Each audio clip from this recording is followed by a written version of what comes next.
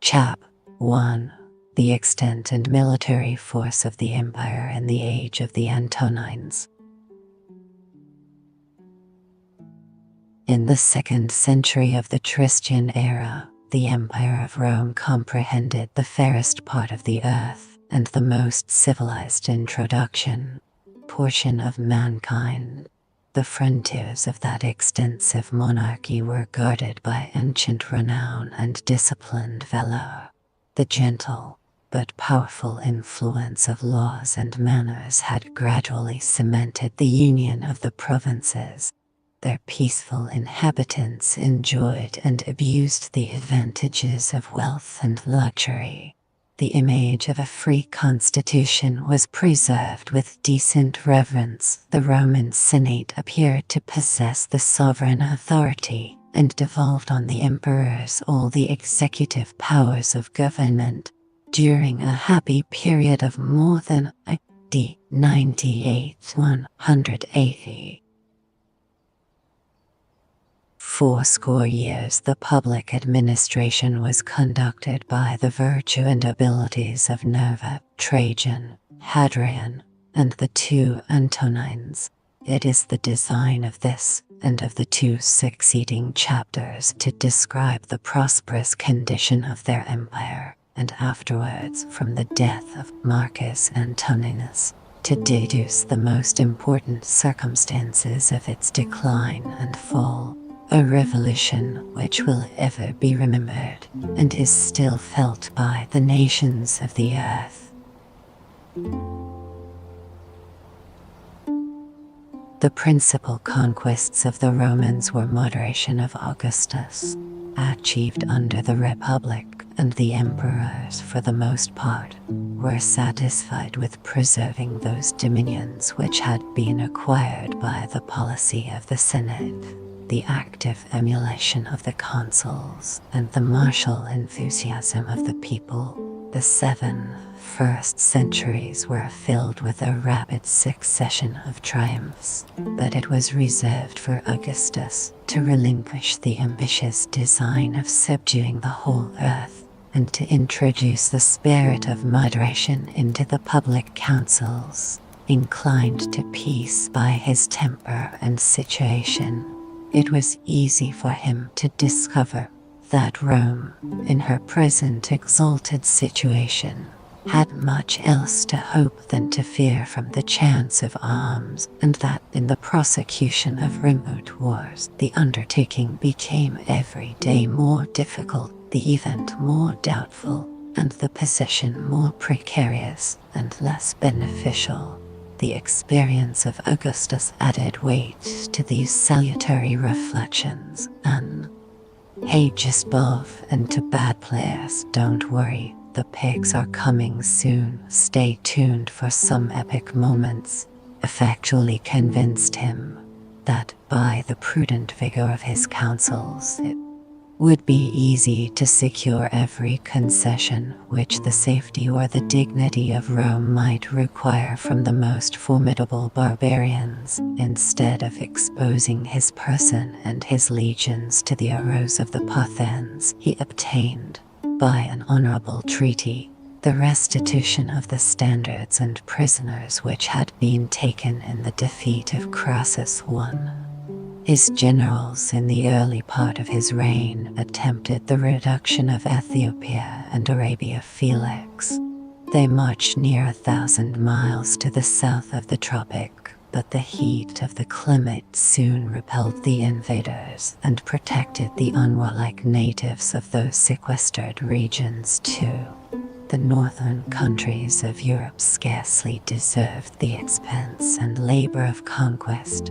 The forests and morasses of Germany were filled with a hardy race of barbarians who despised life when it was separated from freedom, and though on the first attack they seemed to yield to the weight of the Roman power, they soon, by a signal act of despair, regained their independence and reminded Augustus of the vicissitude of fortune. 1. The death of that emperor. His testament was publicly read in the Senate. He bequeathed as a valuable legacy to his successors the advice of confining the empire within those limits which nature seemed to have placed as its permanent bulwarks and boundaries: on the west the Atlantic Ocean, the Rhine and Danube on the north, the Euphrates on the east, and towards the south, the sandy deserts of Arabia and Africa. 4. Happily for the repose of mankind, the moderate imitated by his successors system recommended by the wisdom of Augustus was adopted by the fears and vices of his immediate successors, engaged in the pursuit of pleasure or in the exercise of tyranny.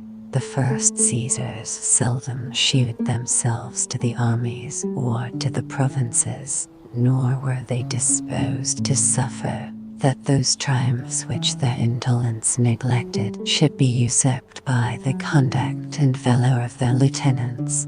The military fame of a subject was considered as an insolent invasion of the imperial prerogative, and it became the duty, as well as interest, of every Roman general to guard the frontiers entrusted to his care, without aspiring to conquests which the giveaway just wrapped up. But don't worry, stick around for more exciting chances to win in the future.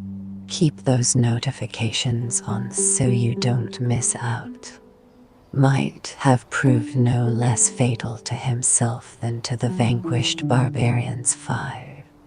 The only accession which the Roman Empire conquest of Britain was the first exception to it, received during the 1st century of the Christian era, was the province of Britain. In this single instance, the successors of Caesar and Augustus were persuaded to follow the example of the former rather than the precept of the latter. The proximity of its situation to the coast of Gaul seemed to invite their arms. The pleasing, though doubtful, intelligence of a pearl fishery attracted their avarice. 6. And as Britain was viewed in the light of a distinct and insulated world, the conquest scarcely formed any exception to the general system of continental measures after a war of about 40 years undertaken by the most stupid 7, maintained by the most dissolute, and terminated by the most timid of all the emperors. The far greater part of the island submitted to. Thanks.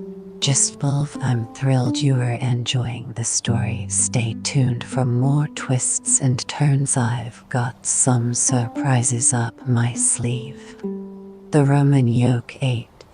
The various tribes of Britons possessed valour without conduct, and the love of freedom without the spirit of union. They took up arms with savage fierceness. They laid them down, or turned them against each other with wild inconstancy, and while they fought singly, they were successively subdued. Neither the fortitude of Caractacus, nor the despair of Boadicea, nor the fanaticism of the Druids could avert the slavery of their country or resist the steady progress of the imperial generals who maintained the national glory when the throne was disgraced by the weakest or the most vicious of mankind. At the very time when Domitian, confined to his palace, felt the terrors which he inspired his legions under the command of the virtuous Agricola, defeated the collected force of the Caledonians at the foot of the Grampian hills, and his fleets, venturing to explore an unknown and dangerous navigation, displayed the Roman arms round every part of the island. The conquest of Britain was considered as already achieved, and it was the design of Agricola to complete and ensure his success by the easy reduction of Ireland, for which, in his opinion, 1 legion and a few auxiliaries were sufficient. 9. The Western Isle might be improved into a valuable possession, and the Britons would wear their chains with the less reluctance if the prospect and example of freedom was on every side removed from before their eyes. But the superior merit of Agricola soon occasioned his removal from the government of Britain, and forever disappointed this rational, though extensive scheme of conquest. Before his departure, the prudent general had provided for security as well as for dominion. He had observed that the island is almost divided into 2 unequal parts by the opposite gulfs, or, as they are now called, the Friths of Scotland. Across the narrow interval of about 40 miles he had drawn a line of military stations, which was afterwards fortified in the reign of Antoninus Pius by a turf rampart erected on foundations of stone. 10. This wall of Antoninus, at a small distance beyond the modern cities of Edinburgh and Glasgow, was fixed as the limit of the Roman province. The native Caledonians preserved in the northern extremity of the island their wild independence, for which they were not less indebted to their poverty than to their valor. Their incursions were frequently repelled and chastised, but their country was never subdued. 11. The masters of the fairest and most wealthy climates of the globe turned with contempt from gloomy hills assailed by the winter tempest, from lakes concealed in a blue mist, and from cold and lonely heaths over which the deer of the forest were chased by a troop of naked barbarians. 12. Such was the state of the Roman frontiers and conquest of Dacia, the second exception. Such the maxims of imperial policy from the death of Augustus to the accession of Trajan. That virtuous and active prince had received the education of a soldier and possessed the talents of a general. 13. The peaceful system of his predecessors was interrupted by scenes of war and conquest, and the legions, after a long interval, beheld a military emperor at their head. The first exploits of Trajan were against the Dacians, the most warlike of men, who dwelt beyond the Danube, and who, during the reign of Domitian, had insulted with impunity the majesty of Rome. 14. To the strength and fierceness of barbarians, they added a contempt for life, which was derived from a warm persuasion of the immortality and transmigration of the soul. 15. Dispolis, the Dacian king, approved himself a rival not unworthy of Trajan, nor did he despair of his own and the public fortune, till, by the confession of his enemies, he had exhausted every resource, both of valor and policy. 16.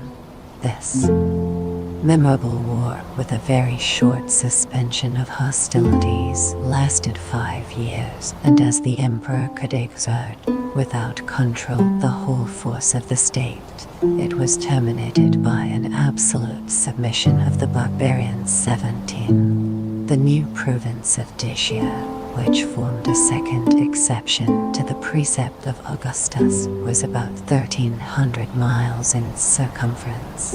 Its natural boundaries were the Dniester, the Teyss, or Tibiscus, the lower Danube, and the Euxine Sea.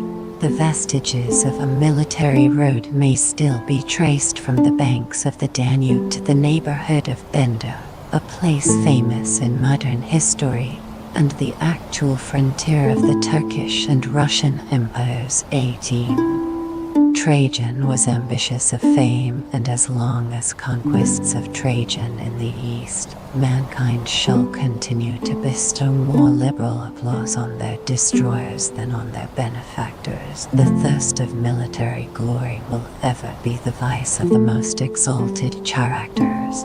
The praises of Alexander, transmitted by a succession of poets and historians, had kindled a dangerous emulation in the mind of Trajan.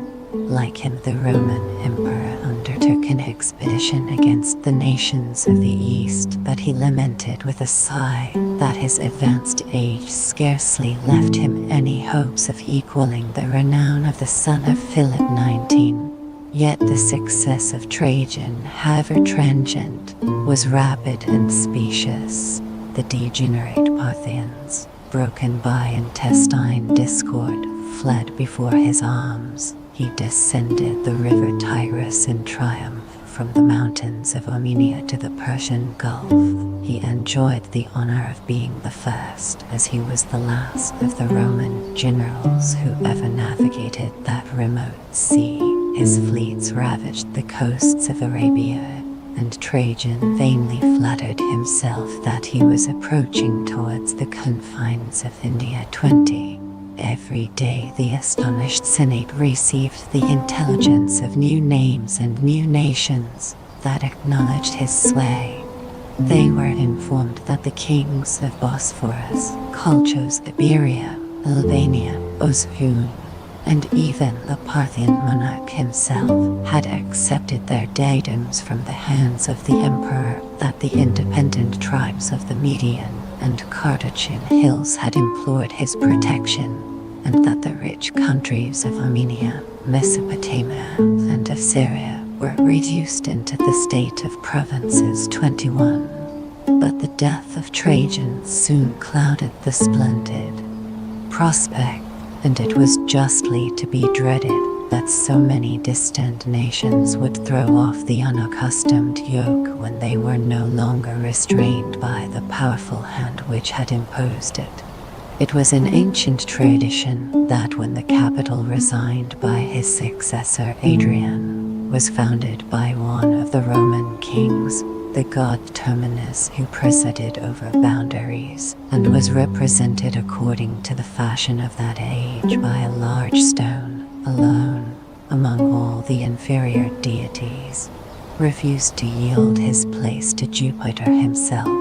A favorable inference was drawn from his obstinacy, which was interpreted by the augurs as a sure presage that the boundaries of the Roman power would never recede. 22. During many ages, the prediction, as it is usual, contributed to its own accomplishment. But though Terminus had resisted the majesty of Jupiter, he submitted to the authority of the Emperor Hadrian. 23. The resignation of all the eastern conquests of Trajan was the first measure of his reign. He restored to the Parthians the election of an independent sovereign, withdrew the Roman garrisons from the provinces of Armenia, Mesopotamia, and of Syria, and, in compliance with the precept of Augustus, once more established the Euphrates as the frontier of the empire. 24. censure, which arraigns the public actions and the private motives of princes, has ascribed to envy, a conduct which might be attributed to the prudence and moderation of Hadrian, the various character of that emperor, capable by turns of the meanest and the most generous sentiments, may afford some color to the suspicion. It was, however, scarcely in his power to place the superiority of his predecessor in a more conspicuous light than by thus confessing himself unequal to the task of defending the conquests of Trajan. The martial and ambitious spirit of Trajan, contrast of Hadrian and Antoninus Pius, formed a very singular contrast with the moderation of his successor. The restless activity of Hadrian was not less remarkable when compared with the gentle repose of Antoninus Pius. The life of the former was almost a perpetual journey, and as he possessed the various talents of the soldier, the statesman, and the scholar, he gratified his curiosity in the discharge of his duty. Careless of the difference of seasons and of climates, he marched on foot and bareheaded over the snows of Caledonia and the sultry plains of the Upper Aegic, nor was there a province of the empire which, in the course of his reign, was not honored with the presence of the monarch 25. But the tranquil life of Antoninus Pius was spent in the bosom of Italy, and during the 23 years that he directed the public administration, the longest journeys of that amiable prince extended no farther than from his palace in Rome to the retirement of his Linuvian villa 26.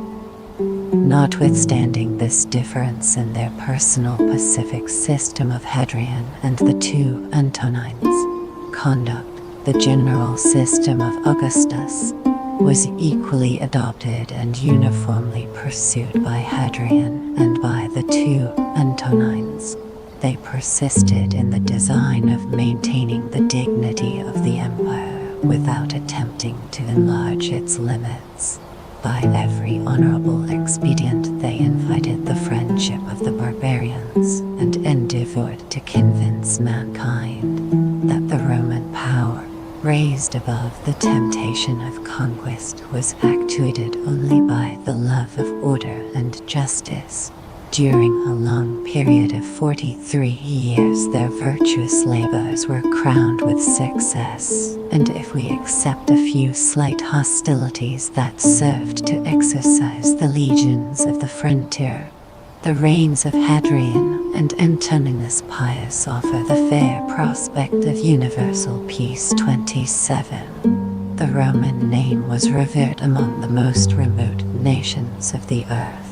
The fiercest barbarians frequently submitted their differences to the arbitration of the emperor, and we are informed by a contemporary historian that he had seen ambassadors who were refused the honor which they came to solicit of being admitted into the rank of subjects. 28. The terror of the Roman arms added weight to defensive wars of Marcus Antoninus, and dignity to the moderation of the emperors. They preserved peace by a constant preparation for war, and while justice regulated their conduct, they announced to the nations on their confines that they were as little disposed to endure as to offer an injury. The military strength which it had been sufficient for Hadrian and the elder Antoninus to display was exerted against the Parthians and the Germans by the Emperor Marcus.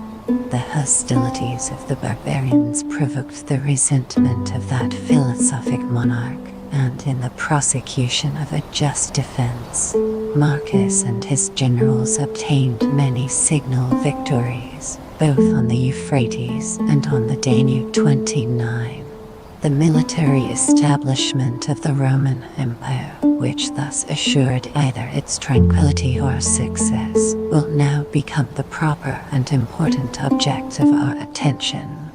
In the purer ages of the Commonwealth, the military establishment of the Roman emperors, use of arms was reserved for those ranks of citizens who had a country to love, a property to defend, and some share in enacting those laws which it was their interest as well as duty to maintain.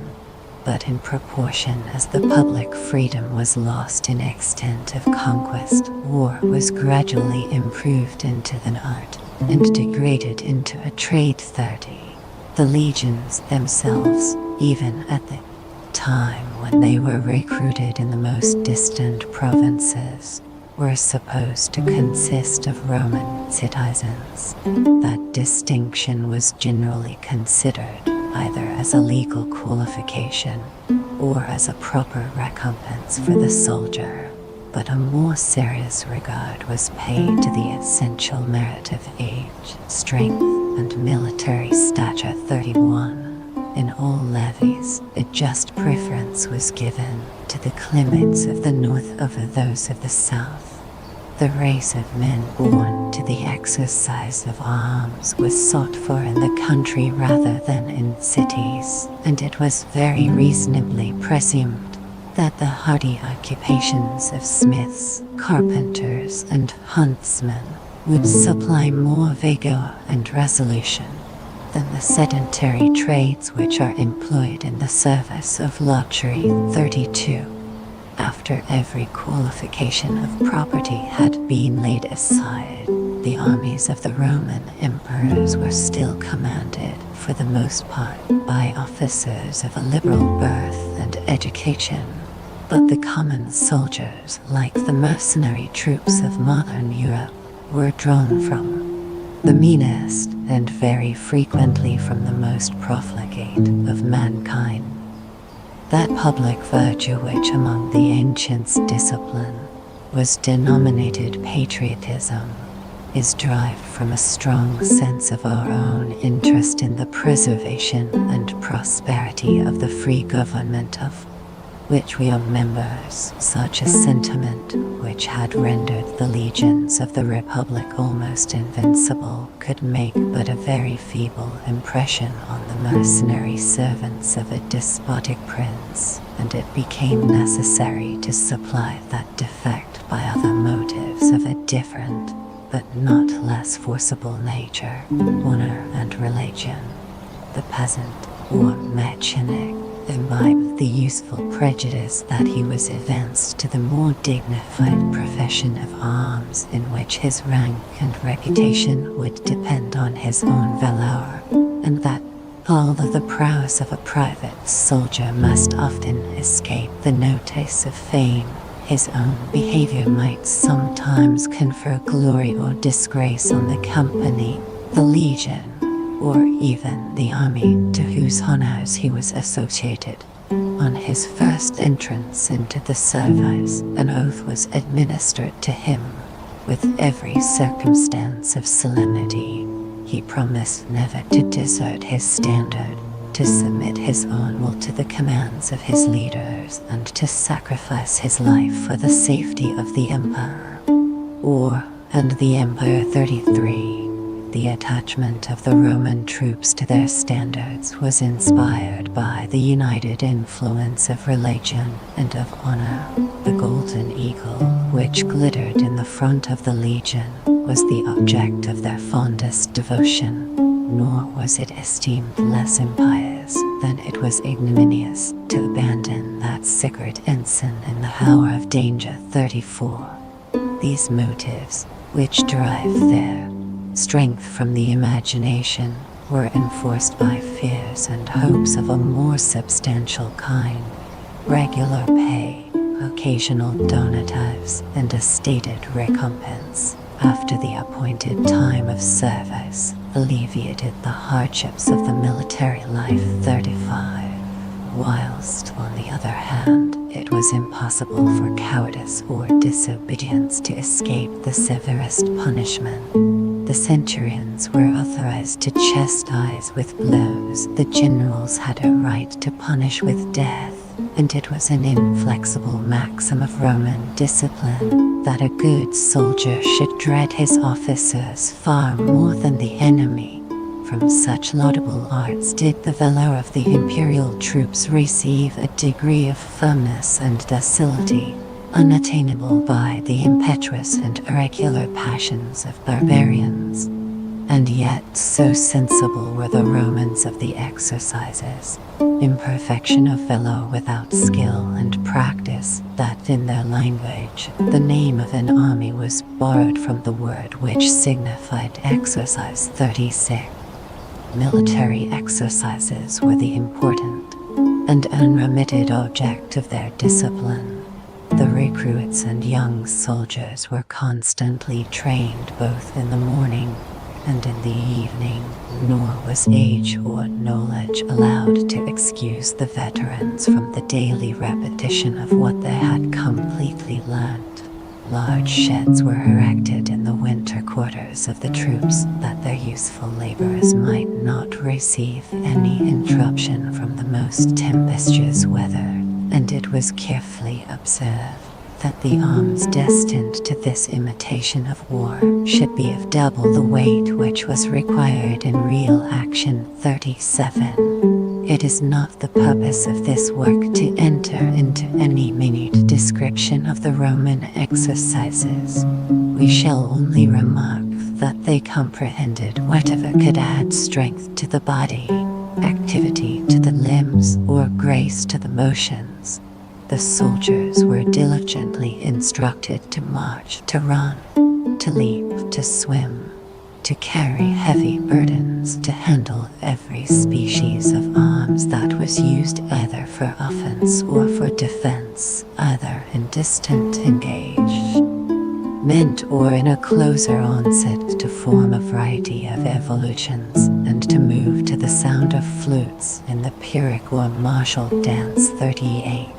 In the midst of peace, the Roman troops familiarized themselves with the practice of war, and it is prettily remarked by an ancient historian who had fought against them, that the effusion of blood was the only circumstance which distinguished a field of battle from a field of exercise. 39. It was the policy of the ablest generals and even of the emperors themselves to encourage these military studies by their presence and example, and we are informed that Hadrian, as well as Trajan, frequently condescended to instruct the inexperienced soldiers, to reward the diligent, and sometimes to dispute with them the prize of superior strength or dexterity. 40.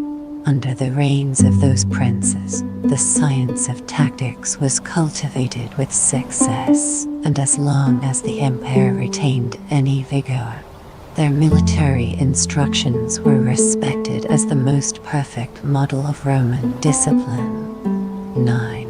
Centuries of war had gradually introduced the legions under the emperors into the service many alterations and improvements. The legions, as they are described by Polybius 41, in the time of the Punic Wars, differed very materially from those which achieved the victories of Caesar, or defended the monarchy of Hadrian and the Antonines. The constitution of the Imperial Legion may be described in a few words. 42. The heavy armed infantry, which composed its principal strength. 43. Was divided into 10 cohorts and 55 companies under the orders of a correspondent number of tribunes and centurions. The first cohort, which always claimed the post of honor and the custody of the eagle, was formed of 1,105 soldiers, the most approved for valor and fidelity. The remaining 9 cohorts consisted each of 555, and the whole body of legionary infantry amounted to 6,100 men. Their arms were uniform and admirably arms, adapted to the nature of their service: an open helmet, with a lofty crest, a breastplate or coat of mail, greaves on their legs, and an ample buckler on their left arm. The buckler was of an oblong and concave figure, 4 feet in length and 2.5 in breadth, framed of a light wood covered with a bull's hide, and strongly guarded with plates of brass, besides a lighter spear. The legionary soldier grasped in his right hand the formidable pilum, a ponderous javelin, whose utmost length was about 6 feet, and which was terminated by a massy triangular point of steel of 18 inches 44. This instrument was indeed much inferior to our modern firearms, since it was exhausted by a single discharge at the distance of only 10 or 12 paces. Yet when it was launched by a firm and skillful hand, there was not any cavalry that durst venture within its reach, nor any shield or corselet that could sustain the impetuosity of its weight. As soon as the Roman had darted his pilum, he drew his sword and rushed forwards to close with the enemy. His sword was a short, well-tempered Spanish blade that carried a double edge and was alike suited to the purpose of striking or of pushing, but the soldier was always instructed to prefer the latter use of his weapon, as his own body remained less exposed, whilst he inflicted a more dangerous wound on his adversary fortified. The legion was usually drawn up 8 deep, and the regular distance of 3 feet was left between the files as well as ranks 46. A body of troops habituated to preserve this open order in a long front and a rapid charge found themselves prepared to execute every disposition which each circumstances of war or the skill of their leader might suggest.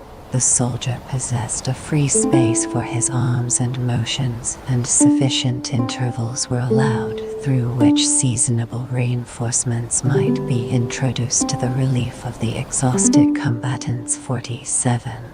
The tactics of the Greeks and Macedonians were formed on very different principles. The strength of the phalanx depended on 16 ranks of long pikes, wedged together in the closest array 48, but it was soon discovered by reflection, as well as by the event, that the strength of the phalanx was enabled to contend with the activity of the legion 49.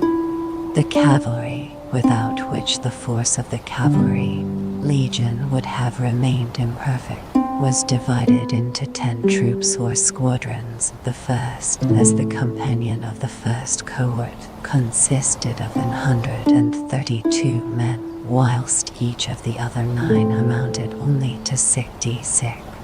The entire establishment formed a regiment, if we may use the modern expression, of 726 horse, naturally connected with its respective legion, but occasionally separated to act in the line, and to compose a part of the wings of the army 50.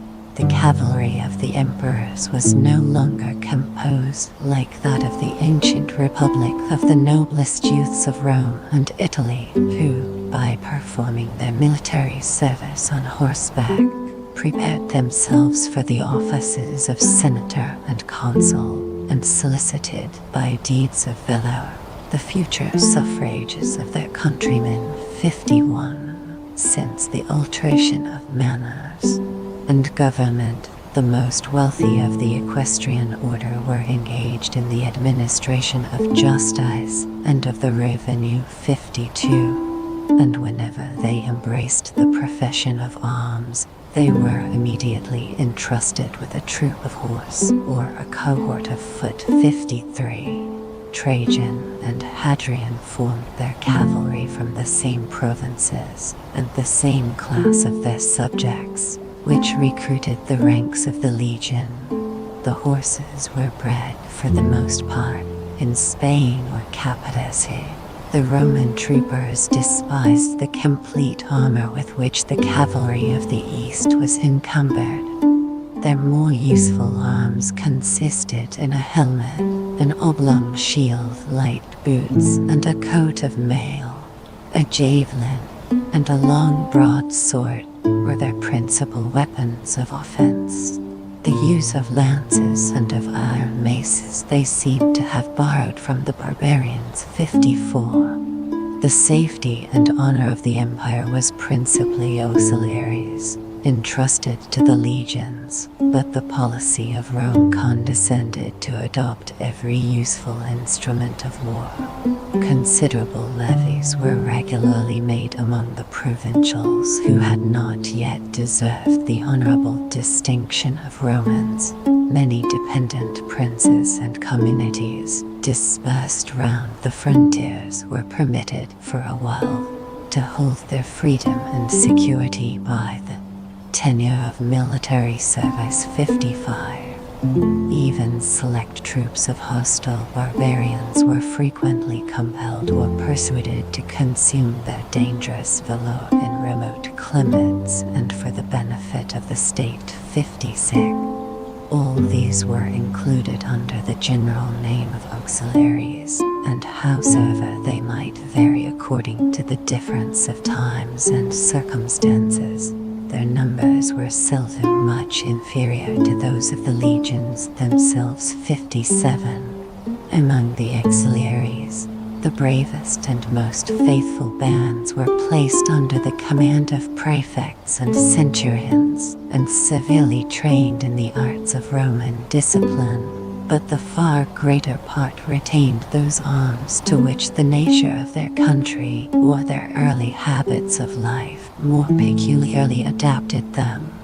By this institution, each legion, to whom a certain proportion of auxiliaries was allotted, contained within itself every species of lighter troops and of missile weapons, and was capable of encountering every nation with the advantages of its respective arms and discipline. 58.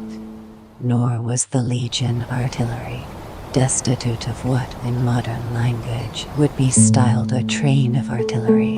It consisted in 10 military engines of the largest and 55 of a smaller size, but all of which, either in an oblique or horizontal manner, discharged stones and darts with irresistible violence. 59.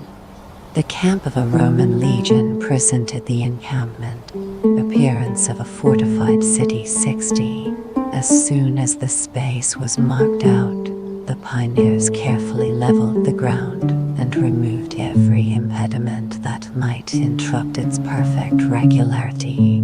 Its form was an exact quadrangle, and we may calculate that a square of about 700 yards was sufficient for the encampment of 20,000 Romans, though a similar number of our own troops would expose to the enemy a front of more than treble that extent. In the midst of the camp, the praetorium, or general's quarters, rose above the others. The cavalry, the infantry, and the auxiliaries occupied their respective stations. The streets were broad and perfectly straight, and a vacant space of 200 feet was left on all sides, between the tents and the rampart. The rampart itself was usually 12 feet high, armed with a line of strong and intricate palisades, and defended by a ditch of 12 feet in depth as well as in breadth.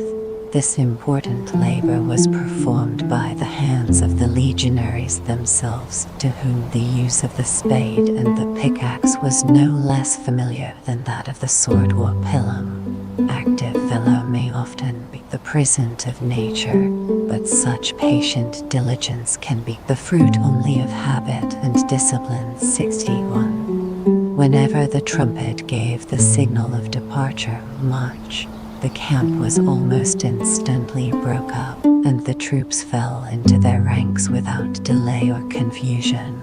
Besides their arms, which the legionaries scarcely considered as an encumbrance, they were laden with their kitchen furniture, the instruments of fortification, and the provision of many days' 62. Under this weight, which would oppress the delicacy of a modern soldier, they were trained by a regular step to advance in about 6 hours, near 20 miles 63, on the appearance of an enemy. They threw aside their baggage and by easy and rapid evolutions converted the column of march into an order of battle 64. The slingers and archers skirmished in the front, the auxiliaries formed the first line, and were seconded or sustained by the strength of the legions. The cavalry covered the flanks, and the military engines were placed in the rear. Such were the arts of war by which the Roman number and disposition of the legions. Emperors defended their extensive conquests and preserved a military spirit at a time when every other virtue was oppressed by luxury and despotism. If, in the consideration of their armies, we pass from their discipline to their numbers, we shall not find it easy to define them with any tolerable accuracy. We may compute, however, that the legion, which was itself a body of 6,831 Romans, might, with its attendant auxiliaries, amount to about 12,500 men. The peace establishment of Hadrian and his successors was composed of no less than 30 of these formidable brigades, and most probably formed a standing force of 375,000 men, instead of being confined within the walls of fortified cities, which the Romans considered as the refuge of weakness or pusillanimity. The legions were encamped on the banks of the great rivers and along the frontiers of the barbarians, as their stations, for the most part, remained fixed and prominent. We may venture to describe the distribution of the troops. 3 legions were sufficient for Britain. The principal strength lay upon the Rhine and Danube, and consisted of 16 legions in the following proportions: 2 in the lower and 3 in the upper Germany, 1 in Rhaetia, 1 in Noricum, 4 in Pannonia, 3 in Maesia, and 2 in Dacia.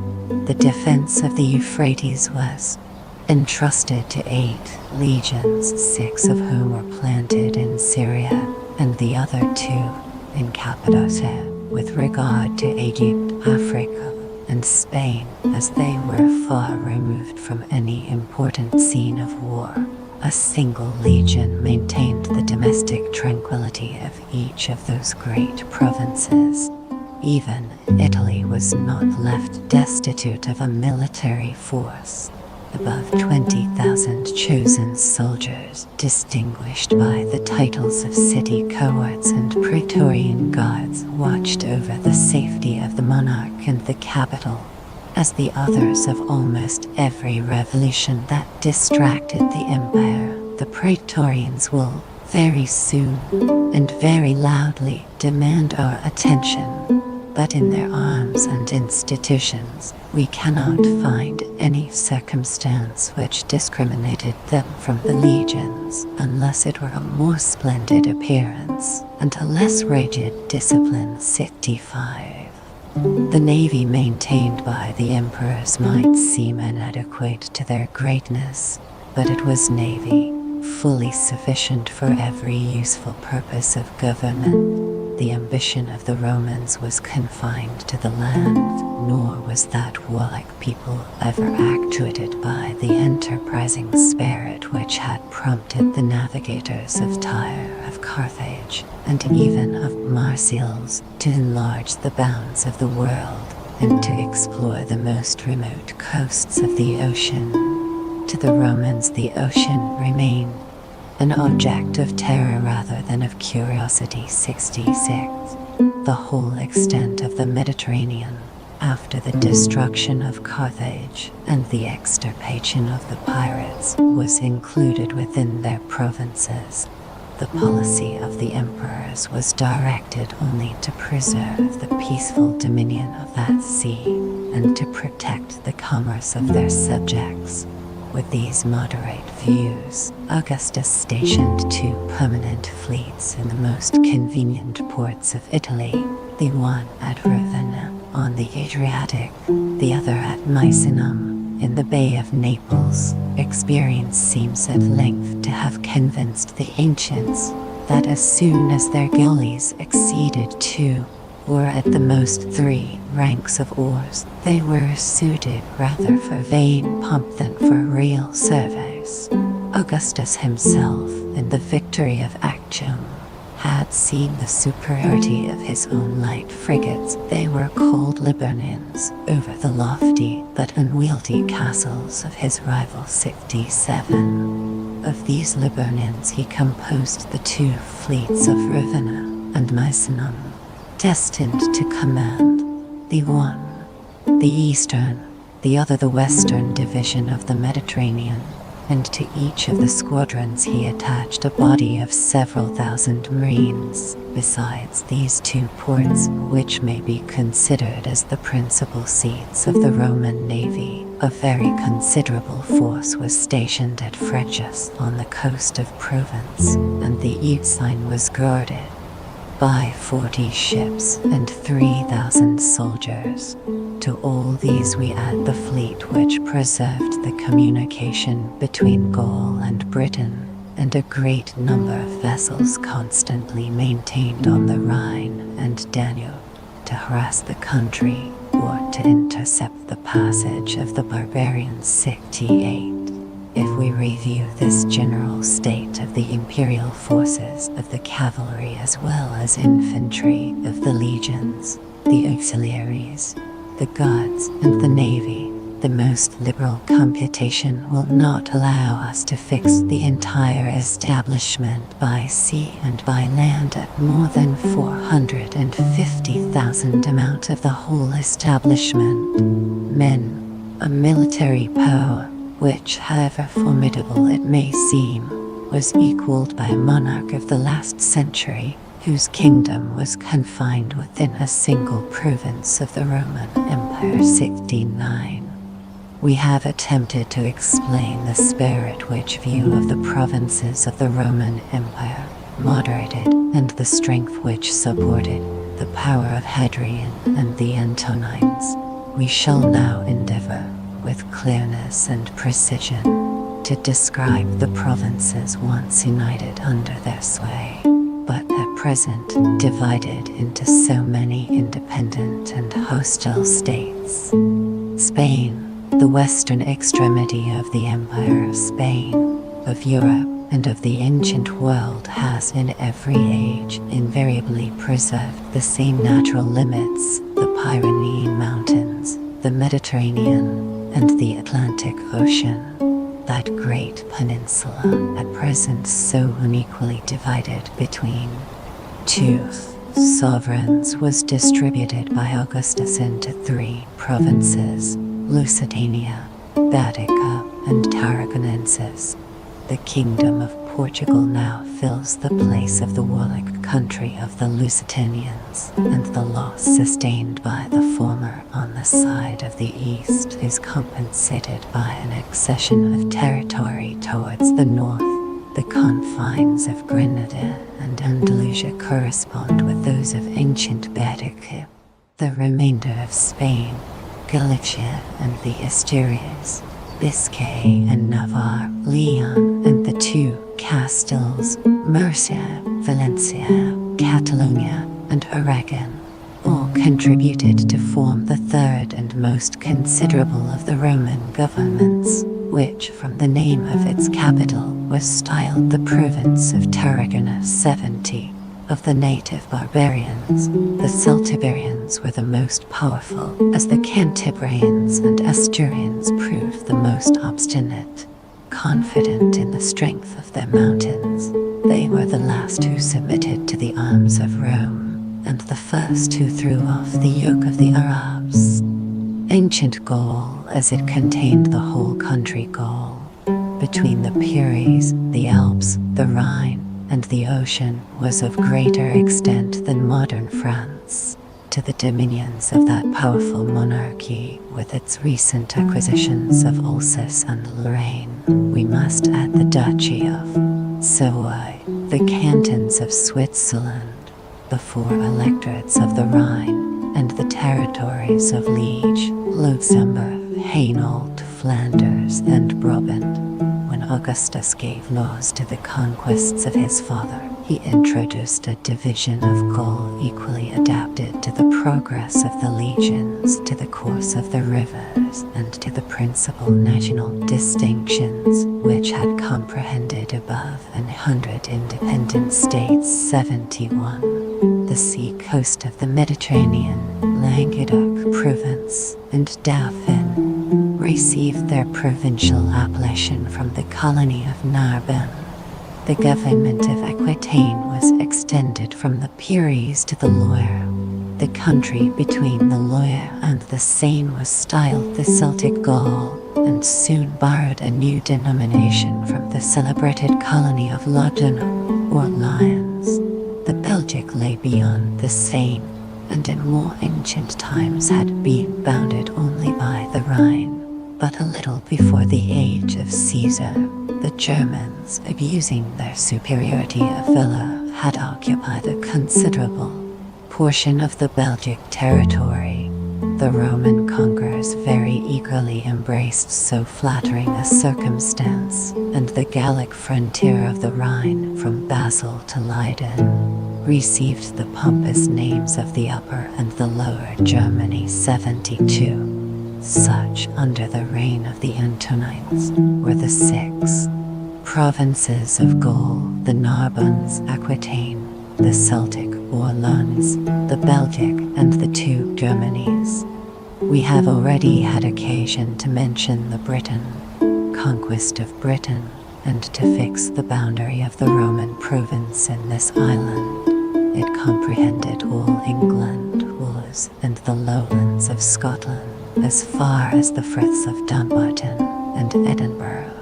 Before Britain lost her freedom, the country was irregularly divided between 30 tribes of barbarians, of whom the most considerable were the Belgae in the west, the Brigantes in the north, the Silures in South Wales, and the Iceni in Norfolk and Suffolk. 73. As far as we can either trace or credit the resemblance of manners and language, Spain, Gaul, and Britain were peopled by the same hardy race of savages. Before they yielded to the Roman arms, they often disputed the field, and often renewed the contest. After their submission, they constituted the western division of the European provinces, which extended from the columns of Hercules to the wall of Antoninus, and from the mouth of the Tagus to the sources of the Rhine and the Danube. Before the Roman conquest, the country which Italy is now called Lombardy was not considered as a part of Italy. It had been occupied by a powerful colony of Gauls who, settling themselves along the banks of the Po, from Piedmont to Romagna, carried their arms and diffused their name from the Alps to the Apennine. The Ligurians dwelt on the rocky coast, which now forms the Republic of Genoa. Venice was yet unborn, but the territories of that state, which lie to the east of the Adige, were inhabited by the Venetians. 74. The middle part of the peninsula that now composes the Duchy of Tuscany and the ecclesiastical state was the ancient seat of the Etruscans and Umbrians, to the former of whom Italy was indebted for the first rudiments of civilized life. 75. The Tiber rolled at the foot of the 7 hills of Rome, and the country of the Sabines, the Latins, and the Volsci. From that river to the frontiers of Naples was the theatre of her infant victories. On that celebrated ground the first consuls deserved triumphs, their successors adorned villas, and their posterity have erected convents. 76. Capua and Campania possessed the immediate territory of Naples. The rest of the kingdom was inhabited by many warlike nations, the Marsids, the Samnites, the Apulans, and the Lusitanians, and the sea coasts had been covered by the flourishing colonies of the Greeks. We may remark that when Augustus divided Italy into 11 regions, the little province of Istria was annexed to that seat of Roman sovereignty. 77.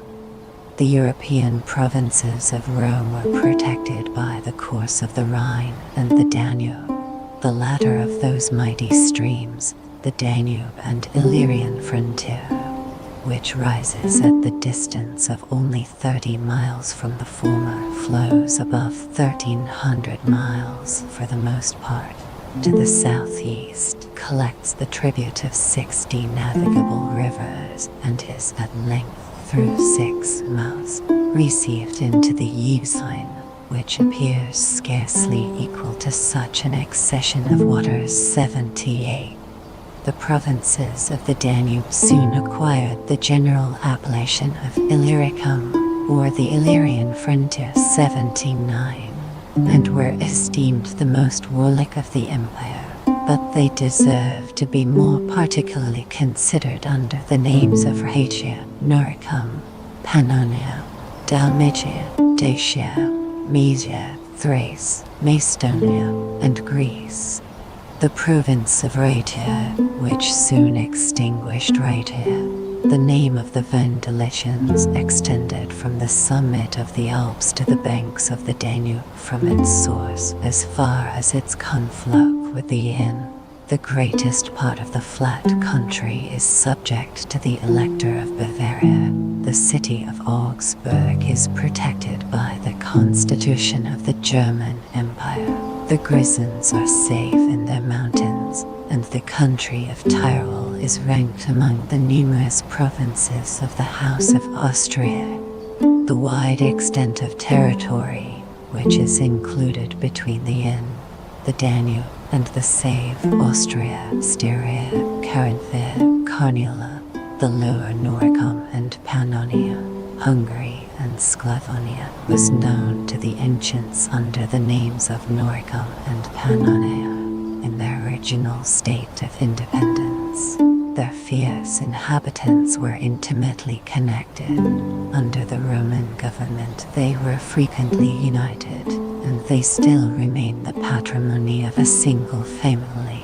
They now contain the residence of a German prince who styles himself Emperor of the Romans, and form the center as well as strength of the Austrian power.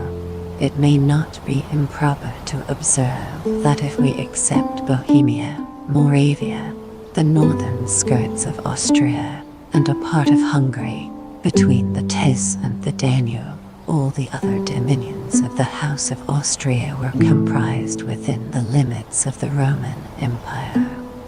Dalmatia, to which the name of Illyricum Dalmatia more properly belonged, was a long but narrow tract between the Save and the Adriatic, the best part of the sea coast, which still retains its ancient appellation, is a province of the Venetian state, and the seat of the little republic of Rogosec. The inland parts have assumed the Sclavonian names of Croatia and Bosnia, the former obeys an Austrian governor, the latter a Turkish pasha. That the whole country is still infested by tribes of barbarians whose savage independence irregularly marks the doubtful limit of the Christian and Mahometan power. 80. After the Danube had received the waters of the Tis and the Save, it acquired, at least among the Greeks, the name of Ister. 81. It formerly Mysia and Dacia, divided Mysia and Dacia, the latter of which, as we have already seen, was a conquest of Trajan. and the only province beyond the river. If we inquire into the present state of those countries, we shall find that on the left hand of the Danube, Timswa and Transylvania have been annexed after many revolutions to the crown of Hungary, whilst the principalities of Moldavia and Wallachia acknowledge the supremacy of the Ottoman Porte. On the right hand of the Danube, Mysia, which during the Middle Ages was broken into the barbarian kingdoms of Serbia and Bulgaria, is again united in Turkish slavery. The appellation of Romelia, which is still Thrace, Macedonia, and Greece, bestowed by the Turks on the extensive countries of Thrace, Macedonia, and Greece, preserves the memory of their ancient state under the Roman Empire in the time of the Antonines.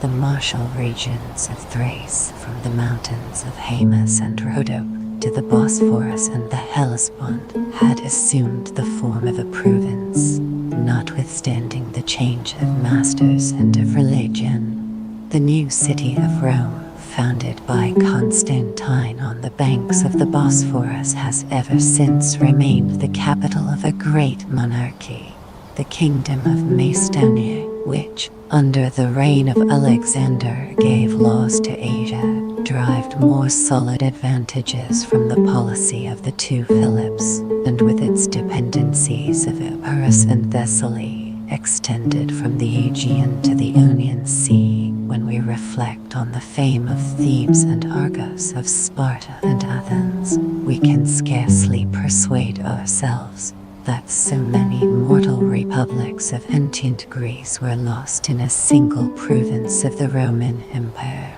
which, from the superior influence of the Achaean League, was usually denominated the province of Achaea. Such was the state of Europe under the Roman Asia Minor emperors. The provinces of Asia, without excepting the transient conquests of Trajan, are all comprehended within the limits of the Turkish power. But instead of following the arbitrary divisions of despotism and ignorance, it will be safer for us, as well as more agreeable, to observe the indelible characters of nature. The name of Asia Minor is attributed with some propriety to the peninsula, which, confined between the Euxine and the Mediterranean, advances from the Euphrates towards Europe. The most extensive and flourishing district, westward of Mount Taurus and the river Hellas, was dignified by the Romans with the exclusive title of Asia. The jurisdiction of that province extended over the ancient monarchies of Troy, Lydia, and Phrygia, the maritime countries of the Pamphylians, Lycians, and Carians, and the Grecian colonies of Ionia, which equaled in arts, though not in arms, the glory of their parent, the kingdoms of Bithynia and Pontus possessed the northern side of the peninsula from Constantinople to Trebizond. On the opposite side, the province of Cilicia was terminated by the mountains of Syria. The inland country, separated from the Roman Asia by the river Halys and from Armenia by the Euphrates, had once formed the independent kingdom of Cappadocia. In this place we may observe that the northern shores of the Euxine, beyond Trebizond in Asia,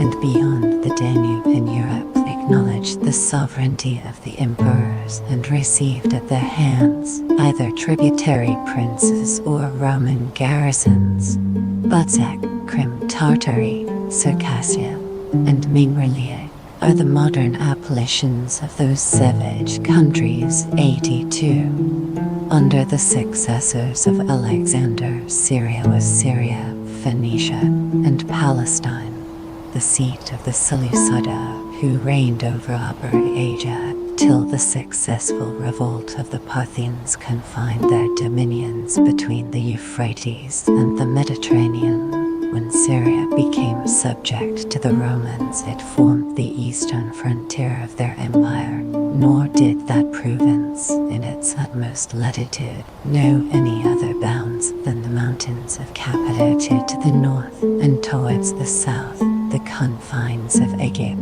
and the Red Sea. Phoenicia and Palestine were sometimes annexed to, and sometimes separated from, the jurisdiction of Syria.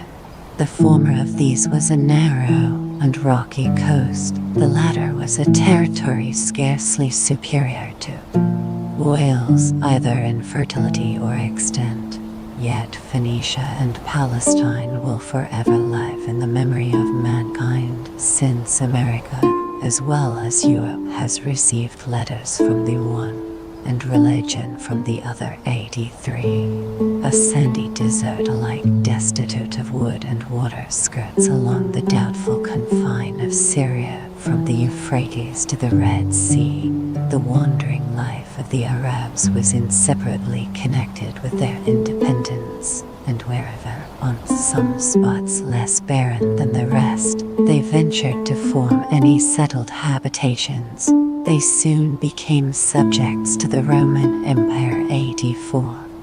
The geographers of antiquity have frequently hesitated to what portion of the globe they should ascribe Egypt. 85.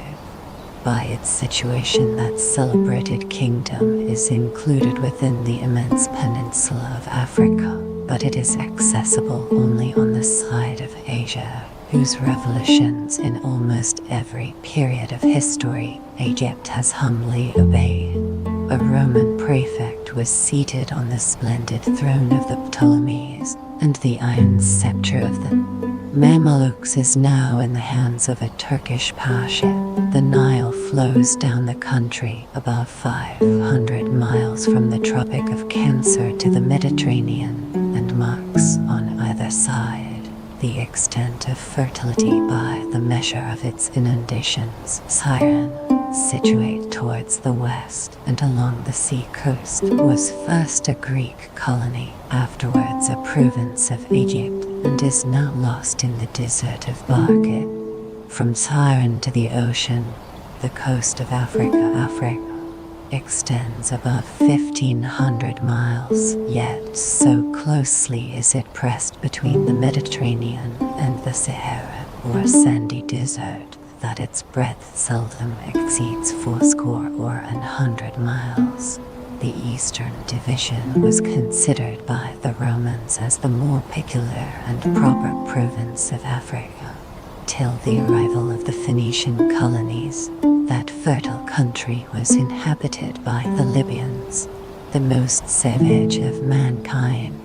Under the immediate jurisdiction of Carthage, it became the center of commerce and empire, but the Republic of Carthage is now degenerated into the feeble and disorderly states of Tripoli and Tunis.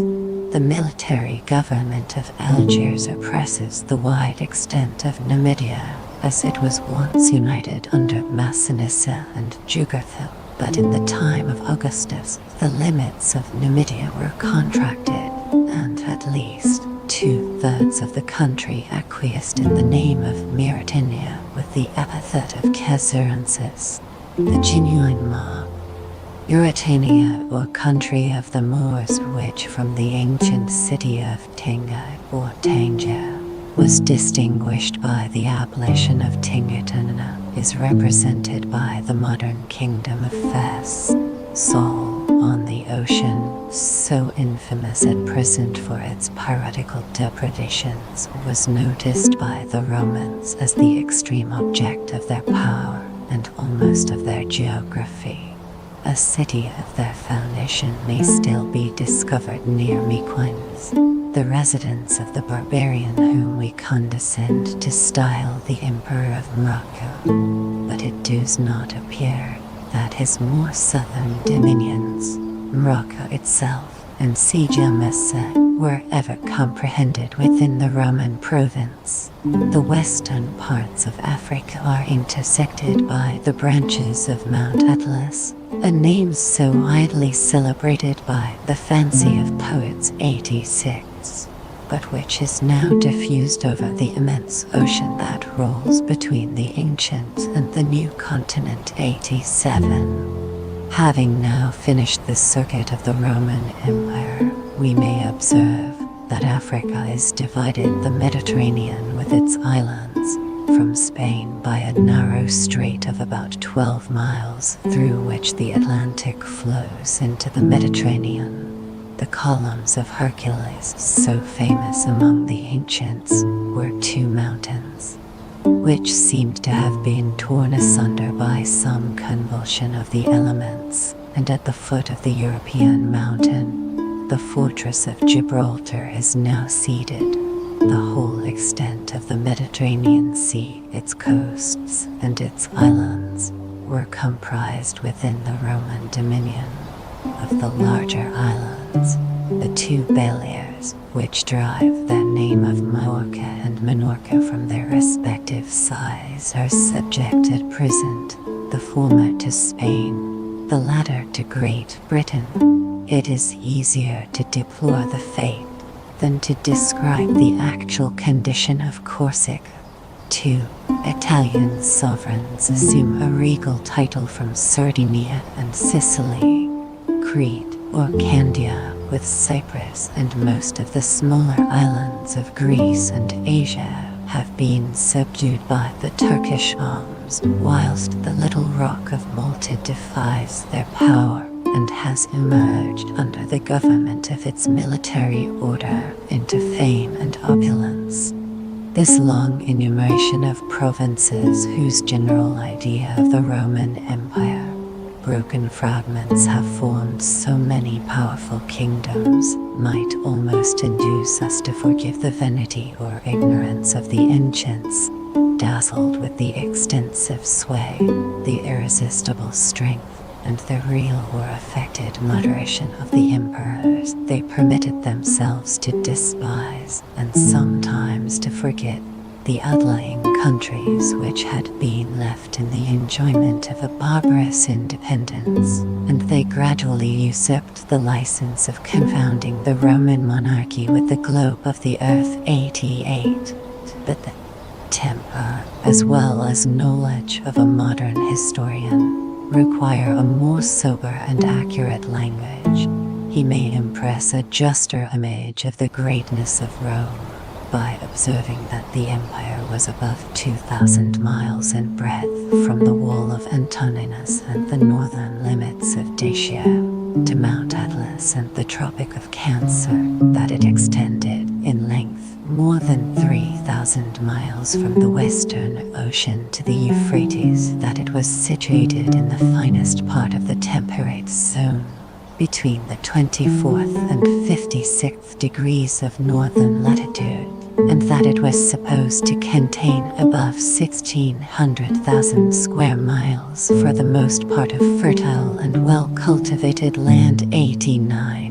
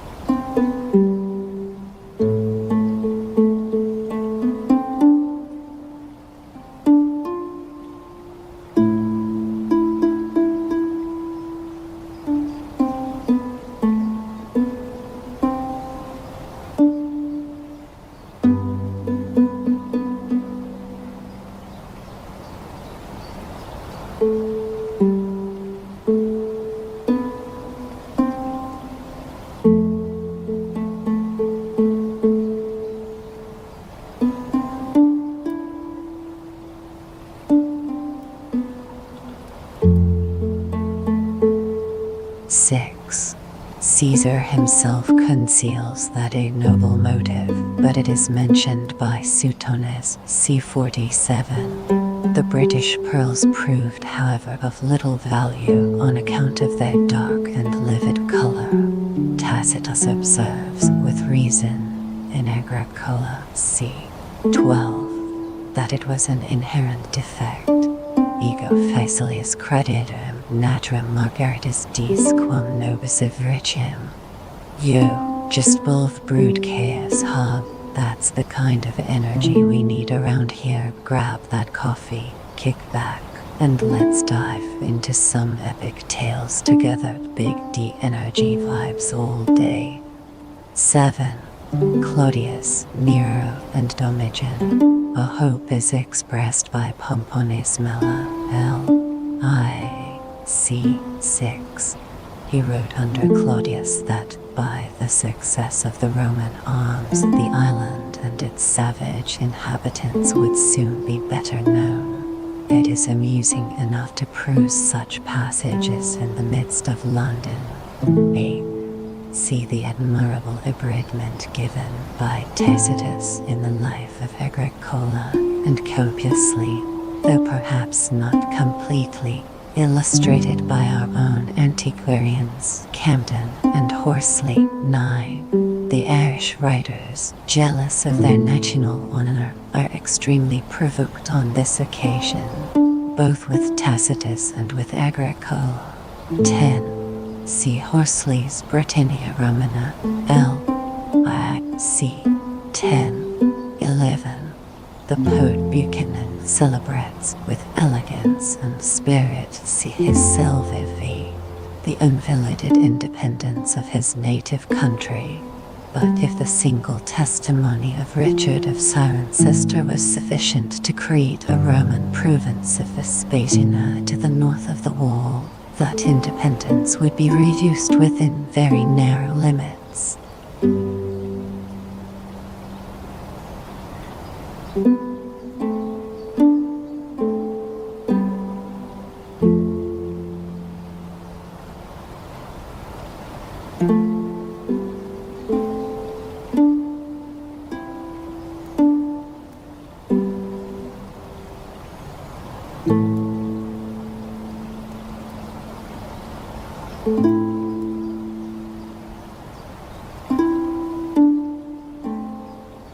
7.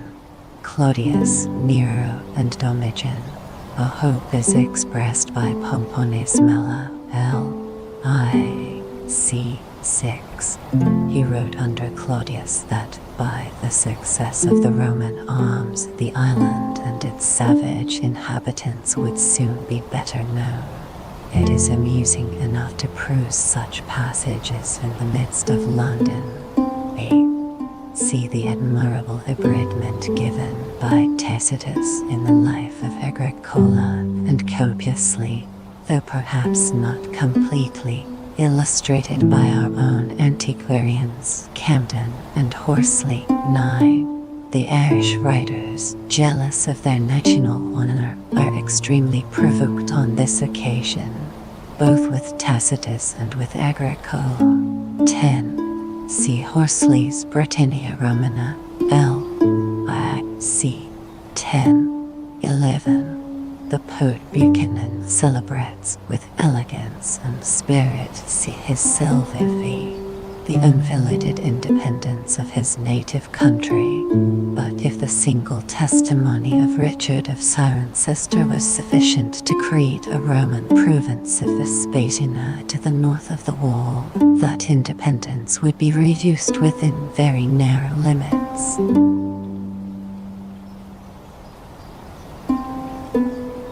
7.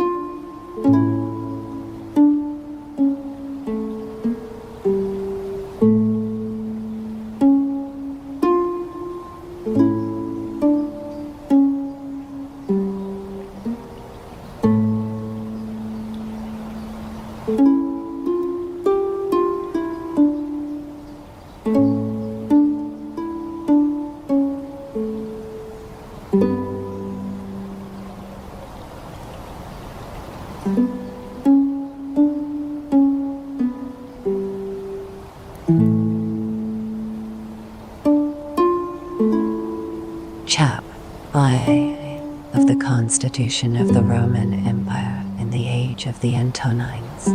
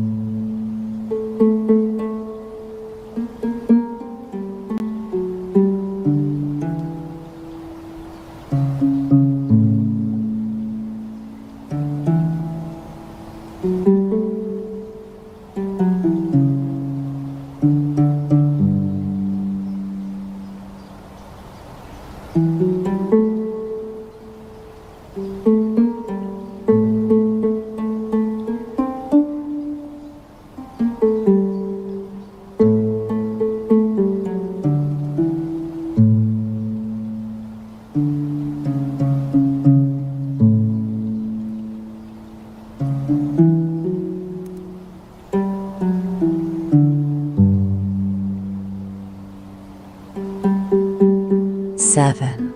Claudius, Nero, and Domitian. A hope is expressed by Pompones Mela, Lic. He wrote under Claudius that, by the success of the Roman arms, the island and its savage inhabitants would soon be better known. It is amusing enough to peruse such passages in the midst of London.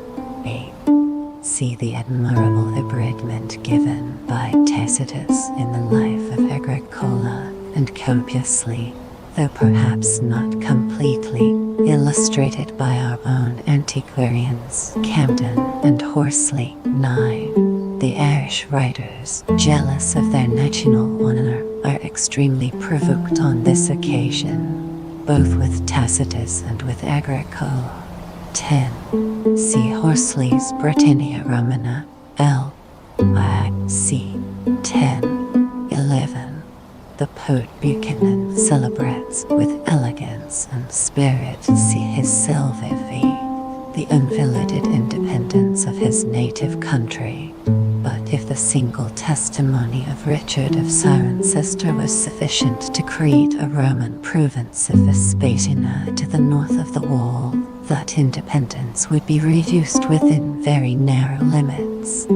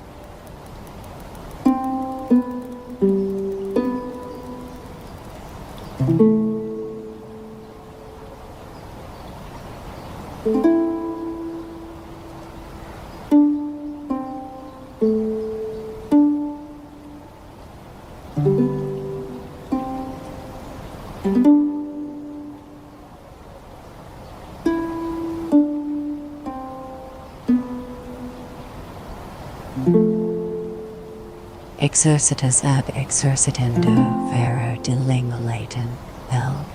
If Cicero in Tusculan L. I. 37. There is room for a very interesting work which should lay open the connection between the languages and manners of nations. 37. Vegetus L. I. and the rest of his first book. 38. The Pyrrhic dance is extremely well illustrated by M. Lebeau in the Academic des Inscriptions, Tom. P. 262. C. That learned academician, in a series of M. Amours, has collected all the passages of the ancients that relate to the Roman legion. 39. Joseph de Bell, Judaica, L.I.C. 5. We are indebted to this Jew for some very curious details of Roman discipline. 40. Plin, Panegyr, c. 13. Life of Hadrian in the Augustan History. 41. See an admirable digression on the Roman discipline in the 6th book of his history. 42. Vegetis Dira Militare, L. I. C. 4. C. Considerable part of his very perplexed ab. Regiment was taken from the regulations of Trajan and Hadrian, and the legion, as he d. Service and fidelity to the emperor was annually renewed by the troops on the 1st of January. 34. Tacitus calls the Roman eagles Bellum Deus. They were placed in a chapel in the camp and with the other deities received the religious worship of the troops. 35. See Gronavis de Pecunia Veter, L. I. P. 120. C. The Emperor Domitian raised the annual stipend of the legionaries to 12 pieces of gold, which in his time was equivalent to about 10 of Tarquin. 23. Augustine is highly delighted with the proof of the weakness of Terminus and the vanity of the augurs. See De Civitate de 29. 24. See the Augustan History, p. 5. Jerome's Chronicle, and all the epitomizers. It is somewhat surprising that this memorable event should be omitted by Dan, or rather by Xiphilin. 25. Dan L. Lilith, p. 1158. Hist. August, p. 5. 8. If all our historians were lost by the more early Greeks as the principal stream of the Danube. 82. See the Periplus of Urin. He examined the coasts of the Euxine when he was governor of Cappadocia. 83. The progress of religion is well known. The use of letters was introduced among the savages of Europe about 1500 years before Christ, and the Europeans carried them to America about 15 centuries after the Christian era. But in a period of 3,000 years, the Phoenician alphabet rare, or guineas, this pace somewhat higher than our own had been, and was afterwards gradually increased according to the progress of wealth and military government. After 20 years' service, the veteran received 3,000 denarii, about £100 sterling, or a proportionable allowance of land. The pay and advantages of the guards were, in general, about double those of the legions. 36. Ascribes it cannot suit any other age of the Roman Empire. 43. Vegetis dura militare, L.I.C. 1. In the pure age of Caesar and Cicero, the word miles was almost confined to the infantry.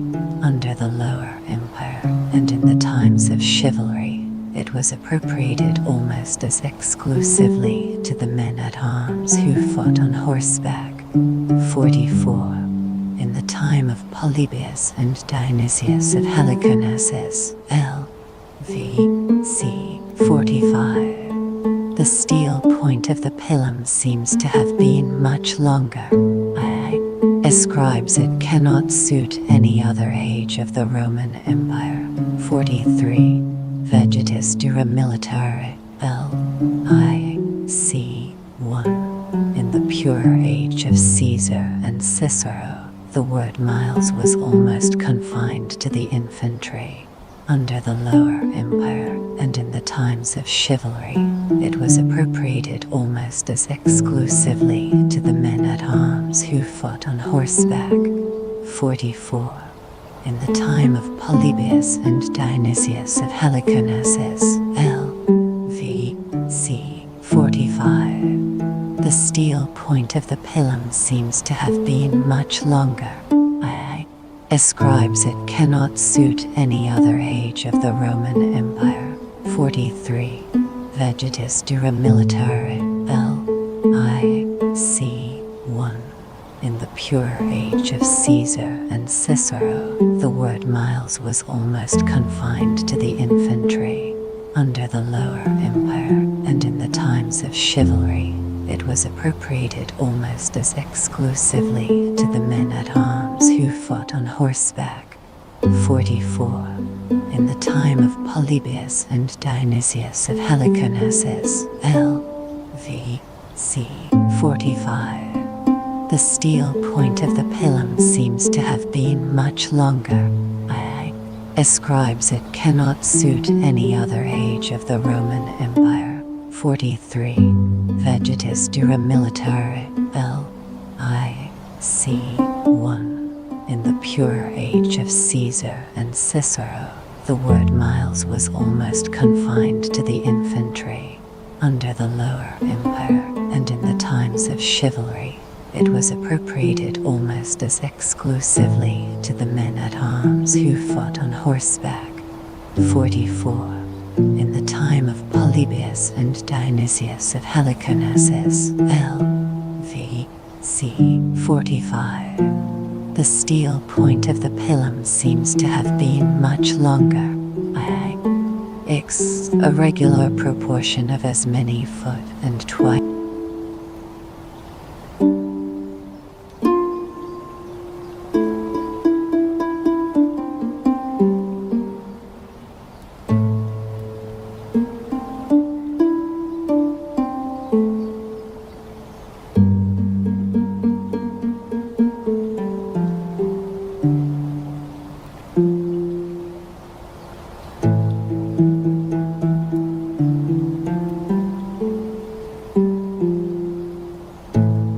Exercitus ab exercitando vero de lingua latin, L. Viv. Cicero in Tusculan, L. I. 37. there is room for a very interesting work which should lay open the connection between the languages and manners of nations. 37. Vegetus, L.I., and the rest of his first book. 38. The Pyrrhic dance is extremely well illustrated by M. Lebeau in the academic Dis Inscriptions, Tom. P. 262. C. That learned academician, in a series of memoirs, has collected all the passages of the ancients that relate to the Roman legion. 39. Joseph de Bell, Judico, L.I.C. 5. We are indebted to this Jew for some very curious details of Roman discipline. 40. Plin, Panegyr, c. 13. Life of Hadrian in the Augustan History. 41. See an admirable digression on the Roman discipline in the 6th book of his history. 42. Vegetis Dira Militare, L.I.C. 4. C. Considerable part of his very perplexed regiment was taken from the regulations of Trajan and Hadrian, and the legion, as he describes it, cannot suit any other age of the Roman Empire. 43. Vegetis Dura Militare, L.I.C. 1. In the pure age of Caesar and Cicero, the word miles was almost confined to the infantry.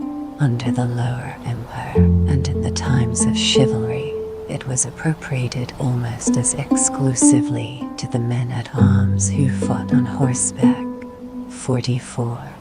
In the time of Polybius and Dionysius of Halicarnassus, L.V.C. 45, the steel point of the pilum seems to have been much longer. In the time of Vegetus it was reduced to a foot or even 9 inches. I have chosen a medium, 45. For the legionary arms, see Lipsis de Milite Roman, L.I.C. 27. 46. See the beautiful comparison of Virgil, Jurgic, I.V. 279. 47. M. Guichard, Memoires Militaires, Tom. I.C. 4. And now Vox Memoires, Tom. I.P. 293-311, has treated the subject like a scholar and an officer. 48. C.A. Orian's Tactics. With the true partiality of a Greek, Orian rather chose to describe the phalanx of which he had read them. The legions which he had commanded. 49. Poli. L. Xvi. 50. Veget. Dura Militare. L. I. C. 6. His positive testimony, which might be supported by circumstantial evidence, ought surely to silence those critics who refuse the Imperial Legion its proper body of cavalry. 51. See Livy almost throughout, particularly Clay. 61. 52. Plin. Hist. Natter. Xve. 2. The true sense of that very curious passage was first discovered and illustrated by M. de Beaufort, R. Republica Romaine, L. I. C. 253, as in the instance of Horace and Agricola. This appears to have been a defect in the Roman discipline, which Hadrian endeavored to remedy by ascertaining the legal age of a tribune. 54. See Arian's Tactics. 55. Such, in particular, was the state of the Batavians. Tacit. Germania, c. 29. 56. Marcus Antoninus obliged the vanquished Quiri and Marcomanni to supply him with a large body of troops, which he immediately sent into Britain. Dan Cassis L. Luxit 57. Tacit. Annal. Ed. 5. Those who fixed a regular proportion of as many foot and twice as many horse confound the auxiliaries of the emperors with the Italian oles of the Republic. 58. Vegetives I. 2. Baran, in his order of march and battle against the Alani. 59. The subject of the ancient machines is treated with great knowledge and ingenuity by the Chevalier Fullard Polybe Tom. I. P. 233-290. He prefers them in many respects to our modern cannon and mortars.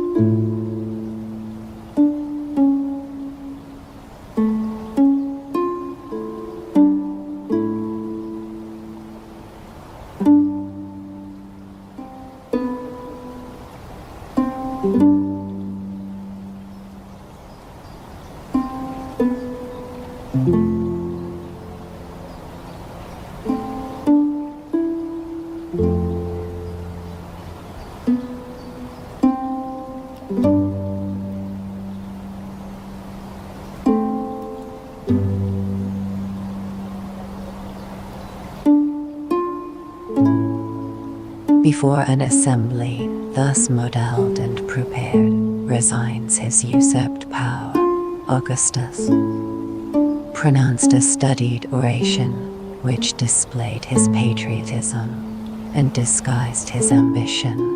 He lamented, yet excused his past conduct. Filial piety had required at his hands the revenge of his father's murder.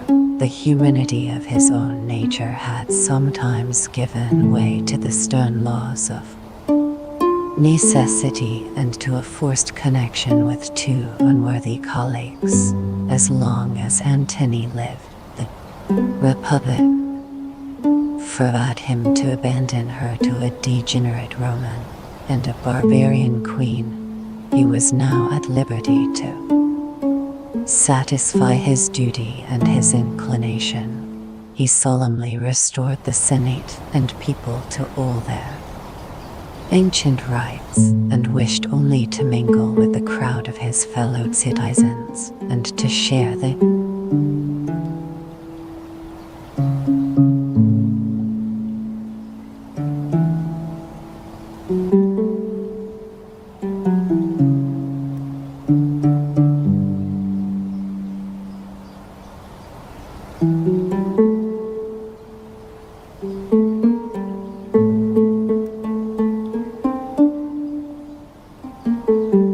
forbade him to abandon her to a degenerate Roman and a barbarian queen. He was now at liberty to satisfy his duty and his inclination. He solemnly restored the Senate and people to all their ancient rights, and wished only to mingle with the crowd of his fellow citizens and to share the blessings which he had obtained for his country. It would require the pen of Tacitus if Tacitus is prevailed upon to resume it under the title of emperor or general, had assisted at this assembly to describe the various emotions of the Senate, those that were suppressed and those that were affected. It was dangerous to trust the sincerity of Augustus. To seem to distrust it was still more dangerous. The respective advantages of monarchy and a republic have often divided speculative inquirers. The present greatness of the Roman state, the corruption of manners, and the license of the soldiers supplied new arguments to the advocates of monarchy, and these general views of government were again worked by the hopes and fears of each individual. Amidst this confusion of sentiments, the answer of the Senate was unanimous and decisive. They refused to accept the resignation of Augustus. They conjured him not to desert the republic which he had saved. After a decent resistance, the crafty tyrant submitted to the orders of the Senate and consented to receive the government of the provinces and the general command of the Roman armies under the well-known names of proconsul and imperator. But he would receive them only for 10 years. Even before the expiration of that period, he hoped that the wounds of civil discord would be completely healed, and that the Republic, restored to its pristine health and vigor, would no longer require the dangerous interposition of so extraordinary a magistrate. The memory of this comedy, repeated several times during the life of Augustus, was preserved to the last ages of the empire by the peculiar pomp with which the perpetual monarchs of Rome always solemnized the 10th years of their reign. 6. Without any violation of the principles of the power of the Roman general's constitution, the general of the Roman armies might receive and exercise an authority almost despotic over the soldiers, the enemies, and the subjects of the Republic. With regard to the soldiers, the jealousy of freedom had, even from the earliest ages of Rome, given way to the hopes of conquest and a just sense of military discipline. The dictator or consul had a right to command the service of the Roman youth and to punish an obstinate or cowardly disobedience by the most severe and ignominious penalties. By striking the offender out of the list of citizens, by confiscating his property, and by selling his person into slavery. 7. The most sacred rights of freedom, confirmed by the Porcian and Sempronian laws, were suspended by the military engagement. In his camp, the general exercised an absolute power of life and death. His jurisdiction was not confined by any forms of trial or rules of proceeding, and the execution of the sentence was immediate and without appeal. 8. The choice of the enemies of Rome was regularly decided by the legislative authority. The most important resolutions of peace and war were seriously debated in the Senate and solemnly ratified by the people. But when the arms of the legions were carried to a great distance from Italy, the generals assumed the liberty of directing them against whatever people, and in whatever manner, they judged most advantageous for the public service. It was from the success, not from the justice of their enterprises, that they expected the honors of a triumph. In the use of victory, especially after they were no longer controlled by the commissioners of the Senate, they exercised the most unbounded despotism. When Pompey commanded in the east, he rewarded his soldiers and always dethroned princes, divided kingdoms, founded colonies, and distributed the treasures of Mithridates. On his return to Rome, he obtained, by a single act of the Senate and people, the universal ratification of all his proceedings. 9. Such was the power over the soldiers and over the enemies of Rome, which was either granted to or assumed by the generals of the Republic. They were, at the same time, the governors, or rather monarchs, of the conquered provinces, united the civil with the military character, administered justice as well as the finances, and exercised both the executive and legislative power of the state. From what has been already observed in the Lieutenants of the Emperor, first chapter of this work, some notion may be formed of the armies and provinces thus entrusted to the ruling hand of Augustus, but as it was impossible that he could personally command the legions of so many distant frontiers, he was indulged by the Senate, as Pompey had already been, in the permission of devolving the execution of his great office on a sufficient number of lieutenants. In rank and authority, these officers seemed not inferior to the ancient proconsuls, but their station was dependent and precarious.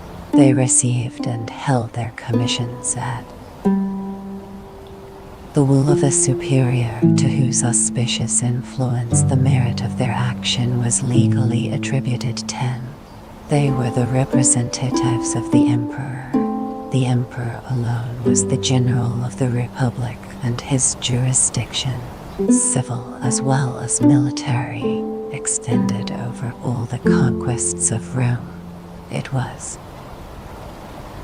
some satisfaction, however, to the Senate that he always delegated his power to the members of their body. The imperial lieutenants were of consular or praetorian dignity. The legions were commanded by senators, and the prefecture of Egypt was the only important trust committed to a Roman knight. Within 6 days after Augustus had been compelled division of the provinces between the emperor and the Senate, to accept so very liberal a grant, he resolved to gratify the pride of the Senate by an easy sacrifice. He represented to them that they had enlarged his powers even beyond that degree which might be required by the melancholy condition of the times.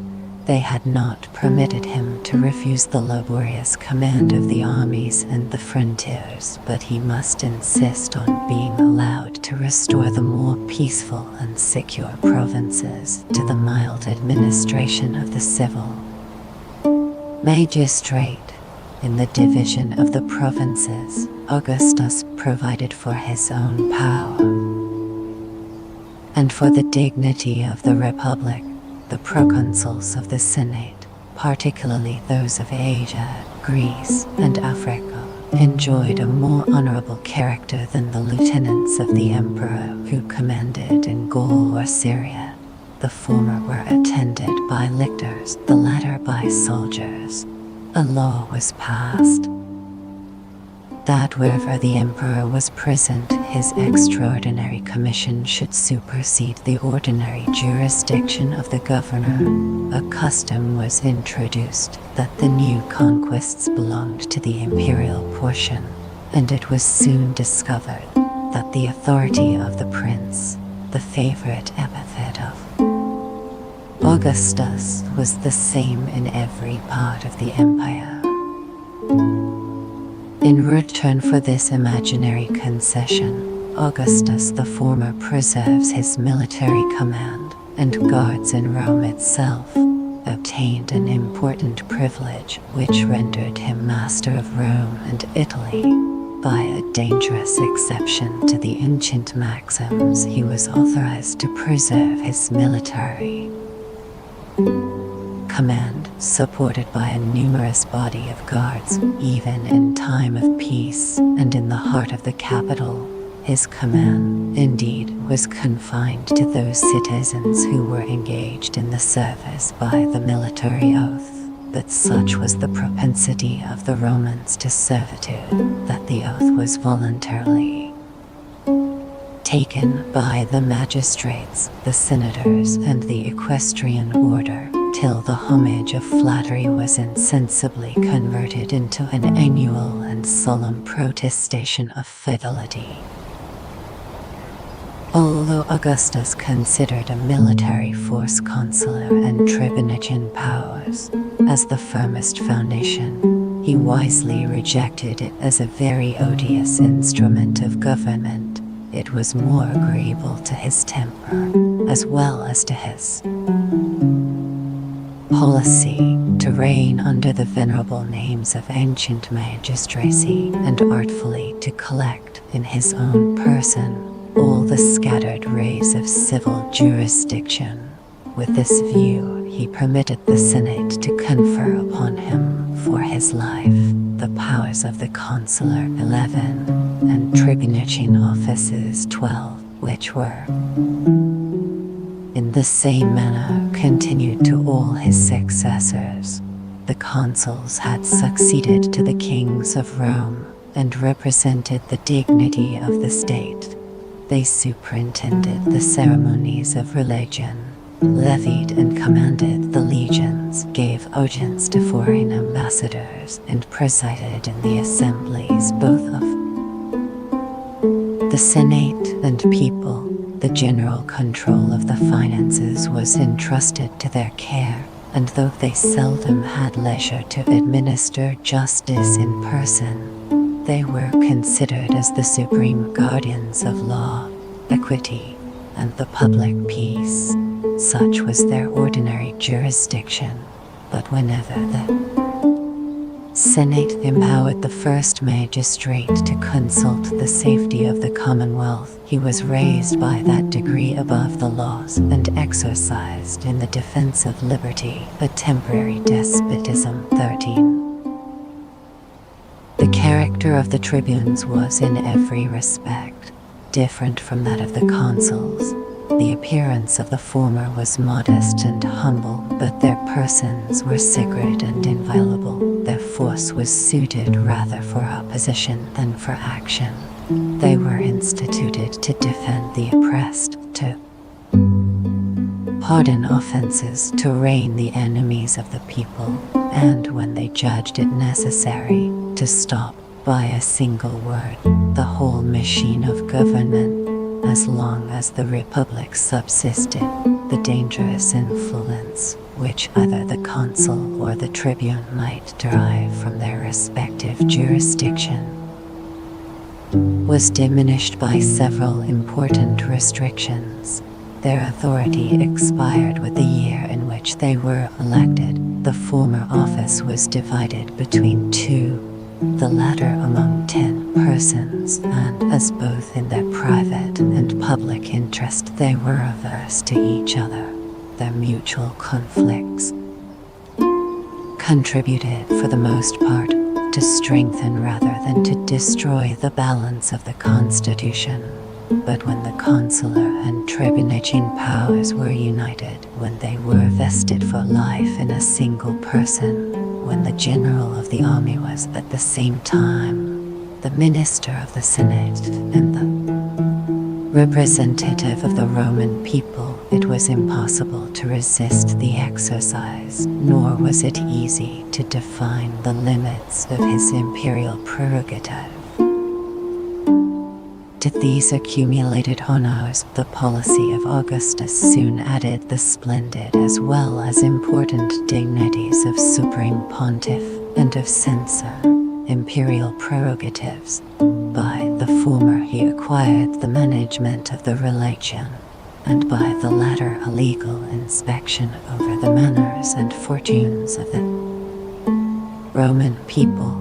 If so many distinct and independent powers did not exactly unite with each other, the complaisance of the Senate was prepared to supply every deficiency by the most ample and extraordinary concessions.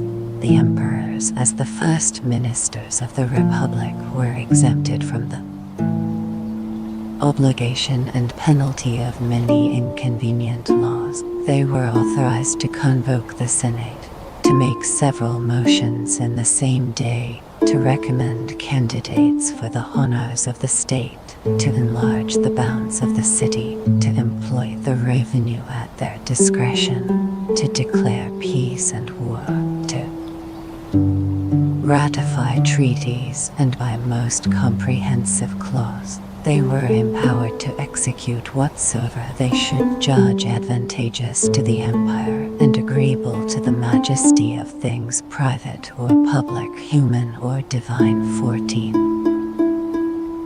when all the various powers of executive government, the magistrates, were committed to the imperial magistrate, the ordinary magistrates of the Commonwealth languished in obscurity, without vigor, and almost without business. The names and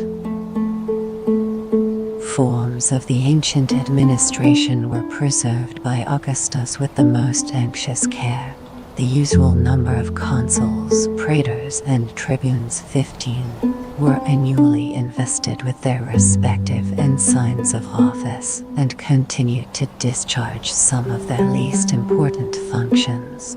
Those honors still attracted the vain ambition of the Romans and the emperors themselves, though invested for life with the powers of the consulship, frequently aspired to the title of that annual dignity, which they condescended to share with the most illustrious of their fellow citizens, 16, in the election of these magistrates. The people, during the reign of Augustus, were permitted to expose all the inconveniences of a wild democracy. That artful prince, instead of discovering the least symptom of impatience, humbly solicited their suffrages for himself or his friends, and scrupulously practiced all the duties of an ordinary candidate, 17. But we may venture to ascribe to his counsels the first measure of the succeeding reign, by which the elections were transferred to the Senate, 18. The assemblies of the people were forever abolished, and the emperors were delivered from a dangerous multitude who, without restoring liberty, might have disturbed and perhaps endangered the established government. By declaring themselves the protectors of the Senate, people, Marius and Caesar had subverted the constitution of their country, but as soon as the Senate had been humbled and disarmed, such an assembly, consisting of 500 or 600 persons, was found a much more tractable and useful instrument of dominion. It was on the dignity of the Senate that Augustus and his successors founded their new empire, and they affected on every occasion to adopt the language and principles of patricians. In the administration of their own powers, they frequently consulted the great National Council and seemed to refer to its decision the most important concerns of peace and war. Rome, Italy, and the internal provinces were subject to the immediate jurisdiction of the Senate with regard to civil objects. It was the Supreme Court of Appeal with regard to criminal matters, a tribunal constituted for the trial of all offenses that were committed by men in any public station, or that affected the peace and majesty of the Roman people. The exercise of the judicial power became the most frequent and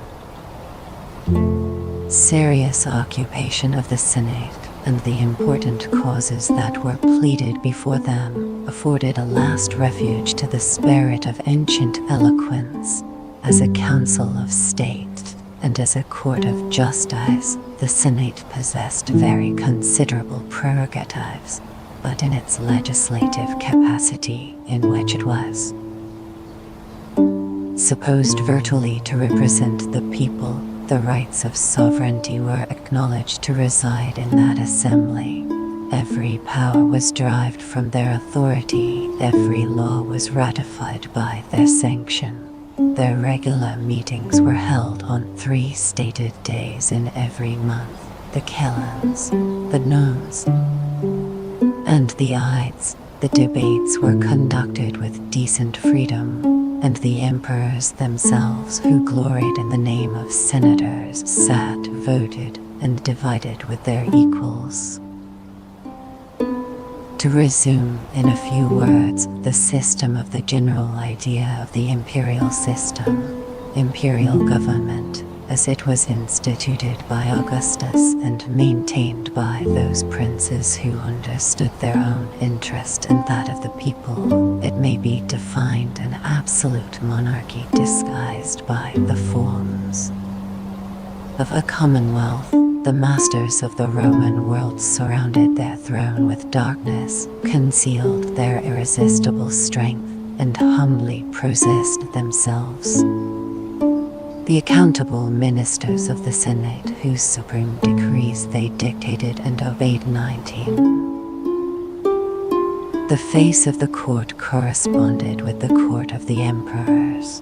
Forms of the administration. The emperors, if we accept those tyrants whose caprices fully violated every law of nature and decency, disdained that pomp and ceremony which might offend their countrymen, but could add nothing to their real power. In all the offices of life, they affected to confound themselves with their subjects and maintained with them an equal intercourse of visits and entertainments. Their habit, their palace, their table, were suited only to the rank of an opulent senator. Their family, however numerous or splendid, was composed entirely of their domestic slaves and freedmen. 20. Augustus or Trajan would have blushed at employing the meanest of the Romans in those menial offices, which in the household and bedchamber of a limited monarch are so eagerly solicited by the proudest nobles of Britain.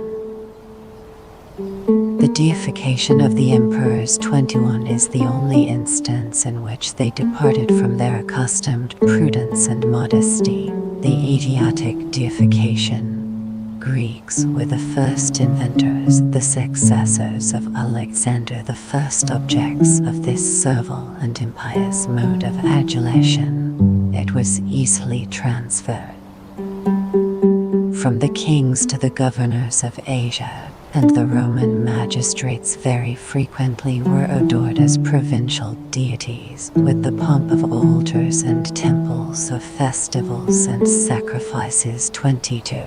It was natural that the emperors should not refuse what the proconsuls had accepted, and the divine honors which both the one and the other received from the provinces attested rather the despotism than the servitude of Rome. But the conquerors soon imitated the vanquished nations in the arts of flattery, and the imperious spirit of the first Caesar too easily consented to assume, during his lifetime, a place among the tutelar deities of Rome. The milder temper of his successor declined so dangerous an ambition, which was never afterwards revived, except by the madness of Caligula and Domitian.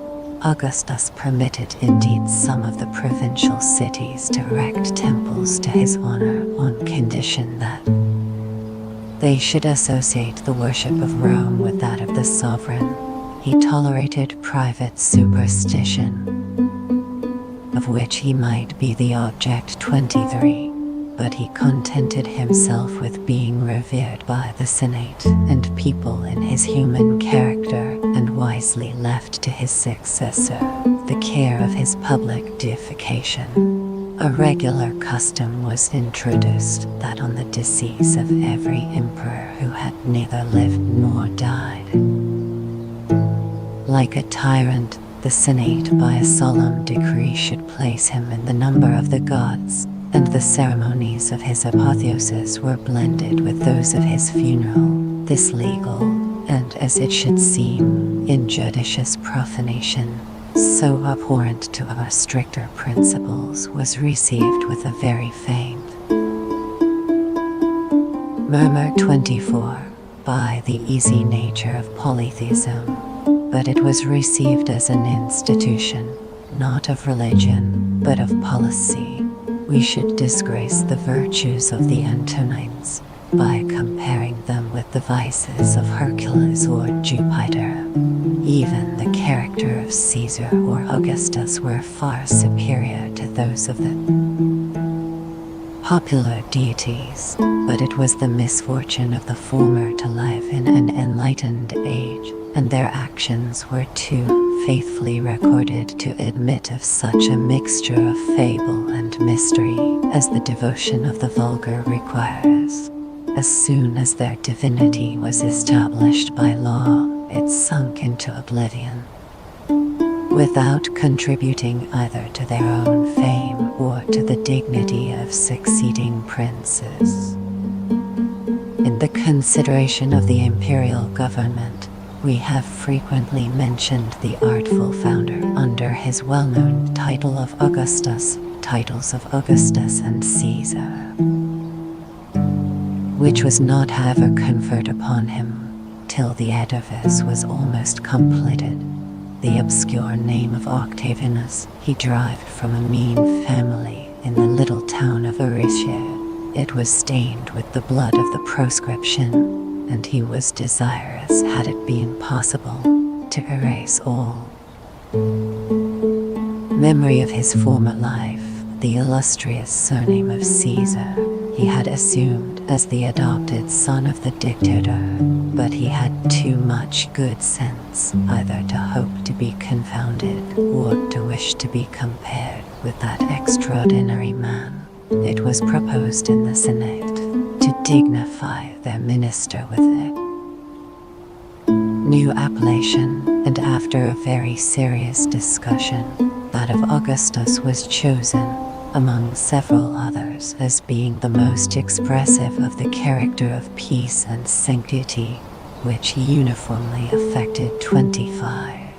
Augustus was therefore a personal, Caesar a family distinction. The former should naturally have expired with the prince on whom it was bestowed, and however the latter was diffused by adoption and female alliance. Nero was the last prince who could allege any hereditary claim to the honors of the Julian line, but at the time of his death, the practice of a century had inseparably connected those appellations with the imperial dignity, and they have been preserved by a long succession of emperors, Romans, Greeks, Franks, and Germans from the fall of the Republic to the present time. A distinction was, however, soon introduced. The sacred title of Augustus was always reserved for the monarch, whilst the name of Caesar was more freely communicated to his relations, and from the reign of Hadrian at least was appropriated to the second person in the state, who was considered as the presumptive heir of the empire. The tender respect of Augustus for a free constitution, character and policy of Augustus, which he had destroyed, can only be explained by an attentive consideration of the character of that subtle tyrant. A cool head, an unfeeling heart, and a cowardly disposition prompted him at the age of 19 to assume the mask of hypocrisy, which he never afterwards laid aside. With the same hand, and probably with the same temper, he signed the proscription of Cicero and the pardon of Cinna. His virtues and even his vices were artificial, and according to the various dictates of his interest, he was at first the enemy and at last the father of the Roman world. 26.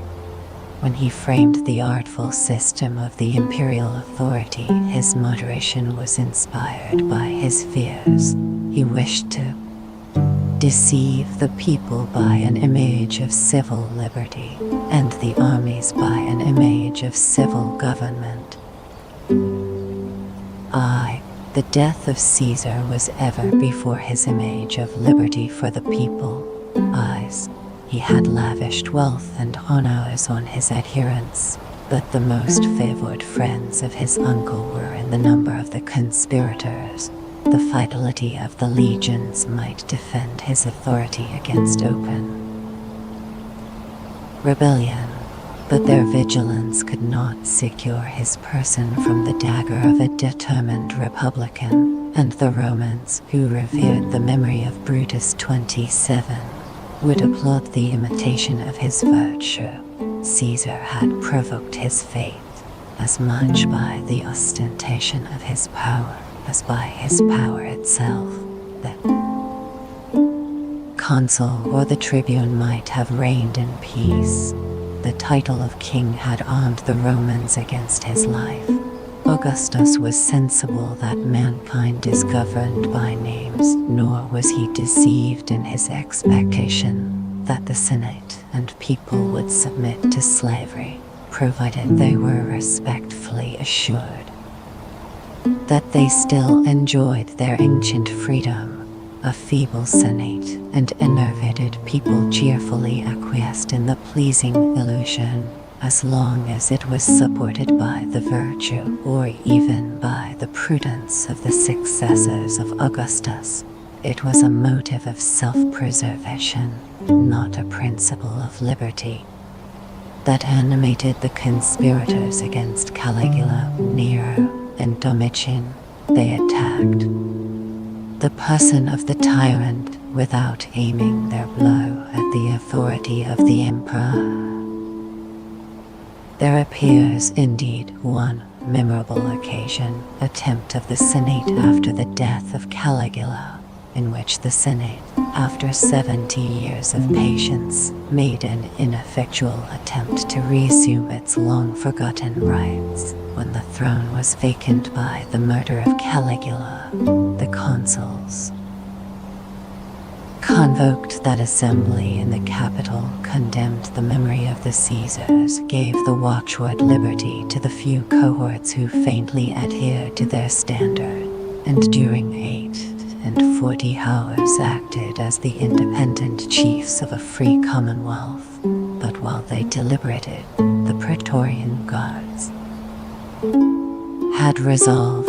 The stupid Claudius, brother of Germanicus, was already in their camp, invested with the imperial purple, and prepared to support his election by arms. The dream of liberty was at an end, and the Senate awoke to all the horrors of inevitable servitude, deserted by the people, and threatened by military force. That feeble assembly was compelled to ratify the choice of the Praetorians and to embrace the benefit of an amnesty which Claudius had the prudence to offer, and the generosity to observe 28. The insolence of the armies inspired Augustus' image of government for the armies, with fears of a still more alarming nature. The despair of the citizens could only attempt what the power of the soldiers was at any time able to execute. How precarious was his own authority over men whom he had taught to violate every social duty. He had heard their seditious clamors. He dreaded their calmer moments of reflection. One revolution had been purchased by immense rewards, but a second revolution might double those rewards. The troops professed the fondest attachment to the house of Caesar, but the attachments of the multitude are capricious and inconstant.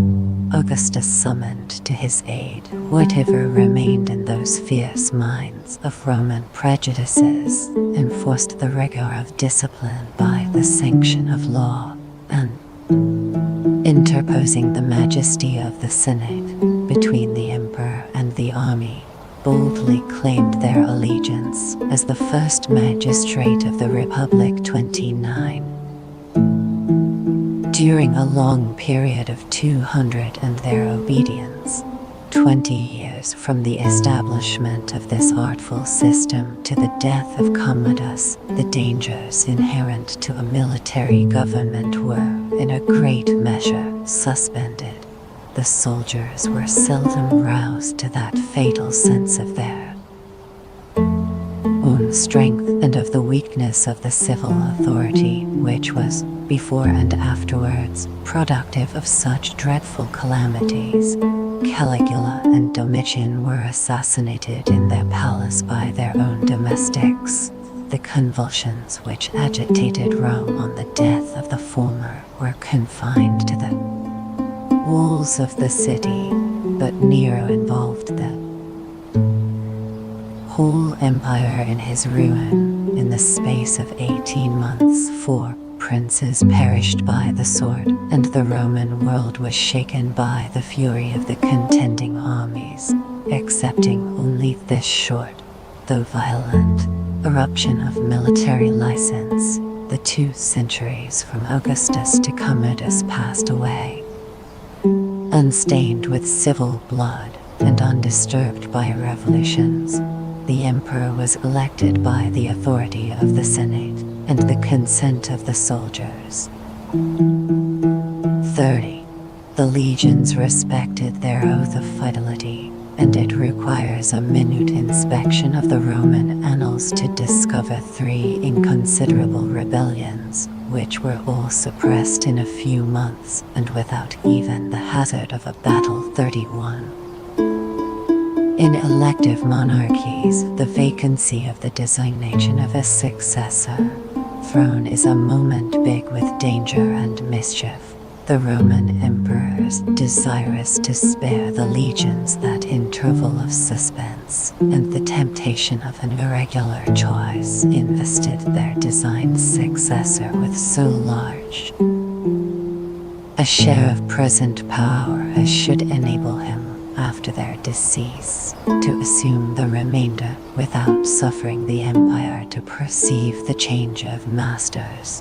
Thus, Augustus, after all his fair prospects had been snatched from him by untimely deaths, rested his last hopes on Tiberius, obtained for his adopted of Tiberius' son the censorial and tribunician powers, and dictated a law by which the future prince was invested with an authority equal to his own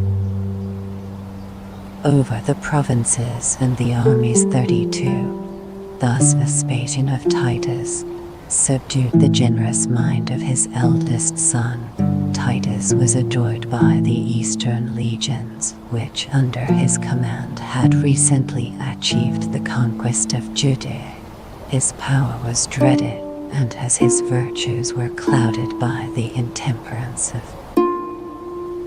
youth, his designs were suspected.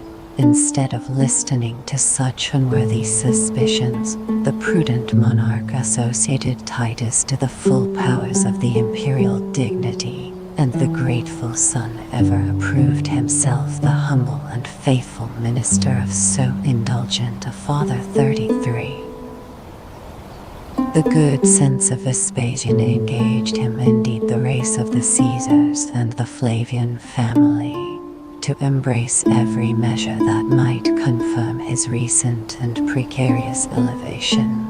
The military oath and the fidelity of the troops had been consecrated by the habits of 100 years to the name and family of the Caesars, and although that family had been continued only by the fictitious right of adoption, the Romans still revered, in the person of Nero, the grandson of Germanicus and the lineal successor of Augustus, it was not without reluctance and remorse that the Praetorian gods had been persuaded to abandon the course of the tyrant. 34. The rapid downfall of Galba, Otho, and Vitalis taught the armies to consider the emperors as the creatures of their will and the instruments of their license. The birth of Vespasian was mean. His grandfather had been a private soldier, his father a petty officer of the revenue. 35. His own merit had raised him, in an advanced age, to the empire, but his merit was rather useful than shining, and his virtues were disgraced by a strict and even forbid parsimony. Such a prince consulted his true interest by the association of a son, whose more splendid and amiable character might turn the public attention from the obscure origin to the future glories of the Flavian house. Under the mild administration of Titus, the Roman world enjoyed a transient felicity, and his beloved memory served to protect above 15 years the vices of his brother Domitian. Nerva had scarcely accepted the purple from A.D. 96, the assassins of Domitian, before he discovered adoption and character of Trajan, that his feeble age was enabled to stem the torrent of public disorders which had multiplied under the long tyranny of his predecessor. His mild disposition was respected by the good, but the degenerate Romans required a more vigorous character, whose justice should strike terror into the guilty. Though he had several relations, he fixed his choice on a stranger. He adopted Trajan, then about 40 years of age, and who commanded a powerful army in the Lower Germany, and immediately, by a decree of the Senate, declared him his colleague and successor in the Empire. 36.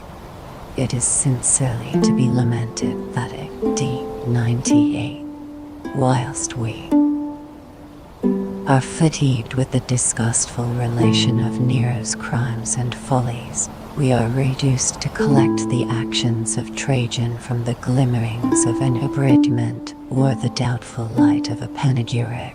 There remains, however, one panegyric far removed beyond the suspicion of flattery. Above 250 years after the death of Trajan, the Senate, in pouring out the customary acclamations on the accession of a new emperor, wished that he might surpass the felicity of Augustus and the virtue of Trajan. 37. We may readily believe that the father of his A.D. 117 country hesitated whether he ought to entrust the of Hadrian, various and doubtful character of his kinsman Hadrian with sovereign power. In his last moments, the arts of the Empress Plotina either fixed the irresolution of Trajan, or boldly supposed a fictitious adoption. 38, the truth of which could not be safely disputed, and Hadrian was peaceably acknowledged as his lawful successor. Under his reign, as has been already mentioned, the empire flourished in peace and prosperity. He encouraged the arts, reformed the laws, asserted military discipline, and visited all his provinces in person.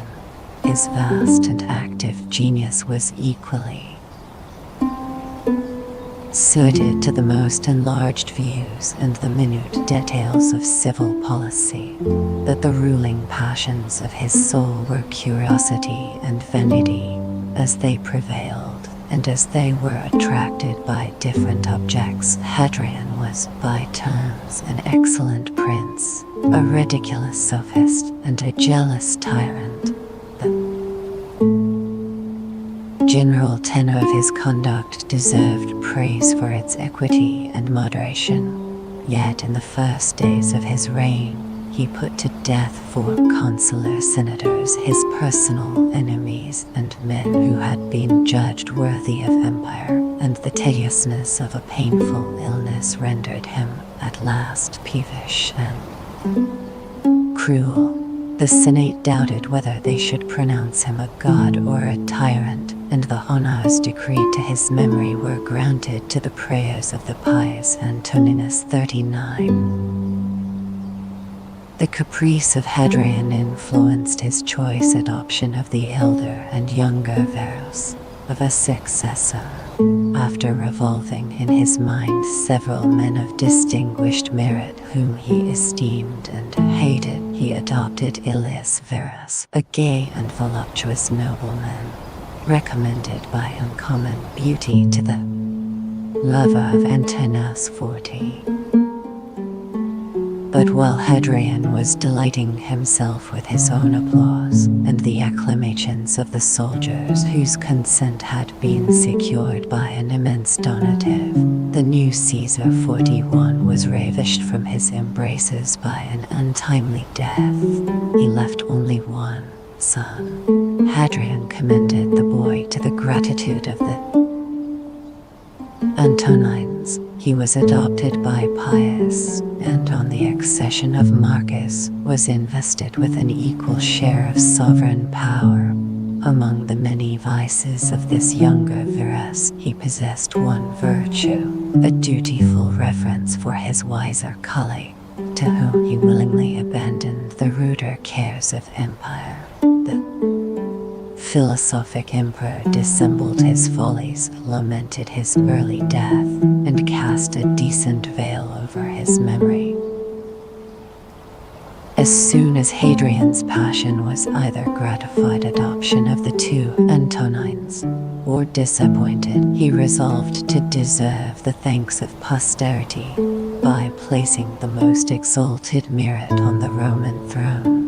His discerning eye easily discovered a senator about 50 years of age, blameless in all the offices of life, and a youth of about 17, whose riper years opened the fair prospect of every virtue. The elder of these was declared the son and successor of Hadrian, on condition, however, that he himself should immediately adopt the younger, the two Antonines, for it is of them that we are now speaking, governed the Roman world 42 AD 138-180 years with the same invariable spirit of wisdom and virtue.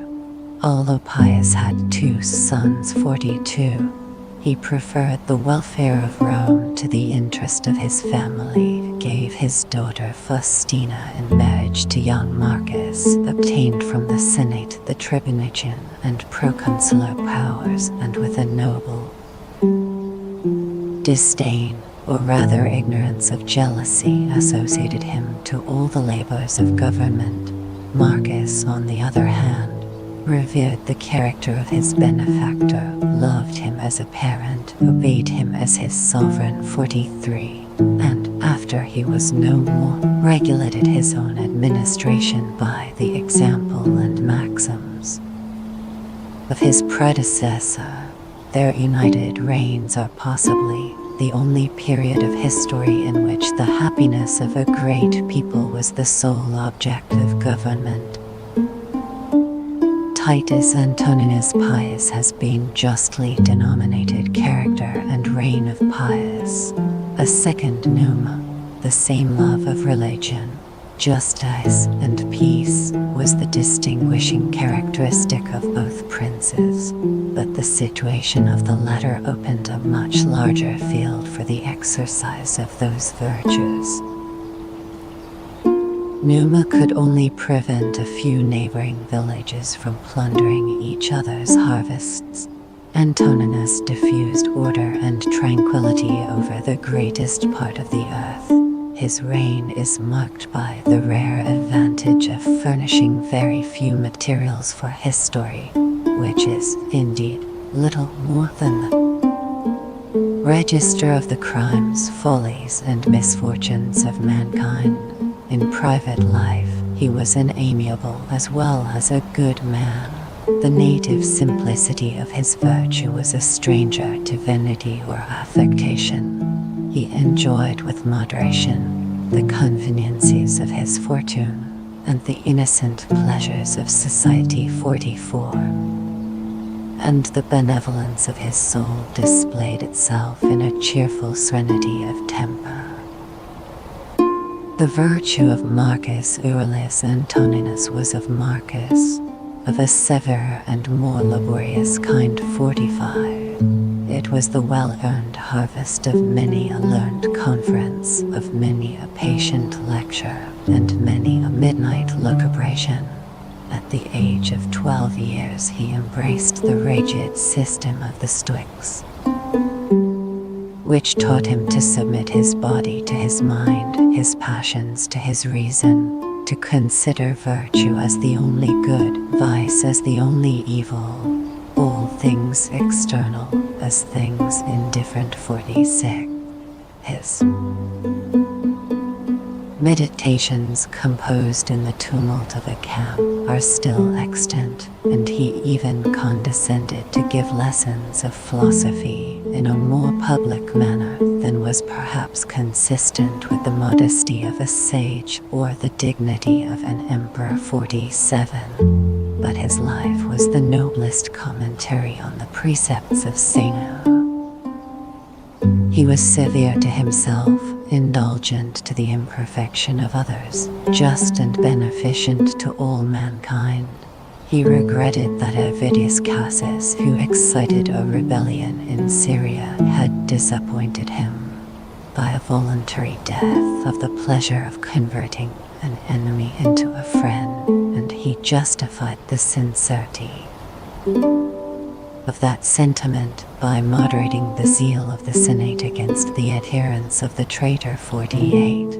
War he detested as the disgrace and calamity of human nature, but when the necessity of a just defense called upon him to take up arms, he readily exposed his person to 8 winter campaigns on the frozen banks of the Danube, the severity of which was at last fatal to the weakness of his constitution. His memory was revered by a grateful posterity, and above a century after his death, many persons preserved the image of Marcus Antoninus among those of their household gods. 49. If a man were called to fix the period in the happiness of the Romans, history of the world, during which the condition of the human race was most happy and prosperous, he would without hesitation name that which elapsed from the death of Domitian to the accession of Commodus. The vast extent of the Roman Empire was governed by absolute power under the guidance of virtue and wisdom. The armies were restrained by the firm but gentle hand of force. Successive emperors whose characters and authority commanded involuntary respect. The forms of the civil administration were carefully preserved by Nerva, Trajan, Hadrian, and the Antonines, who delighted in the image of liberty, and were pleased with considering themselves as the accountable ministers of the laws. Such princes deserved the honor of restoring the Republic had the Romans of their days been capable of enjoying original freedom. The labors of these monarchs were overpaid its precarious nature by the immense reward that inseparably waited on their success, by the honest pride of virtue, and by the exquisite delight of beholding the general happiness of which they were the authors. A just but melancholy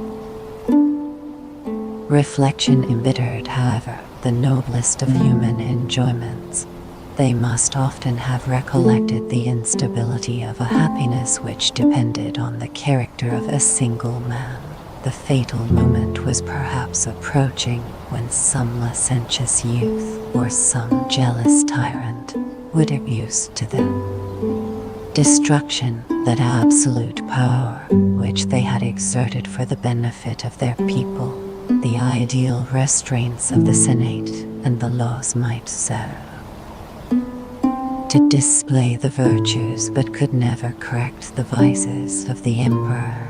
The military force was a blind and irresistible instrument of oppression, and the corruption of Roman manners would always supply flatterers eager to applaud, and ministers prepared to serve. The fear or the avarice, the lust, or the cruelty of their masters. These gloomy apprehensions had been already memory of Tiberius, Caligula, Nero, and Domitian, justified by the experience of the Romans. The annals of the emperors exhibit a strong and various picture of human nature, which we should vainly seek among the mixed and doubtful characters of modern history. In the conduct of those monarchs we may trace the utmost lines of vice and virtue, the most exalted perfection, and the meanest degeneracy of our own species. The golden age of Trajan and the Antonines had been preceded by an age of iron. It is almost superfluous to enumerate the unworthy successors of Augustus, their unparalleled vices, and the splendid theater on which they were acted have saved them from oblivion. The dark, unrelenting Tiberius, the furious Caligula, the feeble Claudius, the profligate and cruel Nero, the beastly Vitellius 50, and the timid, inhuman Domitian are condemned to everlasting infamy. During 80 years, excepting only the short and doubtful respite of Vespasian's reign 51, Rome groaned beneath an unremitting tyranny which exterminated the ancient families of the Republic and was fatal to almost every virtue and every talent that arose in that unhappy period. Under the reign of these monsters, the slavery, peculiar misery of the Romans under their tyrants, of the Romans was accompanied with two peculiar circumstances, the one occasioned by their former liberty, the other by their extensive conquests, which rendered their condition more completely wretched than that of the victims of tyranny in any other age or country. From these causes were derived 1. The exquisite sensibility of the sufferers, and 2. The impossibility of escaping from the hand of the oppressor.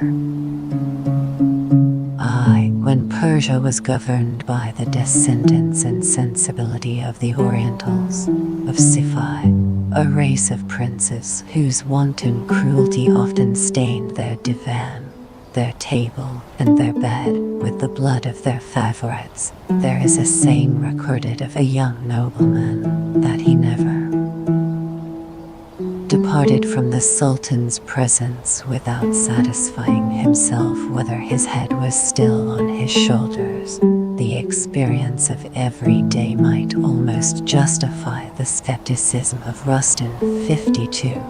Yet the fatal sword, suspended above him by a single thread, seems not to have disturbed the slumbers or interrupted the tranquility of the Persian. The monarch's frown, he well knew, could level him with the dust. But the stroke of lightning or apoplexy might be equally fatal, and it was the part of a wise man to forget the inevitable calamities of human life in the enjoyment of the fleeting power.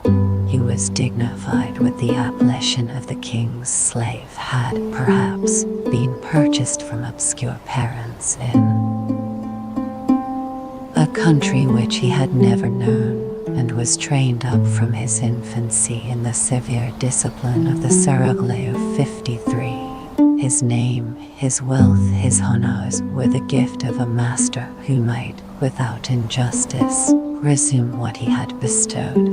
Rustin's knowledge, if he possessed any, could only serve to confirm his habits by prejudices. His language afforded not words for any form of government, except absolute monarchy. The history of the East informed him that such had ever been the condition of mankind. 54.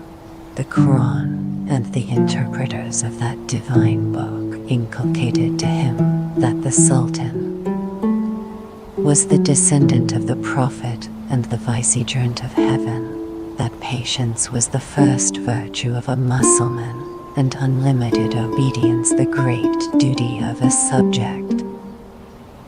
The minds of the Romans were very differently. Knowledge and free spirit of the Romans, prepared for slavery, oppressed beneath the weight of their own corruption and of military violence. They for a long while preserved the sentiments, or at least the ideas, of their freeborn ancestors. The education of Helvidius and Thrasea, of Tacitus and Pliny, was the same as that of Cato and Cicero. From Grecian philosophy, they had imbibed the justest and most liberal notions of the dignity of human nature and the origin of civil society. The history of their own country had taught them to revere a free, a virtuous, and a victorious commonwealth, to abhor the successful crimes of Caesar and Augustus, and inwardly to despise those tyrants whom they adored with the most abject flattery. As magistrates and senators, they were admitted into the great council, which had once dictated laws to the earth, whose name still gave a sanction to the acts of the monarch, and whose authority was so often prostituted to the vilest purposes of tyranny. Tiberius and those emperors who adopted his maxims attempted to disguise their murders by the formalities of justice, and perhaps enjoyed a secret pleasure in rendering the Senate their accomplice as well as their victim. By this assembly, the last of the Romans were condemned for imaginary crimes and real virtues. Their infamous accusers assumed the language of independent patriots who reigned a dangerous citizen before the tribunal of his country, and the public service was rewarded by riches and honors. 55. The servile judges professed to assert the majesty of the Commonwealth violated in the person of its first magistrate. 56. Whose clemency they most applauded when they trembled the most at his inexorable and impending cruelty. 57. The tyrant beheld their baseness with just contempt, and encountered their secret sentiments of detestation with sincere and avowed hatred for the whole body of the Senate. The division of Europe into a number of extent of their empire left them no place of refuge. Independent states, connected however with each other by the general resemblance of religion, language, and manners, is productive of the most beneficial consequences to the liberty of mankind. A modern tyrant who should find no resistance either in his own breast or in his people would soon experience a gentle restraint from the example of his equals, the dread of present censure, the advice of his allies, and the apprehension of his enemies, the object of his displeasure. Escaping from the narrow limits of his dominions, would easily obtain, in a happier climate, a secure refuge, a new fortune adequate to his merit, the freedom of complaint, and perhaps the means of revenge. But the empire of the Romans filled the world, and when that empire fell into the hands of a single person, the world became a safe and dreary prison for his enemies, the slave of imperial despotism. Whether he was condemned to drag his gilded chain in Rome and the Senate, or to wear out a life of exile on the barren rock of Seriphus, or the frozen banks of the Danube, expected his fate in silent despair. 58. To resist was fatal, and it was impossible to fly. On every side he was encompassed with a vast extent of sea and land, which he could never hope to traverse without being discovered, seized, and restored to his irritated master. Beyond the frontiers his anxious view could discover nothing except the ocean.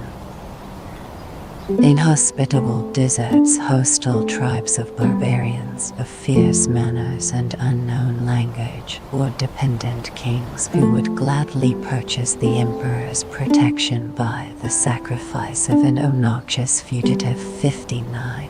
Wherever you are, said Cicero to the exiled Marcellus, remember that you are equally within the power of the conqueror. 60. Notsum, Orsus vi. 18. 2. Julius Caesar introduced soldiers, strangers, and half-barbarians into the Senate Sueton in Caesar c. 77 AD. The abuse became still more scandalous after his death. 3. Dan Cassius L.I. p. 693. Suetonius in August c. 55. 4. Dan L. Lay p. 698. Gives us a prolix and bombast speech on this great occasion. I have borrowed from Suetonius and Tacitus the general language of Augustus. 5. Imperator, from which we have derived emperor, signified under the Republic no more than general, and was emphatically bestowed by the soldiers when on the field of battle they proclaimed their victorious leader worthy of that title, when the Roman emperors assumed it in that sense. They placed it after their name and marked how often they had taken it. 6. Dan L. Lay p. 703 c. 7. Livy Epitome L. Ziv. Valor Maxim vi. 3. 8. See in the 8th book of Livy the conduct of Manlius Torquatus and Papyrus Cursor. They violated the laws of nature and humanity, but they asserted those of military discipline, and the people who abhorred the action was obliged to respect the principle. 9. By the lavish but unconstrained suffrages of the people, Pompey had obtained a military command scarcely inferior to that of Augustus. Among the extraordinary acts of power executed by the former, we may remark the foundation of 29 cities and the distribution of 3 or 4 millions sterling to his troops. The ratification of his acts met with some opposition and delays in the Senate. See Plutarch, Appian, Dan Cassius, and the first book of the Epistles to Atticus. 10. Under the Commonwealth, a triumph could only be claimed by the general, who was authorized to take the auspices in the name of the people.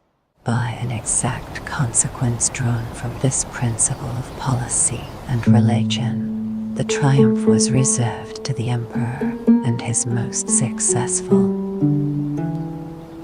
lieutenants were satisfied with some marks of distinction, which, under the name of triumphal honors, were invented in their favor. 11. Cicero de Legibus, IA. 3. Gives the consular office the name of Regia Potestas, and Polybus L. Vi. C. 3. Observes 3 powers in the Roman constitution. The monarchical was represented and exercised by the consuls. 12. As the tribunician power, distinct from the annual office, was first invented for the dictator Caesar. Dan L.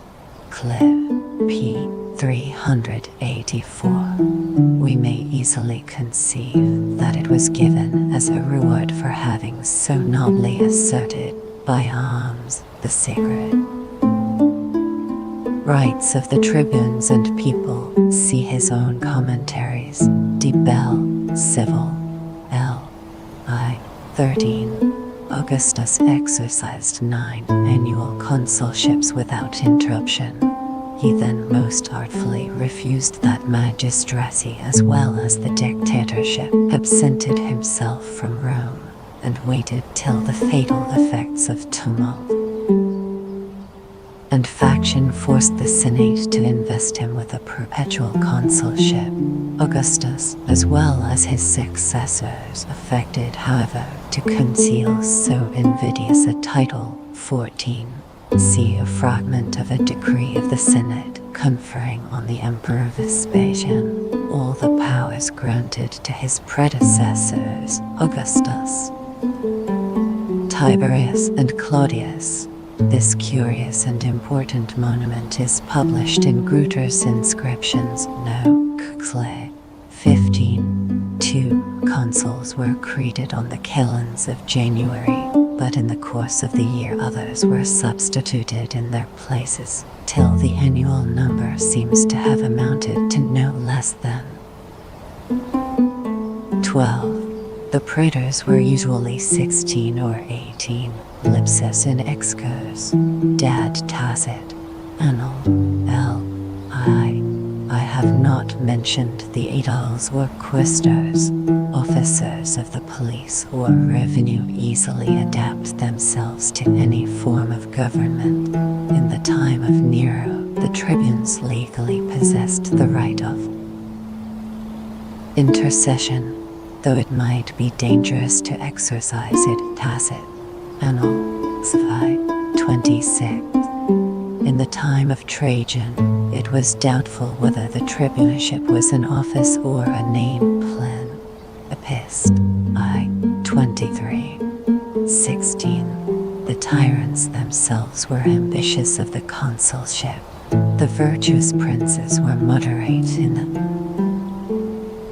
pursuit and exact in the discharge of it. Trajan revived the ancient oath and swore before the consul's tribunal that he would observe the laws. Plen. Panegyric. C. 64. 17. Quoties magistratum committis intracit. Tribuscum candidatis sus circebet, supplicabat more solemne, ferbat et ipsa suffragium in tribibus, ud unusi populo, sutones in August. C. 56. 18. Tum primum comitia e campo ad Patris translatus sunt. Tacit. Annal. I. 15. The word primum seems to allude to some faint and unsuccessful efforts which were made towards restoring them to the people. 19. Deum Cassis. Tel. Lae. P. 703-714 has given a very loose and partial sketch of the imperial system. To illustrate and often to correct him, I have meditated Tacitus, examined Suetones, and consulted the following moderns: the Abbé de l'Obliterie in the Memoires de l'Académie des Inscriptions, Tom. 6. Xve. Beaufort, Republique Romaine, Tom. I. P. 255-275. The Dissertations of Nude and Gronovis de Lege Regia, printed at Leiden in the year 1731. Gravina de Imperii Romano, p. 479-544. Of his Opusculo Mavrona Illustrata, p. 245. C. 20. A weak prince will always be governed by his domestics. The power of slaves aggravated the shame of the Romans, and the Senate paid court to a Pallas or a Narcissus. There is a chance that a modern favorite may be a gentleman. 21. See a treatise of Vandal de Consecration Principium. It would be easier for me to copy than it has been to verify. the quotations of that learned Dutchman. 22. See a dissertation of the Abb Mongold in the first volume of the Academy of Inscriptions. 23.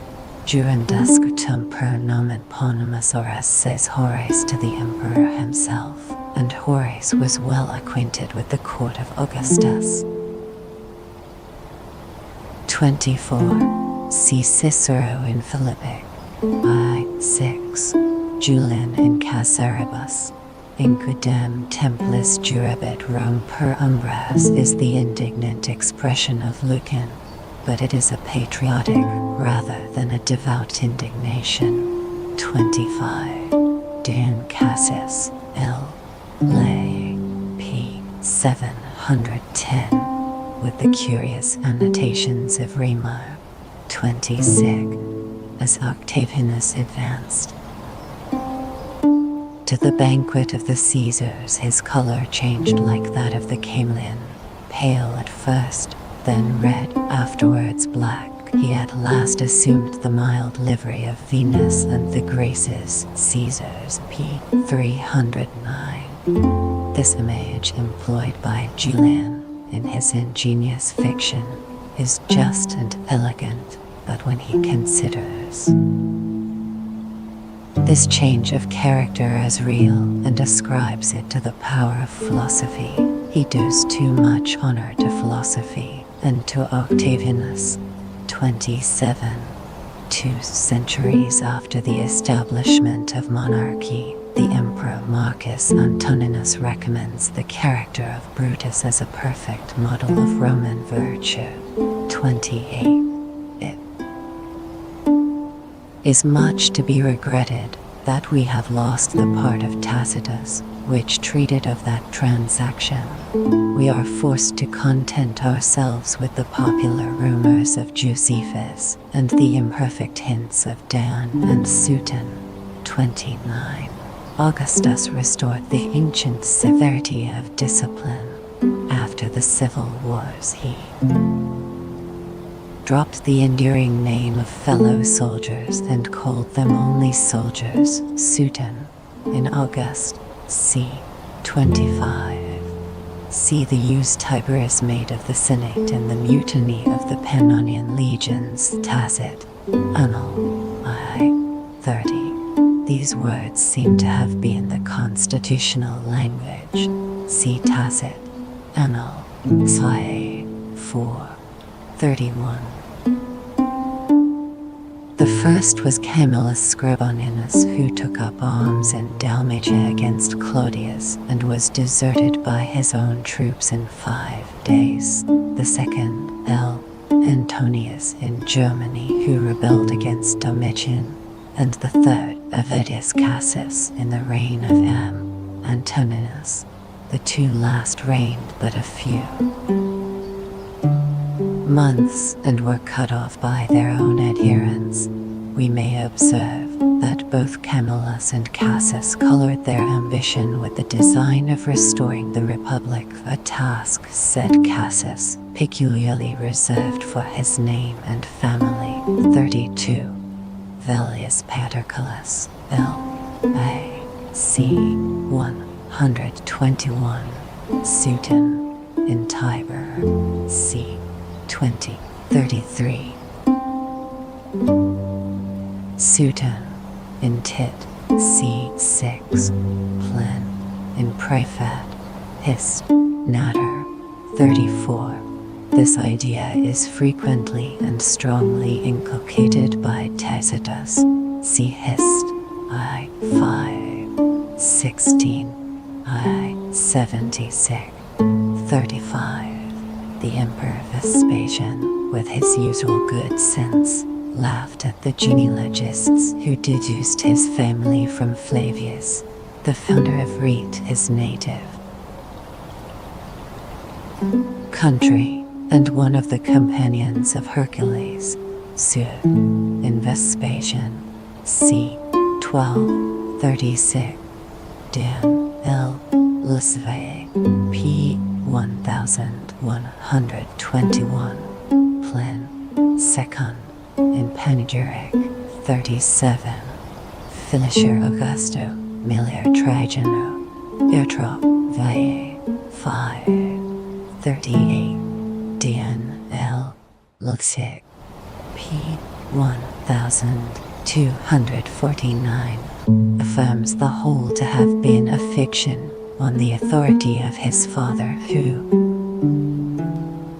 being governor of the province where Trajan died, had very good opportunities of sifting this mysterious transaction. Yet Dodwell, prelect, Camden, Zwei, has maintained that Hadrian was called to the certain hope of the empire during the lifetime of Trajan. 39. Dan L. Lux, p. 1171. Earl Victor, 40. The deification of Antinous, his medals, statues, temples, city, oracles, and constellation are well known and still dishonor the memory of Hadrian. Yet we may remark that of the first 15 emperors, Claudius was the only one whose taste in love was entirely correct. For the honors of Antinous, see Spanem, Commentaire sur les Caesars de Julian, p. 80, 41, Hist. August, p. 13, Aurelius Victor in Epidom, 42. Without the help of medals and inscriptions, we should be ignorant of this fact, so honorable to the memory of Pius. 43. During the 23 years of Pius's reign, Marcus was only 2 nights absent from the palace, and even those were at different times. Hist. August, p. 25, 44. He was fond of the theatre and not insensible to the charms of the fair sex. Marcus Antoninus, I. 16. Hist. August, p. 20, 21. Julian and Caesar, 45. The enemies of Marcus charged him with hypocrisy and with a want of that simplicity which distinguished Pius and even Verus. Hist. August, 6, 34. This suspicion, unjust as it was, may serve to account for the superior applause bestowed upon personal qualifications in preference to the social virtues. Even Marcus Antoninus has been called a hypocrite, but the wildest skepticism never insinuated that Caesar might possibly be a coward or Tully a fool. Wit and valor are qualifications more easily ascertained than humanity or the love of justice. 46. Tacitus has characterized, in a few words, the principles of the Portico. Doctor sapientiae secidus est, qui sola bona quo honesta mala tantum quo turpia potentium nobilitatem cateric extra animum nec bonus nec mollis adnumerant. Tacit. Hist. F. 5. 47. Before he went on the second expedition against the Germans, he read lectures of philosophy to the Roman people during 3 days. He had already done the same in the cities of Greece and Asia. Hist. August in Cassia, c. 3, 48. Dan L. Lux, p. 1190. Hist. August in Avid, Cassia, 49. Hist. August in Mark, Antonin, c. 18. 15. Vitellius consumed in mere eating, at least 6 millions of our money in about 7 months. It is not easy to express his vices with dignity or even decency. Tacitus fairly calls him a hog, but it is by substituting to a coarse word a very fine image. Ad vitellis, umbraculus hortorum additus, ut e neve animalia quibus si cibum suggeras. Jacent torpentur praeteridat instantia futura peri oblivion dimiserat. Aquilum nemor arseno decidem et marcentum c. Tacit, Hist. I. 36, I. 95, Sutem, in Vital, c. 13, Deum Cassis, L. Leth, p. 1062, 51. The execution of Helvidius Priscus and of the virtuous Eponina disgraced the reign of Vespasian. 52. Voyage de Chardin en Perse, Vol. I. p. 293. 53. The practice of raising slaves to the great offices of state is still more common among the Turks than among the Persians. The miserable countries of Georgia and Circassius supply rulers to the greatest part of the East. 54. Chardin says that European travelers have diffused among the Persians some ideas of the freedom and mildness of our governments. They have done them a very ill office. 55. They alleged the example of Scipio and Cato, Tacit, Annal. I. 66. Marcellus Epirus and Crispus Vibius had acquired 2.5 millions under Nero. Their wealth, which aggravated their crimes, protected them under Vespasian. See Tacit, Hist. F. 43, Dialogue de Order, c. 8. For one accusation, Regulus, the just object of Pliny's satire, received from the Senate the consular ornaments and a present of £60,000. 56. The crime of majesty was formerly a treasonable offense against the Roman people. As tribunes of the people, Augustus and Tiberius applied it to their own persons and extended it to an infinite attitude. 57. After the virtuous and unfortunate widow of Germanicus had been put to death, Tiberius received the thanks of the Senate for his clemency. She had not been publicly strangled, nor was the body drawn with a hook to the gymnaea, where those of common malefactors were exposed. See Tacit, Annal, vi. 25. Sutem, in Tiberio, c. 53. 58. Cephas was a small, rocky island in the Aegean Sea, the inhabitants of which were despised for their ignorance and obscurity. The place of Ovid's exile is well known by his just but unmanly lamentations. It should seem that he only received an order to leave Rome in so many days and to transport himself to Tama. Guards and gaolers were unnecessary. 59. Under Tiberius, a Roman knight attempted to fly to the Parthians. He was stopped in the straits of Sicily, but so little danger did there appear in the example that the most jealous of tyrants disdained to punish it. Tacit, Annal, vi. 1460. Cicero ad Familias, Ev. 7.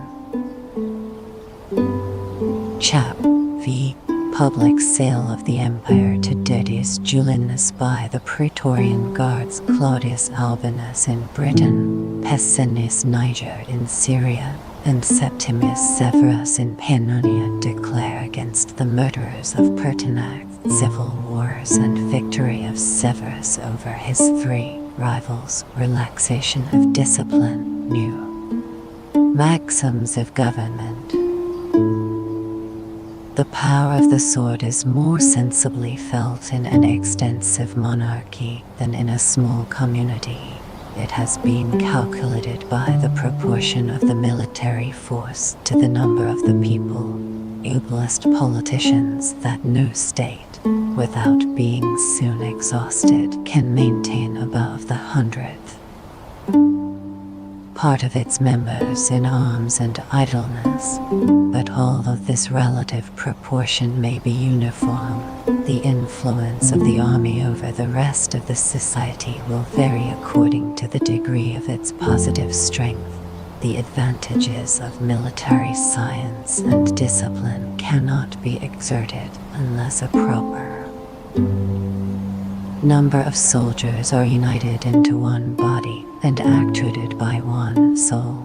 With a handful of men, such an union would be ineffectual. With an unwieldy host, it would be impracticable, and the powers of the machine would be alike destroyed by the extreme minuteness or the excessive weight of its springs.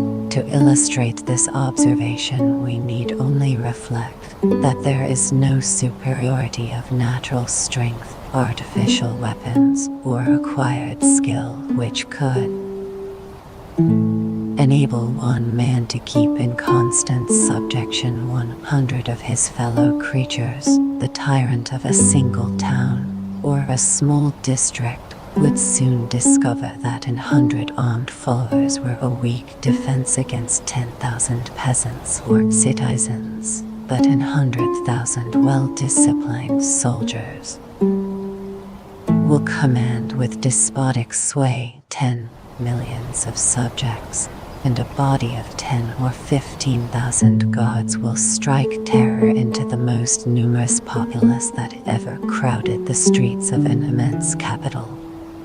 The Praetorian bands, whose licentious fury, the Praetorian Guards, was the first symptom and cause of the decline of the Roman Empire, scarcely amounted to the last mentioned number 1. They drive their institution from Augustus, that crafty tyrant, sensible that laws might color, but that arms alone could maintain his usurped dominion, had gradually formed this powerful body of guards in constant readiness to protect his person, to the Senate, and either to prevent or to crush the first motions of rebellion. He distinguished these favored troops by double pay and superior privileges, but as their formidable aspect would at once have alarmed and irritated the Roman people, 3 cohorts only were stationed in the capital, whilst the remainder was dispersed in the adjacent towns of Italy too.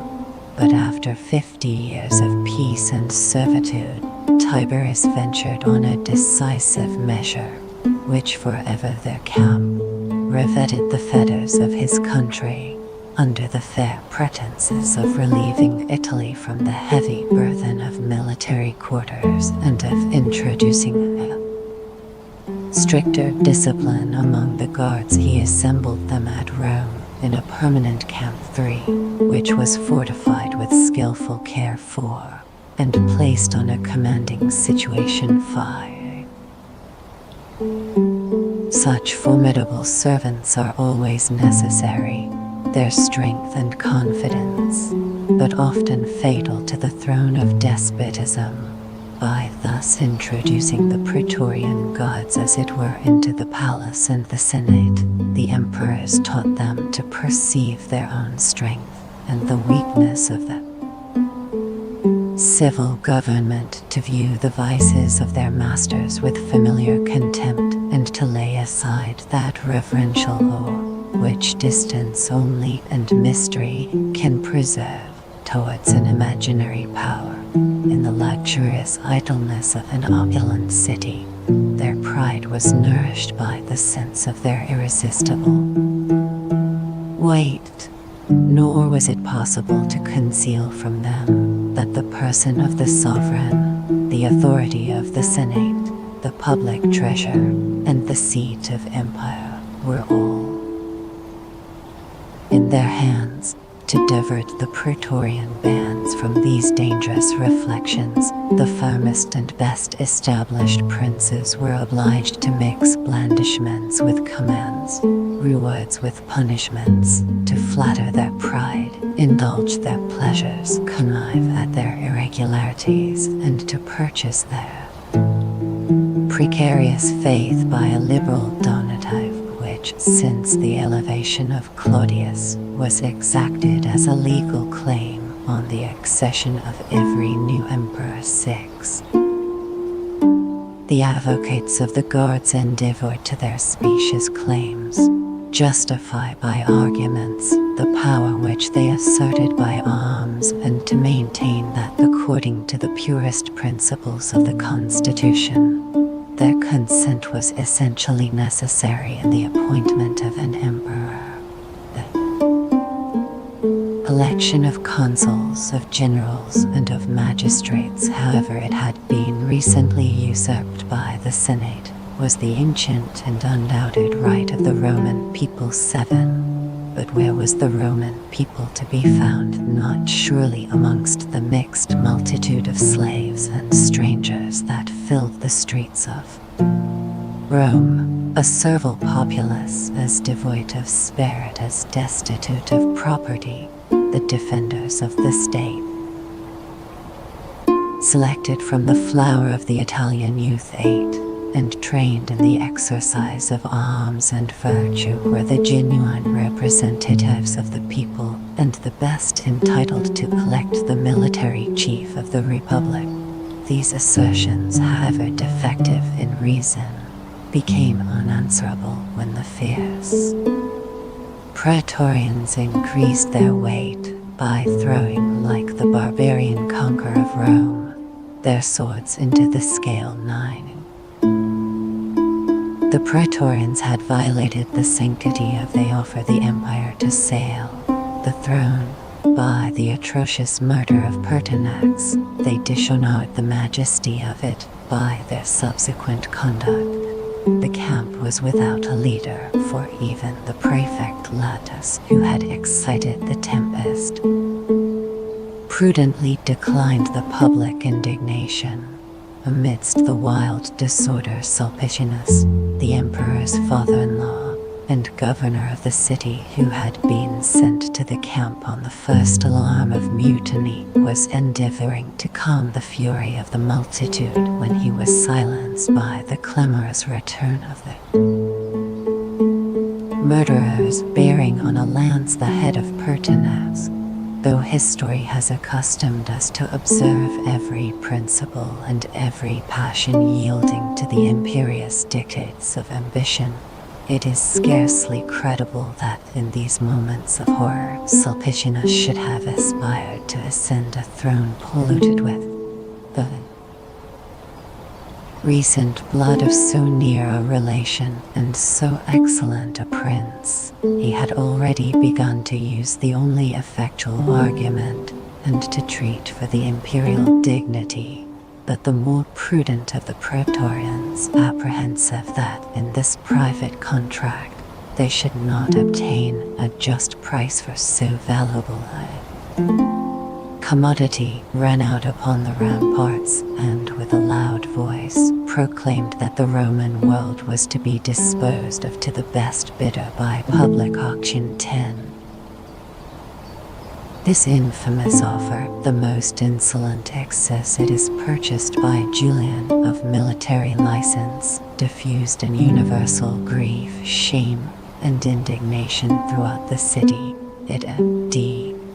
193, March 28th, reached at length the ears of Dedius Julianus, a wealthy senator who, regardless of the public calamities, was indulging himself in the luxury of the table. 11. His wife and his daughter, his freedmen and his parasites easily convinced him that he deserved the throne, and earnestly conjured him to embrace so fortunate an opportunity. The vain old man hastened to the Praetorian camp where Sulpicianus was still in treaty with the guards and began to bid against him from the foot of the rampart. The unworthy negotiation was transacted by faithful emissaries who passed alternately from one candidate to the other and acquainted each of them with the offers of his rival. Sulpicianus had already promised a donative of 5,000 drachms, above £160 to each soldier, when Julian, eager for the prize, rose at once to the sum of 6,250 drachms, or upwards of £200 sterling. The gates of the camp were instantly thrown open to the purchaser. He was declared emperor and received an oath of allegiance from the soldiers, who retained humanity enough to stipulate that he should pardon and forget the competition of Sulpicianus. It was now incumbent on the Praetorians to Julian is acknowledged by the Senate, fulfill the conditions of the sale.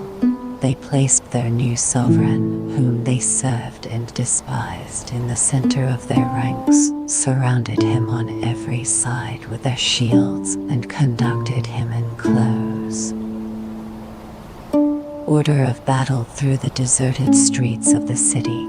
The Senate was commanded to assemble, and those who had been the distinguished friends of CMt&x, or the personal enemies of Julian, found it necessary to effect a more than common share of satisfaction at this happy revolution. 12. After Julian had filled the Senate house with armed soldiers, he expatiated on the freedom of his election, his own eminent virtues, and his full assurance of the affections of the Senate. The obsequious assembly congratulated their own and the public felicity, engaged their allegiance, and conferred on him all the several branches of the imperial power. 13. From the Senate, Julian was conducted by the same military procession to take possession of the palace. The first objects that struck takes possession of the palace his eyes were the abandoned trunk of CMt&x and the frugal entertainment prepared for his supper. The one he viewed with indifference, the other with contempt. A magnificent feast was prepared by his order, and he amused himself till a very late hour with dice and the performances of Peleus, a celebrated dancer. Yet it was observed that after the crowd of flatterers dispersed and left him to darkness, solitude, and terrible reflection, he passed a sleepless night, revolving most probably in his mind his own rash folly, the fate of his virtuous predecessor, and the doubtful and dangerous tenure of an empire which had not been acquired by merit, but purchased by money. 14. He had reason to tremble on the throne of the public discontent. The world he found himself without a friend, and even without an adherent. The gods themselves were ashamed of the prince whom their avarice had persuaded them to accept, nor was there a citizen who did not consider his elevation with horror as the last insult on the Roman name. The nobility, whose conspicuous station and ample possessions exacted the strictest caution, dissembled their sentiments and met the affected servility of the emperor with smiles of complacency and professions of duty. But the people, secure in their numbers and obscurity, gave a free vent to their passions. The streets and public places of Rome resounded with clamors and imprecations. The enraged multitude affronted the person of Julian, rejected his liberality, and conscious of the impotence of their own resentment, they called aloud on the legions of the frontiers to assert the violated majesty of the Roman Empire. The public discontent was soon diffused from the armies of Britain, Syria, and Pannonia declare against Julian, the center to the frontiers of the empire. The armies of Britain, of Syria, and of Illyricum lamented the death of CMt&x, in whose company or under whose command they had so often fought and conquered.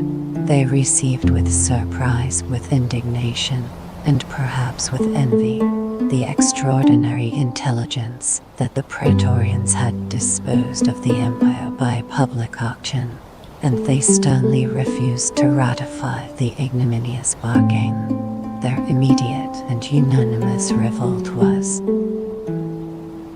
fatal to Julian, but it was fatal at the same time to the public peace, as the generals of the respective armies, Claudius Albinus, Pessinus Niger, and Septimius Severus, were still more anxious to succeed than to revenge the murdered CMt&x. Their forces were exactly balanced.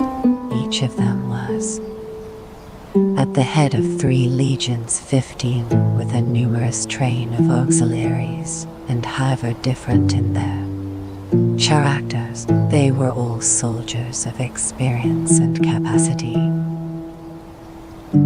Claudius Albinus, governor of Britain, surpassed Claudius Albinus in Britain, both his competitors in the nobility of his extraction, which he derived from some of the most illustrious names of the old Republic 16, but the branch from whence he claimed his descent was sunk into mean circumstances and transplanted into a remote province. It is difficult to form a just idea of his true character. Under the philosophic cloak of austerity, he stands accused of concealing most of the vices which degrade human nature. 17. But his accusers are those venal writers who adored the fortune of Severus and trampled on the ashes of an unsuccessful rival. Virtue, or the appearances of virtue, recommended Albinus to the confidence and good opinion of Marcus, and his preserving with the son the same interest which he had acquired with the father is a proof at least that he was possessed of a very flexible disposition. The favor of a tyrant does not always suppose a want of merit in the object of it. He may, without intending it, reward a man of worth and ability, or he may find such a man useful to his own service. It does not appear that Albinus served the son of Marcus, either as the minister of his cruelties, or even as the associate of his pleasures. He was employed in a distant honorable command when he received a confidential letter from the emperor acquainting him of the treasonable designs of some discontented generals and authorizing him to declare himself the guardian and successor of the throne by assuming the title and ensigns of Caesar. 18. The governor of Britain wisely declined the dangerous honor which would have marked him for the jealousy, or involved him in the approaching ruin of Commodus. He courted power by nobler, or at least by more specious arts. On a premature report of the death of the emperor, he assembled his troops and in an eloquent discourse deplored the inevitable mischiefs of despotism, described the happiness and glory which their ancestors had enjoyed under the consular government, and declared his firm resolution to reinstate the Senate and people in their legal authority. This popular harangue was answered by the loud acclamations of the British legions and received at Rome with a secret murmur of applause. Safe in the possession of this little world, and in the command of an army less distinguished indeed for discipline than for numbers and valor. 19. Albinus braved the Menaces of Commodus maintained towards Pertinax a stately ambiguous reserve, and instantly declared against the usurpation of Julian. The convulsions of the capital added new weight to his sentiments, or rather to his professions of patriotism. A regard to decency induced him to decline the lofty titles of Augustus and Emperor, and he imitated perhaps the example of Galba, who, on a similar occasion, had styled himself the lieutenant of the Senate and People 20.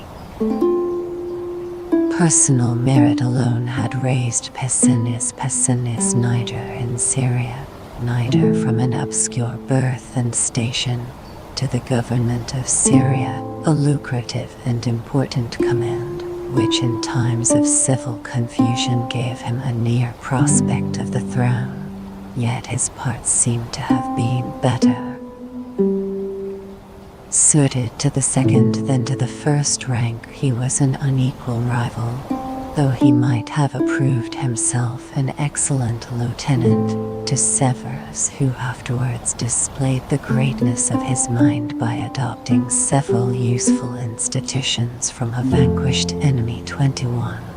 In his government, Niger acquired the esteem of the soldiers and the love of the provincials. His rigid discipline fortified the valor and confirmed the obedience of the former, whilst the voluptuous Syrians were less delighted with the mild firmness of his administration than with the affability of his manners and the apparent pleasure with which he attended their frequent and pompous festivals. 22. As soon as the intelligence of the atrocious murder of Pertinax had reached Antioch, the wishes of Asia invited Niger to assume the imperial purple and revenge his death. The legions of the eastern frontier embraced his cause, the opulent but unarmed provinces from the frontiers of Ethiopia 23 to the Hadriatic cheerfully submitted to his power, and the kings beyond the Tigris and the Euphrates congratulated his election and offered him their homage and services. The mind of Niger was not capable of receiving this sudden tide of fortune. He flattered himself that his accession would be undisturbed by competition and unstained by civil blood, and whilst he enjoyed the vain pomp of triumph, he neglected to secure the means of victory.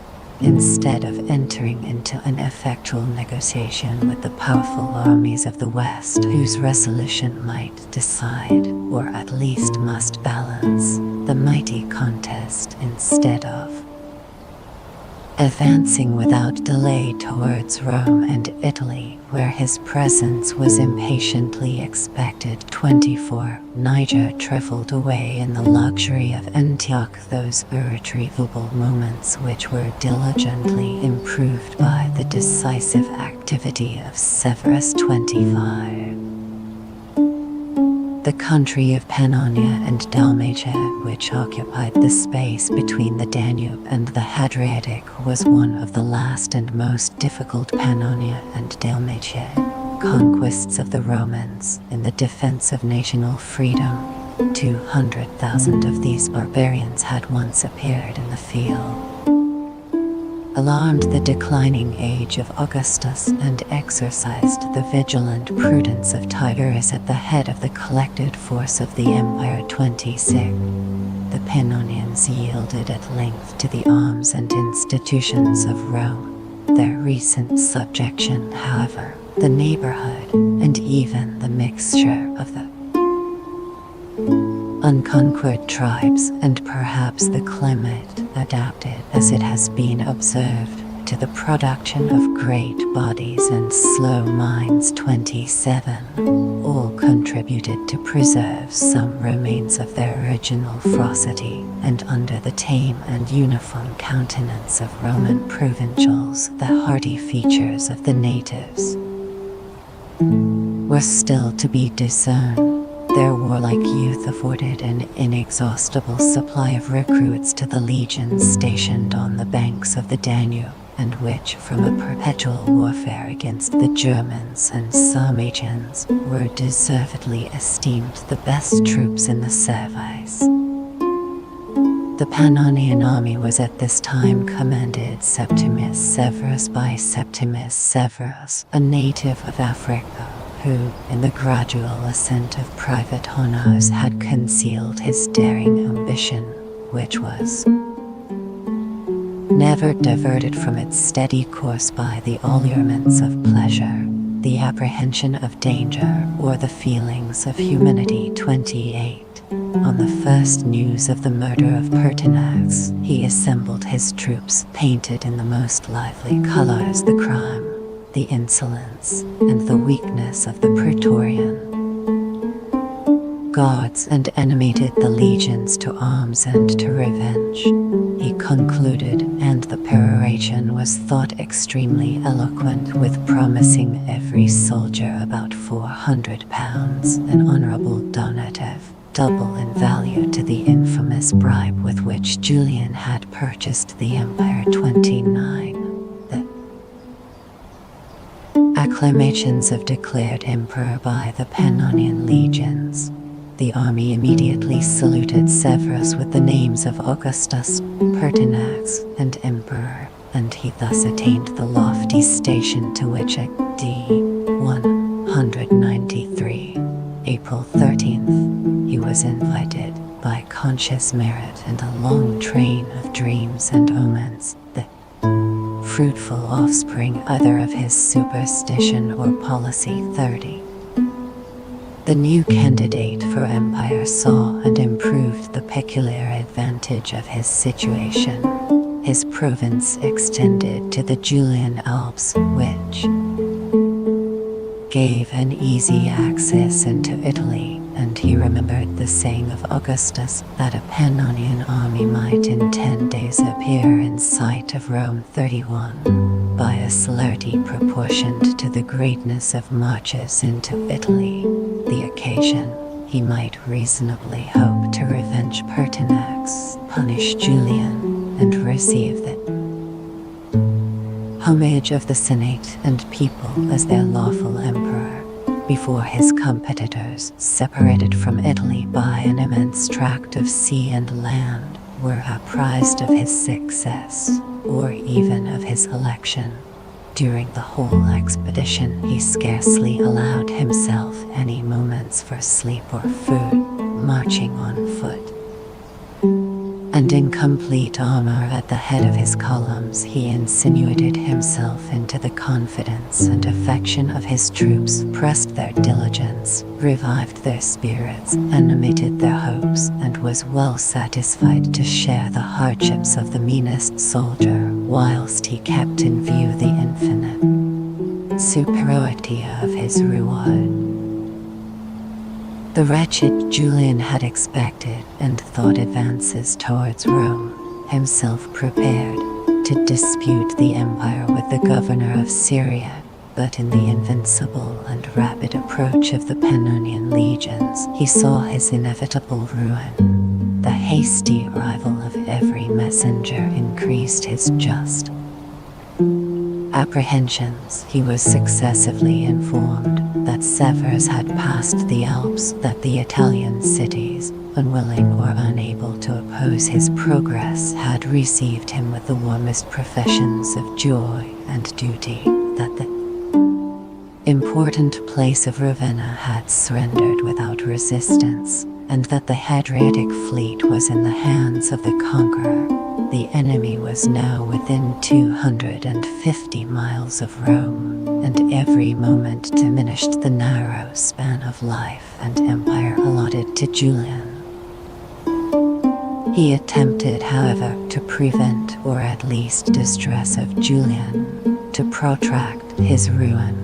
He implored the venal faith of the Praetorians, filled the city with unavailing preparations for war, drew lines round the suburbs, and even strengthened the fortifications of the palace, as if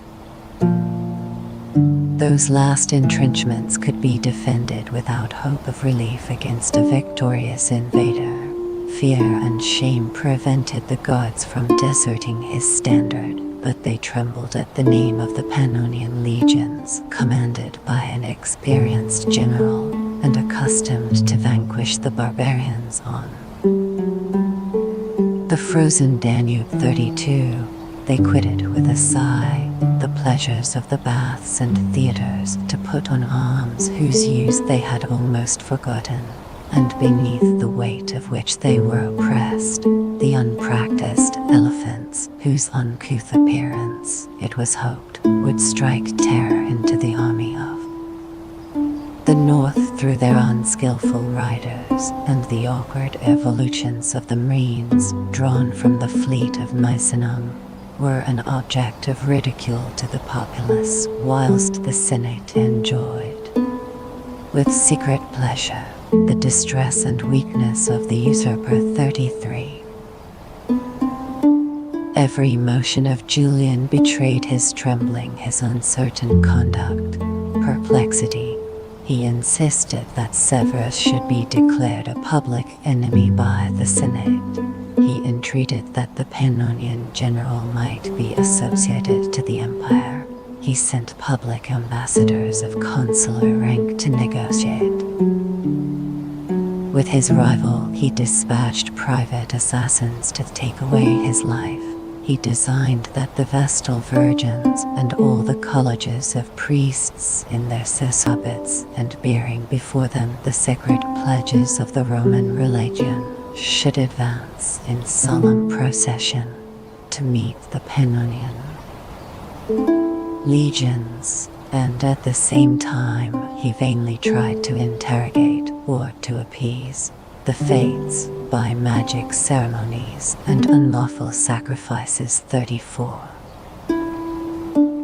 Severus, who dreaded neither his arms nor his, is deserted by the Praetorians' enchantments, guarded himself from the only danger of secret conspiracy by the faithful attendance of 600 chosen men, who never quitted his person or their cuirasses, either by night or by day, during the whole march. Advancing with a steady and rapid course, he passed, without difficulty, the defiles of the Apennine, received into his party the troops and ambassadors sent to retard his progress, and made a short halt at Intrama, about 70 miles from Rome. His victory was already secure, but the despair of the Praetorians might have rendered it bloody, and Severus had the laudable ambition of ascending the throne without drawing the sword 35. His emissaries, dispersed in the capital, assured the gods that provided they would abandon their worthless prince and the perpetrators of the murder of Pertinax to the justice of the conqueror, he would no longer consider that melancholy event as the act of the whole body. The faithless Praetorians, whose resistance was supported only by sullen obstinacy, gladly complied with the easy conditions, seized the greatest part of the assassins, and signified to the Senate that they no longer defended the cause of Julian. That assembly, convoked by the consul, unanimously acknowledged Severus as lawful emperor, decreed divine honors to Pertinax, and pronounced a sentence of deposition, and then condemned and executed by order of the Senate death against his unfortunate successor. Julian was conducted into a private apartment of the baths of the palace and beheaded as a common criminal, after having purchased with an immense D. 193. June 2. Treasure, an anxious and precarious reign of only 66 days 36. The almost incredible expedition of Severus, who, in so short a space of time, conducted a numerous army from the banks of the Danube to those of the Tiber, proves at once the plenty of provisions produced by agriculture and commerce, the goodness of the roads, the discipline of the legions, and the indolent subdued temper of the provinces. 37. The first cares of Severus were bestowed on disgrace of the Praetorian Guards, 2 measures, the one dictated by policy, the other by decency, the revenge and the honors due to the memory of Pertinax. Before the new emperor entered Rome, he issued his commands to the Praetorian Guards, directing them to wait his arrival on a large plain near the city without arms but in the habits of ceremony, in which they were accustomed to attend their sovereign. He was obeyed by those haughty troops whose contrition was the effect of their just terrors, a chosen part of the Illyrian army encompassed them with leveled spears. Incapable of flight or resistance, they expected their fate in silent consternation. Severus mounted the tribunal, sternly reproached them with perfidy and cowardice, dismissed them with ignominy from the trust which they had betrayed, despoiled them of their splendid ornaments, and banished them, on pain of death, to the distance of 100 miles from the capital. During the transaction, another detachment had been sent to seize their arms, occupy their camp, and prevent the hasty consequences of their despair. 38. The funeral and consecration of Pertinax was funeral and apotheosis of Pertinax, next solemnized with every circumstances of sad magnificence. 39. The Senate, with a melancholy pleasure, performed the last rites to that excellent prince whom they had loved and still regretted. The concern of his successor was probably less sincere. He esteemed the virtues of Pertinax, but those virtues would forever have confined his ambition to a private station. Severus pronounced his funeral oration with studied eloquence, inward satisfaction, and well-acted sorrow, and by this pious regard to his memory convinced the credulous multitude that he alone was worthy to supply his place, sensible, however, that arms, not ceremonies, must assert his claim to the empire. He left Rome at the end of 30 days, and without suffering himself to be elated by this easy victory, prepared to encounter his more formidable rivals. The uncommon abilities and fortune of Severus' success of Severus against Niger and against Albinus have induced an elegant historian to compare him with the first and greatest of the Caesars. 40. The parallel is at least imperfect. Where shall we find in the character of Severus the commanding superiority of soul, the generous clemency, and the various genius which could reconcile and unite the love of pleasure, the thirst of knowledge, and the fire of ambition? 41. In one instance only, they may be compared with some degree of propriety in the celerity of their motions and their civil victories. In less than 4 years. 42. Severus subdued the riches of the East and the valor of the West. He vanquished A.D. 193–197 2 competitors of reputation and ability, and defeated numerous armies provided with weapons and discipline equal to his own. In that age, the art of fortification and the principles of tactics were well understood by all the Roman generals, and the constant superiority of Severus was that of an artist who uses the same instruments with more skill and industry than his rivals. I shall not, however, enter into a minute narrative of these military operations, but as the two civil wars against Niger and against Albinus were almost the same in their conduct, event, and consequences, I shall collect into one point of view the most striking circumstances tending to develop the character of the conqueror and the state of the empire. Falsehood and insincerity, unsuitable as they seem to the dignity of public transactions, offend conduct of the two civil wars. As with a less degrading idea of meanness than when they are found in the intercourse of private life, in the latter, they discover a want of courage, in the other, only a defect of power. And as it is impossible for the most able statesmen to subdue millions of followers and enemies by their own personal strength, the world, under the name of policy, seems to have granted them a very liberal indulgence of craft and dissimulation. Yet the arts of Severus cannot be justified by the most ample privileges of state reason. He promised only to betray, he flattered only to ruin.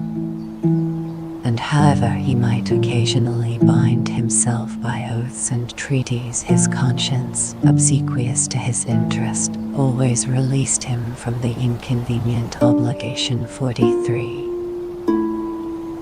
If his two competitors, reconciled by their towards Niger common danger, had advanced upon him without delay, perhaps Severus would have sunk under their united effort. Had they even attacked him at the same time, with separate views and separate armies, the contest might have been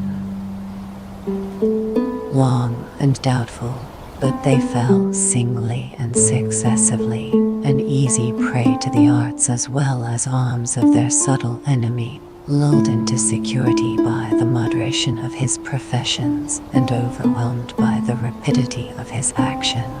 He first marched against Niger, whose reputation and power he the most dreaded, but he declined any hostile declarations, suppressed the name of his antagonist, and only signified to the Senate and people his intention of regulating the eastern provinces. In private he spoke of Niger, his old friend and intended successor. 44. With the most affectionate regard, and highly applauded his generous design of revenging the murder of Pertinax. To punish the vile usurper of the throne was the duty of every Roman general. To persevere in arms and to resist a lawful emperor, acknowledged by the Senate, would alone render him criminal. 45. The sons of Niger had fallen into his hands among the children of the provincial governors detained at Rome as pledges for the loyalty of their parents. 46. As long as the power of Niger inspired terror or even respect, they were educated with the most tender care with the children of Severus himself, but they were soon involved in their father's ruin, and removed first by exile, and afterwards by death, from the eye of public compassion. 47. Whilst Severus was engaged in his eastern war towards Albinus, he had reason to apprehend that the governor of Britain might pass the sea and the Alps, occupy the vacant seat of empire, and oppose his return. With the authority of the Senate and the forces of the West, the ambiguous conduct of Albinus in not assuming the imperial title left room for negotiation, forgetting at once his professions of patriotism and the jealousy of sovereign power. He accepted the precarious rank of Caesar as a reward for his fatal neutrality, Till the first contest was decided, Severus treated the man whom he had doomed to destruction with every mark of esteem and regard, even in the letter in which he announced his victory over Niger.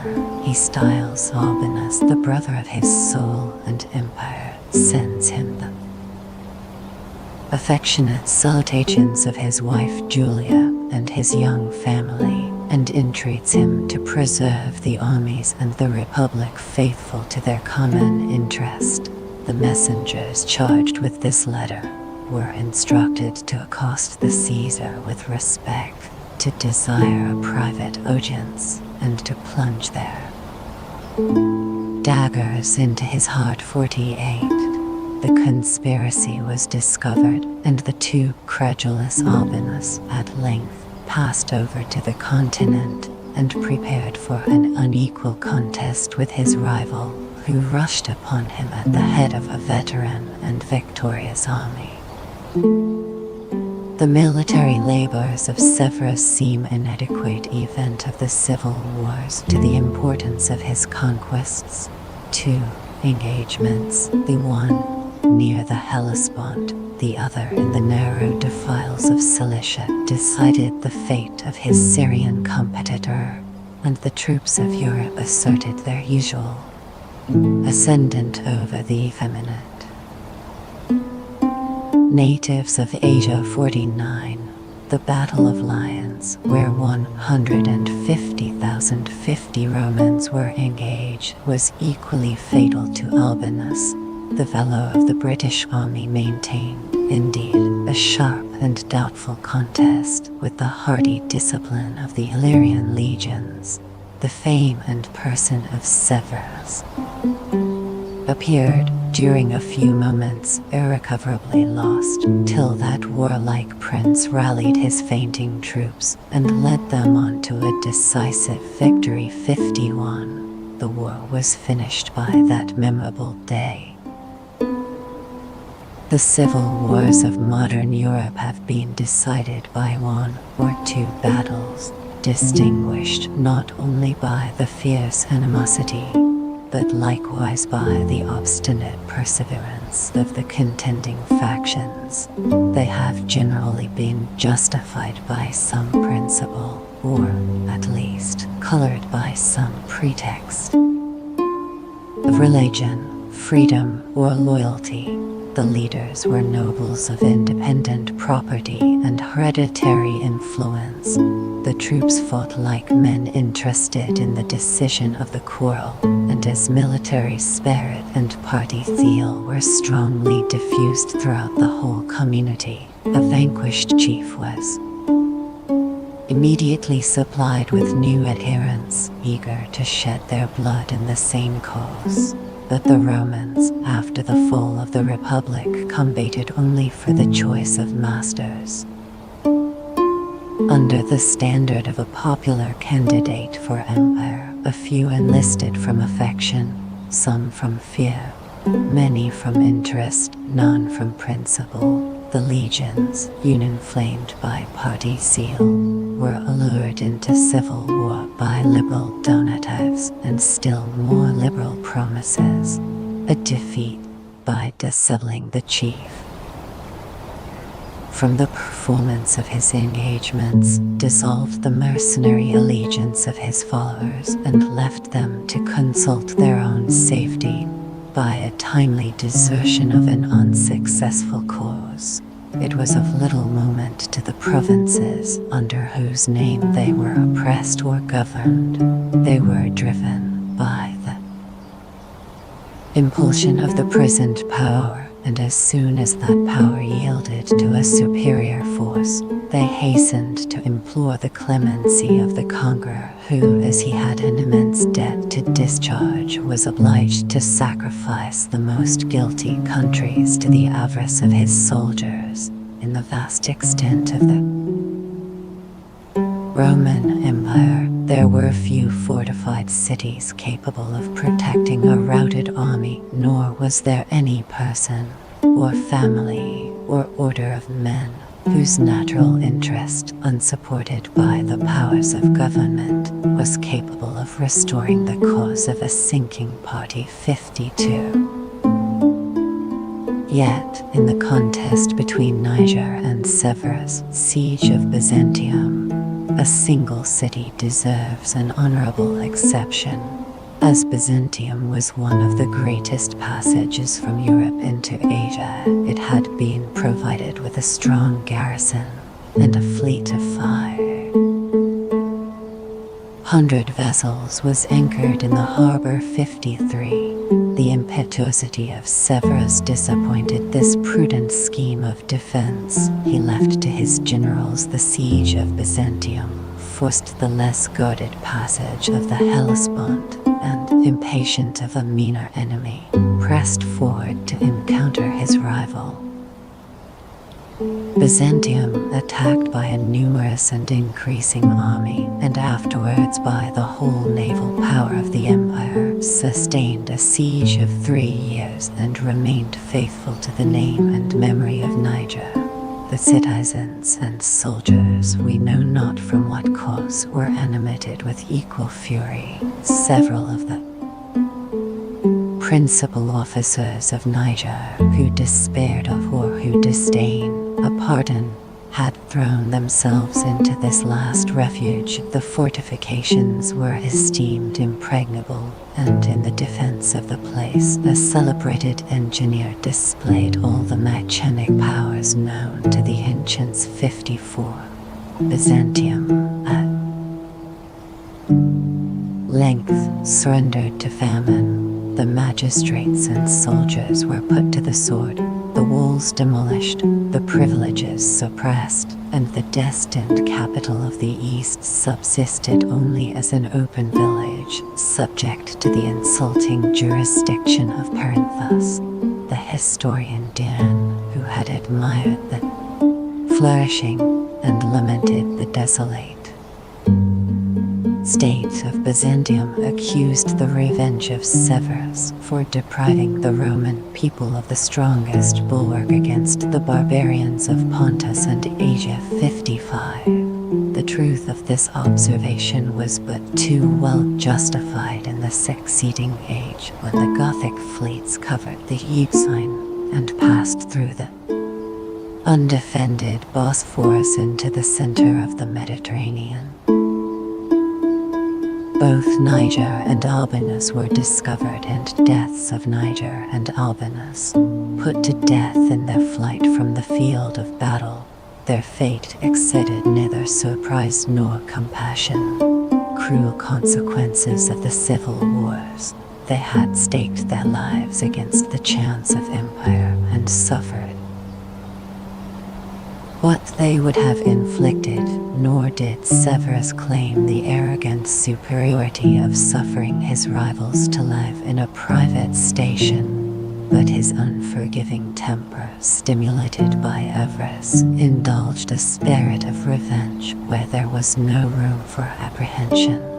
The most considerable of the provincials, who, without any dislike to the fortunate candidate, had obeyed the governor under whose authority they were accidentally placed, were punished by death, exile, and especially by the confiscation of their estates. Many cities of the East were stripped of their ancient honors and obliged to pay into the treasury of Severus 4 times the amount of the sums contributed by them for the service of Niger. 56.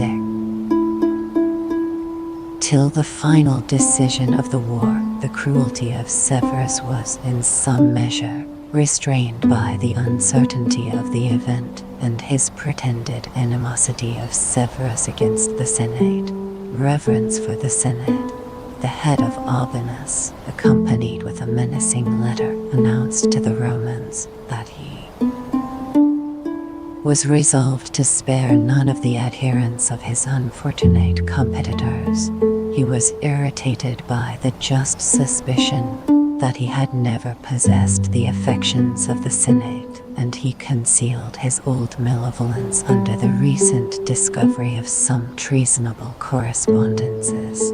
35 senators, however, accused of having favored the party of Albinus, he freely pardoned, and, by his subsequent behavior, endeavored to convince them that he had forgotten, as well as forgiven, their supposed offenses.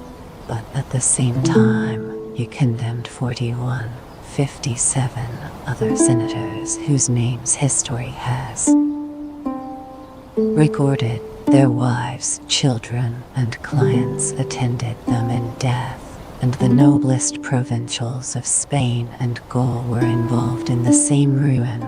Such rigid justice, for so he termed it, was, in the opinion of Severus, the only conduct capable of ensuring peace to the people or stability to the prince, and he condescended slightly to lament that, to be mild, it was necessary that he should first be cruel. 58. The true interest of an absolute monarch generally coincides with that of his people. Their numbers, their wealth, their order, and their security, the wisdom and justice of his government, are the best and only foundations of his real greatness, and were he totally devoid of virtue, prudence might supply its place and would dictate the same rule of conduct.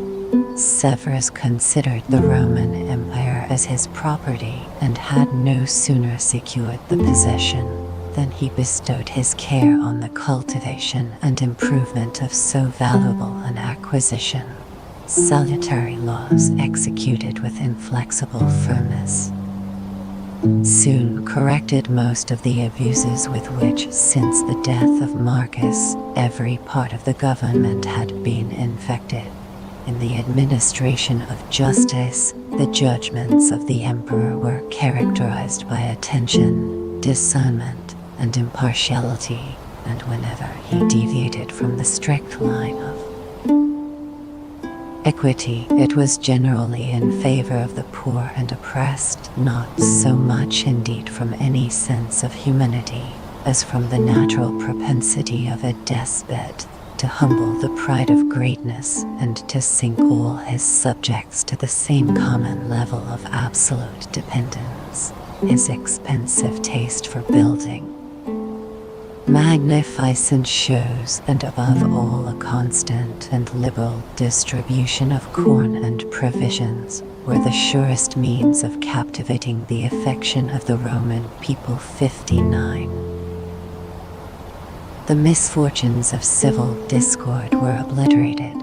The calm of peace and prosperity was once more experienced in the provinces and many cities. General peace and prosperity, restored by the munificence of Severus, assumed the title of his colonies, and attested by public monuments their gratitude and felicity. 60. The fame of the Roman arms was revived by that warlike and successful emperor. 61. And he boasted with a just pride that, having received the empire oppressed with foreign and domestic wars, he left it established in profound, universal, and honorable peace. 62. Although the wounds of civil war appeared, relaxation of military discipline completely healed, its mortal poison still lurked in the vitals of the constitution. Severus possessed a considerable share of vigor and ability, but the daring soul of the first Caesar, or the deep policy of Augustus, were scarcely equal to the task of curbing the insolence of the victorious legions. By gratitude, by misguided policy, by seeming necessity, Severus was induced to relax the nerves of discipline. 63. The vanity of his soldiers was flattered with the honor of wearing gold rings, Their ease was indulged in the permission of living with their wives in the idleness of quarters. He increased their pay beyond the example of former times and taught them to expect, and soon to claim, extraordinary donatives on every public occasion of danger or festivity, elated by success, enervated by luxury, and raised above the level of subjects by their dangerous privileges. 64. They soon became incapable of military fatigue, oppressive to the country, and impatient of a just subordination. Their officers asserted the superiority of rank by more profuse and elegant luxury. There is still extant a letter of Severus, lamenting the licentious state of the army, and exhorting one of his generals to begin the necessary reformation from the tribunes themselves, since, as he justly observes, the officer who has forfeited the esteem will never command the obedience of his soldiers. 65. Had the emperor pursued the train of reflection, he would have discovered that the primary cause of this general corruption might be ascribed not indeed to the example, but to the pernicious indulgence, however, of the commander-in-chief. The Praetorians who murdered their emperor knew establishment of the Praetorian Guards, and sold the empire, had received the just punishment of their treason, but the necessary, though dangerous, institution of guards was soon restored on a new model by Severus, and increased to 4 times the ancient number. 66.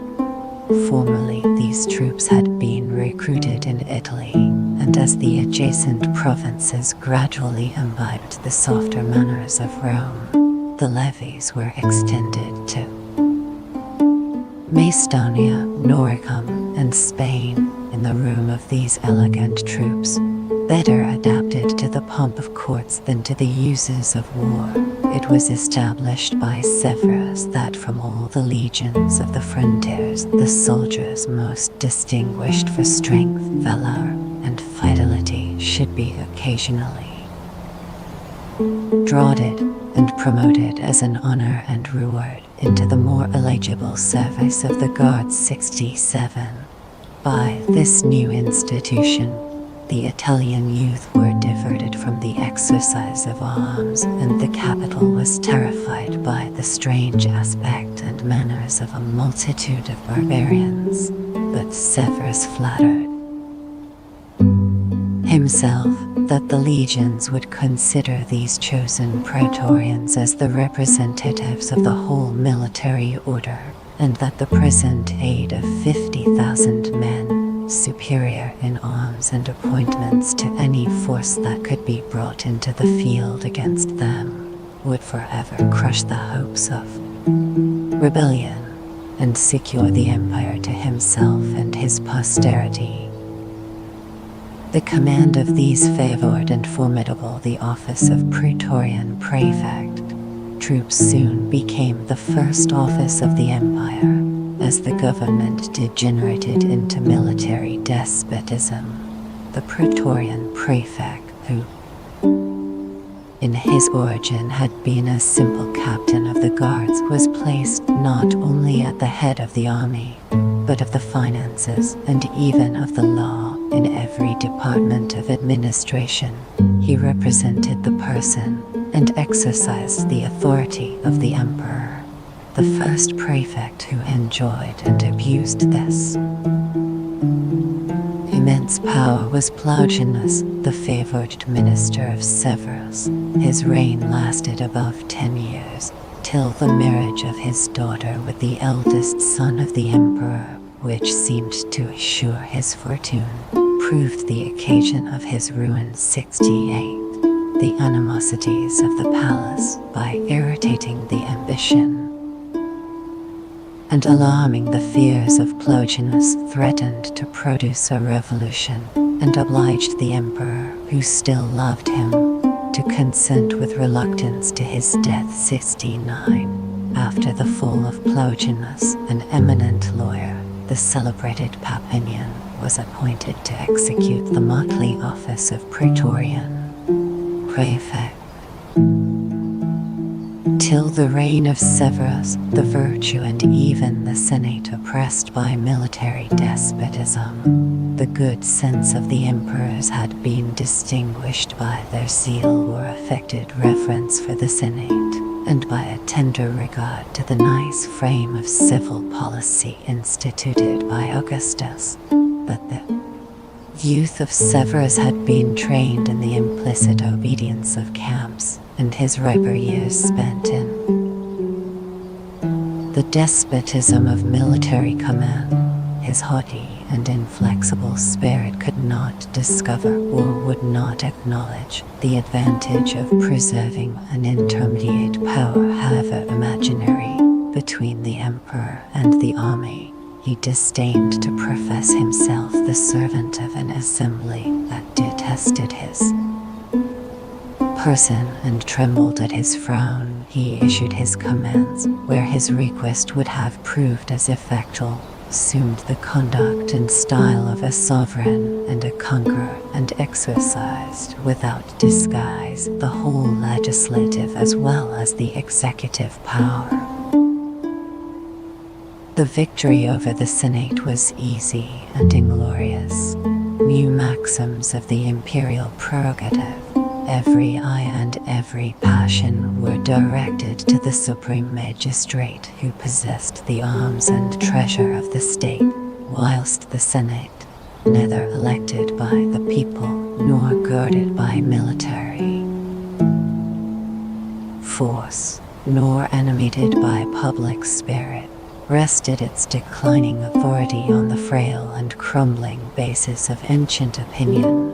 The fine theory of a republic insensibly vanished and made way for the more natural and substantial feelings of monarchy, as the freedom and honors of Rome were successively communicated to the provinces in which the old government had been either unknown or was remembered with abhorrence. The tradition of republican maxims was gradually obliterated. The Greek historians of the age of the Antonine 70 observe with a malicious pleasure that all of the sovereign of Rome, in compliance with an obsolete prejudice, abstained from the name of king. He possessed the full measure of regal power. In the reign of Severus, the Senate was filled with polished and eloquent slaves from the eastern provinces who justified personal flattery by speculative principles of servitude. These new advocates of prerogative were heard with pleasure by the court, and with patience by the people when they inculcated the duty of passive obedience and descanted on the inevitable mischiefs of freedom. The lawyers and the historians concurred in teaching that the imperial authority was held not by the delegated commission, but by the irrevocable resignation of the Senate, that the emperor was freed from the restraint of civil laws, could command by his arbitrary will the lives and fortunes of his subjects, and might dispose of the empire as of his private patrimony. 71. The most eminent of the civil lawyers, and particularly Papinian, Paulus, and Ulpian, flourished under the house of Severus, and the Roman jurisprudence, having closely united itself with the system of monarchy, was supposed to have attained its full maturity and perfection.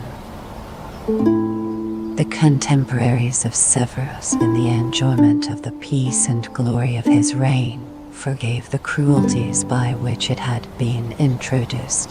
Posterity, who experienced the fatal effects of his maxims and example, justly considered him as the principal author of the decline of the Roman Empire.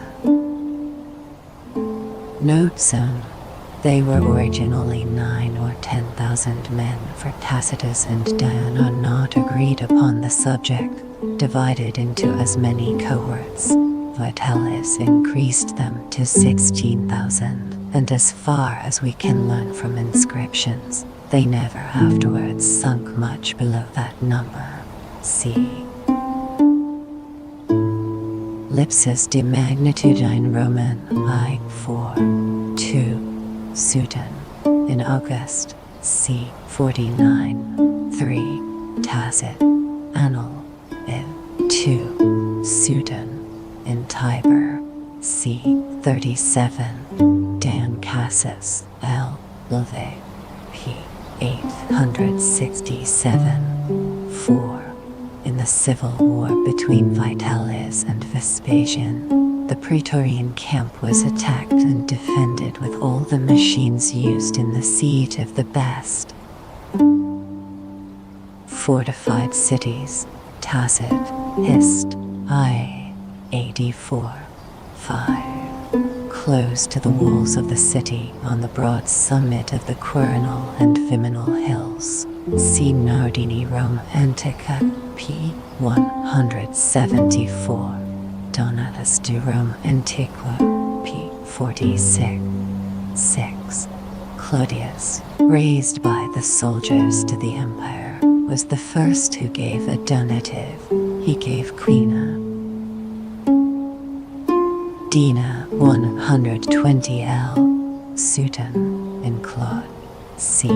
10. When Marcus, with his colleague Lucius Verus, took quiet possession of the throne, he gave Vicina 106 L to each of the gods. Hist. August p. 25.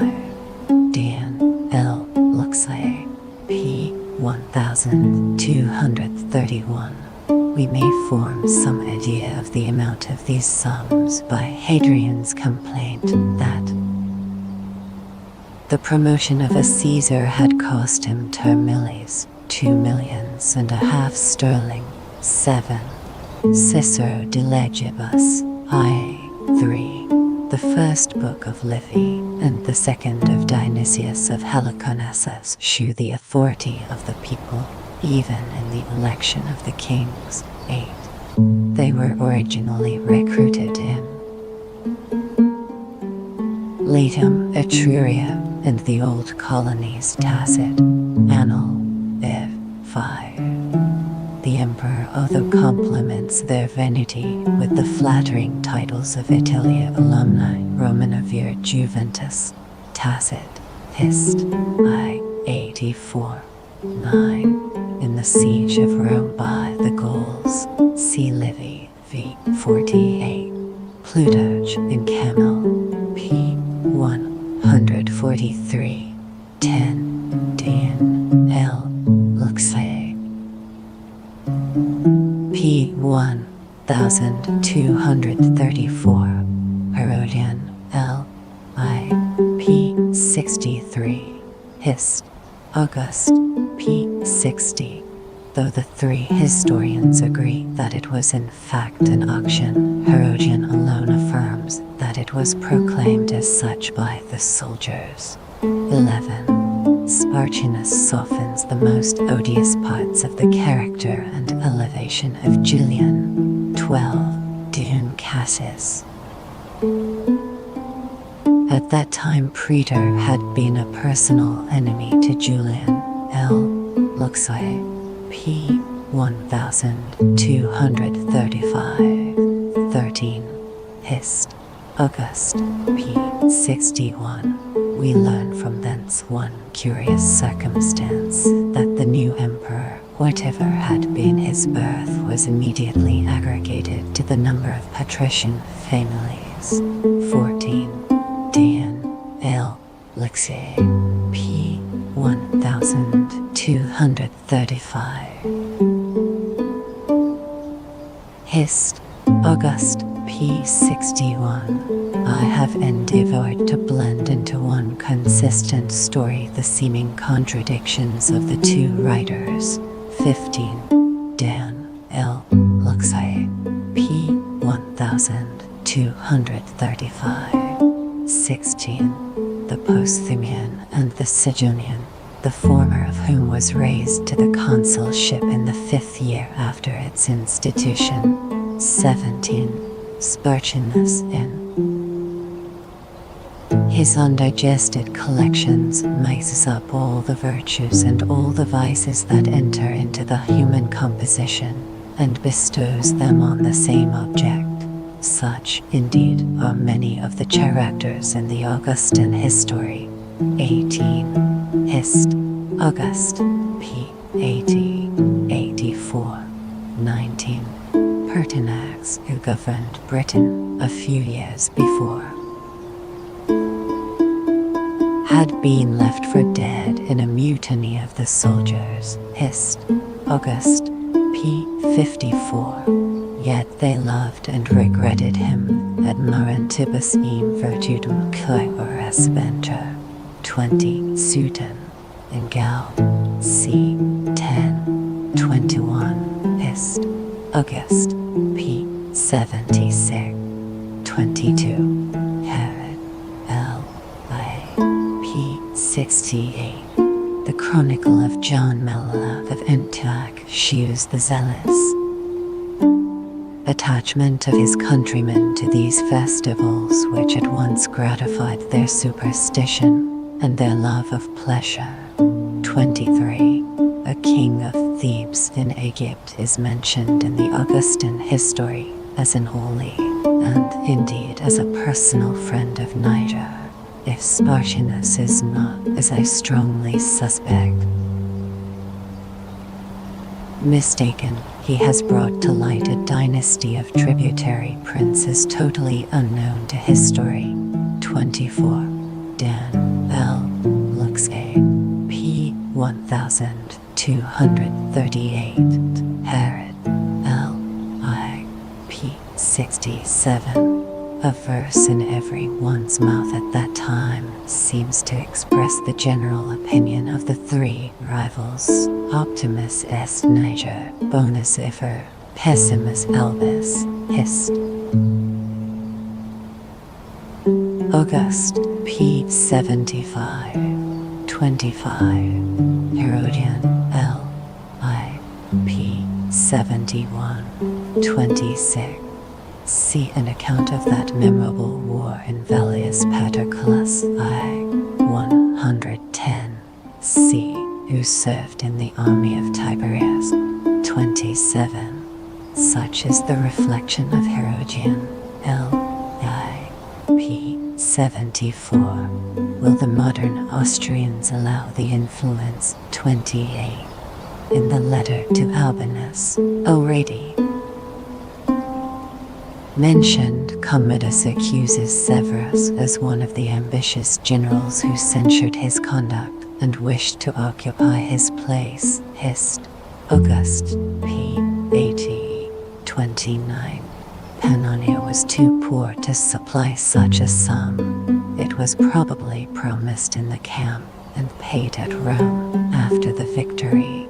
In fixing the sum, I have adopted the conjecture of Casaubon. See Hist. August. p. 66. Comment. p. 115. 30. Herodian. L. A. p. 78. Severus was declared emperor on the banks of the Danube, either at Carnuntum, according to Sparchinus Hist. August. p. 65. Or else at Siberia, according to Victor, Mr. Hume, in supposing that the birth and dignity of Severus were too much inferior to the imperial crown, and that he marched in Italy as general only, has not considered this transaction with his usual accuracy. Essay on the original contract. 31. Velius Paterculus, L. I. c. 3. We must reckon the march from the nearest verge of Pannonia and extend the site of the city as far as 200 miles. 32. This is not a puerile figure of rhetoric, but an allusion to a real fact recorded by Dan L. Luxon, p. 1181. It probably happened more than once. 33. Dan L. Luxon, p. 1233. Herodian L. I. p. 81. There is no surer proof of the military skill of the Romans than their first surmounting the idle terror and afterwards disdaining the dangerous use of elephants in war. 34. Hist. August. p. 62. 63. 35. Victor and Eutropis. Viae. 17. Mention a combat near the Milvian Bridge, the Pont Mal, unknown. To the better and more ancient writers. 36. Dan L. Luxon, p. 1240. Herodian L. I. p. 83. Hist. August. p. 63. 37.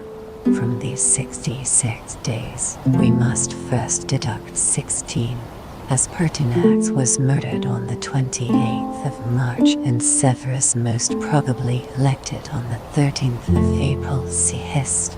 August. p. 65, and Tillemund Hist. Des Emperors Tom. I. p. 393. Note 7.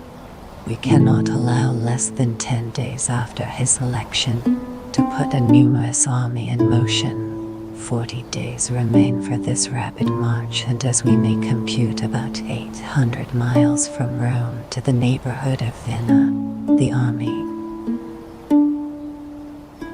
of Severus marched 20 miles every day without halt or intermission. 38. Dan L. Luxon, p. 1241. Herodian L. I. p. 84. 39. Dan L. Luxon, p. 1244. Who assisted at the ceremony as a senator, gives a most pompous description of it. 40. Herodian L. I. p. 112-41.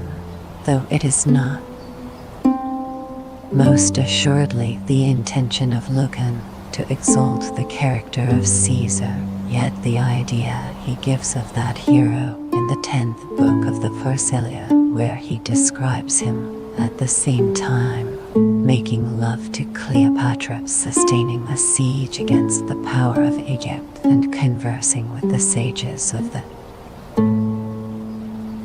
country, is in reality the noblest panegyric. 42. Reckoning from his election, April 13, 193, to the death of Albinus, February 19, 197. See Tillemund's chronology. 43. Herodian L. I. p. 85. 44. Whilst Severus was very dangerously ill, it was industriously given out that he intended to appoint Niger and Albinus his successors. As he could not be sincere with respect to both, he might not be so with regard to either. Yet Severus carried his hypocrisy so far as to profess that intention in the memoirs of his own life. 45. Hist. August. p. 65. 46. This practice, invented by Commodus, proved very useful to Severus. He found at Rome the children of many of the principal adherents of his rivals, and he employed them more than once to intimidate or seduce the parents. 47. Herodian I. P. 56. Hist. August. P. 67. 68. 48. Hist. August. P. 84. Sparchinus has inserted this curious letter at full length. 49. Consult the 3rd book of Herodian and the 74th book of Dion Cassis. 50. Dion L. Lux. P. 1260. 51. Dan L. Lux. P. 1261. Herodian L. I. P. 110. Hist. August. P. 68. The battle was fought in the plain of Trivaux, 3 or 4 leagues from Lyons. See Tillement, Tom. I. P. 406. Note 18. 52. Montesquieu. Considerations sur la grandeur et la décadence des Romans. C. Xi. 53. Most of these, as may be supposed, were small open vessels. Some, however, were galleys of 2, and a few of 3 ranks of oars. 54. The engineer's name was Priscus. His skill saved his life, and he was taken into the service of the conqueror. For the particular facts of the siege, consult Dion Cassis L. Lux. P. 1251, and Herodian L.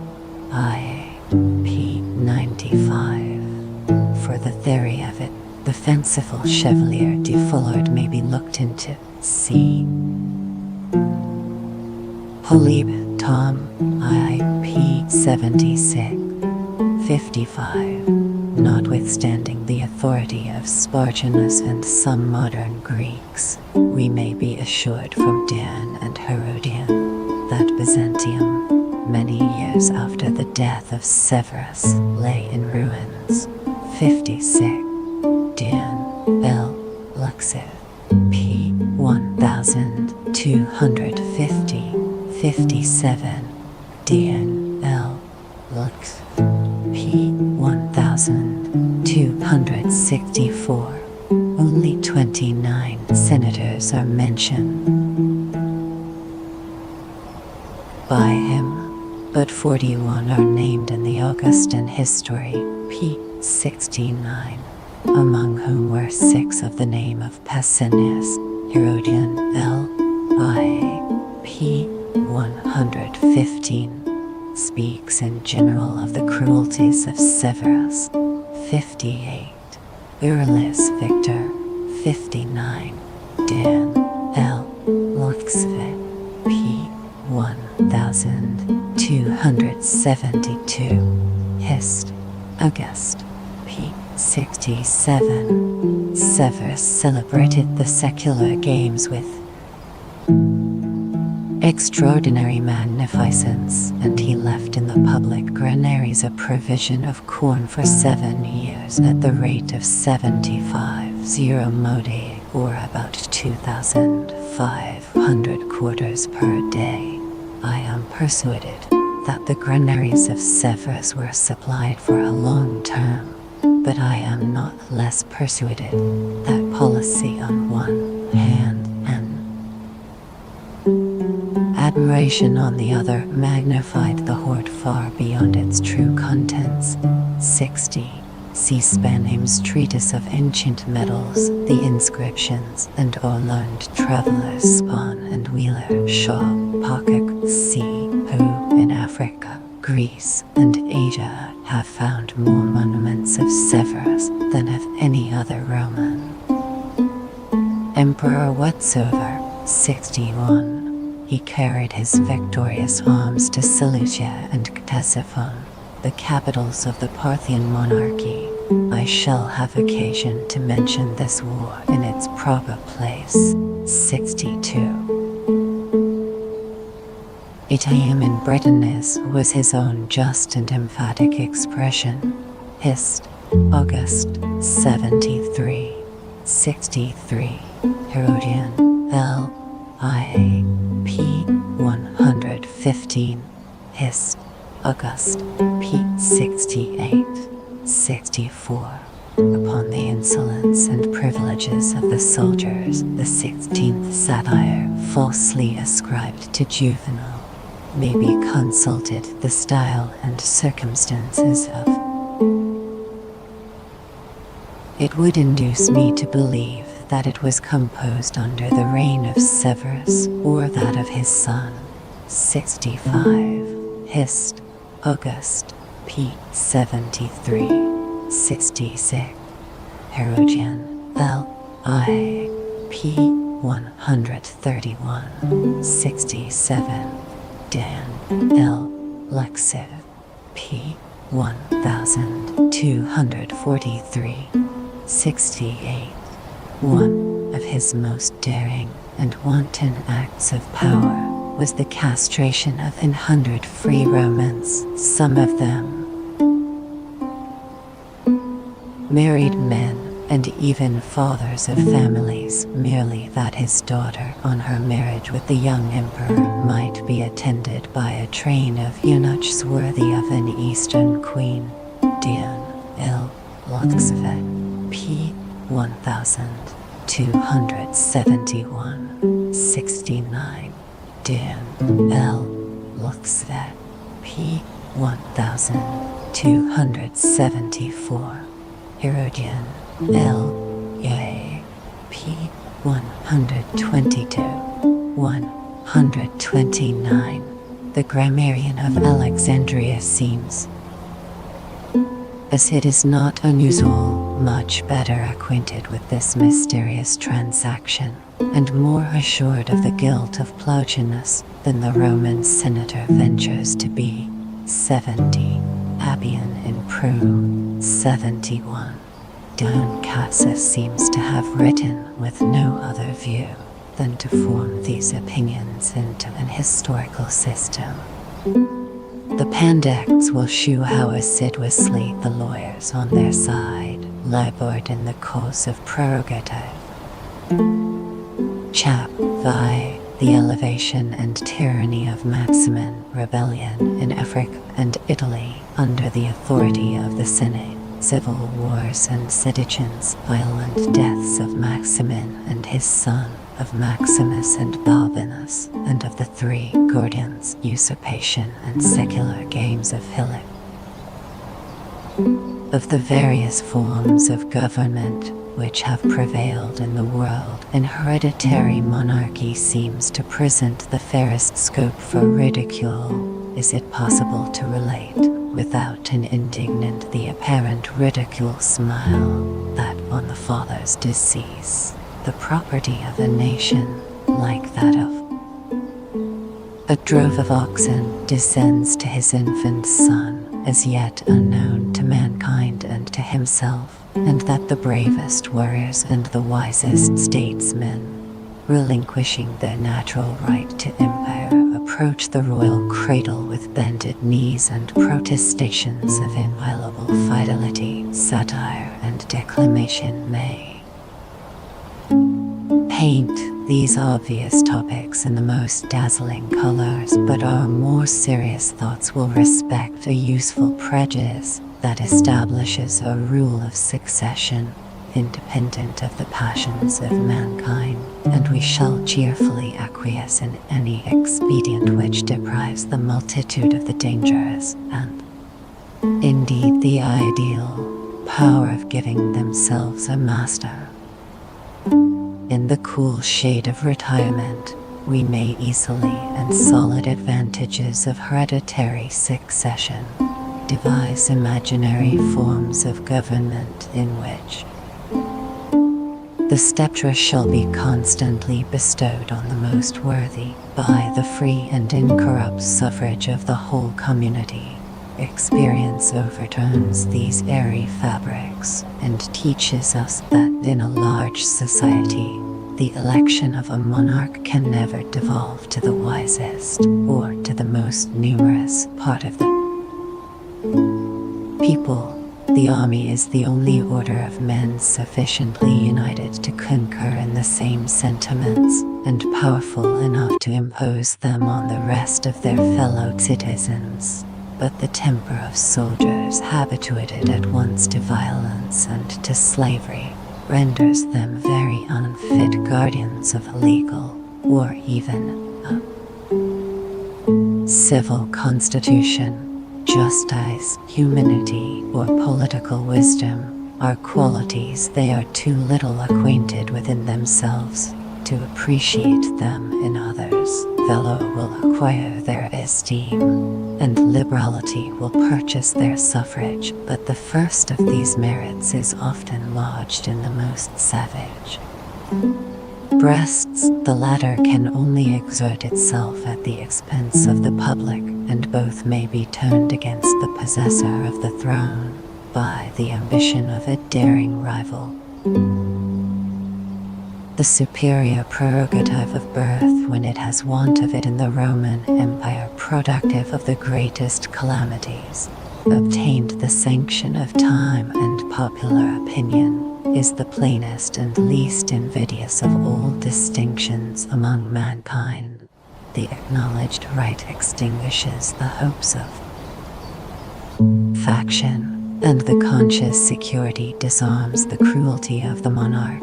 To the firm establishment of this idea, we owe the peaceful succession and mild administration of European monarchies. To the defect of it, we must attribute the frequent civil wars through which an Asiatic despot is obliged to cut his way to the throne of his fathers.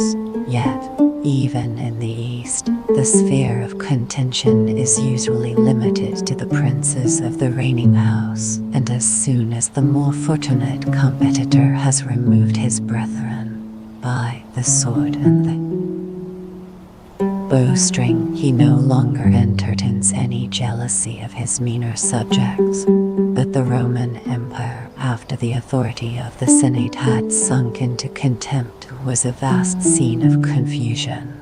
The royal and even noble families of the provinces had long since been led in triumph before the car of the haughty republicans. The ancient families of Rome had successively fallen beneath the tyranny of the Caesars, and whilst those princes were shackled by the forms of a commonwealth and disappointed by the repeated failure of their posterity won, it was impossible that any idea of hereditary succession should have taken root in the minds of their subjects. The right to the throne, which none could claim from birth, every one assumed from merit. The daring hopes of ambition were set loose from the salutary restraints of law and prejudice, and the meanest of mankind might, without fully entertain a hope of being raised by valor and fortune to a rank in the army, in which a single crime would enable him to wrest the scepter of the world from his feeble and unpopular master. After the murder of Alexander Severus and the elevation of Maximin, no emperor could think himself safe upon the throne, and every barbarian peasant of the frontier might aspire to that august but dangerous station. About 32 years before that event, the birth and fortunes of Maximin, Emperor Severus, returning from an eastern expedition, halted in Thrace to celebrate with military games the birthday of his younger son, Jetta. The country flocked in crowds to behold their sovereign, and a young barbarian of gigantic stature earnestly solicited, in his rude dialect, that he might be allowed to contend for the prize of wrestling, as the pride of discipline would have been disgraced in the overthrow of a Roman soldier by a Thracian peasant. He was matched with the stoutest followers of the camp, 16 of whom he successively laid on the ground. His victory was rewarded by some trifling gifts and a permission to enlist in the troops. The next day, the happy barbarian was distinguished above a crowd of recruits, dancing and exulting after the fashion of his country. As soon as he perceived that he had attracted the emperor's notice, he instantly ran up to his horse and followed him on foot without the least appearance of fatigue in a long and rapid career. "Thracian," said Severus with astonishment, "art thou disposed to wrestle after thy race?" "Most willingly, sir," replied the unwearied youth, and almost in a breath overthrew 7 of the strongest soldiers in the army. A gold collar was the prize of his matchless vigor and activity, and he was immediately appointed to serve in the horse guards who always attended on the person of the sovereign too. Maximin, for that was his name, though born on the territories of the empire, descended from his military service and honors. A mixed race of barbarians, his father was a Goth and his mother of the nation of the Ellani. He displayed, on every occasion, a valor equal to his strength, and his native fierceness was soon tempered or disguised by the knowledge of the world. Under the reign of Severus and his son, he obtained the rank of centurion, with the favor and esteem of both those princes, the former of whom was an excellent judge of merit. Gratitude forbade Maximin to serve under the assassin of Caracolla. Honor taught him to decline the effeminate insults of Elagabalus. On the accession of Alexander, he returned to court and was placed by that prince in a station useful to the service and honorable to himself, the 4th Legion, to which he was appointed tribune. Soon became under his care the best disciplined of the whole army, with the general applause of the soldiers who bestowed on their favorite hero the names of Ajax and Hercules. He was successively promoted to the 1st military command 3, and had not he still retained too much of his savage origin, the emperor might perhaps have given his own sister in marriage to the son of Maximin, for instead of securing his fidelity, these favors conspiracy of Maximin served only to inflame the ambition of the Thracian peasant, who deemed his fortune inadequate to his merit as long as he was constrained to acknowledge a superior. Though a stranger to real wisdom, he was not devoid of a selfish cunning which shewed him that the emperor had lost the affection of the army and taught him to improve their discontent to his own advantage.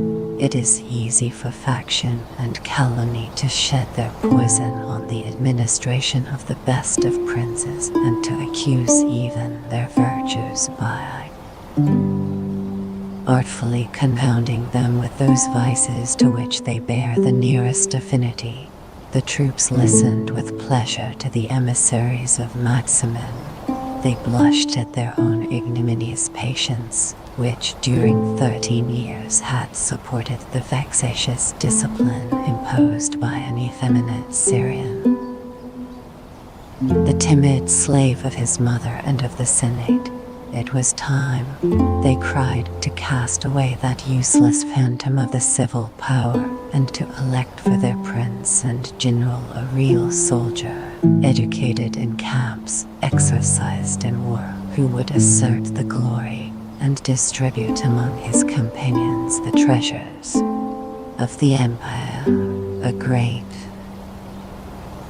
army was at that time assembled on the banks of the Rhine, under the command of the emperor himself, who, almost immediately after his return from the Persian War, had been obliged to march against the barbarians of Germany.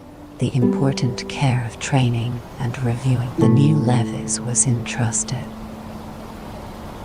to Maximin. One day as he entered the field of exercise, the troops, either from a sudden impulse or a formed conspiracy, saluted him emperor, silenced by their loud acclamations his obstinate refusal, and hastened to consummate their rebellion by the murder of A.D.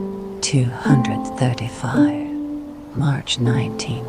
Alexander Severus. The circumstances of his death are variously murder of Alexander Severus related. The writers who suppose that he died in ignorance of the ingratitude and ambition of Maximin affirm that, after taking a frugal repast in the sight of the army, he retired to sleep, and that about the 7th hour of the day a part of his own guards broke into the imperial tent, and with many wounds assassinated their virtuous and unsuspecting Prince 5. If we credit another, and indeed a more probable account, Maximin was invested with the purple by a numerous detachment at the distance of several miles from the headquarters, and he trusted for success rather to the secret wishes than to the public declarations of the great army. Alexander had sufficient time to awaken a faint sense of loyalty among his troops, but their reluctant professions of fidelity quickly vanished on the appearance of Maximin, who declared himself the friend and advocate of the military order, and was unanimously acknowledged emperor of the Romans by the applauding legions. The son of Mammy, betrayed and deserted, withdrew into his tent, desirous at least to conceal his approaching fate from the insults of the multitude. He was soon followed by a tribune and some centurions, the ministers of death, but instead of receiving with manly resolution the inevitable stroke, his unavailing cries and entreaties disgraced the last moments of his life, and converted into contempt some portion of the just pity which his innocence and misfortunes must inspire. His mother Mammy, whose pride and avarice he loudly accused as the cause of his ruin, perished with her son. The most faithful of his friends were sacrificed to the first fury of the soldiers. Others were reserved for the more deliberate cruelty of the usurper, and those who experienced the mildest treatment were stripped of their employments and ignominiously driven from the court and army. 6. The former tyrants, Caligula and Nero, Commodus tyranny of Maximin, and Caracalla, were all dissolute and unexperienced youths. 7. Educated in the purple, and corrupted by the pride of empire, the luxury of Rome, and the perfidious voice of flattery. The cruelty of Maximin was derived from a different source, the fear of contempt, though he depended on the attachment of the soldiers who loved him for virtues like their own. He was conscious that his mean and barbarian origin, his savage appearance, and his total ignorance of the arts and institutions of civil life 8 formed a very unfavorable contrast with the amiable manners of the unhappy Alexander. He remembered that, in his humbler fortune, he had often waited before the door of the haughty nobles of Rome, and had been denied admittance by the insolence of their slaves. He recollected too the friendship of a few who had relieved his poverty and assisted his rising hopes, but those who had spurned, and those who had protected the Thracian, were guilty of the same crime. The knowledge of his original obscurity, for this crime many were put to death, and by the execution of several of his benefactors, Maximin published in Characters of Blood the indelible history of his baseness and ingratitude. 9.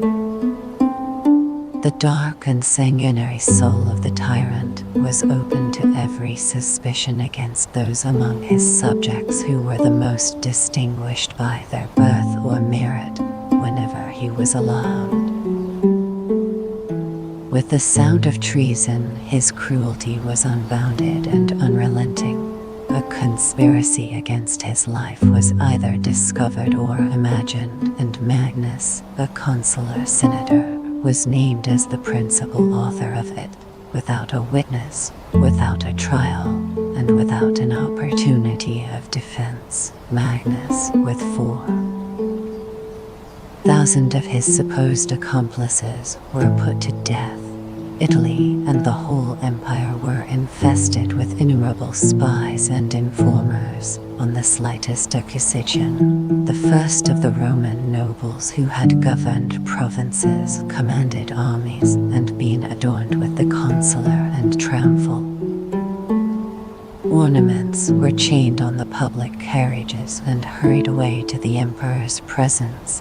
Confiscation, exile, or simple death were esteemed uncommon instances of his lenity.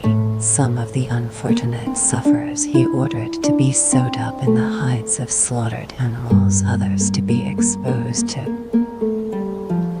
wild beasts, others again to be beaten to death with clubs. During the 3 years of his reign, he disdained to visit either Rome or Italy. His camp, occasionally removed from the banks of the Rhine to those of the Danube, was the seat of his stern despotism, which trampled on every principle of law and justice and was supported by the avowed power of the sword. 10.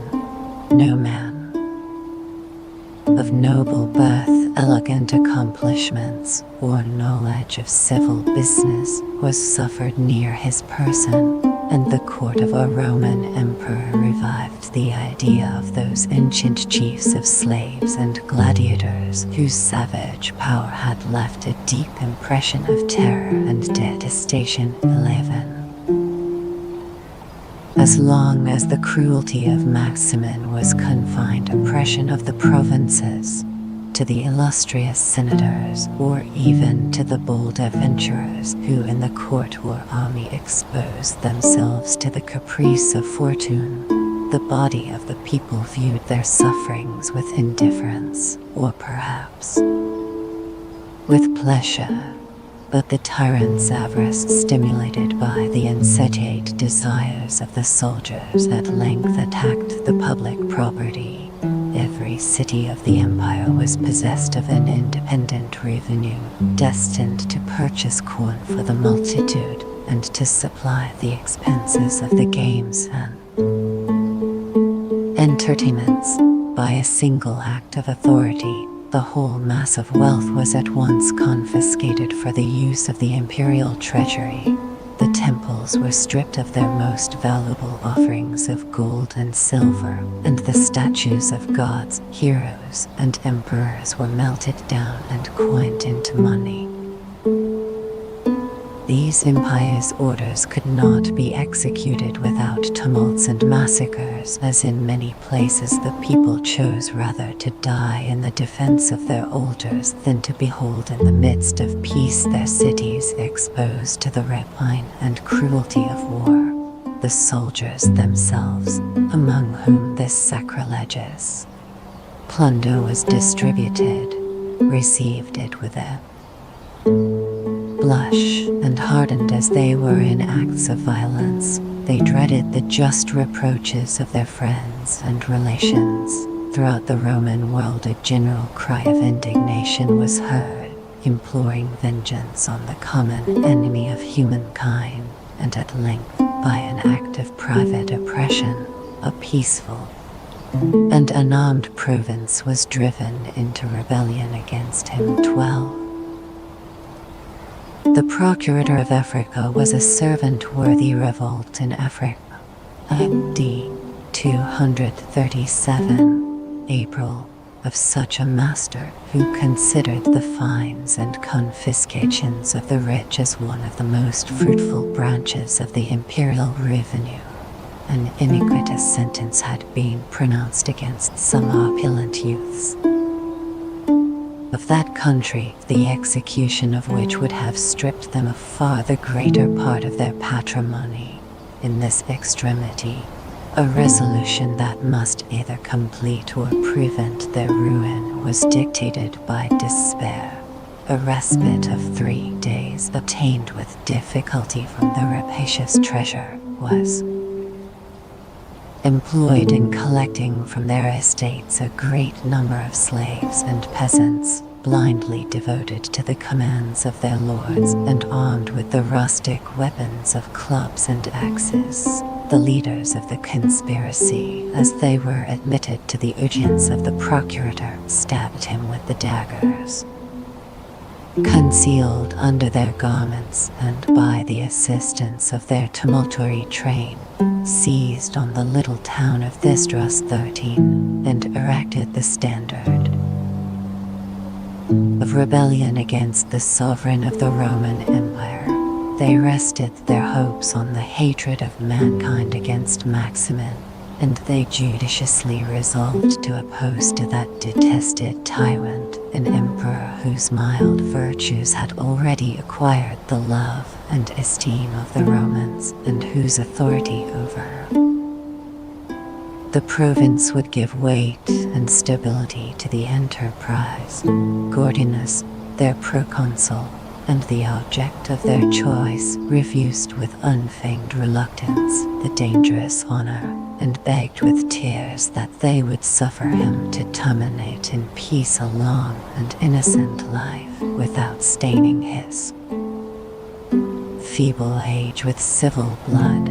Their menaces compelled him to accept the imperial purple, his only refuge indeed against the jealous cruelty of Maximin, since, according to the reasoning of tyrants, those who have been esteemed worthy of the throne deserve death, and those who deliberate have already rebelled. 14. The family of Gordianus was one of the most character and elevation of the two Gordians, illustrious of the Roman Senate. On the father's side, he was descended from the Gracchi, on his mother's from the Emperor Trajan. A great estate enabled him to support the dignity of his birth, and in the enjoyment of it he displayed an elegant taste and beneficent disposition. The palace in Rome, formerly inhabited by the great Pompey, had been, during several generations, in the possession of Gordian's family. 15. It was distinguished by ancient trophies of naval victories and decorated with the works of modern painting. His villa on the road to Prenest was celebrated for baths of singular beauty and extent, for 3 stately rooms of 100 feet in length, and for a magnificent portico, supported by 200 columns of the 4 most curious and costly sorts of marble. 16.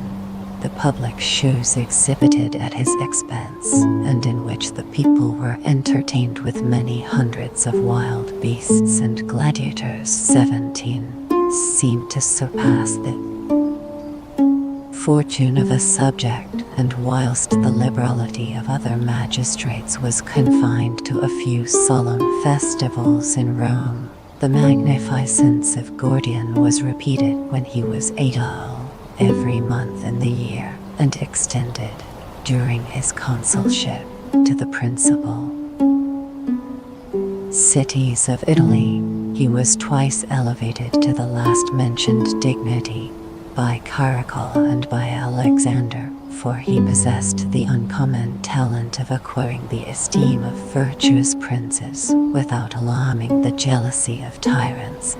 His long life was innocently spent in the study of letters and the peaceful honors of Rome, and until he was named proconsul of Africa by the voice of the Senate and the approbation of Alexander XVIII. He appears prudently to have declined the command of armies and the government of provinces. As long as that emperor lived, Africa was happy under the administration of his worthy representative. After the barbarous Maximin had usurped the throne, Gordianus alleviated the miseries which he was unable to prevent. When he reluctantly accepted the purple, he was above 80 years old, a last and valuable remains of the happy age of the Antonines, whose virtues he revived in his own conduct and celebrated in an elegant poem of 30 books. With the venerable proconsul, his son, who had accompanied him into Africa as his lieutenant, was likewise declared emperor. His manners were less pure, but his character was equally amiable with that of his father. 22 acknowledged concubines and a library of 62,000 volumes attested the variety of his inclinations and from the productions which he left behind him. It appears that the former as well as the latter were designed for use rather than for ostentation. 19. The Roman people acknowledged in the features of the younger Gordian the resemblance of Scipio Africanus, recollected with pleasure that his mother was the granddaughter of Antoninus Pius, and rested the public hope on those latent virtues which had hitherto, as they fondly imagined, lain concealed in the luxurious indolence of a private life. As soon as the Gordians had appeased the first, they solicit the confirmation of their authority. Tumult of a popular election. They removed their court to Carthage. They were received with the acclamations of the Africans who honored their virtues and who, since the visit of Hadrian, had never beheld the majesty of a Roman emperor. But these vain acclamations neither strengthened nor confirmed the title of the Gordians. They were induced by principle as well as interest to solicit the approbation of the Senate, and a deputation of the noblest provincials was sent, without delay, to Rome to relate and justify the conduct of their countrymen, who, having long suffered with patience, were at length resolved to act with vigor. The letters of the new princes were modest and respectful, excusing the necessity which had obliged them to accept the imperial title, but submitting their election and their fate to the supreme judgment of the Senate. 20. The inclinations of the Senate were neither. The Senate ratifies their election of the Gordians, doubtful nor divided. The birth and noble alliances of the Gordians had intimately connected them with the most illustrious houses of Rome. Their fortune had created many dependents in that assembly. Their merit had acquired many friends. Their mild administration opened the flattering prospect of the restoration, not only of the civil but even of the republican government. The terror of military violence, which had first obliged the Senate to forget the murder of Alexander and to ratify the election of a barbarian peasant. 21, now produced a contrary effect, and provoked them to assert the injured rights of freedom and humanity. The hatred of Maximin towards the Senate was declared and implacable. The tamest submission had not appeased his fury. The most cautious innocence would not remove his suspicions, and even the care of their own safety urged them to share the fortune of an enterprise of which, if unsuccessful, they were sure to be the first victims. These considerations, and perhaps others of a more private nature, were debated in a previous conference of the consuls and the magistrates, as soon as their resolution was decided, they convoked in the temple of Casta the whole body of the Senate. According to an ancient form of secrecy 22, calculated to awaken their attention and to conceal their decrees. Conscript fathers, said the consul Silenus, the two Gordians, both of consular dignity, the one your proconsul, the other your lieutenant, have been declared emperors by the general consent of Africa. Let us return thanks, he boldly continued, to the youth of Thesdrus. Let us return thanks to the faithful people of Carthage, our generous deliverers from an horrid monster. Do you hear me thus coolly, thus timidly? Why do you cast those anxious looks on each other? Why hesitate? Maximin is a public enemy. May his enmity soon expire with him, and may we long enjoy the prudence and felicity of Gordian the father, the valour and constancy of Gordian the son. 23. The noble ardour of the consul revived the languid spirit of the Senate. By an unanimous decree, the election and declares Maximin a public enemy of the Gordians was ratified. Maximin, his son, and his adherents were pronounced enemies of their country, and liberal rewards were offered to whosoever had the courage and good fortune to destroy them. During the emperor's absence, a detachment assumes the command of Rome and Italy. Of the Praetorian Guards remained at Rome to protect, or rather to command, the capital. The prefect Vitellianus had signalized his fidelity to Maximin by the alacrity with which he had obeyed, and even prevented, the cruel mandates of the tyrant. His death alone could rescue the authority of the Senate and the lives of the senators from a state of danger and suspense. Before their resolves had transpired, a quaestor and some tribunes were commissioned to take his devoted life. They executed the order with equal boldness and success, and with their bloody daggers in their hands, ran through the streets, proclaiming to the people and the soldiers the news of the happy revolution. The enthusiasm of liberty was seconded by the promise of a large donative in lands and money. The statues of Maximin were thrown down. The capital of the empire acknowledged with transport the authority of the two Gordians and the Senate. 24. And the example of Rome was followed by the rest of Italy. A new spirit had arisen in that assembly, whose end prepares for a civil war. Long patience had been insulted by wanton despotism and military license.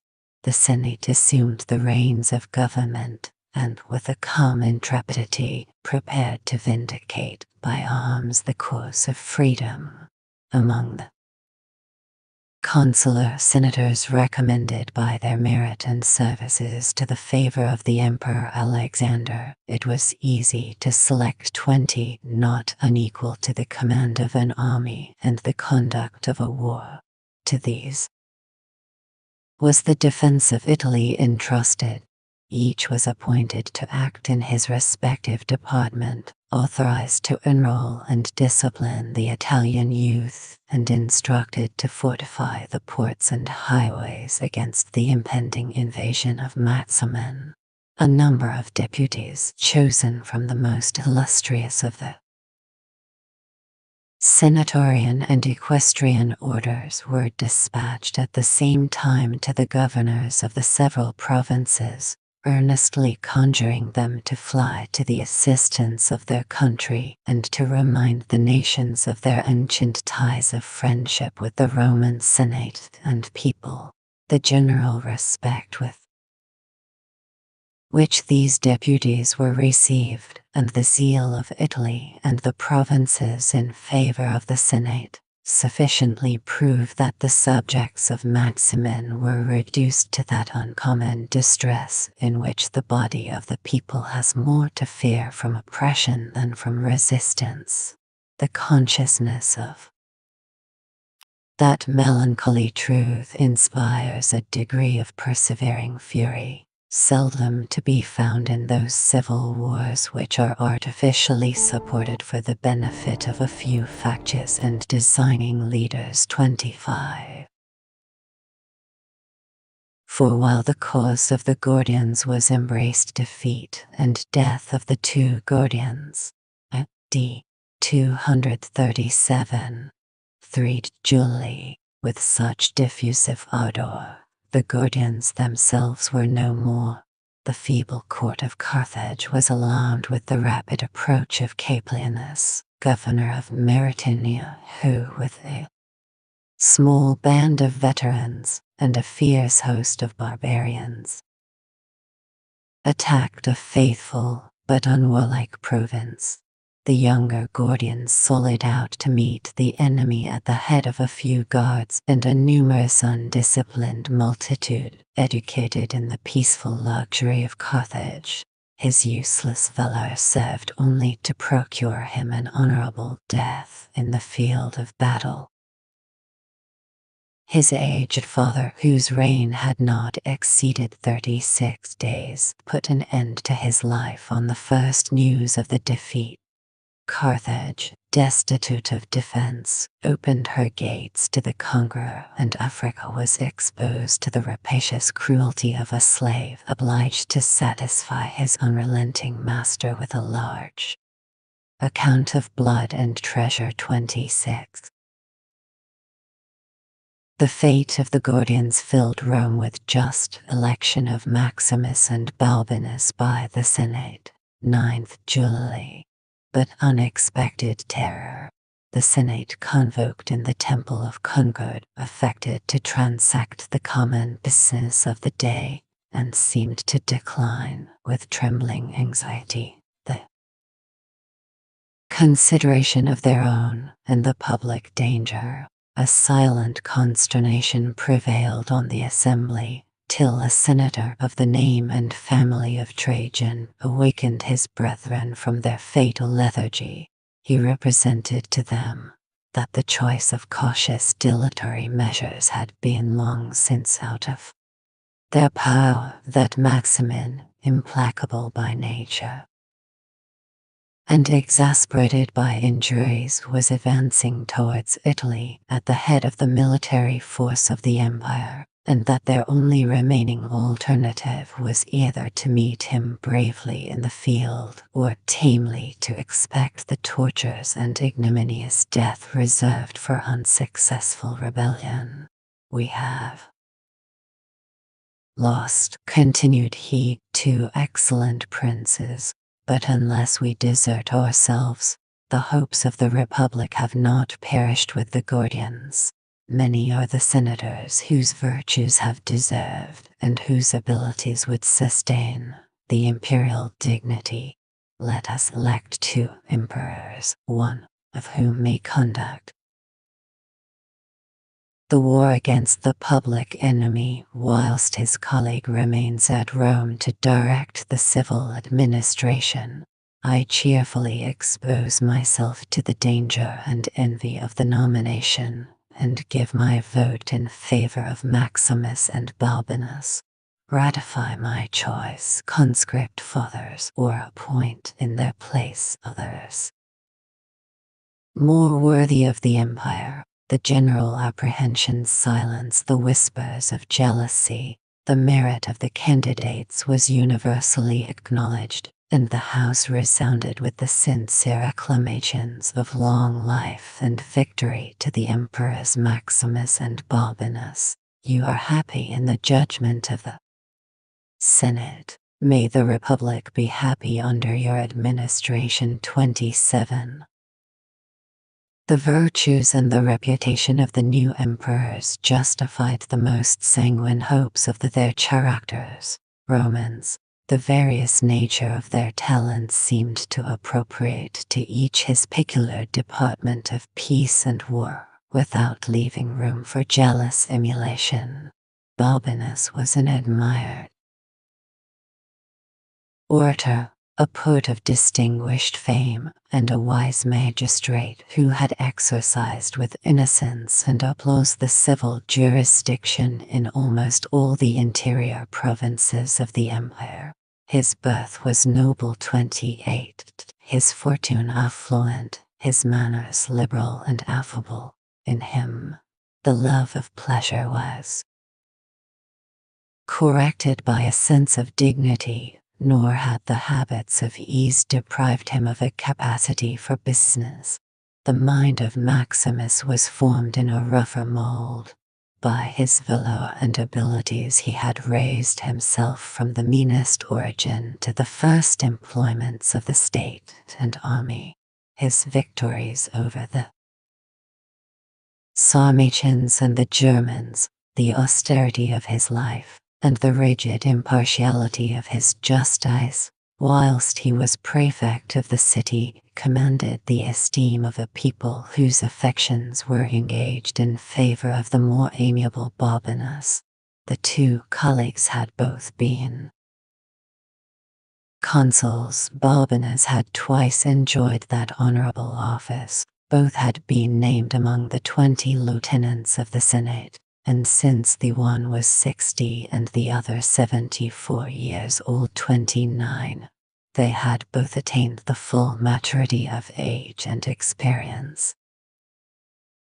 After the Senate had conferred on Maximus' tumult at Rome, the younger Gordian is declared Caesar, and Balbinus an equal portion of the consular and tribunician powers, the title of fathers of their country, and the joint office of supreme pontiff. They ascended to the Capitol to return thanks to the gods protectors of Rome. 30. The solemn rites of sacrifice were disturbed by a sedition of the people.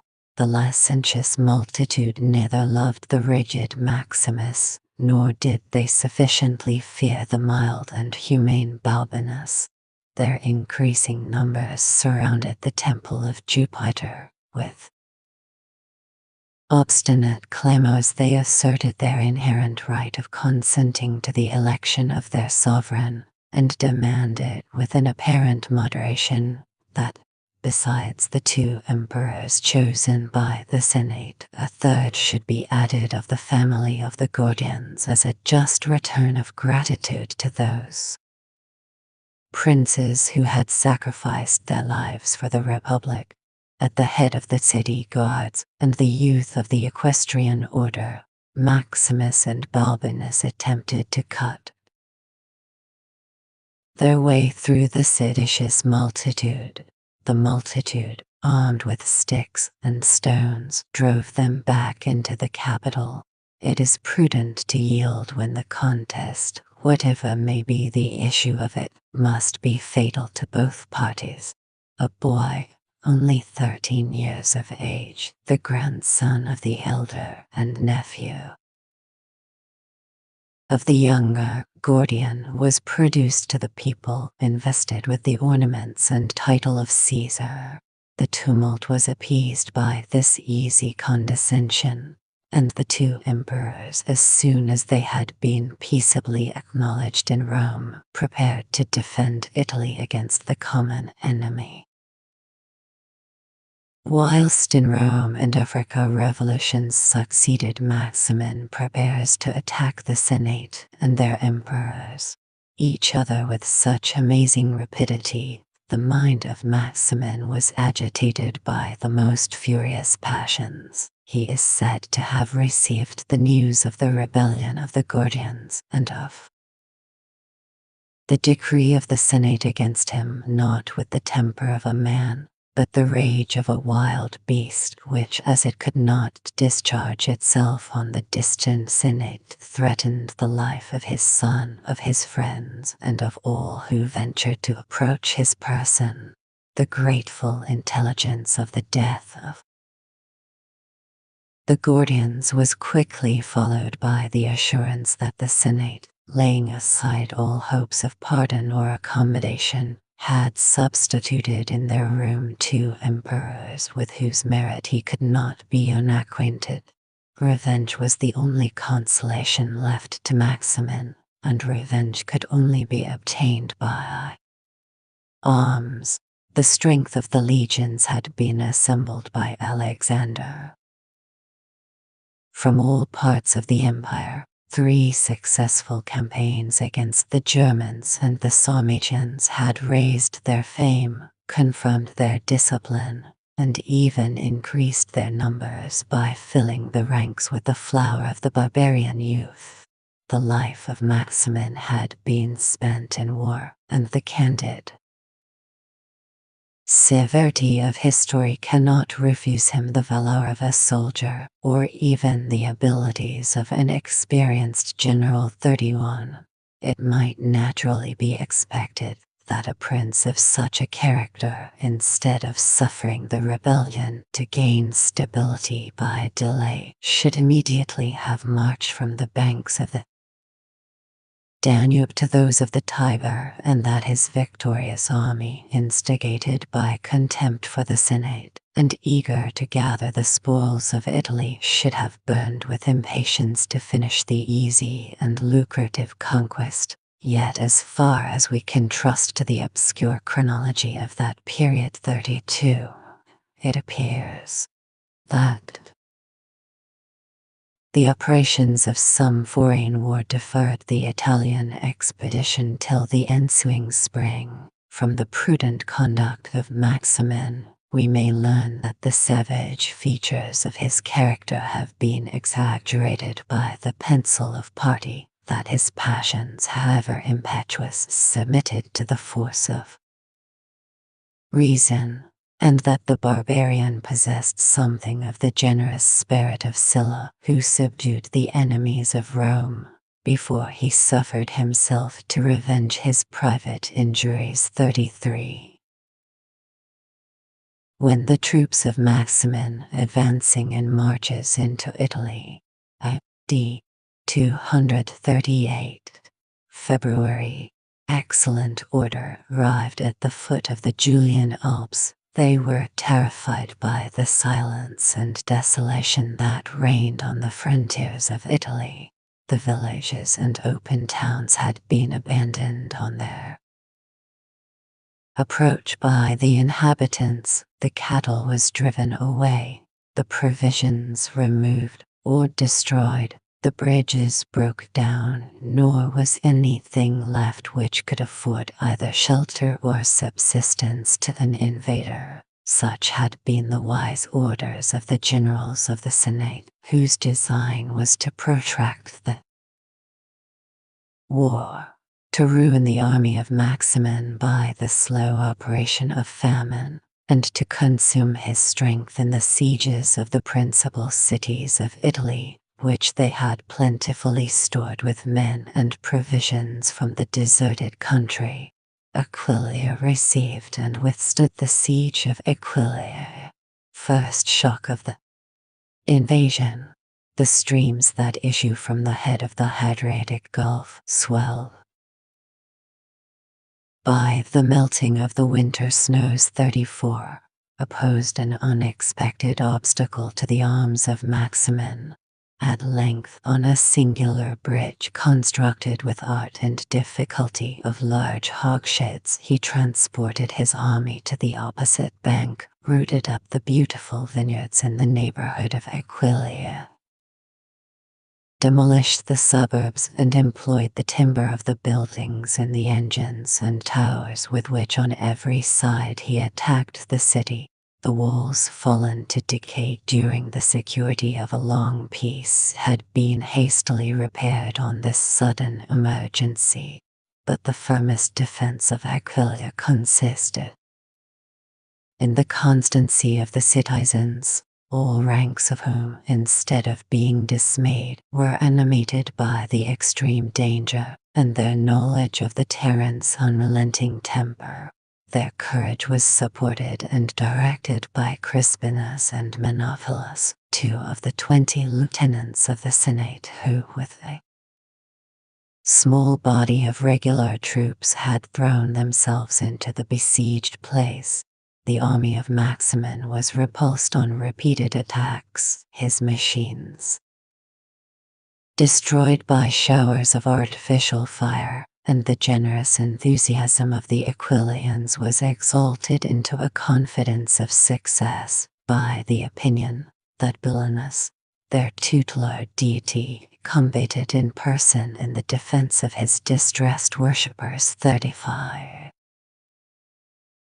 The Emperor Maximus, who had advanced as conduct of Maximus far as Ravenna, to secure that important place and to hasten the military preparations, beheld the event of the war in the more faithful mirror of reason and policy. He was too sensible that a single town could not resist the persevering efforts of a great army, and he dreaded lest the enemy, tired with the obstinate resistance of Aquileia, should on a sudden relinquish the fruitless siege and march directly towards Rome. The fate of the empire and the cause of freedom must then be committed to the chance of a battle. And what arms could he oppose to the veteran legions of the Rhine and Danube, some troops newly levied among the generous but enervated youth of Italy, and a body of German auxiliaries on whose firmness in the hour of trial it was dangerous to depend. In the midst of these just alarms, the stroke of domestic conspiracy punished the crimes of Maximin, and delivered Rome and the Senate from the calamities that would surely have attended the victory of an enraged barbarian. The people of Aquileia had scarcely experienced any of the common miseries of a siege. Their magazines were plentifully supplied, and murder of Maximin and his son, A.D. 238, April.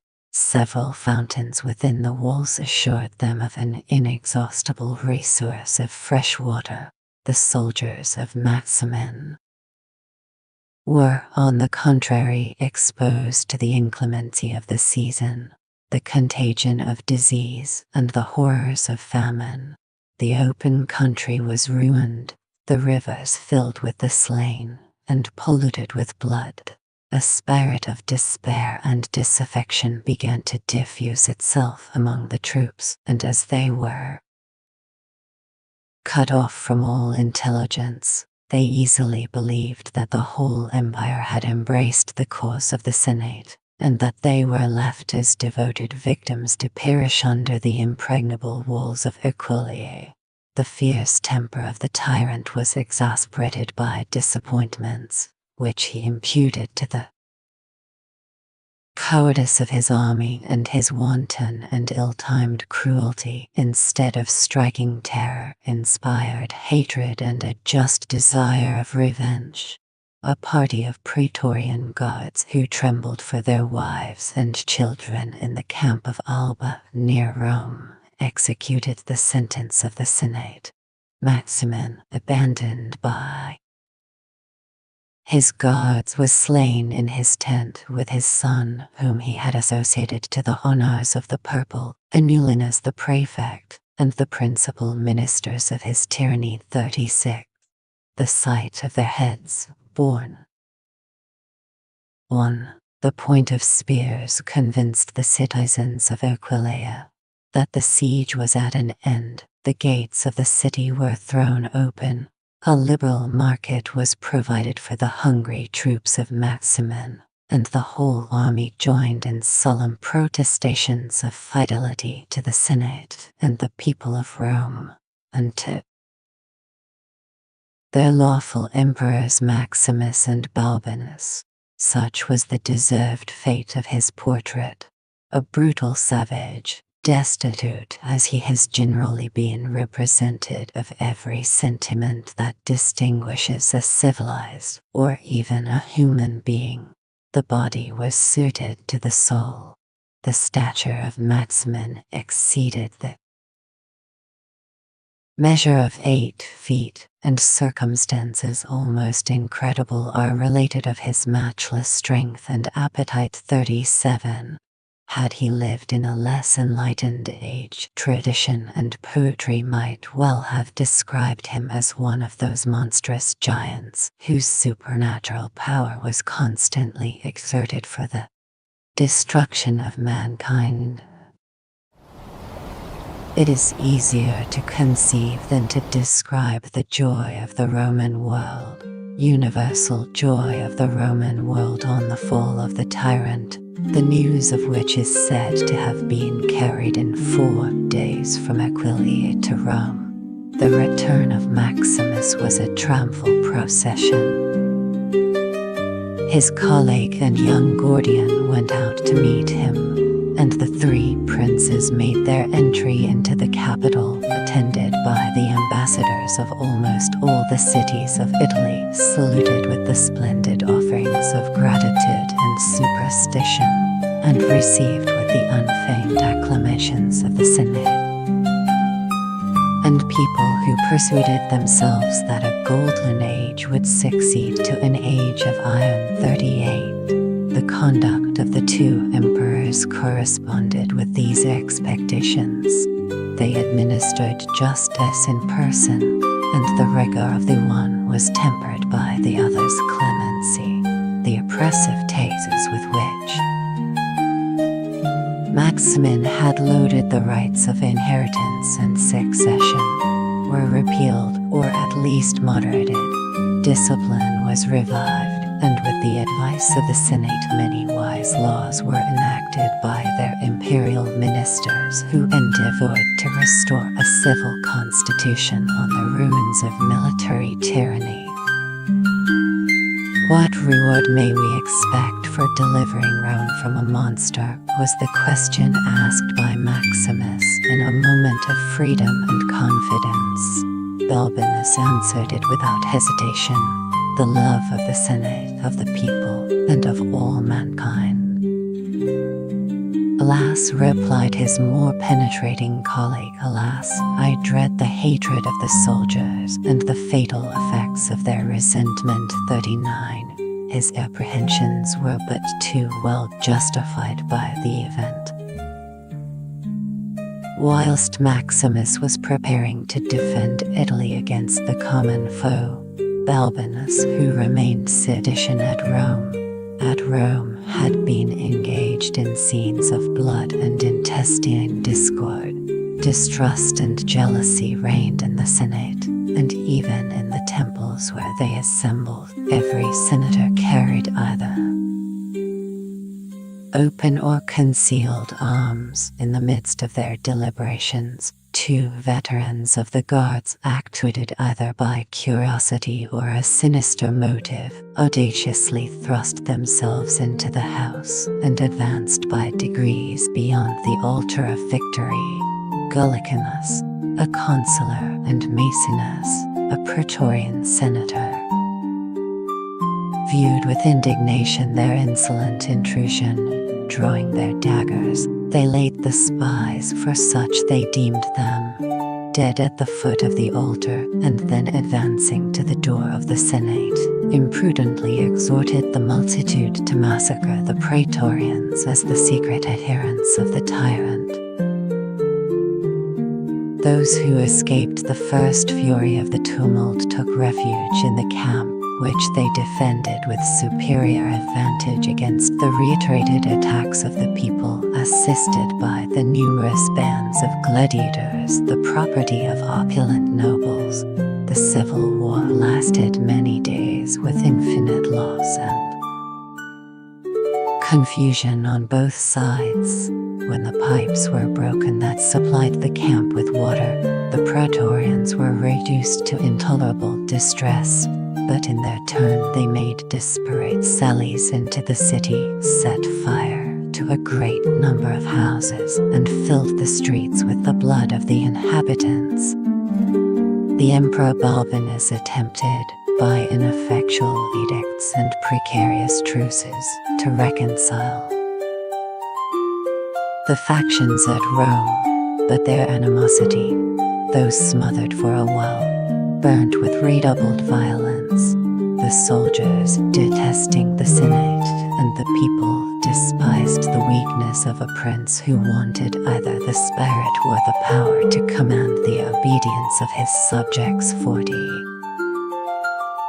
After the tyrant's death, his formidable army, discontent of the Praetorian Guards, had acknowledged from necessity rather than from choice the authority of Maximus, who transported himself without delay to the camp before Aquileia. As soon as he had received their oath of fidelity, he addressed them in terms full of mildness and moderation, lamented, rather than reigned, the wild disorders of the times, and assured the soldiers that of all their past conduct, the Senate would remember only their generous desertion of the tyrant and their voluntary return to their duty.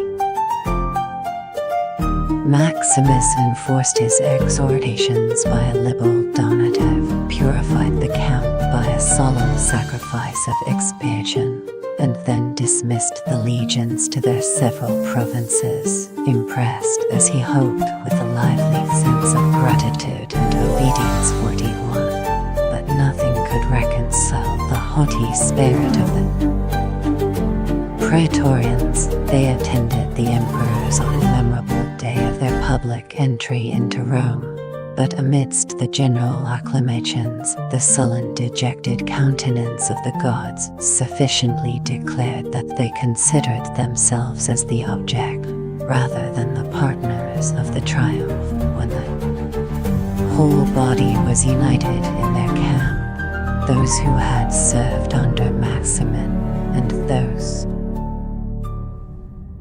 who had remained at Rome, insensibly communicated to each other their complaints and apprehensions. The emperors chosen by the army had perished with ignominy. Those elected by the Senate were seated on the throne. 42. The long discord between the civil and military powers was decided by a war, in which the former had obtained a complete victory.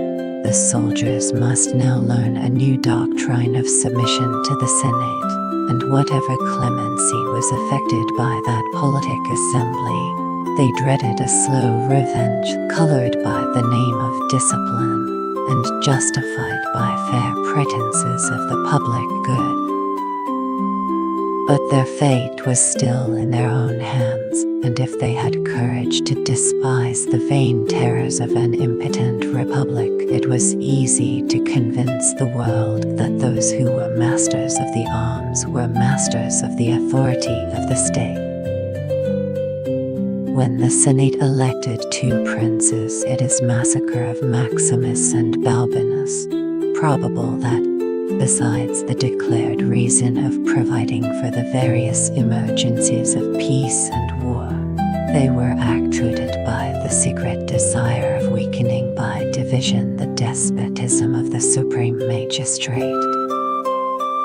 Their policy was effectual, but it proved fatal both to their emperors and to themselves. The jealousy of power was soon exasperated by the difference of character. Maximus despised Balbinus as a luxurious noble, and was in his turn disdained by his colleague as an obscure soldier. Their silent discord was understood rather than seen. 43.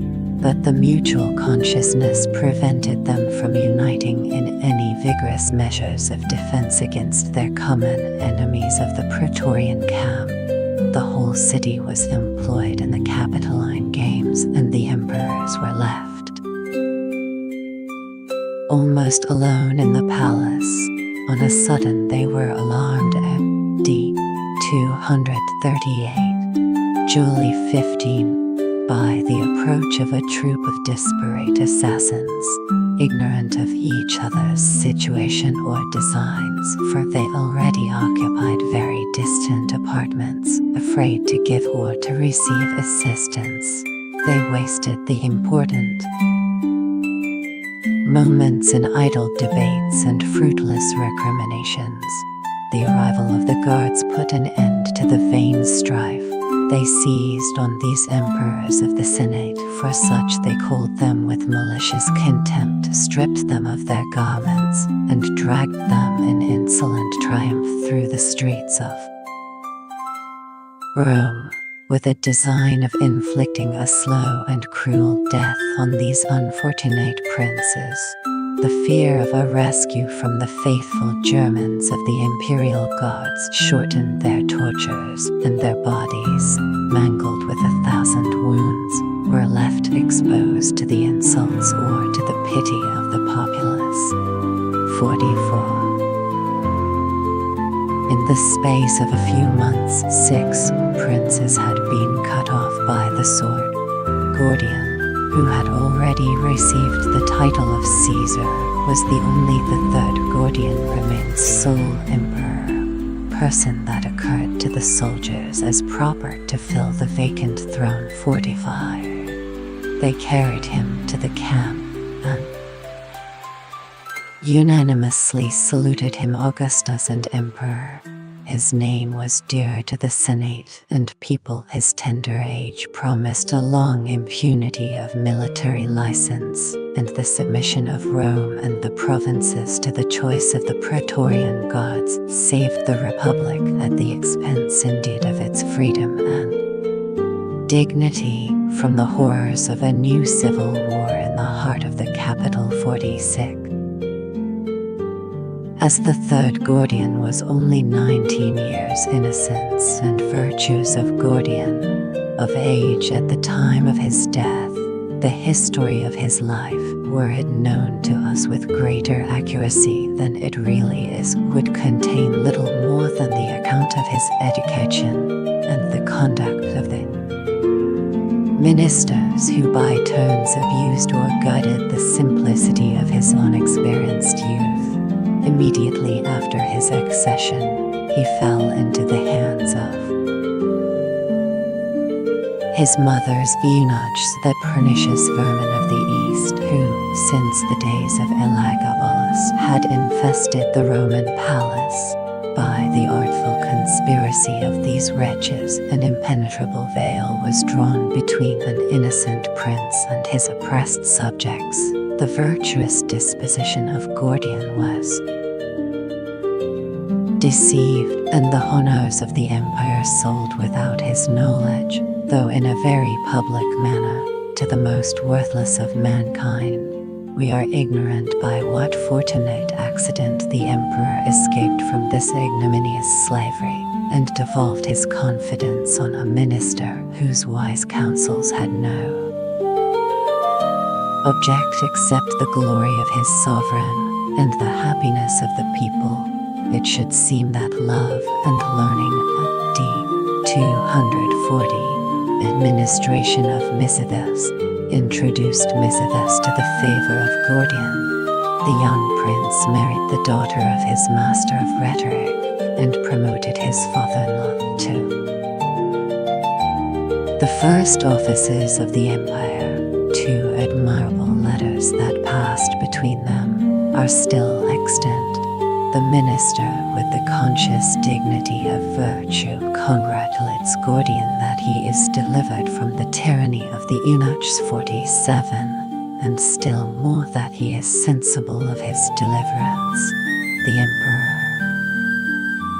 acknowledges with an amiable confusion the errors of his past conduct, and laments, with singular propriety, the misfortune of a monarch from whom a venal tribe of courtiers perpetually labor to conceal the truth. 48. The life of Misidas had been spent in the Persian War. d. 242. Profession of letters, not of arms, yet such was the versatile genius of that great man, that, when he was appointed Praetorian Prefect, he discharged the military duties of his place with vigor and ability. The Persians had invaded Mesopotamia and threatened Antioch. By the persuasion of his father-in-law, the young emperor quitted the luxury of Rome, opened for the last time recorded in history the Temple of Janus, and marched in person into the east. On his approach with a great army, the Persians withdrew their garrisons from the cities which they had already taken, and retired from the Euphrates to the Tigris. Gordian enjoyed the pleasure of announcing to the Senate the first success of his arms, which he ascribed with a becoming modesty and gratitude to the wisdom of his father and prefect.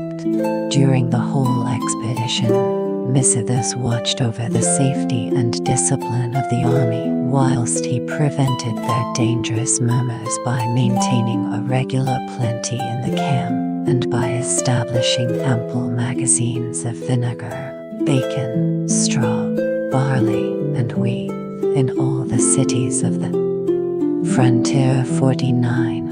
But the prosperity of Gordian expired with Misidas, who died of a flux, not without very strong suspicions of poison. Philip, his successor in the prefecture, was at d.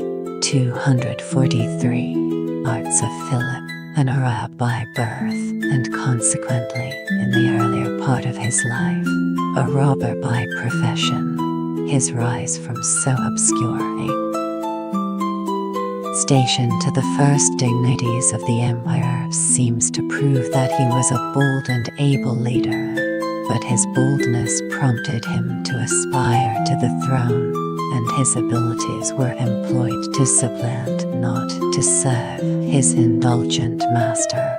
The minds of the soldiers were irritated by an artificial scarcity created by his contrivance in the camp, and the distress of the army was attributed to the youth and incapacity of the prince. It is not in our power to trace the successive steps of the secret conspiracy and open sedition, which were at length fatal to Gordian. A sepulchral monument was erected to his memory. Murder of Gordian, I.D. 244.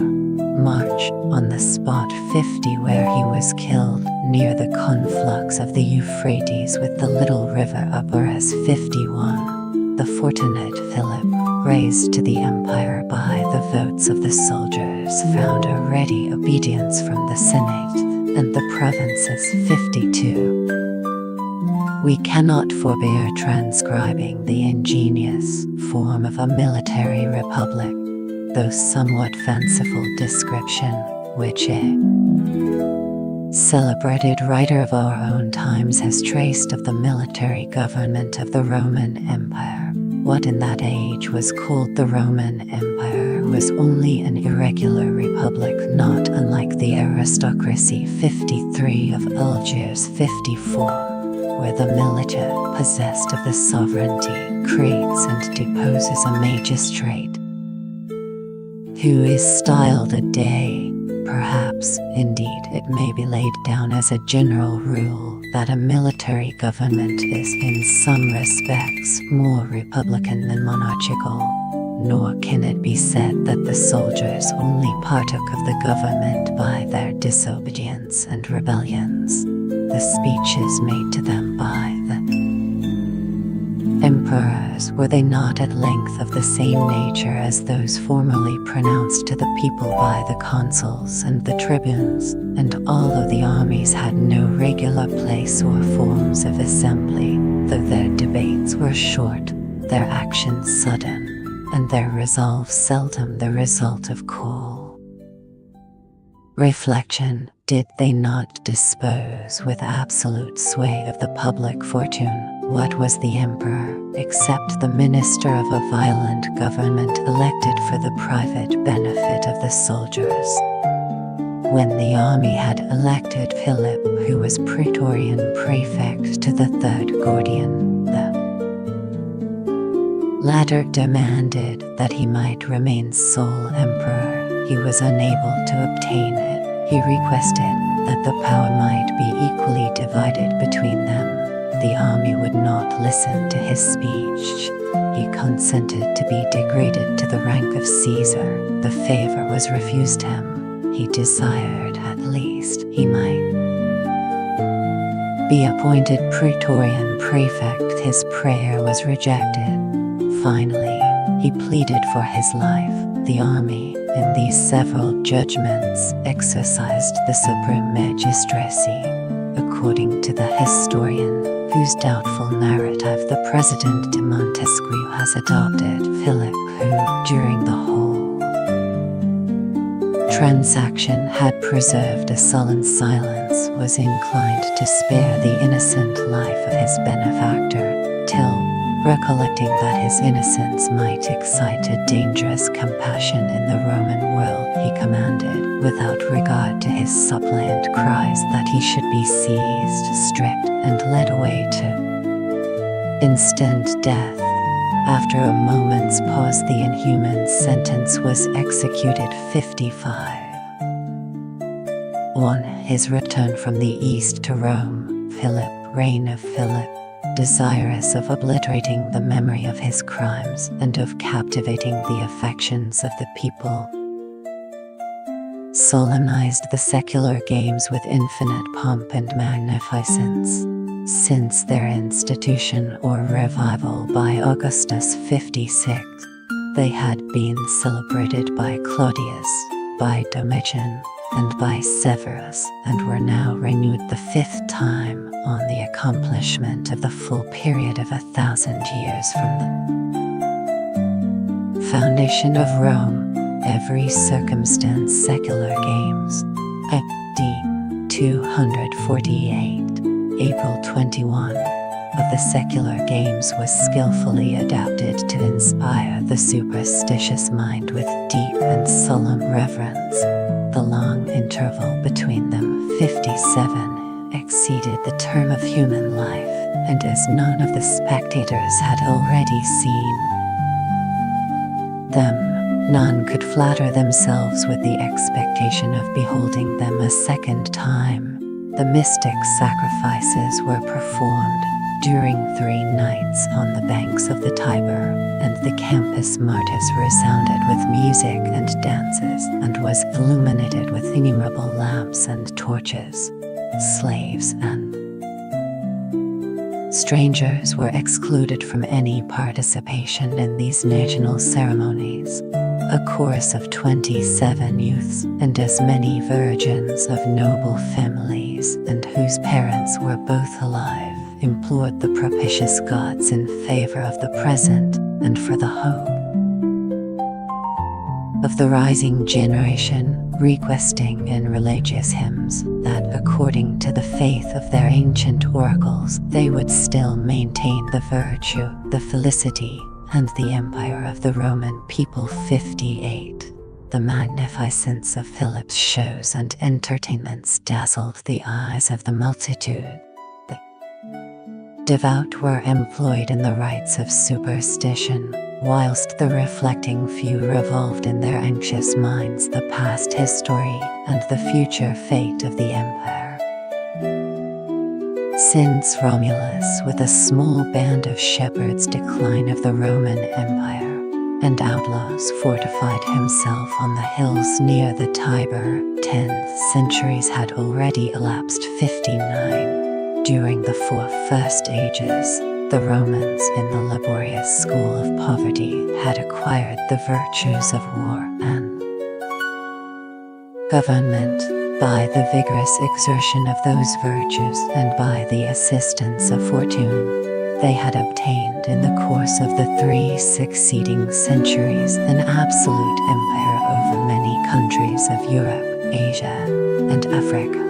The last 300 years had been consumed in apparent prosperity and internal decline. The nation of soldiers, magistrates, and legislators who composed the 35 tribes of the Roman people was dissolved into the common mass of mankind and confounded with the millions of servile provincials who had received the name Without adopting the spirit of Romans, a mercenary army levied among the subjects and barbarians of the frontier was the only order of men who preserved and abused their independence. By their tumultuary collection, a Syrian, a Goth, or an Arab was exalted to the throne of Rome and invested with despotic power over the conquests and over the country of the Scipios. The limits of the Roman Empire still extended from the Western Ocean to the Tigris and from Mount Atlas to the Rhine and the Danube. To the undiscerning eye of the vulgar, Philip appeared a monarch no less powerful than Hadrian or Augustus had formerly been. The form was still the same, but the animating health and vigor were fled. The industry of the people was discouraged and exhausted by a long series of oppression. The discipline of the legions, which alone, after the extinction of every other virtue, had propped the greatness of the state, was corrupted by the ambition, or relaxed by the weakness of the emperors. The strength of the frontiers, which had always consisted in arms rather than in fortifications, was insensibly undermined, and the fairest provinces were left exposed to the rapaciousness or ambition of the barbarians, who soon discovered the decline of the Roman Empire. Note zone. There had been no example of 3 successive generations on the throne, only 3 instances of sons who succeeded their fathers. The marriages of the Caesars, notwithstanding the permission and the frequent practice of divorces, were generally unfruitful. 2. Hist. August. p. 138. 3. Hist. August. p. 140. Herodian. L. Vi. p. 223. Aurelius Victor. By comparing these authors, it should seem that Maximin had the particular command of the tribal in horse, with the general commission of disciplining the recruits of the whole army. His biographer ought to have marked, with more care, his exploits and the successive steps of his military promotions. 4. See the original letter of Alexander Severus. Hist. August. 5. Hist. August. p. 135. I have softened some of the most improbable circumstances of this wretched biographer. From this ill-worded narration, it should seem that the prince's buffoon, having accidentally entered the tent and awakened the slumbering monarch, the fear of punishment urged him to persuade the disaffected soldiers to commit the murder. 6. Herodian. L. Vi. p. 223-227. 7. Caligula, the eldest of the 4, was only 25 years of age when he ascended the throne. Caracalla was 23, Commodus 19, and Nero no more than 17. 8. It appears that he was totally ignorant of the Greek language, which, from its universal use in conversation and letters, was an essential part of every liberal education. 9. Hist. August. p. 141. Herodian. L. Vi. p. 237. The latter of these historians has been most unjustly censured for sparing the vices of Maximin. 10. The wife of Maximin, by insinuating wise counsels with female gentleness, sometimes brought back the tyrant to the way of truth and humanity. CMt&x. Marcellinus. L. Xiv. c. 1. where he alludes to the fact which he had more fully related under the reign of the Gordians, we may collect from the medals that Polina was the name of this benevolent empress, and from the title of diva, that she died before Maximin. Velsis ad law, CIT, Amen. Spenheim du ed P. N. Tom. I. P. 311. He was compared to Spartacus and Athenia, His. August. P. 141. 12 Herodian. L. Vi. P. 238. Susan. L. I. P. 1513. In the fertile territory of Byzantium, 150 miles to the south of Carthage, this city was decorated probably by the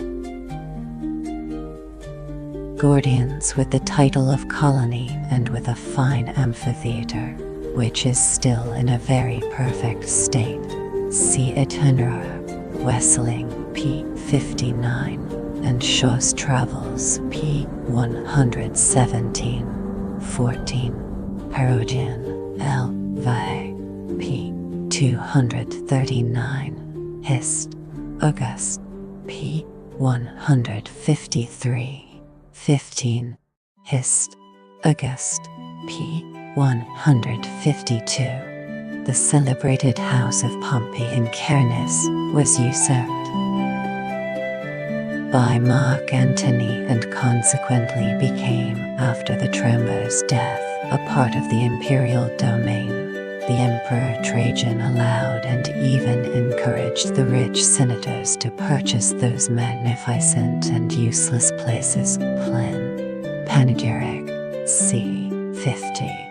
And it may seem probable that on this occasion, Pompey's house came into the possession of Gordian's great-grandfather. 16. The Claudian, the Numidian, the Carystian, and the Cnidian. The colors of Roman marbles have been faintly described and imperfectly distinguished. It appears, however, that the Carystian was a sea green, and that the marble of Cineta was white mixed with oval spots of purple. See Psalmices ad Hist, August, p. 164, 17, Hist, August, p. 151, 152. He sometimes gave 500 pair of gladiators, never less than 150.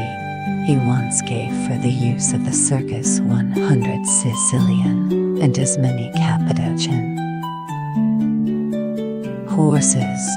The animals designed for hunting were chiefly bears, boars, bulls, stags, elks, wild asses. See, elephants and lions seem to have been appropriated to imperial magnificence. 18. See the original letter in the Augustan History, p. 152, which at once shews Alexander's respect for the authority of the Senate and his esteem for the proconsul appointed by that assembly. 19. By each of his concubines, the younger Gordian left 3 or 4 children. His literary productions, though less numerous, were by no means contemptible. 20. Herodian, L. Vi, p. 243, Hist, August, p.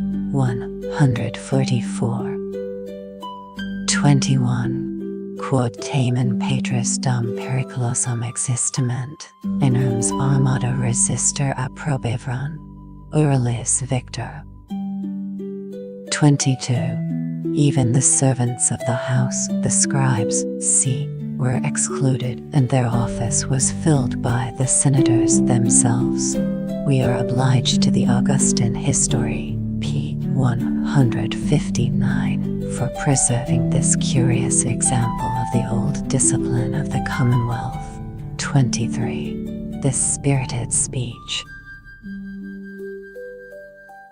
Translated from the Augustan historian, p. 156, seems transcribed by him from the original registers of the Synod.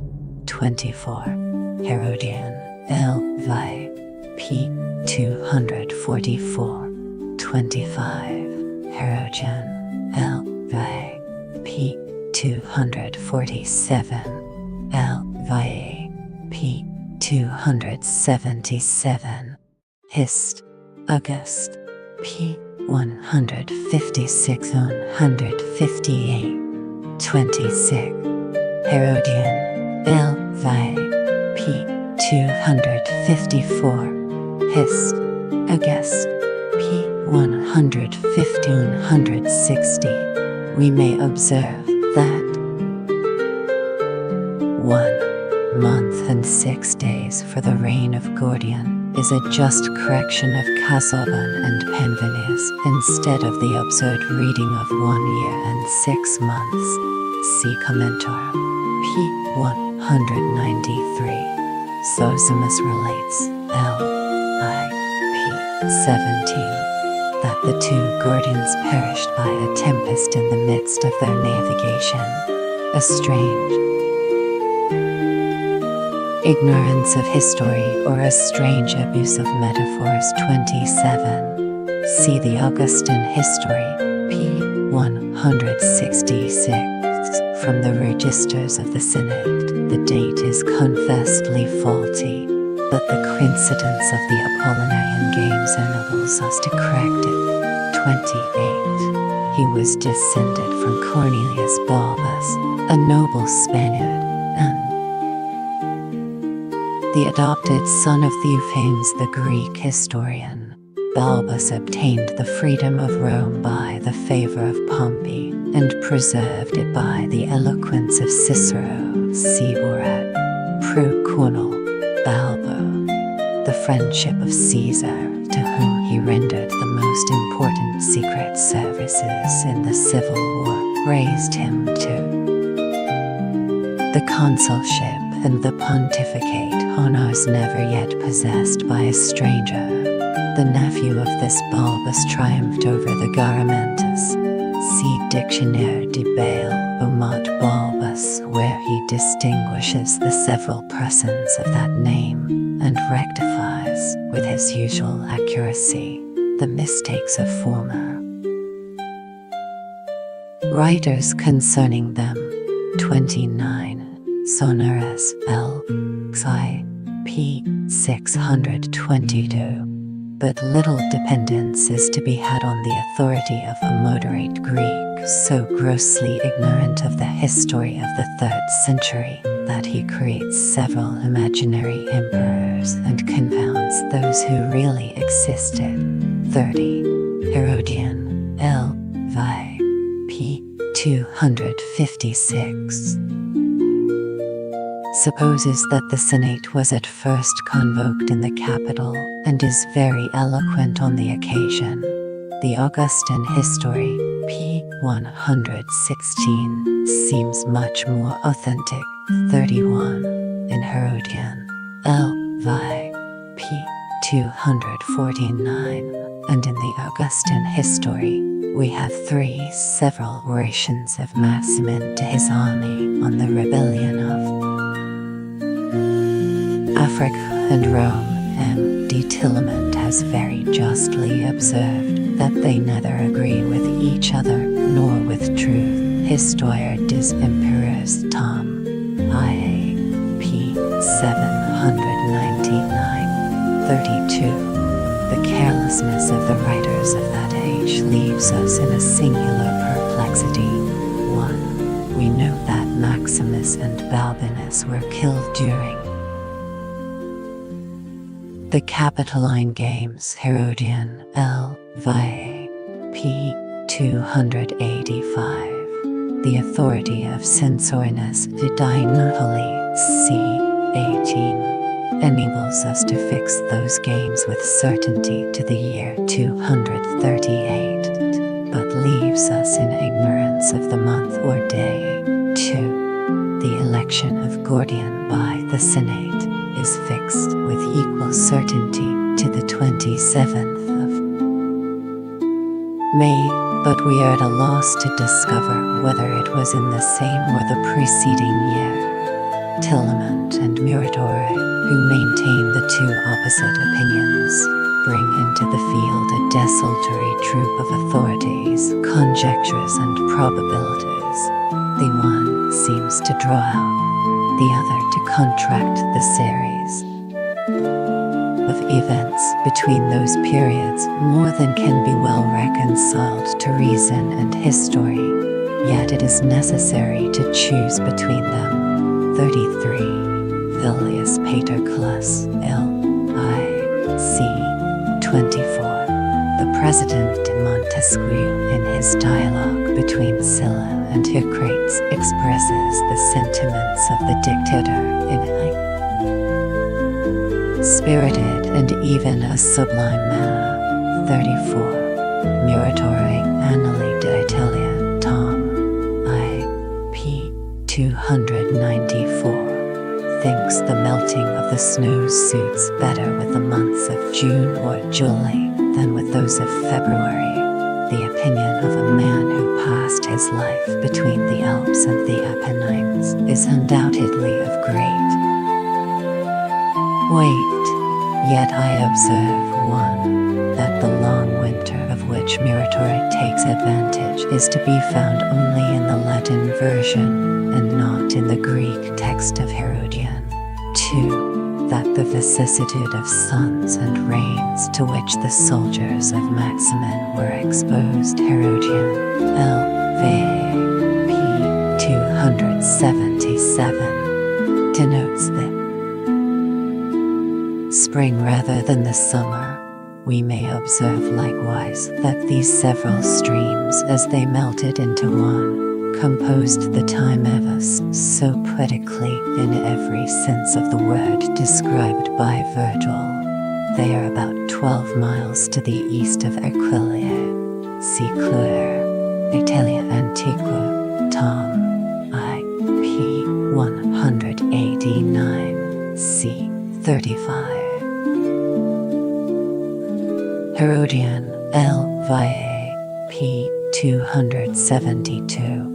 The Celtic deity was supposed to be Apollo, and received under that name the thanks of the Senate. A temple was likewise built to Venus the Bold in honor of the women of Aquileia who had given up their hair to make ropes for the military engines. 36. Herodian, L.V.A. P. 279, Hist. August, P. 146. The duration of Maximin's reign has not been defined with much accuracy, except by Eutropus, who allows him 3 years and a few days. L. 1. We may depend on the integrity of the text, as the Latin original is checked by the Greek version of Paeanius. 37. 8. Roman feet and 1/3, which are equal to above 8 English feet, as the two measures are to each other in the proportion of 967 to 1,000. See Graves's Discourse on the Roman Foot. We are told that Maximin could drink in a day an amphora or about 7 gallons of wine, and eat 30 or 40 pounds of meat. He could move a loaded wagon, break a horse's leg with his fist, crumble stones in his hand, and tear up small trees by the roots. See his life in the Augustan History. 38. See the congratulatory letter of Claudius Julianus the consul to the two emperors in the Augustan History. 39. Hist. August, P. 171. 40. Herodian, L. Vi. P. 258. 41. Herodian, L. Vi. P. 213. 42. the observation had been made imprudently enough in the acclamations of the Senate, and with regard to the soldiers it carried the appearance of a wanton insult. Hist. August. p. 170. 43. Discordiae. Tacita, et quo intelligerenter potis quam viderenter. Hist. August. p. 170. This well-chosen expression is probably stolen from some better writer. 44. Herodian. L. Vie. p. 287. 288. 45. Quia non alias erat in praesente is the expression of the Augustan history. 46. Quintus Curtius, L. X. C. 9. Pays an elegant compliment to the emperor of the day for having, by his happy accession, extinguished so many firebrands, sheathed so many swords, and put an end to the evils of a divided government. After weighing with attention every word of the passage, I am of opinion that it suits better with the elevation of Gordian than with any other period of the Roman history. In that case, it may serve to decide the age of Quintus Curtius. Those who place him under the first Caesars argue from the purity of his style, but are embarrassed by the silence of Quintilian in his accurate list of Roman historians. 47. Hist. August. p. 161. From some hints in the two letters, I should expect that the eunuchs were not expelled the palace without some degree of gentle violence, and that young Gordian rather approved of than consented to their disgrace. 48. Dictituam filium misithae.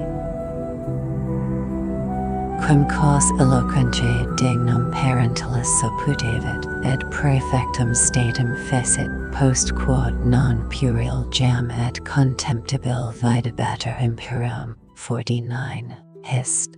August. p. 162. Urlis Victor.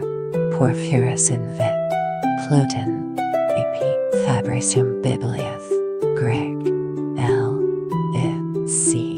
36. The philosopher Plotinus accompanied the army, prompted by the love of knowledge and by the hope of penetrating as far as India. 50. About 20 miles from the little town of Sursizum, on the frontier of the two empires.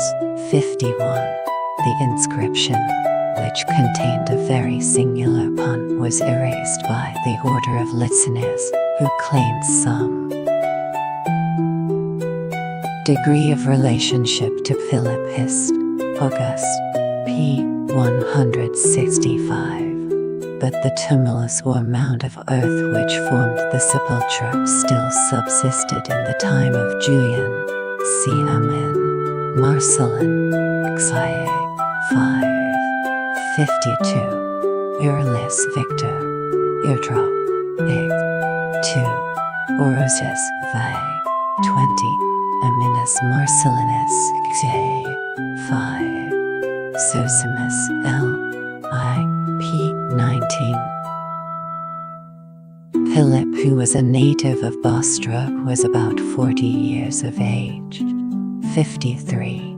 Can the epithet of aristocracy be applied with any propriety to the government of Algiers? Every military government floats between the extremes of absolute monarchy and wild democracy. 54. The military republic of the Mamelukes in Egypt would have afforded M. de Montesquieu see considerations sur la grandeur et la décadence des Romains c. 16. A juster and more noble parallel. 55. The Augustan history p. 163, 164, cannot in this instance be reconciled with itself or with probability. How could Philip condemn his predecessor and yet consecrate his memory? How could he order his public execution and yet, in his letters to the Senate, exculpate himself from the guilt of his death? Philip, though an ambitious usurper, was by no means a mad tyrant. Some chronological difficulties have likewise been discovered by the nice eyes of Tillemont and Muratori in this supposed association of Philip to the empire. 56. The account of the last supposed celebration, though in an enlightened period of history, was so very doubtful and obscure that the alternative seems not doubtful when the popish Jubilees, the copy of the secular games, were invented by Boniface Valle. The crafty Pope pretended that he only revived an ancient institution. CM.Leches letters sur les Jubiles. 57. Either of 100 or 110 years, Varro and Livy adopted the former opinion, but the infallible authority of the Sibyl consecrated the latter. Censorinus de Dinatal, c. 17. The emperors Claudius and Philip, however, did not treat the oracle with implicit respect. 58. The idea of the secular games is best understood from the poem of Horace and the description of Zosimus, L.I. p. 167, c. 59. The received calculation of Varro assigns to the foundation of Rome an era that corresponds with the 754th year before Christ, but so little is the chronology of Rome to be depended on in the more early ages that Sir Isaac Newton has brought the same event as low as the year 627. Chap. X. The state of Germany till the invasion of the barbarians in the time of the Emperor Decius. The government and religion of Persia have deserved some notice from their connection with the decline and fall of the Roman Empire. We shall occasionally mention the Scythian or Sarmatian tribes, which with their arms and horses, their flocks and herds, their wives and families, wandered over the immense plains which spread themselves from the Caspian Sea to the Vistula, from the confines of Persia to those of Germany. But the warlike Germans, who first resisted, then invaded, and at length overturned the Western monarchy of Rome, will occupy a much more important place in this history and possess a stronger, and if we may use the expression, a more domestic claim to our attention and regard. The most civilized nations of modern Europe issued from the woods of Germany, and in the rude institutions of those barbarians we may still distinguish the original principles of our present laws and manners, in their primitive state of simplicity and independence. The Germans were surveyed by the discerning eye and delineated by the masterly pencil of Tacitus, the first of historians who applied the science of philosophy to the study of facts. The expressive conciseness of his descriptions has deserved to exercise the diligence of innumerable antiquarians and to excite the genius and penetration of the philosophic historians of our own times. The subject, however various and important, has already been so frequently, so ably, and so successfully discussed that it is now grown familiar to the reader, and difficult to the writer. We shall therefore content ourselves with observing, and indeed with repeating, some of the most important circumstances of climate, of manners, and of institutions, which rendered the wild barbarians of Germany such formidable enemies to the Roman power. Ancient Germany, excluding from its independent extent of Germany, limits the province westward of the Rhine, which had submitted to the Roman yoke, extended itself over a third part of Europe, almost the whole of modern Germany, Denmark, Norway, Sweden, Finland, Livonia, Prussia, and the greater part of Poland were peopled by the various tribes of one great nation, whose complexion, manners, and language denoted a common origin, and preserved a striking resemblance. On the west, ancient Germany was divided by the Rhine from the Gallic, and on the south, by the Danube from the Illyrian provinces of the empire. A ridge of hills, rising from the Danube and called the Carpathian Mountains, covered Germany on the side of Dacia or Hungary. The eastern frontier was faintly marked by the mutual fears of the Germans and the Sarmatians, and was often compounded by the mixture of warring and confederating tribes of the two nations. In the remote darkness of the north, the ancients imperfectly descried a frozen ocean that lay beyond the Baltic Sea, and beyond the peninsula, or islands, one of Scandinavia. Some ingenious writers too have suspected that Europe was much colder formerly than it is at climate present, and the most ancient descriptions of the climate of Germany tend exceedingly to confirm their theory. The general complaints of intense frost and eternal winter are perhaps little to be regarded, since we have no method of reducing to the accurate standard of the thermometer the feelings or the expressions of an orator born in the happier regions of Greece or Asia. But I shall select two remarkable circumstances of a less equivocal nature.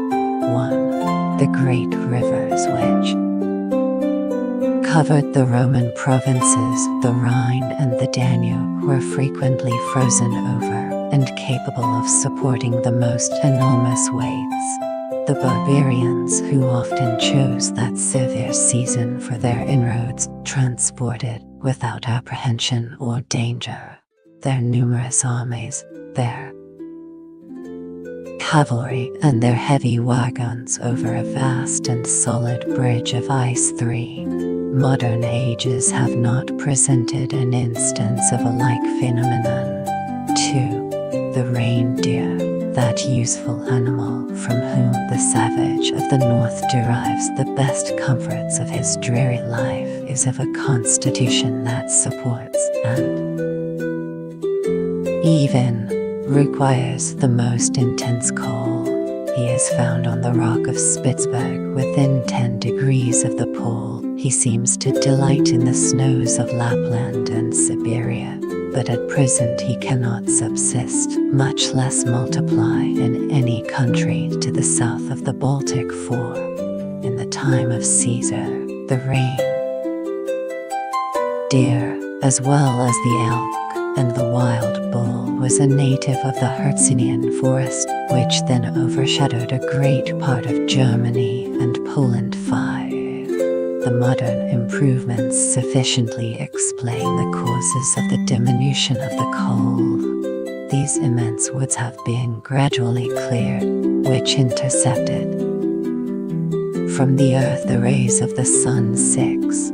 The morasses have been drained, and in proportion as the soil has been cultivated, the air has become more temperate. Canada, at this day, is an exact picture of ancient Germany, although situated in the same parallel with the finest provinces of France and England, that country experiences the most rigorous cold. The reindeer are very numerous, the ground is covered with deep and lasting snow, and the great river of Slorence is regularly frozen in a season when the waters of the Seine and the Thames are usually free from ice. 7. It is difficult to ascertain and easy to exaggerate the influence of the climate of ancient Germany, its effects on the natives, over the minds and bodies of the natives. Many writers have supposed, and most have allowed, though as it should seem, without any adequate proof, that the rigorous cold of the north was favorable to long life and generative vigor, that the women were more fruitful and the human species more prolific than in warmer or more temperate climates. 8. We may assert with greater confidence that the keen air of Germany formed the large and masculine limbs of the natives, who were, in general, of a more lofty stature than the people of the South. 9. Gave them a kind of strength better adapted to violent exertions than to patient labor, and inspired them with constitutional bravery, which is the result of nerves and spirits. The severity of a winter campaign that chilled the courage of the Roman troops was scarcely felt by these hardy children of the North. 10. Who, in their turn, were unable to resist the summer heats and dissolved away in languor and sickness under the beams of an Italian sun. 11. There is not anywhere upon the globe a large origin of the Germans, tract of country which we have discovered destitute of inhabitants, or whose first population can be fixed with any degree of historical certainty, and yet, as the most philosophic minds can seldom refrain from investigating the infancy of great nations, our curiosity consumes itself in toilsome and disappointed efforts. When Tacitus considered the purity of the German blood and the forbidding aspect of the country, he was disposed to pronounce those barbarians indigenous, or natives of the soil. We may allow with safety and perhaps with truth that ancient Germany was not originally peopled by any foreign colonies, already formed into a political society. 12. But that the name and nation received their existence from the gradual union of some wandering savages of the Hercynian woods. To assert those savages to have been the spontaneous production of the earth which they inhabited would be a rash inference, condemned by religion and unwarranted by reason. Such rational doubt is but ill-suited with the fables and conjectures, genius of popular vanity, among the nations who have adopted the mosaic history of the world. The Ark of Noah has been of the same use as was formerly to the Greeks and Romans the siege of Troy, on a narrow basis of acknowledged truth. An immense but rude superstructure of fable has been erected, and the wild Irishman 13, as well as the wild Tartar 14, could point out the individual son of Japhet from whose loins his ancestors were lineally descended. The last century abounded with antiquarians of profound learning and easy faith who, by the dim light of legends and traditions, of conjectures and etymologies, conducted the great-grandchildren of Noah from the Tower of Babel to the extremities of the globe. Of these judicious critics, one of the most entertaining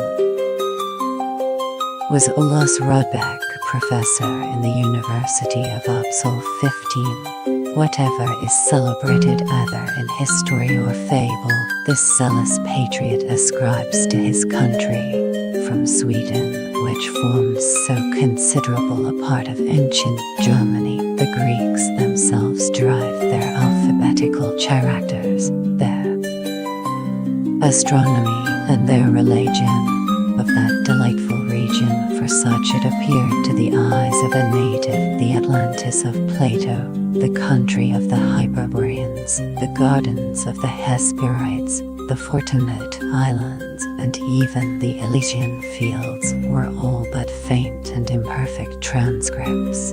A clime so profusely favored by nature could not long remain desert after the flood.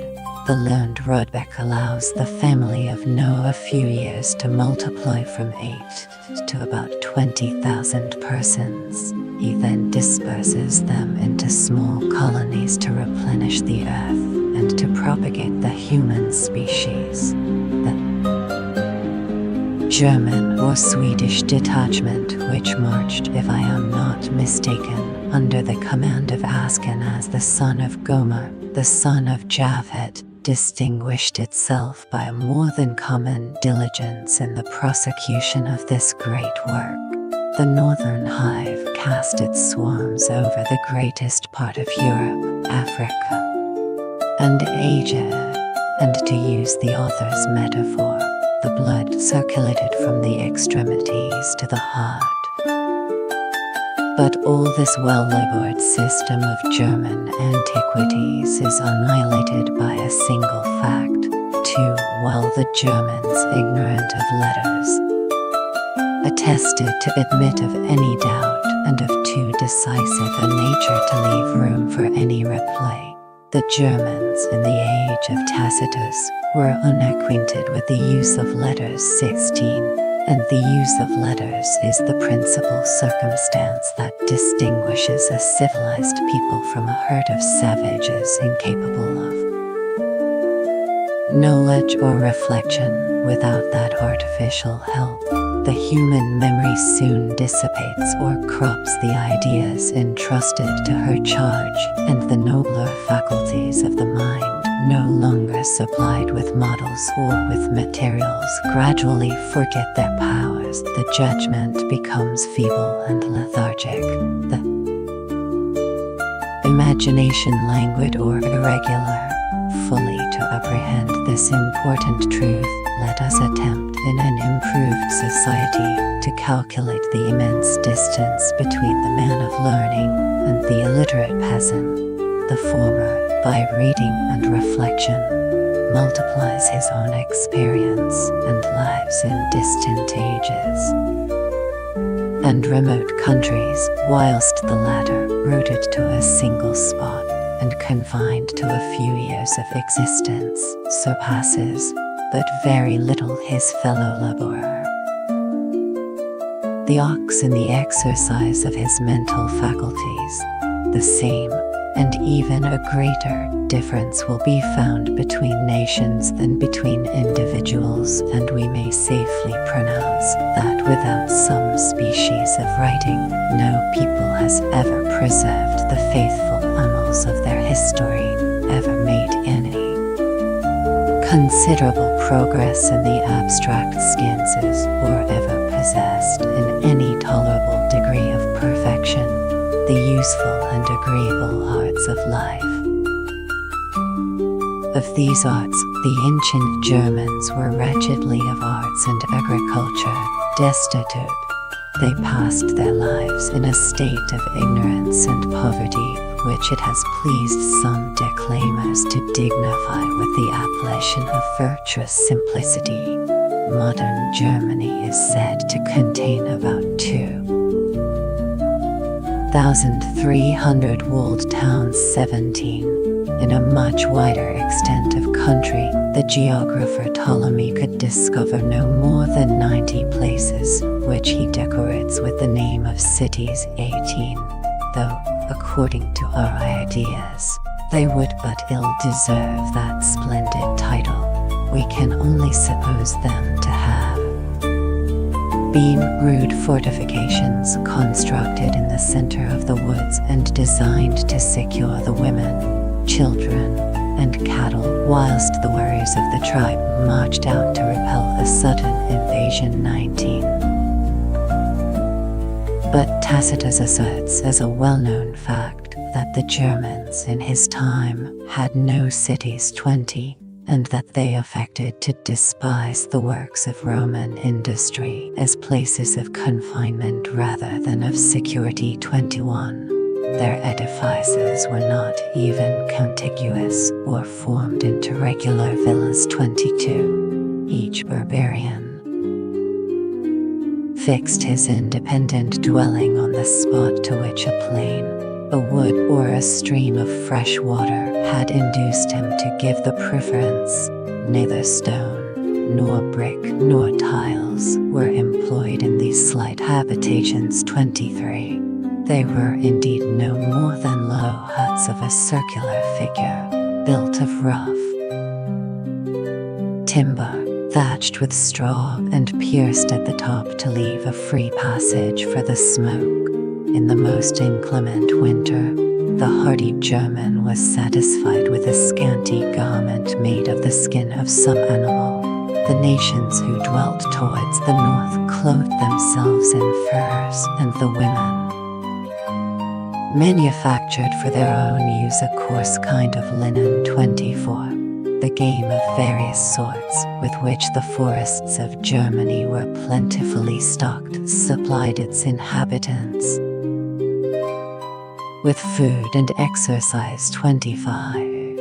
Their monstrous herds of cattle, less remarkable indeed for their beauty than for their utility. 26. Formed the principal object of their wealth. A small quantity of corn was the only produce exacted from the earth. The use of orchards or artificial meadows was unknown to the Germans, nor can we expect any improvements in agriculture from a people whose property every year experienced a general change by a new division of the arable lands, and who, in that strange operation, avoided disputes by suffering a great part of their territory to lie waste and without tillage. 27. Gold, silver, and iron were extremely scarce in Germany. Its barbarous inhabitants wanted, and of the use of metals, both skill and patience to investigate those rich veins of silver which have so liberally rewarded the attention of the princes of Brunswick and Saxony. Sweden, which now supplies Europe with iron, was equally ignorant of its own riches, and the appearance of the arms of the Germans furnished a sufficient proof how little iron they were able to bestow on what they must have deemed the noblest use of that metal. The various transactions of peace and war had introduced some Roman coins, chiefly silver, among the borders of the Rhine and Danube. But the more distant tribes were absolutely unacquainted with the use of money, carried on their confined traffic by the exchange of commodities, and prized their rude earthen vessels as of equal value with the silver vases, the presents of Rome to their princes and ambassadors. 28. To a mind capable of reflection, such leading facts convey more instruction than a tedious detail of subordinate circumstances. The value of money has been settled by general consent to express our wants and our property, as letters were invented to express our ideas, and both these institutions, by giving a more active energy to the powers and passions of human nature, have contributed to multiply the objects they were designed to represent. The use of gold and silver is in a great measure factitious, but it would be impossible to enumerate the important and various services which agriculture and all the arts have received from iron when tempered and fashioned by the operation of fire and the dexterous hand of man. Money, in a word, is the most Universal incitement, iron the most powerful instrument of human industry, and it is very difficult to conceive by what means a people neither actuated by the one nor seconded by the other could emerge from the grossest barbarism. 29. If we contemplate a savage nation in any part their indolence of the globe, a supine indolence and a carelessness of futurity will be found to constitute their general character. In a civilized state, every faculty of man is expanded and exercised, and the great chain of mutual dependence connects and embraces the several members of society. The most numerous portion of it is employed in constant and useful labor. The select few, placed by fortune above that necessity, can, however, fill up their time by the pursuits of interest or glory, by the improvement of their estate or of their understanding, by the duties, the pleasures, and even the follies of social life. The Germans were not possessed of these varied resources. The care of the house and family, the management of the land and cattle, were delegated to the old and the infirm, to women and slaves. The lazy warrior, destitute of every art that might employ his leisure hours, consumed his days and nights in the animal gratifications of sleep and food, and yet, by a wonderful diversity of nature, according to the remark of a writer who had pierced into its darkest recesses, the same barbarians are by turns the most indolent and the most restless of mankind. They delight in sloth, they detest tranquility. 30. The languid soul, oppressed with its own weight, anxiously required some new and powerful sensation, and war and danger were the only amusements adequate to its fierce temper. The sound that summoned the German to arms was grateful to his ear.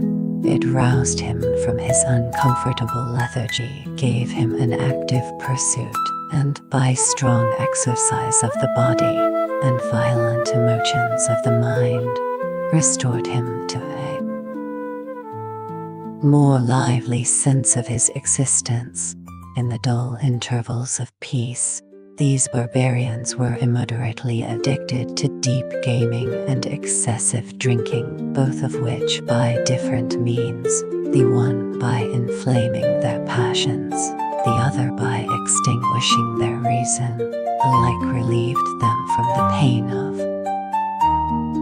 thinking.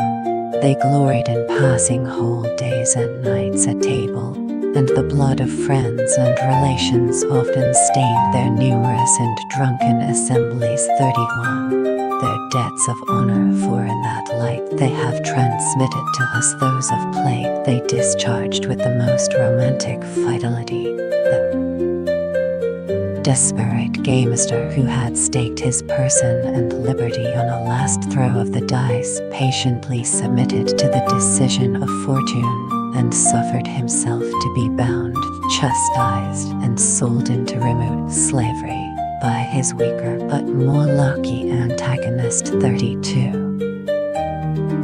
Strong beer, a liquor extracted with very little art from wheat or barley, and corrupted as it is their taste for strong liquors, strongly expressed by Tacitus into a certain semblance of wine, was sufficient for the gross purposes of German debauchery.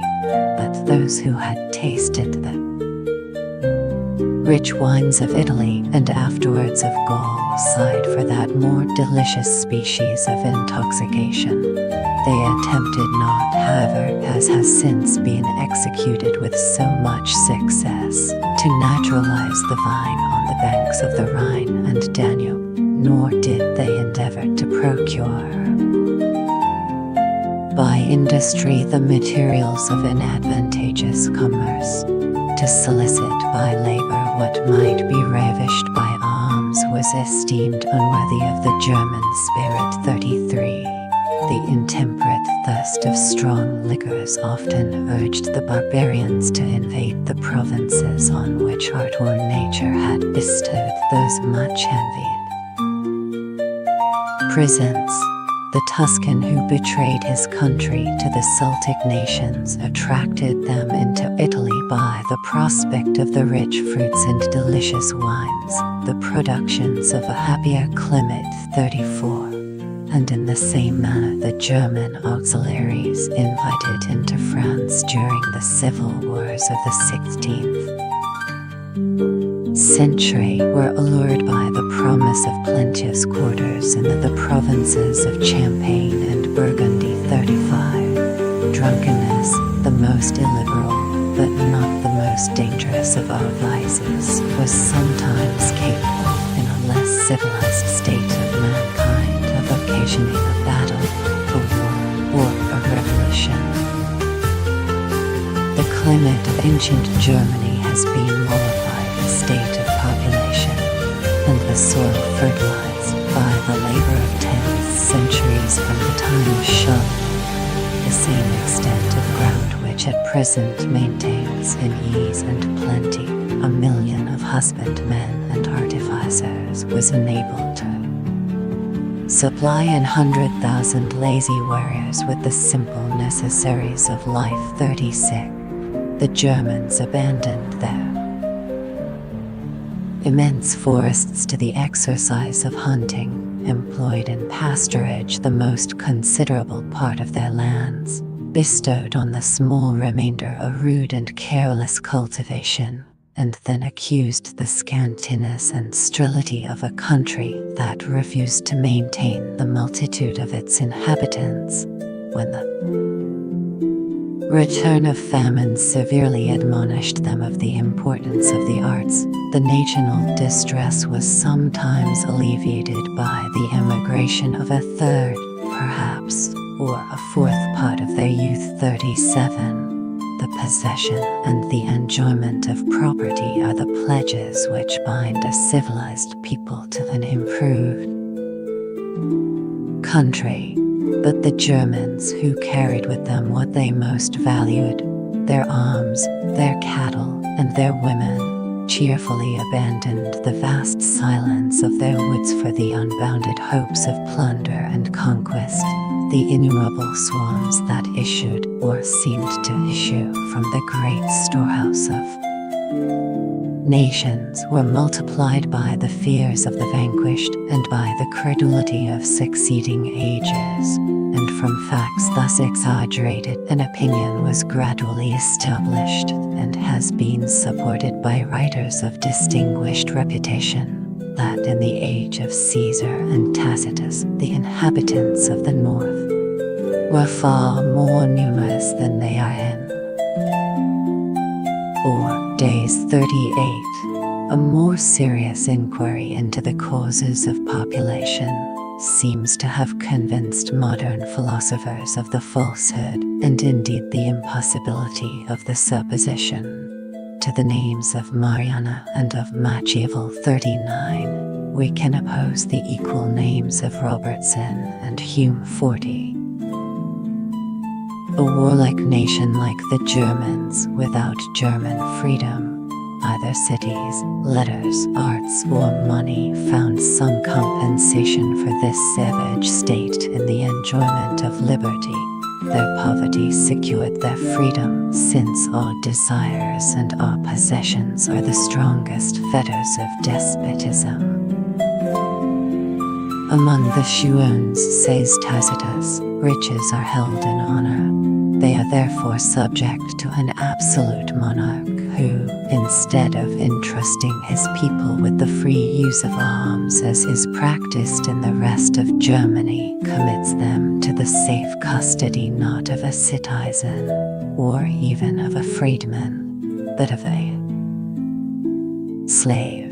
The neighbors of the Shuones, the citones, are sunk even below servitude. They obey a woman. 41. In the mention of these exceptions, the great historian sufficiently acknowledges the general theory of government. We are only at a loss to conceive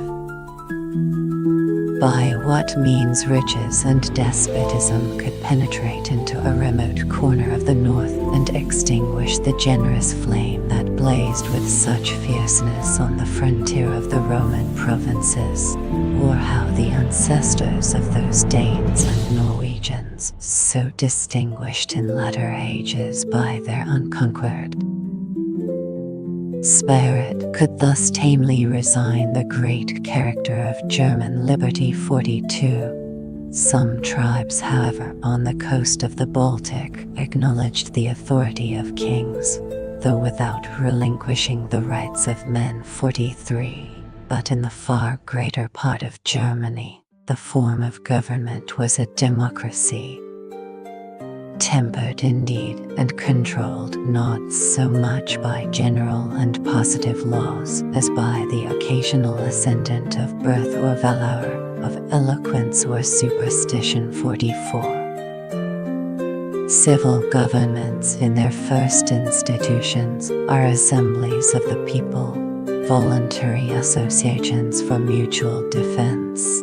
To obtain the desired end, it is absolutely necessary that each individual should conceive himself obliged to submit his private opinion and actions to the judgment of the greater number of his associates.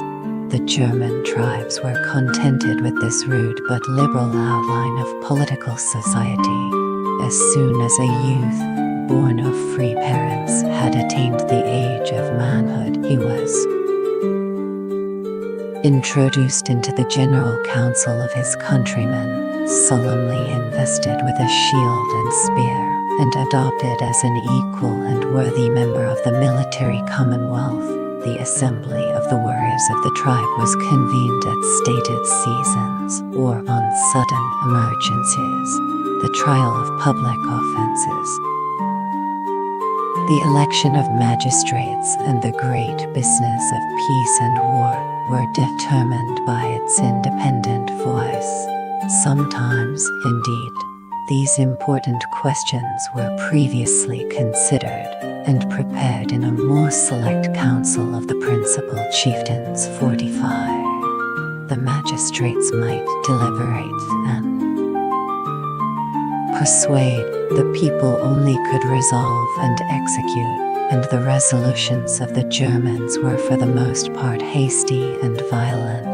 Barbarians accustomed to place their freedom in gratifying the present passion, and their courage in overlooking all future consequences, turned away with indignant contempt from the remonstrances of justice and policy, and it was the practice to signify by a hollow murmur their dislike of such timid counsels. But whenever a more popular orator proposed to vindicate the meanest citizen from either foreign or domestic injury, whenever he called upon his fellow countrymen to assert the national honor or to pursue some enterprise full of danger and glory, a loud clashing of shields and spears expressed the eager applause of the assembly, for the Germans always met in arms, and it was constantly to be dreaded lest an irregular multitude, inflamed with faction and strong liquors, should use those arms to enforce as well as to declare their furious resolves. We may recollect how often the diets of Poland have been polluted with blood, and the more numerous party has been compelled to yield to the more violent and seditious. 46. A general of the tribe was elected on occasions authority of the princes and magistrates of danger, and, if the danger was pressing and extensive, several tribes concurred in the choice of the same general. The bravest warrior was named to lead his countrymen into the field by his example rather than by his commands. But this power, however limited, was still invidious. It expired with the war, and in time of peace the German tribes acknowledged not any supreme chief. 47 princes were, however, appointed in the General Assembly to administer justice, or rather to compose. Differences 48 in their respective districts. In the choice of these magistrates, as much regard was shewn to birth as to merit. 49. To each was assigned, by the public, a guard and a council of 100 persons, and the first of the princes appears to have enjoyed a preeminence of rank and honor, which sometimes tempted the Romans to compliment him with the regal title 50. The comparative view of the powers of the more absolute over the property than over the persons of the Germans magistrates in two remarkable instances is alone sufficient to represent the whole system of German manners.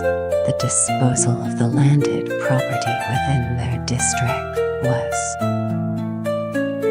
absolutely vested in their hands, and they distributed it every year according to a new division. 51. At the same time, they were not authorized to punish with death, to imprison, or even to strike a private citizen. 52. A people thus jealous of their persons and careless of their possessions must have been totally destitute of industry and the arts, but animated with a high sense of honor and independence.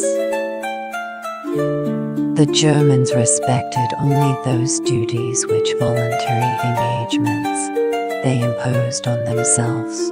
The most obscure soldier resisted with disdain the authority of the magistrates. The noblest youths blushed not to be numbered among the faithful companions of some renowned chief, to whom they devoted their alms and service. A noble emulation prevailed among the companions to obtain the first place in the esteem of their chief, amongst the chiefs to acquire the greatest number of valiant companions. To be ever surrounded by a band of select youths was the pride and strength of the chiefs, their ornament in peace, their defense in war. The glory of such distinguished heroes diffused itself beyond the narrow limits of their own tribe. Presents and embassies solicited their friendship, and the fame of their arms often ensured victory to the party which they espoused. In the hour of danger, it was shameful for the chief to be surpassed in valor by his companions, shameful for the companions not to equal the valor of their chief. To survive his fall in battle was indelible infamy. To protect his person and to adorn his glory with the trophies of their own exploits were the most sacred of their duties. The chiefs combated for victory, the companions for the chief. The noblest warriors, whenever their native country was sunk in the laziness of peace, maintained their numerous bands in some distant scene of action, to exercise their restless spirit, and to acquire renown by voluntary dangers, gifts worthy of soldiers. The warlike steed, the bloody and ever-victorious lance, were the rewards which the companions claimed from the liberality of their chief. The rude plenty of his hospitable board was the only pay that he could bestow, or if they would accept, war, ripe wine, and the freewill offerings of his friends supplied the materials of this munificence. 53. This institution, however it might accidentally weaken the several republics, invigorated the general character of the Germans, and even ripened amongst them all the virtues of which barbarians are susceptible, the faith and valor, the hospitality and the courtesy so conspicuous long afterwards in the ages of chivalry, the honorable gifts bestowed by the chief on his brave companions have been supposed by an ingenious writer to contain the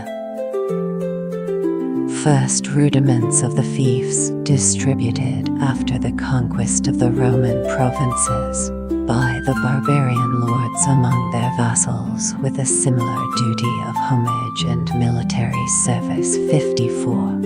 These conditions are, however, very repugnant to the maxims of the ancient Germans who delighted in mutual presents, but without either imposing or accepting the weight of obligations. 55. In the days of chivalry, or more properly of German chastity, romance, all the men were brave, and all the women were chaste, and notwithstanding the latter of these virtues is acquired and preserved with much more difficulty than the former, it is ascribed, almost without exception, to the wives of the ancient Germans. Polygamy was not in use except among the princes, and among them only for the sake of multiplying their alliances. Divorces were prohibited by manners rather than by laws. Adulteries were punished as rare and inexpiable crimes, nor was seduction justified by example and fashion. 56. We may easily discover that Tacitus indulges an honest pleasure in the contrast of barbarian virtue with the dissolute conduct of the Roman ladies. Yet there are some striking circumstances that give an air of truth, or at least of probability, to the conjugal faith and chastity of the Germans.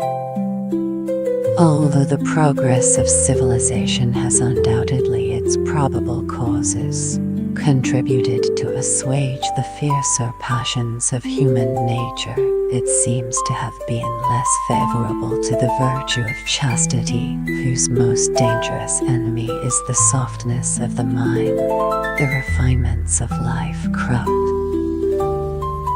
while they polish the intercourse of the sexes. The gross appetite of love becomes most dangerous when it is elevated, or rather, indeed, disguised by sentimental passion. The elegance of dress, of motion, and of manners gives a luster to beauty, and inflames the senses through the imagination.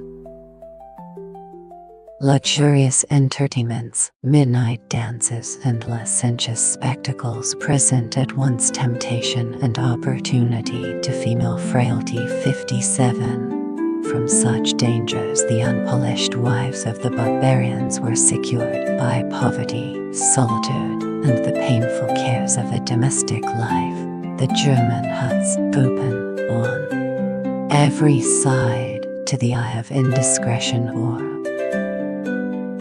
jealousy, were a better safeguard of conjugal fidelity than the walls, the bolts, and the eunuchs of a Persian harem. To this reason, another may be added of a more honorable nature. The Germans treated their women with esteem and confidence, consulted them on every occasion of importance, and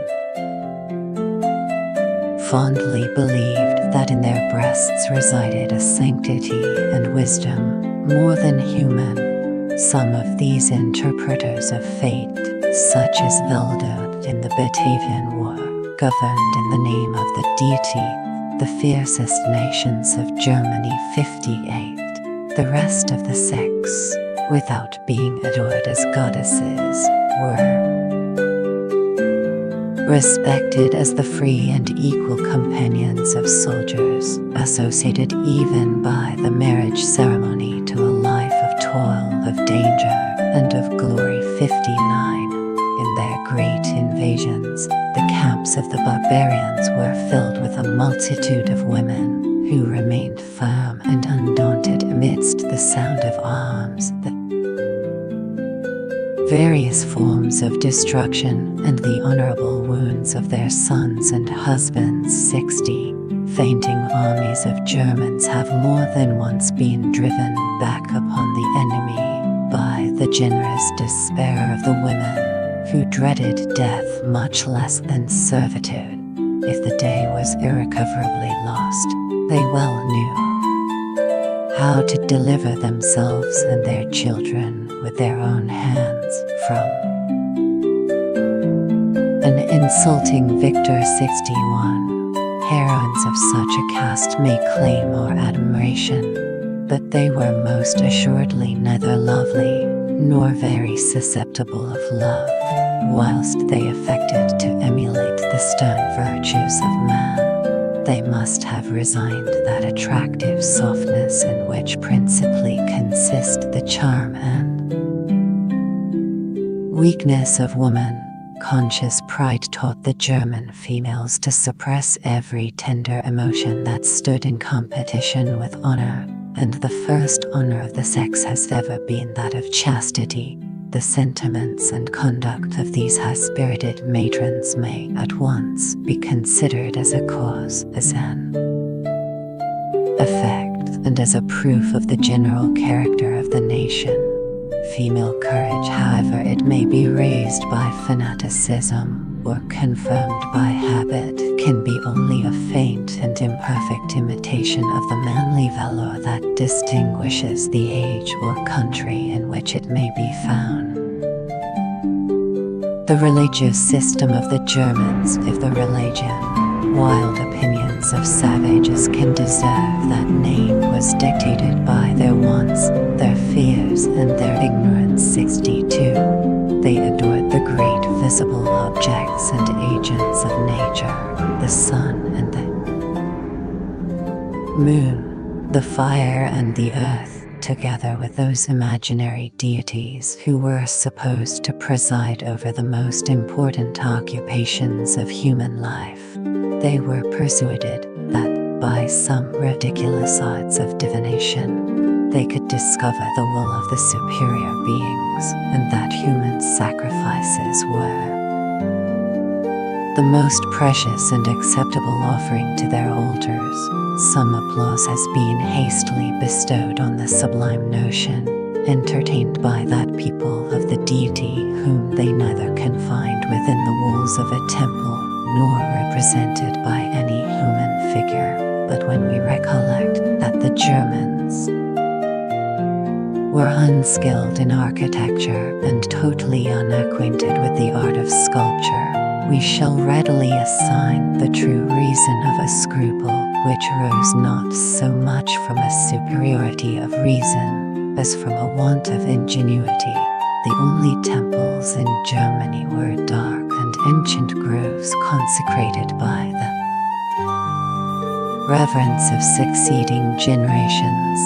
Their secret gloom, the imagined residence of an invisible power, by presenting no distinct object of fear or worship, impressed the mind with a still deeper sense of religious horror. 63. And the priests, rude and illiterate as they were, had been taught by experience the use of every artifice that could preserve and fortify impressions so well suited to their own interest.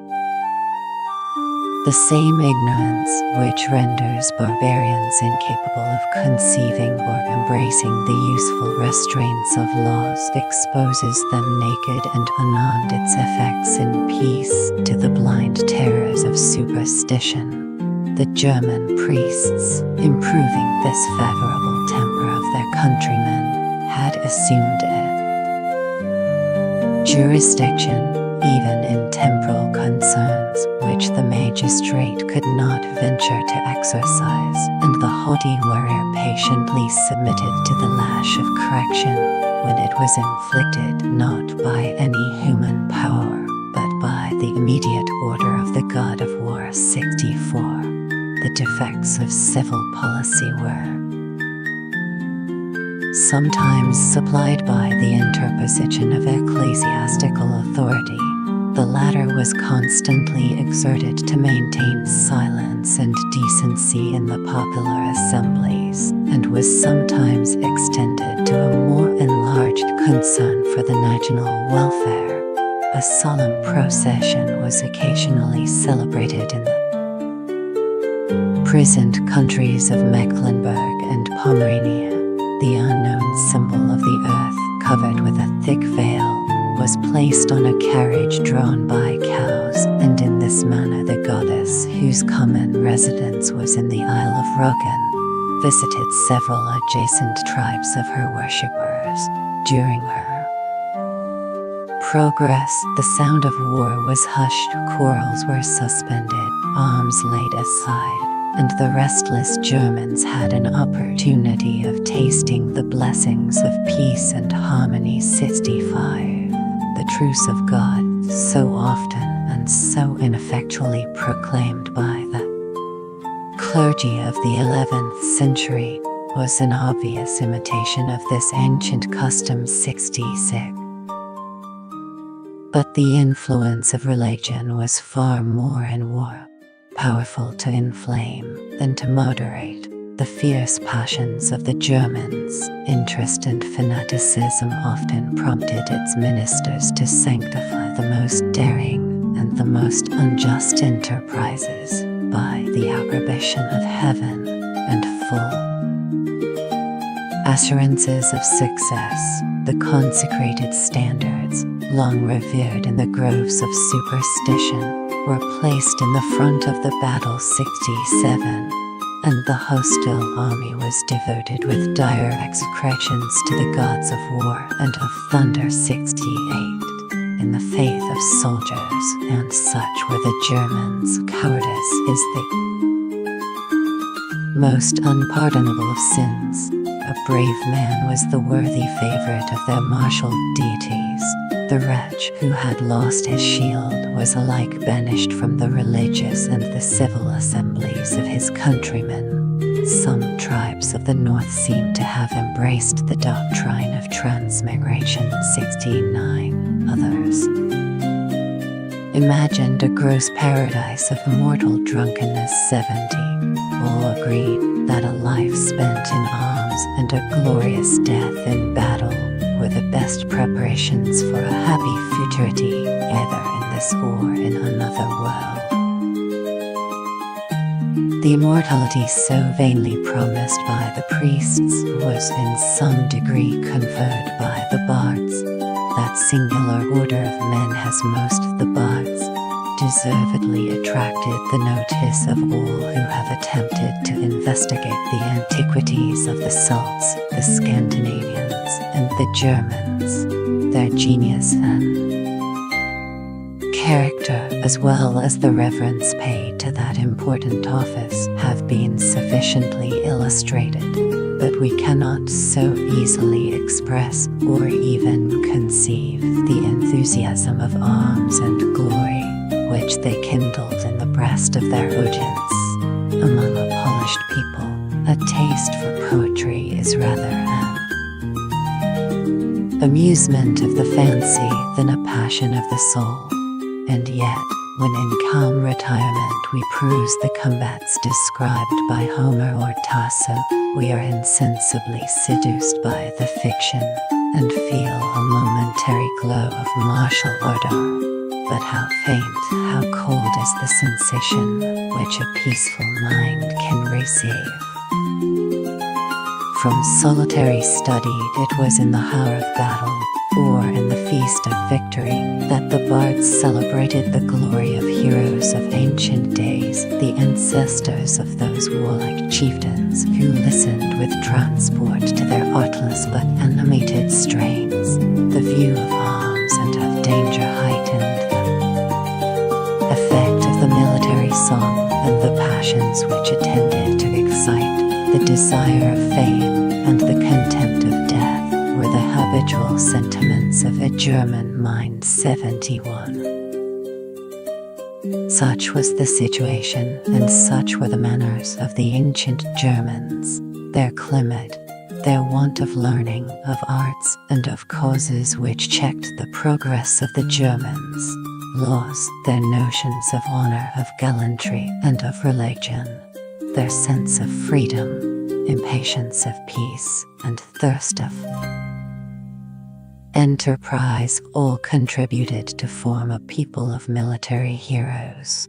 And yet we find that during more than 250 years that elapsed from the defeat of Varus to the reign of Decius, these formidable barbarians made few considerable attempts and not any material impression on the luxurious and enslaved provinces of the empire.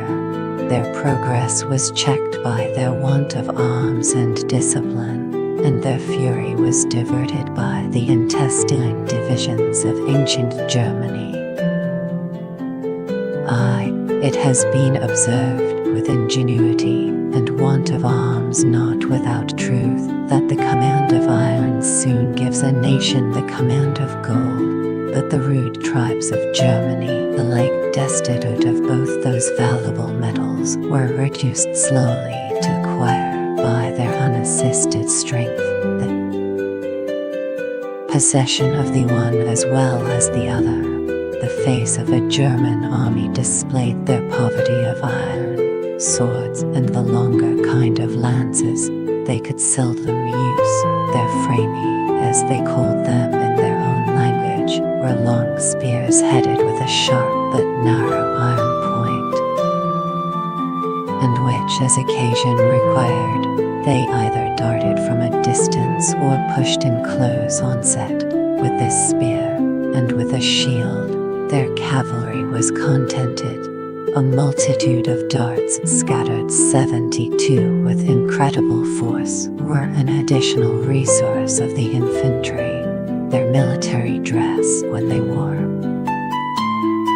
any, was nothing more than a loose mantle. A variety of colors was the only ornament of their wooden or osier shields. Few of the chiefs were distinguished by cuirasses, scarce any by helmets, though the horses of Germany were neither beautiful, swift, nor practiced in the skillful evolutions of the Roman manage. Several of the nations obtained renown by their cavalry, but in general, the principal strength of the Germans consisted in their infantry 73, which was drawn up in several deep columns according to the distinction of tribes and families, impatient of fatigue or delay, these and of discipline. Half-armed warriors rushed to battle with dissonant shouts and disordered ranks, and sometimes, by the effort of native valor, prevailed over the constrained and more artificial bravery of the Roman mercenaries. But as the barbarians poured forth their whole souls on the first onset, they knew not how to rally or to retire. A repulse was a sure defeat, and a defeat was most commonly total destruction. When we recollect the complete armor of the Roman soldiers, their discipline, exercises, evolutions, fortified camps, and military engines, it appears a just matter of surprise how the naked and unassisted valor of the barbarians could dare to encounter in the field the strength of the legions and the various troops of the auxiliaries which seconded their operations. The contest was too unequal, till the introduction of luxury had enervated the vigor, and a spirit of disobedience and sedition had relaxed the discipline of the Roman armies. The introduction of barbarian auxiliaries into those armies was a measure attended with very obvious dangers, as it might gradually instruct the Germans in the arts of war and of policy. Although they were admitted in small numbers and with the strictest precaution, the example of Civilis was proper to convince the Romans that the danger was not imaginary, and that their precautions were not always sufficient. 74. During the civil wars that followed the death of Nero, that artful and intrepid Batavian, whom his enemies condescended to compare with Hannibal and Cerberus 75, formed a great design of freedom and ambition. 8. Batavian cohorts, renowned in the wars of Britain and Italy, repaired to his standard. He introduced an army of Germans into Gaul, prevailed. 1. The powerful cities of Treves and Langres to embrace his cause, defeated the legions, destroyed their fortified camps, and employed against the Romans the military knowledge which he had acquired in their service. When at length, after an obstinate struggle, he yielded to the power of the empire, Civilis secured himself and his country by an honorable treaty. The Batavians still continued to occupy the islands of the Rhine. 76. The Oles, not the servants of the Roman monarchy. Why? The strength of ancient Germany appears civil dissensions of Germany formidable when we consider the effects that might have been produced by its united effort. The wide extent of country might very possibly contain 1 million of warriors, as all who were of age to bear arms were of a temper to use them. But this fierce multitude, incapable of concerting or executing any plan of national greatness, was agitated by various and often hostile intentions. Germany was divided into more than 40 independent states, and even in each state the union of the several tribes was extremely loose and precarious. The barbarians were easily provoked.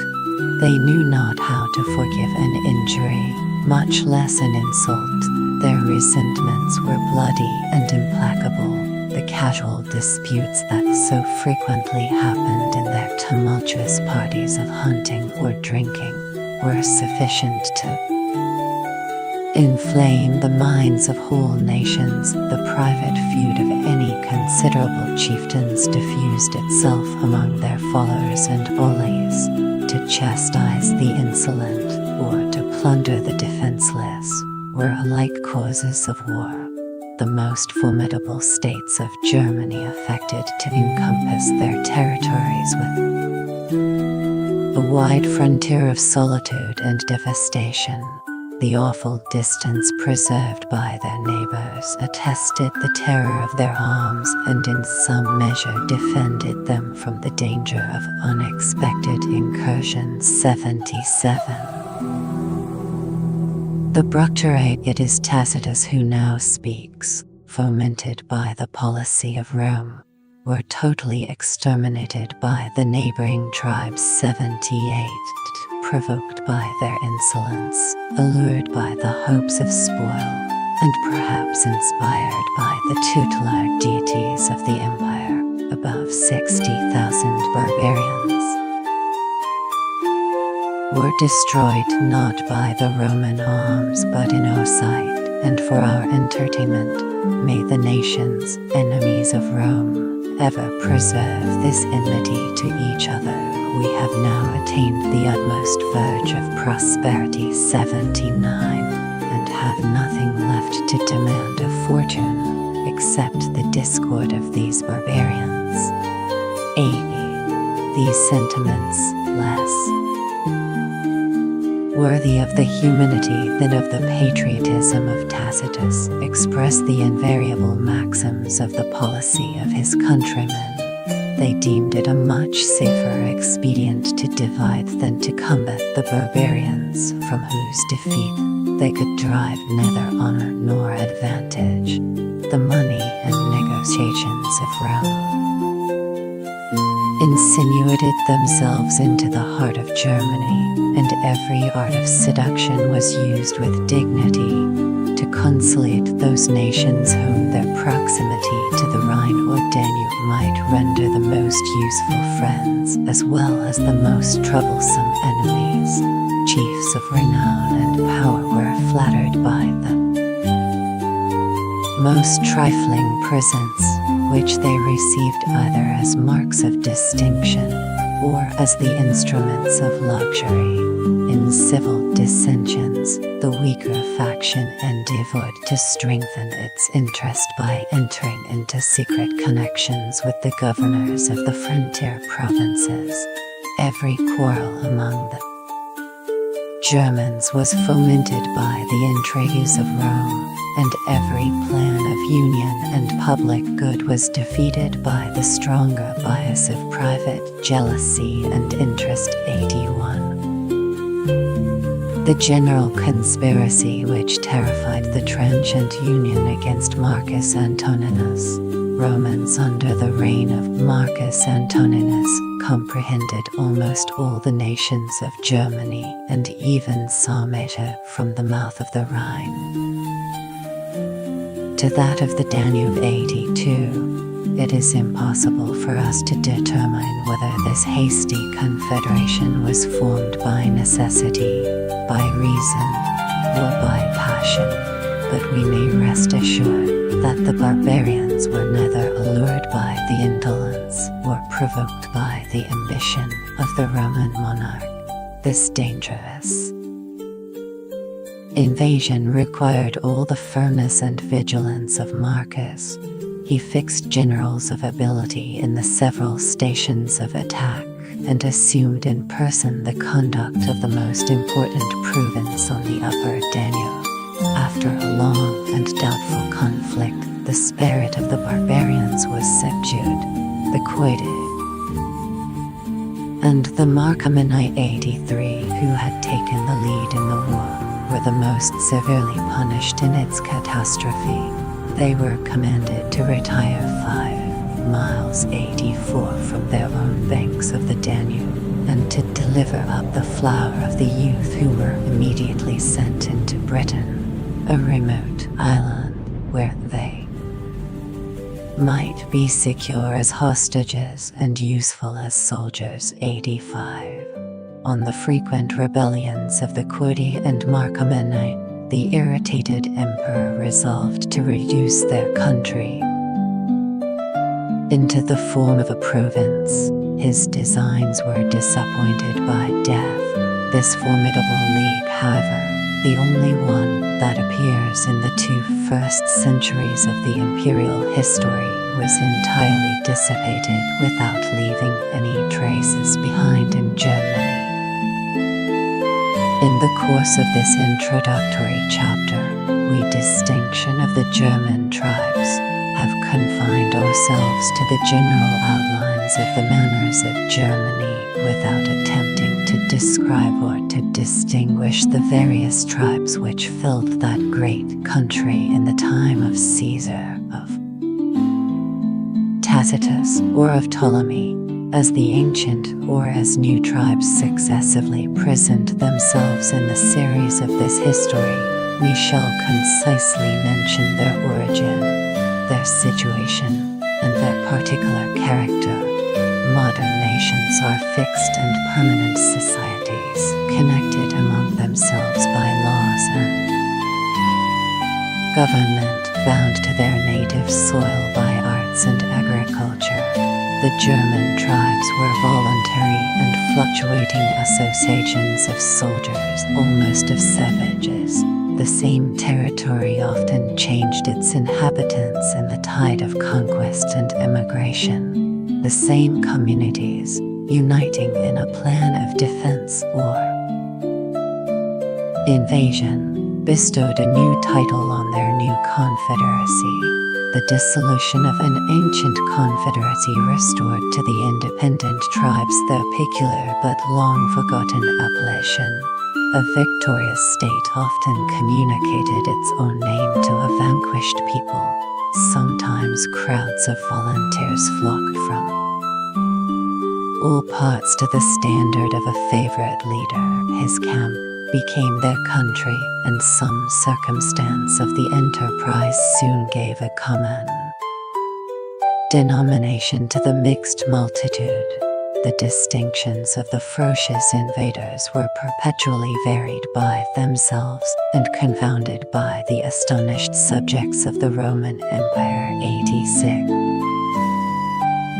Wars and the administration of public affairs, numbers, are the principal subjects of history, but the number of persons interested in these busy scenes is very different according to the different condition of mankind. In great monarchies, millions of obedient subjects pursue their useful occupations in peace and obscurity. The attention of the writer as well as of the reader is solely confined to a court, a capital, a regular army, and the districts which happen to be the occasional scene of military operations. But a state of freedom and barbarism, the season of civil commotions, or the situation of petty republics. 87. Raises almost every member of the community into action, and consequently into notice. The irregular divisions and the restless motions of the people of Germany dazzle our imagination and seem to multiply their numbers.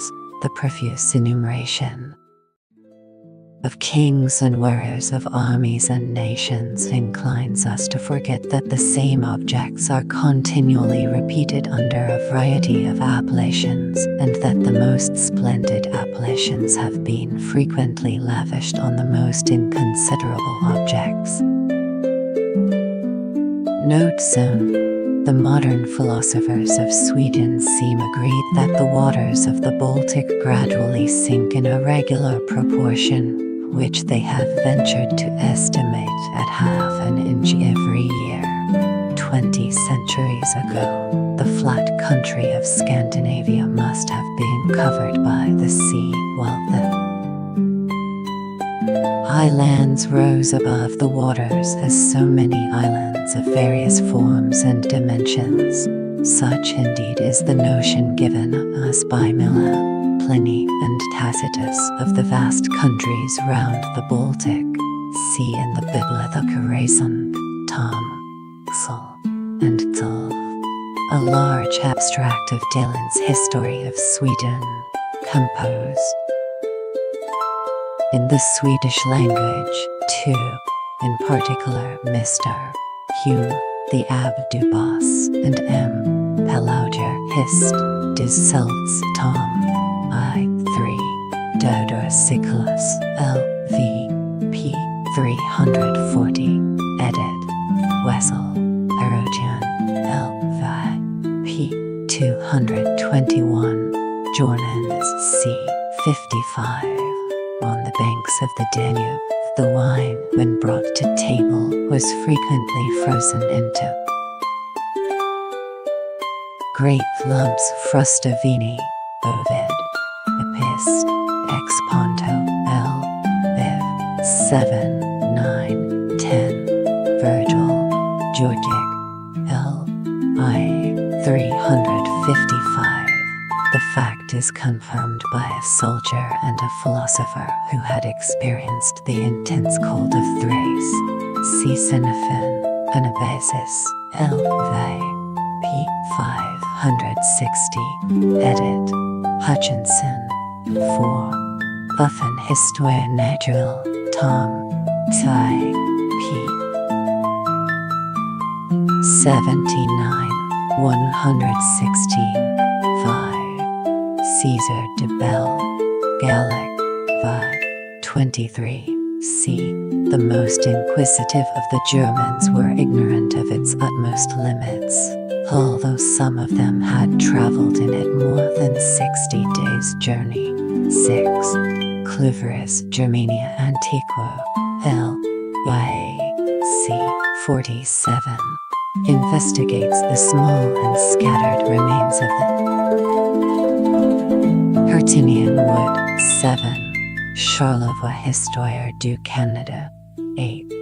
Olaus Rudbeck asserts that the Swedish women often bear 10 or 12 children, and not uncommonly 20 or 30, but the authority of Rudbeck is much to be suspected. 9. In Hosartis in haec corpora quo marima excrescun. Tacit. Germania 3. 20. Kluver. L.I.C. 14. 10. Plutarch in Mario, the Cimbri, by way of amusement, often slid down mountains of snow on their broad shields. 11. The Romans made war in all climates, and by their excellent discipline were in a great measure preserved in health and vigor. It may be remarked that man is the only animal which can live and multiply in every country from the equator to the poles. The hawk seems to approach the nearest to our species in that privilege. 12. Tacit, German. c. 3. The emigration of the Gauls followed the course of the Danube and discharged itself on Greece and Asia. Tacitus could discover only one inconsiderable tribe that retained any traces of a Gallic origin. 13. According to Keating, History of Ireland, p. 13-14. The giant Patholus, who was the son of Sarah, the son of Israel, the son of Sru, the son of Fremont, the son of Fathaclan, the son of Magog, the son of Japhet, the son of Nu, landed on the coast of Munster, the 14th day of May in the year of the world 1978. Though he succeeded in his great enterprise, the loose behavior of his wife rendered his domestic life very unhappy and provoked him to such a degree that he killed her favorite greyhound. This, as the learned historian very properly observes, was the first instance of female falsehood and infidelity ever known in Ireland. 14. Genealogical History of the Tartars by Abolhasy Behetter Khan. 15. His work, entitled Atlantica, is uncommonly scarce. Bale has given two most curious extracts from it. Republica des Leges Gendier et Fevrier, 1685. 16. Tacit, Germ. 19. Litteram secretivare pariter esse femina ignorant. We may rest contented with this decisive authority without entering into the obscure disputes concerning the antiquity of the runic characters.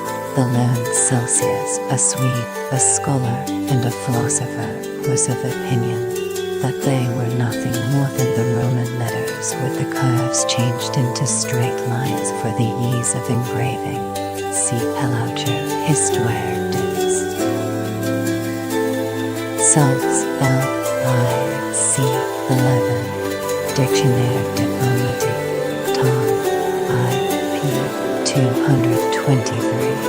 We may add that the oldest runic inscriptions are supposed to be of the 3rd century, and the most ancient writer who mentions the runic characters is Venantius Fortunatus Car. A.18, who lived towards the end of the 6th century. Barbara Fraxinis Penitor Runa Tables. 17. Recherches Philosophiques sur les Américains, Tom, I.P. 228. The author of that very curious work is, if I am not misinformed, a German by birth. 18. The Alexandrian geographer is often criticized by the accurate Cluverius. 19. See Caesar. And the learned Mr. Whitaker in his History of Manchester, Vol. I. 20. Tacit. Germ. 1521. When the Germans commanded the Ube of Cologne to cast off the Roman yoke, and with their new freedom to resume their ancient manners, they insisted on the immediate demolition of the walls of the colony. Postulamas of Vobis, Muros Coloniae, Monumentus Serviti Detrahatis, etiam fera animalia, si clausa tenis, virtutis obliviscuntur. Tacit. Hist. Iv. 64:22. The straggling villages of Silesia are several miles in length. See Clover. L. I. C. 13:23. 140 years after Tacitus, a few more regular structures were erected near the Rhine and Danube. Herodian. L. Vi. P. 234:24. Tacit. Germ. 17:25. Tacit. Germ. 5:26. Caesar de Bell. Gaul. 21:27. Tacit. Germ. 26. Caesar. Vi. 22:28. Tacit. Germ. 6:29. It is said that the Mexicans and Peruvians, without the use of either money or iron, had made a very great progress in the arts. Those arts and the monuments they produced have been strangely magnified. See Recherches sur les Américains, Tom. I. P. 153, C. 30. Tacit. Germ. 15:31. Tacit. Germ. 22:23. 32. Id. 24. The Germans might borrow the arts of play from the Romans, but the passion is wonderfully inherent in the human species. 33. Tacit. Germ. 14:34. Plutarch in Camilla. T. Liv. V. 33:35. Duos. Hist. De la monarchie Frenois Tom. I. P. 193:36. The Helvetian nation, which issued from the country called Switzerland, contained of every age and sex 368 persons. Caesar de Bell. Gaul. I. 29. At present, the number of people in the Pays du Vaud, the small district on the banks of the Leman Lake, much more distinguished for politeness than for industry, amounts to 112,591. See an excellent tract of M. Murat in the Mimoyes de Lay. Sophie de Bern. 37. Paul Diaconus. C. 1, 2, 3. Machiavel, de Villa, and the rest of Paul's followers represent these emigrations too much as regular and concerted measures. 38. Sir William Temple and Montesquieu have indulged on this subject, the usual liveliness of their fancy. 39. Machiavel. Hist. Defiance. L. I. Mariana Hist. Hispan. L. V. C. 140. Robertson's Chaw. V. Hume's Political Essays. 41. Tacit. German. 44:45. French MS who dedicated his supplement to Livy, to Christina of Sweden, thinks proper to be very angry with the Roman who expressed so very little reverence for northern queens. 42. May we not suspect that superstition was the parent of despotism? The descendants of Odin, whose race was not extinct till the year 1060, are said to have reigned in Sweden above 1,000 years. The Temple of Uppsala was the ancient seat of religion and empire in the year 1153. I find a singular law prohibiting the use and profession of arms to any except the king's guards. It is not probable that it was colored by the pretense of reviving an old institution. See Dahlen's History of Sweden in the Bibliothek Raison, Tom, Xel, and Kulvi, 43. Tacit, Germ, c. 43, 44. Id, c. 11, 12, 13, c. 45. Grotesque changes in expression of Tacitus, protractinture into protractinture. The correction is equally just and ingenious. 46. Even in our ancient parliament, the barons often carried a question, not so much by the number of votes as by that of their armed followers. 47. Caesar de Bell, Gaul, vi. 23. 48. Minut controversies is a very happy expression of Caesar's. 49. Reges ex nobilitate, juices ex virtute summoned, Tacit, Germ, 7. 50. Clever, Germ, and L.I.C. 38. 51. Caesar, vi. 22. Tacit, Germ, 26. 52. Tacit, Germ, 7. 53. Tacit, Germ, 13, 14, 54. Esprit des Loix, L. C. 3. The brilliant imagination of Montesquieu is corrected, however, by the dry cold reason of the Abbé de Montbly. Observations sur l'histoire de France, Tom. I. p. 356. 55. Gudent mineribus sit nec data impotent, nec acceptis obligantur. Tacit, Germ, c. 21.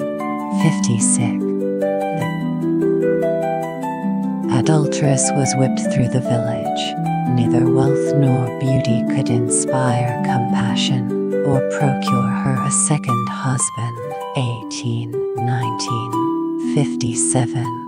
Ovid employs 200 lines in the research of places the most favorable to love. Above all, he considers the theatre as the best adapted to collect the beauties of Rome and to melt them into tenderness and sensuality. 58. Tacit, Hist. If. 61. 65. 59. The marriage present was a yoke of oxen, horses, and arms. See Germ. C. 18. Tacitus is somewhat too florid on the subject. 60. The change of exciger into exuger is a most excellent correction. 61. Tacit, Germ, c. 7. Plutarch and Mario. Before the wives of the Teutones destroyed themselves and their children, they had offered to surrender on condition that they should be received as the slaves of the Vestal Virgins. 62. Tacitus has employed a few lines, and Clover is 124 pages on this obscure subject. The former discovers in Germany the gods of Greece and Rome. The latter is positive that under the emblems of the sun, the moon, and the fire, his pious ancestors worshipped the Trinity in unity. 63. The sacred wood described with such sublime horror. Lucan was in the neighborhood of Marseilles, but there were many of the same kind in Germany. 64. Tacit, Germania, c. 7. 65. Tacit, Germania, c. 40. 66. Cedar, Robertson's History of Charles v. Vol. I. Note 10. 67. Tacit, Germ. c. 7. These standards were only the heads of wild beasts. 68. See an instance of this custom. Tacit, Annal. Sci. 57. 69. Caesar, Diodorus, and Lucan seem to ascribe this doctrine to the Gauls, but M. Palaucher, Histoire des Celtes, L. c. 18, labors to reduce their expressions to a more orthodox sense. 70. Concerning this gross but alluring doctrine of the Edda, see Fables, in the curious version of that book published by M. Mallet in his introduction to the history of Denmark. 71. See Tacit, Germ, c. 3. Diodor, Sickle, L. V.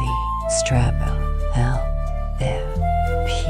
197. The classical reader may remember the rank of Demodocus in the Phasian court, and the ardor infused by Tardius into the fainting Spartans. Yet there is little probability that the Greeks and the Germans were the same people. Much learned trifling might be spared if our antiquarians would condescend to reflect that similar manners will naturally be produced by similar situations. 72. Miscellaneous Spargunt, Tacit, Germ, c. 6. Either that historian used a vague expression, or he meant that they were thrown at random. 73. It was their principal distinction from the Sarmatians, who generally fought on horseback. 74. The relation of this enterprise occupies a great part of the 4th and 5th books of the history of Tacitus, and is more remarkable for its eloquence than perspicuity. Sir Henry Saville has observed several inaccuracies. 75. Tacit, Hist, F. 13. Like them, he had lost an eye. 76. It was contained between the two branches of the old Rhine, as they subsisted before the face of the country was changed by art and nature. See Kluver, German, Antig, L. I. c. 30, 37, 77, Caesar de Bell, Gaul, L. Va. 23, 78. They are mentioned, however, in the 5th and 5th centuries by Nazarius, Amminus, Claudian, c. as a tribe of Franks. See Kluver, Germ. Antig, L. I. c. Xi. 79. Urgentibus is the common reading, but good sense, Lipsis, and Sums declare for Virgentibus. 80. Tacit, Germania, c. 33. The pious Abbé de la Bletterie is very angry with Tacitus, talks of the devil who was a murderer from the beginning. c. 81. Many traces of this policy may be discovered in Tacitus and Dan, and many more may be inferred from the principles of human nature. 82. Hist, August, p. 31. Amen. Marcellin, C5. Rule, Victor. The Emperor Marcus was reduced to sell the rich furniture of the palace and to enlist slaves and robbers. 83.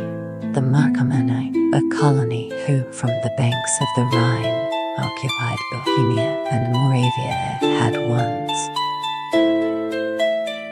erected a great and formidable monarchy under their king Barbados. See Strabo, L.V. Pat. I. 105. Tacit, Annal. I. 63. 84. Mr.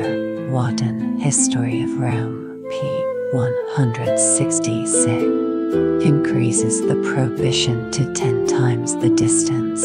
His reasoning is specious, but not conclusive. 5 miles were sufficient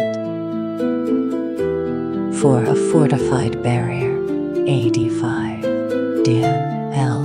Lux, and Luxic. 86. See an excellent dissertation on the origin and migrations of nations in the Memoirs de l'Académie des Inscriptions, Tom. Zweig, p. 4871. It is seldom that the antiquarian and the philosopher are so happily blended. 87. Should we suspect that Athens contained only 21 citizens, and Sparta no more than 39? See Hume and Wallace on the number of mankind in ancient and modern times. Information about this book. Title statement. The History of the Decline and Fall of the Roman Empire, by Edward Gibbon, Esq. Upton. Gibbon, Edward. 1737 1794. Publication. Distribution. University of Oxford Text Archive. Oxford University Computing Services.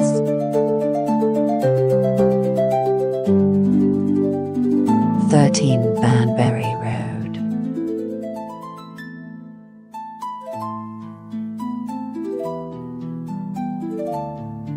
Oxford.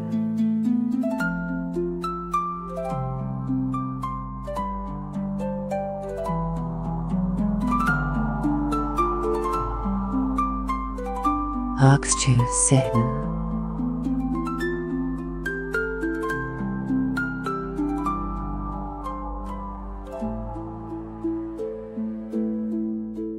Attack Socks ACUK.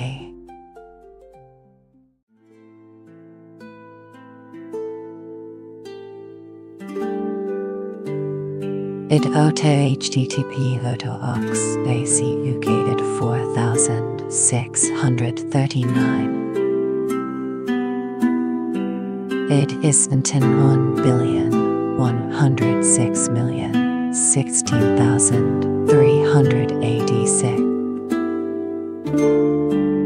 It is 39,781,106,016,386.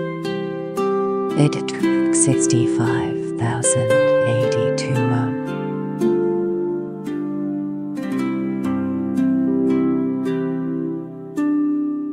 It bibnoku 3,300,611,167. It etch 34,700,101.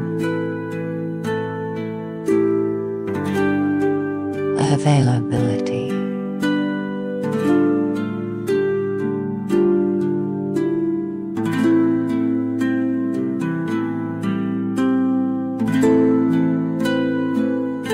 Distributed by the University of Oxford under a Creative Commons.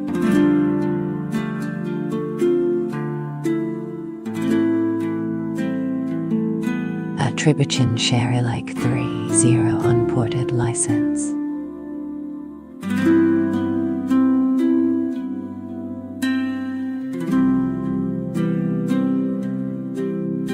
Source.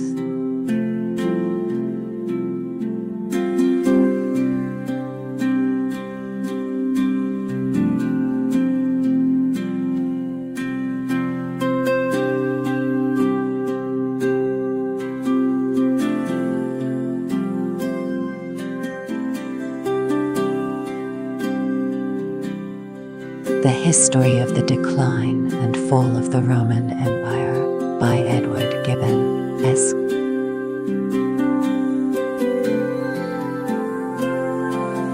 Gibbon, Edward 1737-1794. A new edition.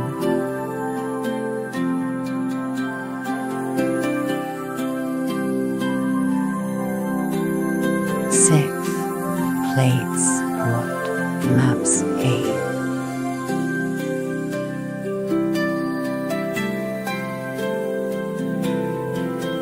London.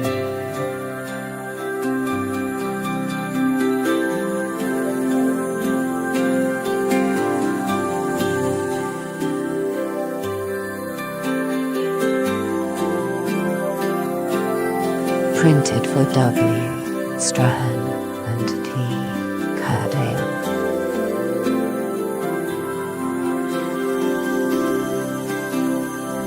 $1,783. Vols on set.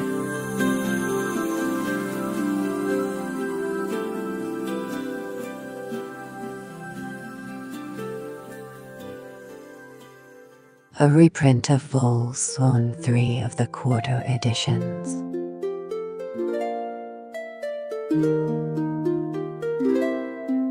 Reproduction of original from the British Library.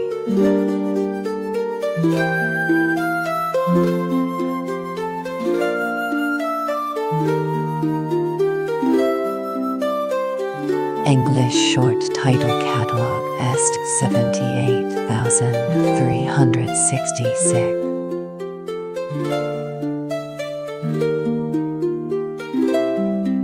Electronic data Farmington Hills, Mitch. Thomson Gale, 2003. Page image and digitized image of the microfilm version produced in Woodbridge Court by Research Publications 1982-2002, later known as Primary Source Microfilm, an imprint of the Gale Group. Creation. Created by converting TEP files to TAPE 5 using TEP Top 5.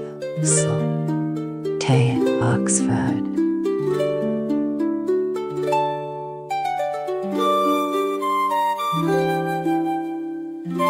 Editorial practices.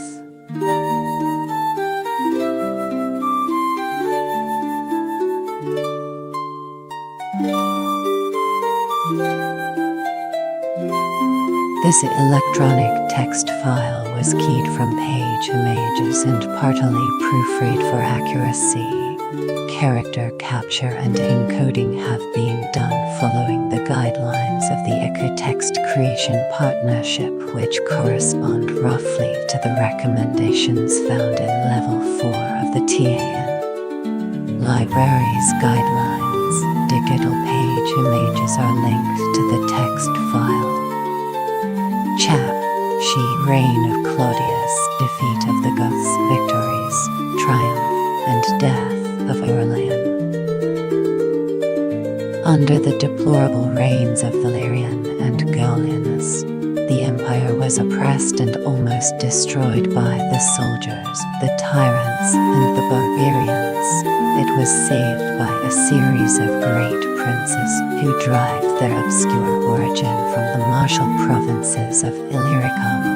Within a period of about 30 years, Claudius Urlan, Probus Diocletian, and his colleagues triumphed over the foreign and domestic enemies of the state, re-established with the military discipline the strength of the frontiers, and deserved the glorious title of restorers of the Roman world. The removal of any effeminate tyrant made way for a succession of heroes. The indignation of the people imputed all their calamities to Gallienus.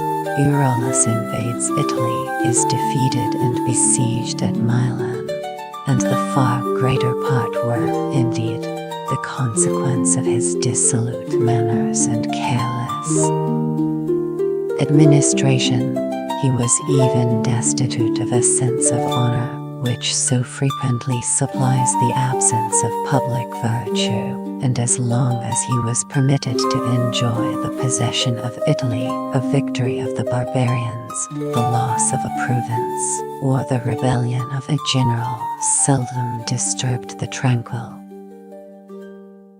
course of his pleasures. At length a considerable army stationed on the upper Danube, d. 268, invested with the imperial purple their leader Euryalus, who, disdaining a confined and barren reign over the mountains of Rhaetia, passed the Alps, occupied Milan, threatened Rome, and challenged Gallienus to dispute in the field the sovereignty of Italy. The emperor, provoked by the insult and alarmed by the instant danger, suddenly exerted that latent vigor which sometimes broke through the indolence of his temper. Forcing himself from the luxury of the palace, he appeared in arms at the head of his legions and advanced beyond the Po to encounter his competitor. The corrupted name of Pontarolo I still preserves the memory of a bridge over the Adda, which during the action must have proved an object of the utmost importance to both armies. The raging usurper, after receiving a total defeat and a dangerous wound, retired into Milan. The siege of that great city was immediately formed. The walls were battered with every engine in use among the ancients, and Euryalus, doubtful of his internal strength and hopeless of foreign succors, already anticipated the fatal consequences of unsuccessful rebellion. His last resource was an attempt to seduce the loyalty of the besiegers. He scattered libels through their camp, inviting the troops to desert an unworthy master who sacrificed the public happiness to his luxury, and the lives of his most valuable subjects to the slightest suspicions. The arts of Euryalus diffused fears and discontent among the principal officers of his rival. A conspiracy was formed by Heraclinus the Praetorian prefect, by Marcian, a general of rank and reputation, and by Cecrops, who commanded a numerous body of Dalmatian guards. The death of Gallienus was resolved, and notwithstanding their desire of first terminating the siege of Milan, the extreme danger which accompanied every moment's delay obliged them to hasten the execution of their daring purpose at a late hour of the night, but while the emperor still protracted the pleasures of the table. An alarm was suddenly given that Euryalus, at the head of all his forces, had made a desperate sally from the town. Gallienus, who was never deficient in personal bravery, started from his silken couch, and without allowing himself time either to put on his armor or to assemble his guards, he mounted on horseback and rode full speed toward the supposed place of the attack. encompassed by his declared or concealed enemies, he soon, amidst the nocturnal tumult, received a mortal dart from an uncertain hand. Before he expired, a patriotic FD 268, March 20, death of Gullianus. Sentiment rising in the mind of Gullianus induced him to name a deserving successor, and it was his last request that the imperial ornaments should be delivered to Claudius, who then commanded a detached army in the neighborhood of Pavia. The report at least was diligently propagated, and the order cheerfully obeyed by the conspirators who had already agreed to place Claudius on the throne. On the first news of the emperor's death, the troops expressed some suspicion and resentment, till the one was removed, and the other assuaged by a donative of 20 pieces of gold to each soldier. They then ratified the election and acknowledged the merit of their new sovereign too. The obscurity which covered the origin of character and elevation of the Emperor Claudius, though it was afterwards embellished by some flattering fictions, sufficiently betrays the meanness of his birth. We can only discover that he was a native of one of the provinces bordering on the Danube, that his youth was spent in arms, and that his modest valour attracted the favour and confidence of Decius. The Senate and people already considered him as an excellent officer, equal to the most important trusts, and censured the inattention of Valerian, who suffered him to remain in the subordinate station of a tribune. But it was not long before that emperor distinguished the merit of Claudius by declaring him general and chief of the Illyrian frontier, with the command of all the troops in Thrace, Maesia, Dacia, Pannonia, and Dalmatia, the appointments of the prefect of Egypt, the establishment of the proconsul of Africa, and the sure prospect of the consulship. By his victories over the Goths, he deserved from the Senate the honor of a statue, and excited the jealous apprehensions of Gullianus.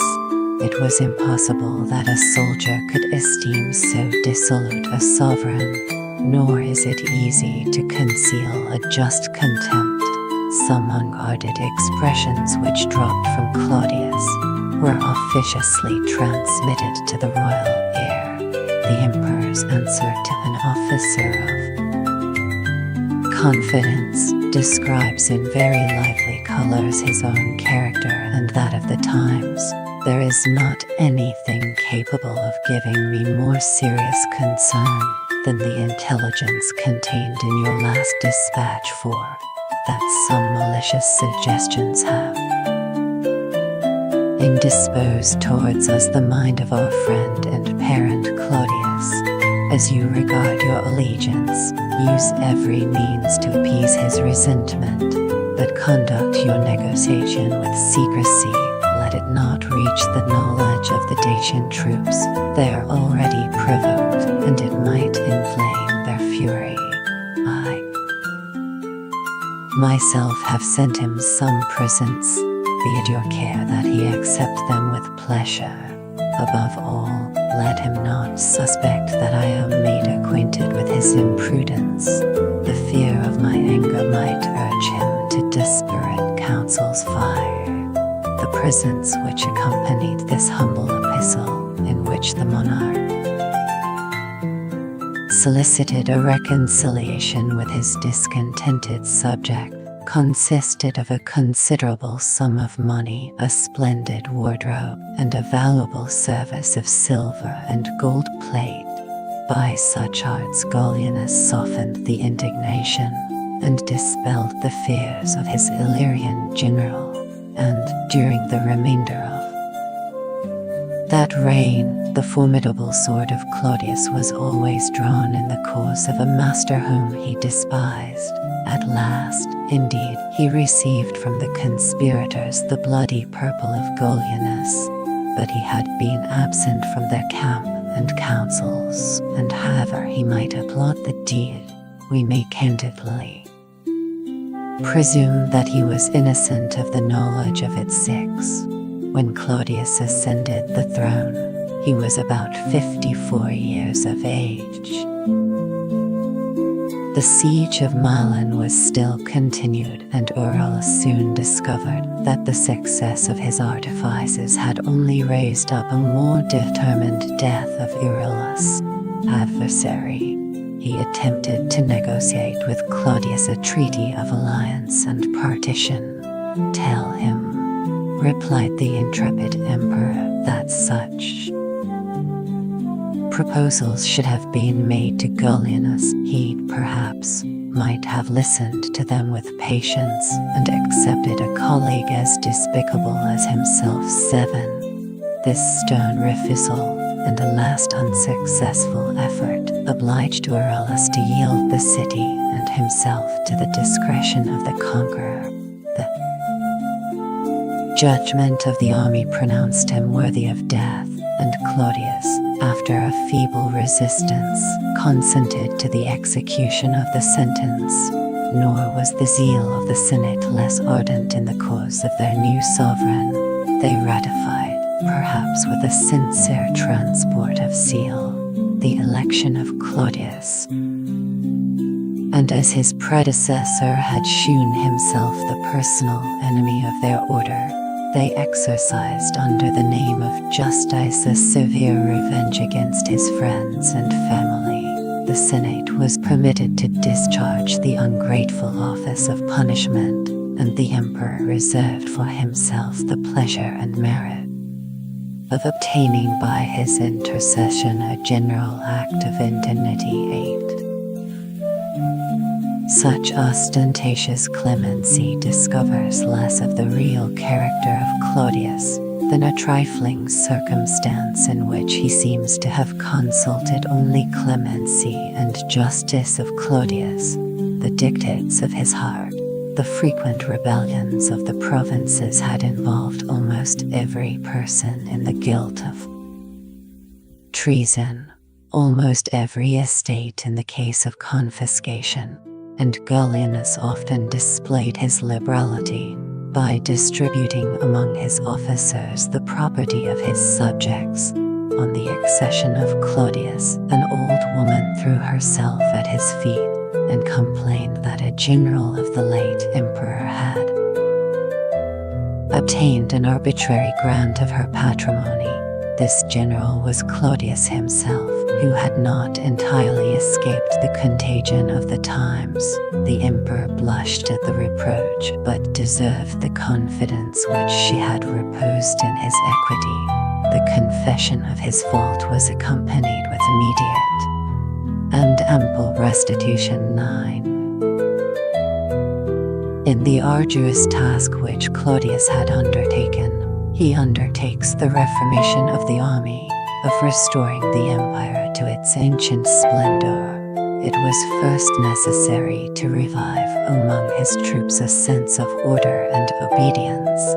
With the authority of a veteran commander, he represented to them that the relaxation of discipline had introduced a long train of disorders, the effects of which were at length experienced by the soldiers themselves, that a people ruined by oppression and indolent from despair could no longer supply a numerous army with the means of luxury or even of subsistence, that the danger of each individual had increased with the despotism of the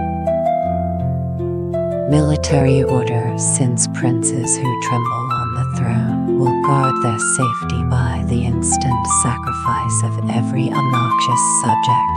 The emperor expatiated on the mischiefs of a lawless caprice which the soldiers could only gratify at the expense of their own blood, as their seditious elections had so frequently been followed by civil wars which consumed the flower of the legions either in the field of battle or in the cruel abuse elusive victory. He painted in the most lively colors the exhausted state of the treasury, the desolation of the provinces, the disgrace of the Roman name, and the insolent triumph of rapacious barbarians. It was against those barbarians, he declared, that he intended to point the first effort of their arms. Tetricus might reign for a while over the west, and even Zenobia might preserve the dominion of the East. 10. These usurpers were his personal adversaries. Nor could he think of indulging any private resentment till he had saved an empire whose impending ruin would, unless it was timely prevented, crush both the army and the people.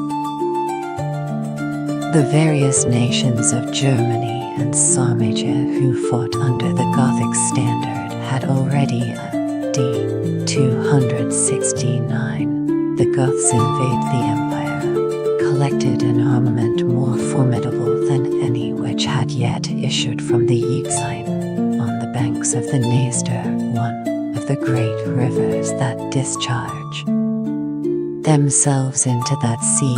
They constructed a fleet of 2,000, or even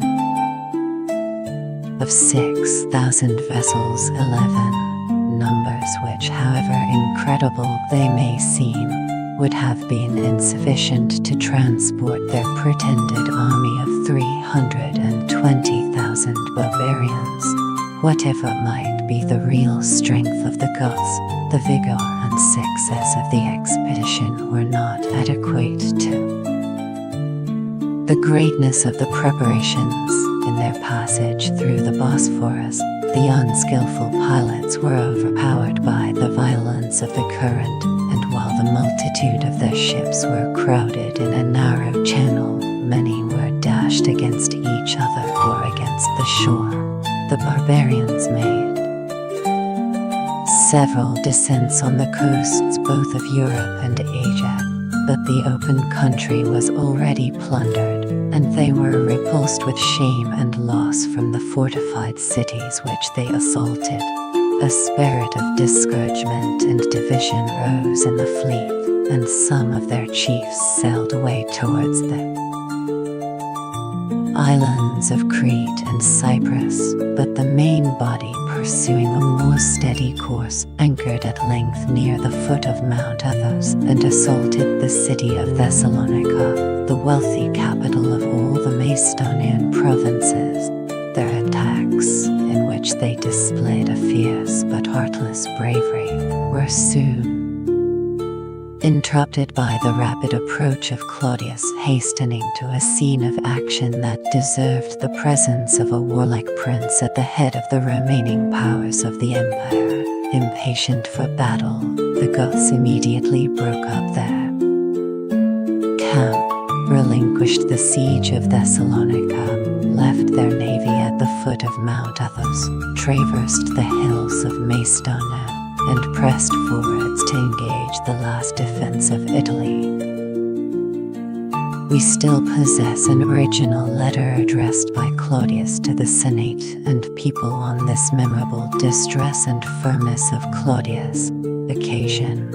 Conscript fathers, says the emperor, know that 320,000 Goths have invaded the Roman territory. If I vanquish them, your gratitude will reward my services. Should I fall, remember that I am the successor of Gallienus. The whole republic is fatigued and exhausted. We shall fight after Valerian, after Ingenuus, Regilianus, Longinus, Posthumus, Celsus, and 1,000 others whom a just contempt for Gallienus provoked into rebellion. We are in want of darts, of spears, and of shields. The strength of the empire, Gaul, and Spain are usurped by Tetricus, and we blush to acknowledge that the archers of the East serve under the banners of Zenobia. Whatever we shall perform will be sufficiently great. 12. The melancholy firmness of this epistle announces a hero careless regardless of his fate, conscious of his danger, but still driving a well-grounded hope from the resources of his own mind. The event surpassed his own expectations and those of the world. By the most signal victories, his victory over the Goths, he delivered the empire from this host of barbarians and was distinguished by posterity under the glorious appellation of the Gothic Claudius. The imperfect historians of an irregular war 13 do not enable us to describe the order and circumstances of his exploits, but if we could be indulged in the illusion, we might distribute into 3 acts this memorable tragedy. The decisive battle was fought near Naissus, a city of Dardania. The legions at first gave way, oppressed by numbers and dismayed by misfortunes. Their ruin was inevitable had not the abilities of their emperor prepared a seasonable relief, a large detachment rising out of the secret and difficult passes of the mountains which, by his order, they had occupied, suddenly assailed the rear of the victorious Goths. The favorable instant was improved by the activity of Claudius. He revived the courage of his troops, restored their ranks, and pressed the barbarians on every side. 50,000 men are reported to have been slain in the Battle of Naissus. Several large bodies of barbarians, covering their retreat with a movable fortification of wagons, retired, or rather escaped from the field of slaughter. We may presume that some insurmountable difficulty, the fatigue, perhaps, or the disobedience of the conquerors prevented Claudius from completing in one day the destruction of the Goths. The war was diffused over the provinces of Media, Thrace, and Macedonia, and its operations drawn out into a variety of marches, surprises, and tumultuary engagements as well by sea as by land. When the Romans suffered any loss, it was commonly occasioned by their own cowardice or rashness, but the superior talents of the emperor, his perfect knowledge of the country, and his judicious choice of measures as well as officers assured on most occasions the success of his arms. The immense booty, the fruit of so many victories, consisted for the greater part of cattle and slaves. A select body of the Gothic youth was received among the imperial troops. The remainder was sold into servitude, and so considerable was the number of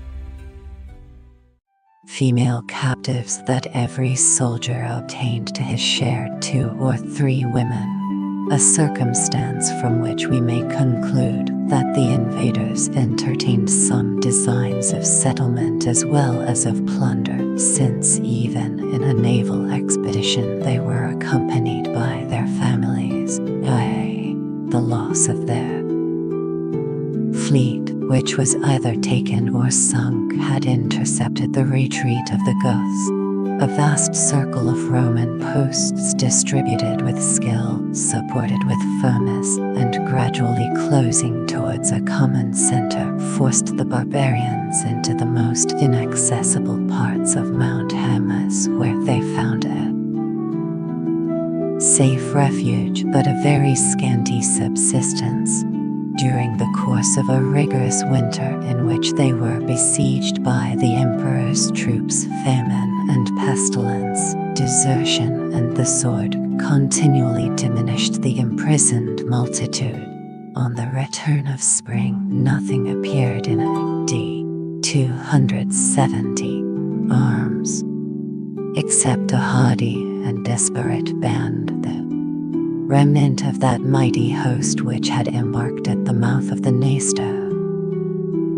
The pestilence which swept away such numbers of the barbarians at length proved fatal to March, death of the emperor, who who recommends Aurelian for his successor, their conqueror. After a short but glorious reign of 2 years, Claudius expired at Sirmium, amidst the tears and acclamations of his subjects. In his last illness, he convened the principal officers of the state and army, and in their presence recommended Aurelian, one of his generals, as the most deserving of the throne, and the best qualified to execute the great design which he himself had been permitted only to undertake. The virtues of Claudius, his valor, affability 14, justice and temperance, his love of fame and of his country, place him in that short list of emperors who added luster to the Roman purple. Those virtues, however, were celebrated with peculiar zeal and complacency by the courtly writers of the age of Constantine, who was the great-grandson of Crispus, the elder brother of Claudius. The voice of flattery was soon taught to repeat that the gods who so hastily had snatched Claudius from the earth rewarded his merit and piety by the perpetual establishment of the empire in his family. 15. Notwithstanding these oracles, the greatness of the Flavian family, a name which it had pleased them to assume, was deferred above 20. The attempt and fall of Quintilius' years and the elevation of Claudius occasioned the immediate ruin of his brother Quintilius, who possessed not sufficient moderation or courage to descend into the private station to which the patriotism of the late emperor had condemned him. Without delay or reflection, he assumed the purple at Aquileia, where he commanded a considerable force, and though his reign lasted only 17 days, he had time to obtain the sanction of the Senate and to experience a mutiny of the troops. As soon as he was informed that the great army of the Danube had invested the well-known villa of Aurelian with imperial power, he sunk under the fame and merit of his rival, and ordering his veins to be opened, prudently April withdrew himself from the unequal contest. 16. The general design of this work will not permit us minutely to relate the actions of every origin and services of Aurelian, emperor, after he ascended the throne, much less to deduce the various fortunes of his private life. We shall only observe that the father of Aurelian was a peasant of the territory of Sirmium, who occupied a small farm, the property of Aurelius, a rich senator. His warlike son enlisted in the troops as a common soldier, successively rose to the rank of a centurion, a tribune, the prefect of a legion, the inspector of the camp, the general, or, as it was then called, the duke of a frontier, and at length, during the Gothic War, exercised the important office of commander-in-chief of the cavalry. In every station he distinguished himself by matchless valor. 17. Rigid discipline and successful conduct. He was invested with the consulship by the Emperor Valerian, who styles him, in the pompous language of that age, the deliverer of Illyricum, the restorer of Gaul, and the rival of the Scipios. At the recommendation of Valerian, a senator of the highest rank and merit, Ulpius Crinitus, whose blood was derived from the same source as that of Trajan, adopted the Pannonian peasant, gave him his daughter in marriage, and relieved with his ample fortune the honorable poverty which Aurelian had preserved inviolate. 18. The reign of Aurelian lasted only 4 years. Aurelian's successful reign, and about 9 months. but every instant of that short period was filled by some memorable achievement. He put an end to the Gothic War, chastised the Germans who invaded Italy, recovered Gaul, Spain, and Britain out of the hands of Tetricus, and destroyed the proud monarchy which Zenobia had erected in the east on the ruins of the afflicted empire. It was the rigid attention of Aurelian, even to the minutest articles of discipline, which bestowed his severe discipline such uninterrupted success on his arms. His military regulations are contained in a very concise epistle to one of his inferior officers, who is commanded to enforce them as he wishes to become a tribune, or as he is desirous to live. Gaming, drinking, and the arts of divination were severely prohibited. Aurelian expected that his soldiers should be modest, frugal, and laborious, that their armor should be constantly kept bright, their weapons sharp, their clothing and horses ready for immediate service, that they should live in their quarters with chastity and sobriety, without damaging the cornfields, without stealing even a sheep, a fowl, or a bunch of grapes, without exacting from their landlords either salt, or oil, or wood. The public allowance, continues the emperor, is sufficient for their support. Their wealth should be collected from the spoil of the enemy, not from the tears of the provincials. 19. A single instance will serve to display the rigor and even cruelty of Aurelian. One of the soldiers had seduced the wife of his host, the guilty wretch was fastened to two trees forcibly drawn towards each other, and his limbs were torn asunder by their sudden separation. A few such examples impressed a salutary consternation. The punishments of Aurelian were terrible, but he had seldom occasion to punish more than once the same offense. His own conduct gave a sanction to his laws, and the seditious legions dreaded a chief who had learned to obey, and who was worthy to command. The death of Claudius had revived the fainting spirit of the Goths. The troops which guarded the passes of Mount Haemus, and he concludes a treaty with the Goths, banks of the Danube, had been drawn away by the apprehension of a civil war, and it seems probable that the remaining body of the Gothic and Vandalic tribes embraced the favorable opportunity, abandoned their settlements of the Ukraine, traversed the rivers, and swelled with new multitudes the destroying host of their countrymen. Their united numbers were at length encountered by Aurelian, and the bloody and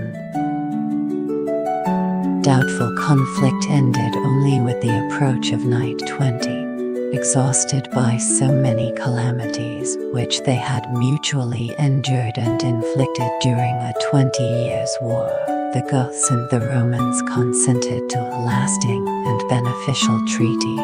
It was earnestly solicited by the barbarians and cheerfully ratified by the legions, to whose suffrage the prudence of Aurelian referred the decision of that important question.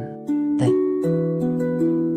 Gothic nation engaged to supply the armies of Rome with a body of 2,000 auxiliaries, consisting entirely of cavalry, and stipulated in return an undisturbed retreat with a regular market as far as the Danube, provided by the emperor's care, but at their own expense.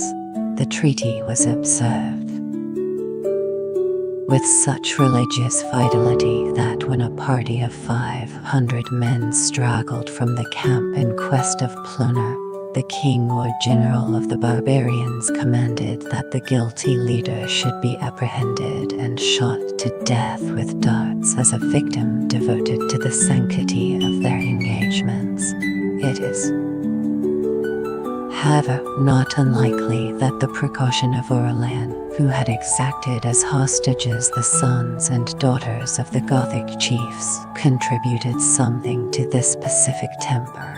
The youths he trained in the exercise of arms and near his own person. To the damsels he gave a liberal and Roman education, and by bestowing them in marriage on some of his principal officers, gradually introduced between the two nations the closest and most enduring connections. 21. But the most important condition of peace was and resigns to them the province of Dacia. Understood rather than expressed in the treaty, Aurelian withdrew the Roman forces from Dacia and tacitly relinquished that great province to the Goths and Vandals. 22. His manly judgment convinced him of the solid advantages and taught him to despise the seeming disgrace of thus contracting the frontiers of the monarchy. The Dacian subjects, removed from those distant possessions which they were unable to cultivate or defend, added strength and populousness to the southern side of the Danube, a fertile territory which the repetition of barbarous inroads had changed into a desert, was yielded to their industry, and a new province of Dacia still preserved the memory of Trajan's conquests. The old country of that name detained, however, a considerable number of its inhabitants, who dreaded exile more than a Gothic master. 23.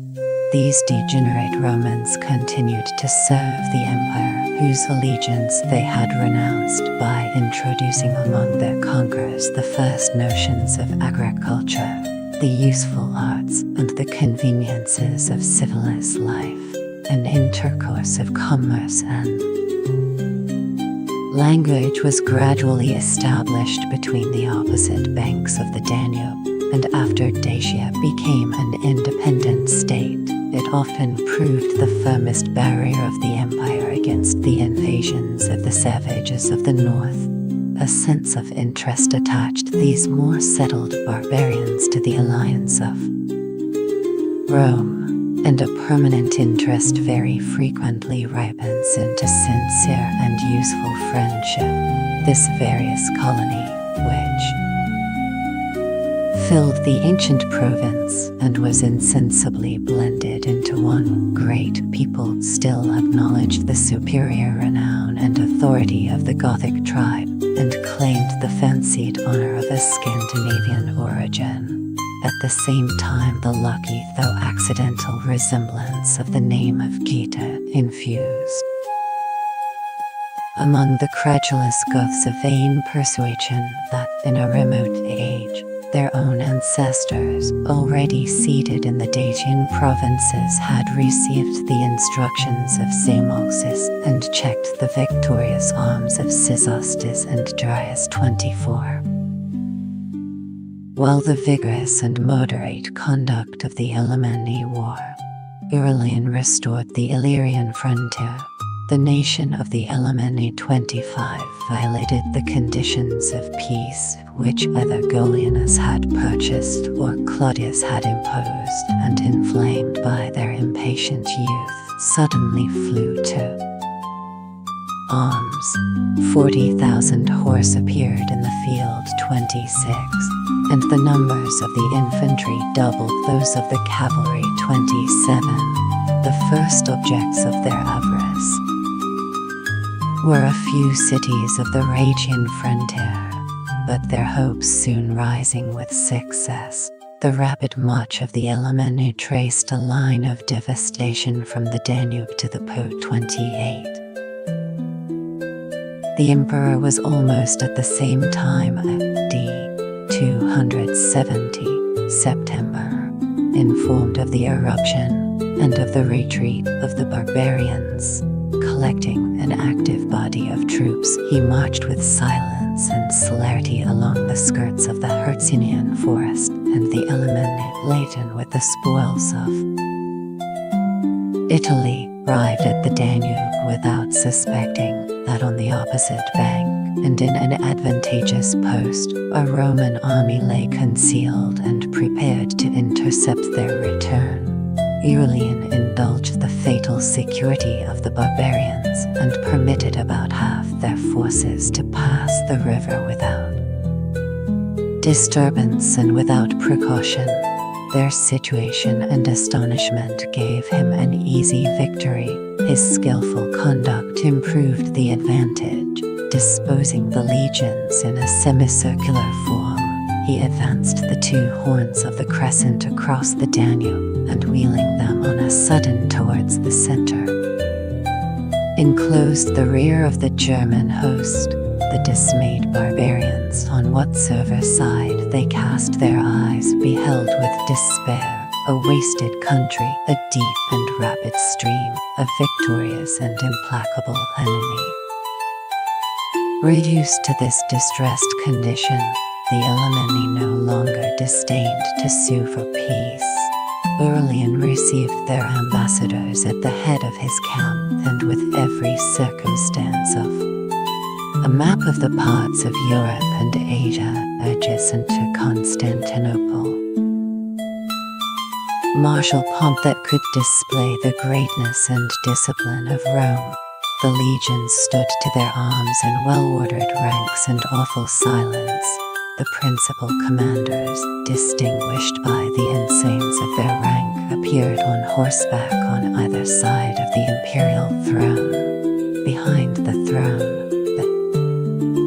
consecrated images of the emperor and his predecessors 29, the golden eagles, and the various titles of the legions, engraved in letters of gold, were exalted in the air on lofty pikes covered with silver. When Aurelian assumed his seat, his manly grace and majestic figure 30 taught the barbarians to revere the person as well as the purple of their conqueror.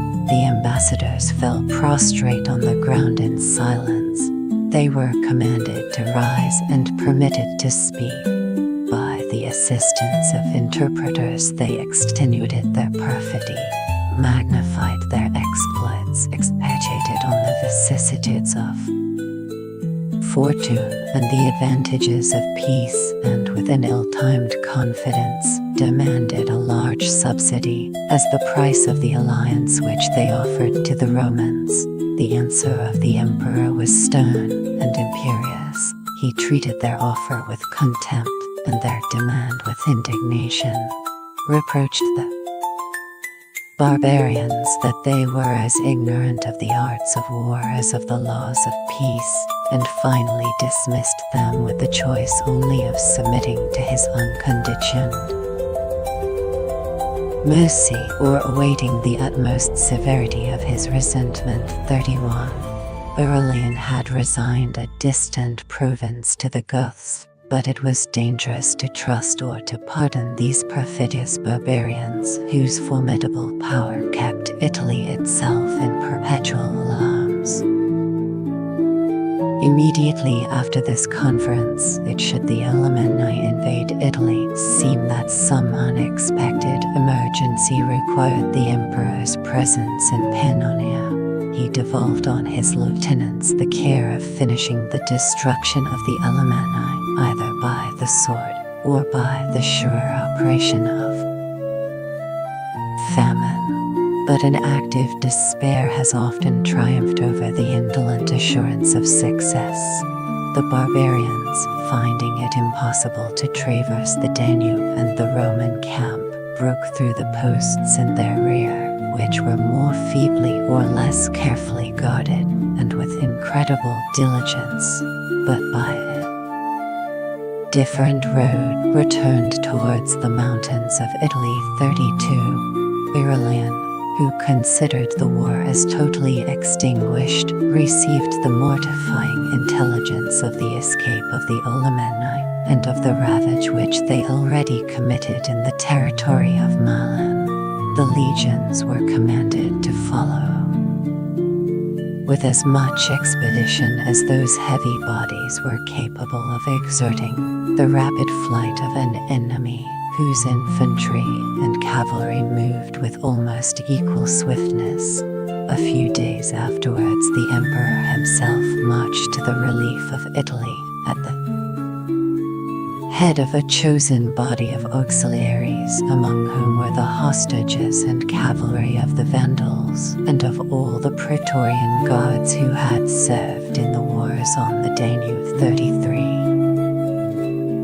As the light troops of the Alemanni had spread and are at last vanquished by Aurelian, themselves from the Alps to the Apennine, the incessant vigilance of Aurelian and his officers was exercised in the discovery, the attack, and the pursuit of the numerous detachments. Notwithstanding this desultory war, 3 considerable battles are mentioned, in which the principal force of both armies was obstinately engaged. 34. The success was various. In the first, fought near Placentia, the Romans received so severe a blow that, according to the expression of a writer extremely partial to Aurelian, the immediate dissolution of the empire was apprehended. 35. The crafty barbarians who had lined the woods suddenly attacked the legions in the dusk of the evening, and it is most probable, after the fatigue and disorder of a long march, the fury of their charge was irresistible, but at length, after a dreadful slaughter, the patient firmness of the emperor rallied his troops and restored, in some degree, the honor of his arms. The second battle was fought near Finno in Umbria, on the spot which 500 years before had been fatal to the brother of Hannibal. 36. Thus far the successful Germans had advanced along the Aemilian and Flaminian way with a design of sacking the defenseless mistress of the world, but Aurelian, who, watchful for the safety of Rome, still hung on their rear, found in this place the decisive moment of giving them a total and irretrievable defeat. 37. The flying remnant of their host was exterminated in a third and last battle near Pavia, and Italy was delivered from the inroads of the Alemanni. Fear has been the original parent of superstition, superstitious ceremonies, and every new calamity urges trembling mortals to deprecate the wrath of their invisible enemies. Though the best hope of the Republic was in the valor and conduct of Aurelian, yet such was the public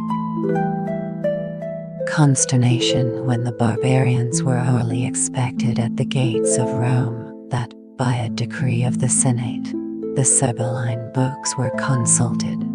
Even the emperor himself, from a motive either of religion or of policy, recommended this salutary measure, chided the tardiness of the Senate. 38.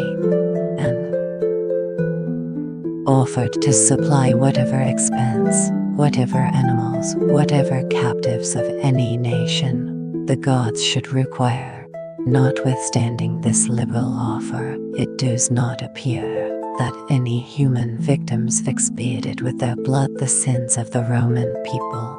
The Sibylline books enjoined ceremonies of a more harmless nature, processions of priests. D. 271, January 11. In white robes attended by a chorus of youths and virgins, lustrations of the city and adjacent country, and sacrifices whose powerful influence disabled the barbarians from passing the mystic ground on which they had been celebrated. However puerile in themselves, these superstitious arts were subservient to the success of the war. and if in the decisive battle of Fano, the Elemental fancied they saw an army of spectres combating on the side of Aurelian, he received a real and effectual aid from this imaginary reinforcement. 39. But whatever confidence might be placed in fortifications of Rome, ideal ramparts, the experience of the past and the dread of the future induced the Romans to construct fortifications of a grosser and more substantial kind. The 7 hills of Rome had been surrounded by the successors of Romulus with an ancient wall of more than 13 miles 40. The vast enclosure may seem disproportioned to the strength and numbers of the infant state, but it was necessary to secure an ample extent of pasture and arable land against the frequent and sudden incursions of the tribes of Latium, the perpetual enemies of the Republic. With the progress of Roman greatness, the city and its inhabitants gradually increased, filled up the vacant space, pierced through the useless walls, covered the field of Mars, and on every side followed the public highways in long and beautiful suburbs. 41. The extent of the new walls erected by Aurelian and finished in the reign of Probus was magnified by popular estimation to near 42, but is reduced by accurate measurement to about 21 miles. 43. It was a great but melancholy labor, since the defense of the capital betrayed the decline of the monarchy. The Romans of a more prosperous age who trusted to the arms of the legions the safety of the frontier camps. 44.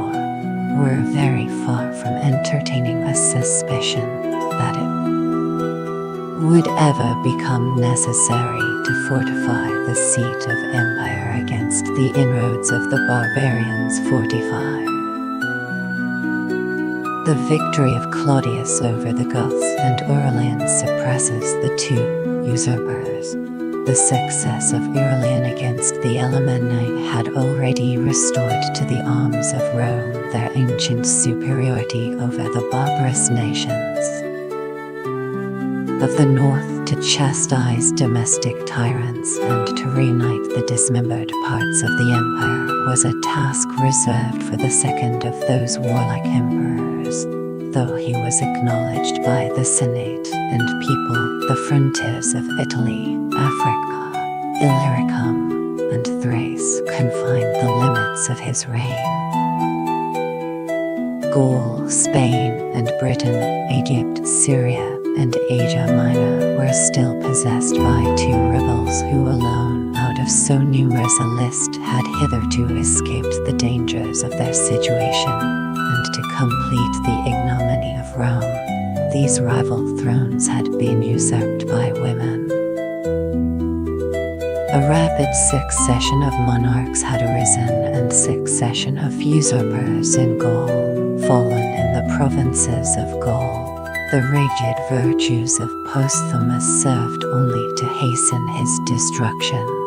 After suppressing a competitor who had assumed the purple at Mentz, he refused to gratify his troops with the plunder of the rebellious city, and in the 7th year of his reign, became the victim of their disappointed avarice. 46. The death of Victorinus, his friend and associate, was occasioned by a less worthy cause. The shining accomplishments 47 of that prince were stained by licentious passion, which he indulged in acts of violence with too little regard to the laws of society, or even to those of love. 48. He was slain at Cologne by a conspiracy of jealous husbands, whose revenge would have appeared more justifiable had they spared the innocence of his son. After the murder of so many valiant princes, it is somewhat remarkable that a female for a long time controlled the fierce legions of Gaul, and still more singular, that she was the mother of the unfortunate Victorinus.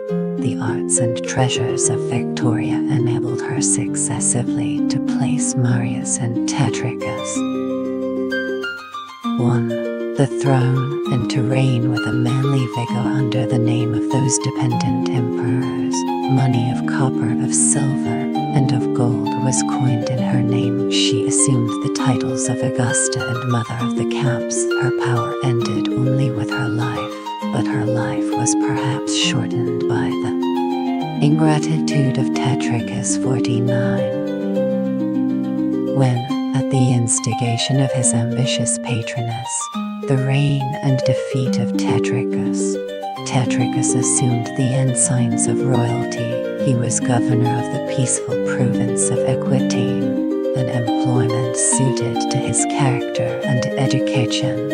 He reigned for 5 years over Gaul, Spain, and Britain, the slave and sovereign of a licentious army whom he dreaded, and by whom he was despised. The villa and fortune of Aurelian at length opened. The prospect of a deliverance, he ventured to disclose his melancholy situation, and conjured the emperor to hasten to the relief of his unhappy d. 271 summer rival. Had the secret correspondence reached the ears of the soldiers, it would most probably have cost Tetricus his life, nor could he resign the scepter of the West without committing an act of treason against himself. He effected the appearances of a civil war, led his forces into the field against Aurelian, posted them in the most disadvantageous manner, betrayed his own counsels to the enemy, and with a few chosen friends, deserted in the beginning of the action. The rebel legions, though disordered and dismayed by the unexpected treachery of their chief, defended themselves with desperate valor, till they were cut in pieces almost to a man in this bloody and memorable battle, which was fought near Chalons in Champagne. 50. The retreat of the irregular auxiliaries, Franks and Batavians. 51. Whom the conqueror soon compelled or persuaded to repass the Rhine, restored the general tranquility, and the power of Aurelian was acknowledged. From the wall of Antoninus to the columns of Hercules. As early as the reign of Claudius, the city of Autun, alone and unassisted, had ventured to declare against the legions of Gaul. After a siege of 7 months, they stormed and plundered that unfortunate city, already wasted by famine. 52. Lions, on the contrary, had resisted with obstinate disaffection the arms of Aurelian. We read of the punishment of lions. 53. But there is not any mention of the rewards of Autun. Such, indeed, is the policy of civil war, severely to remember injuries and to forget the most important services. Revenge is profitable, gratitude is expensive. Aurelian had no sooner secured the person and provinces of Tetricus than he turned his arms at d. 272. Character of Zenobia against Zenobia, the celebrated Queen of Palmyra and the East. Modern Europe has produced several illustrious women who have sustained with glory the weight of empire. Nor is our own age destitute of such distinguished characters. But if we accept the doubtful achievements of Semiramis, Zenobia is perhaps the only female whose superior genius broke through the servile indolence imposed on her sex by the climate and manners of Asia. 54. She claimed her descent from the Macedonian kings of Egypt equaled in beauty her ancestor Cleopatra and far surpassed that princess in chastity 55 and valor. Her beauty and learning, Zenobia was esteemed the most lovely as well as the most heroic of her sex. She was of a dark complexion, for in speaking of these trifles become important.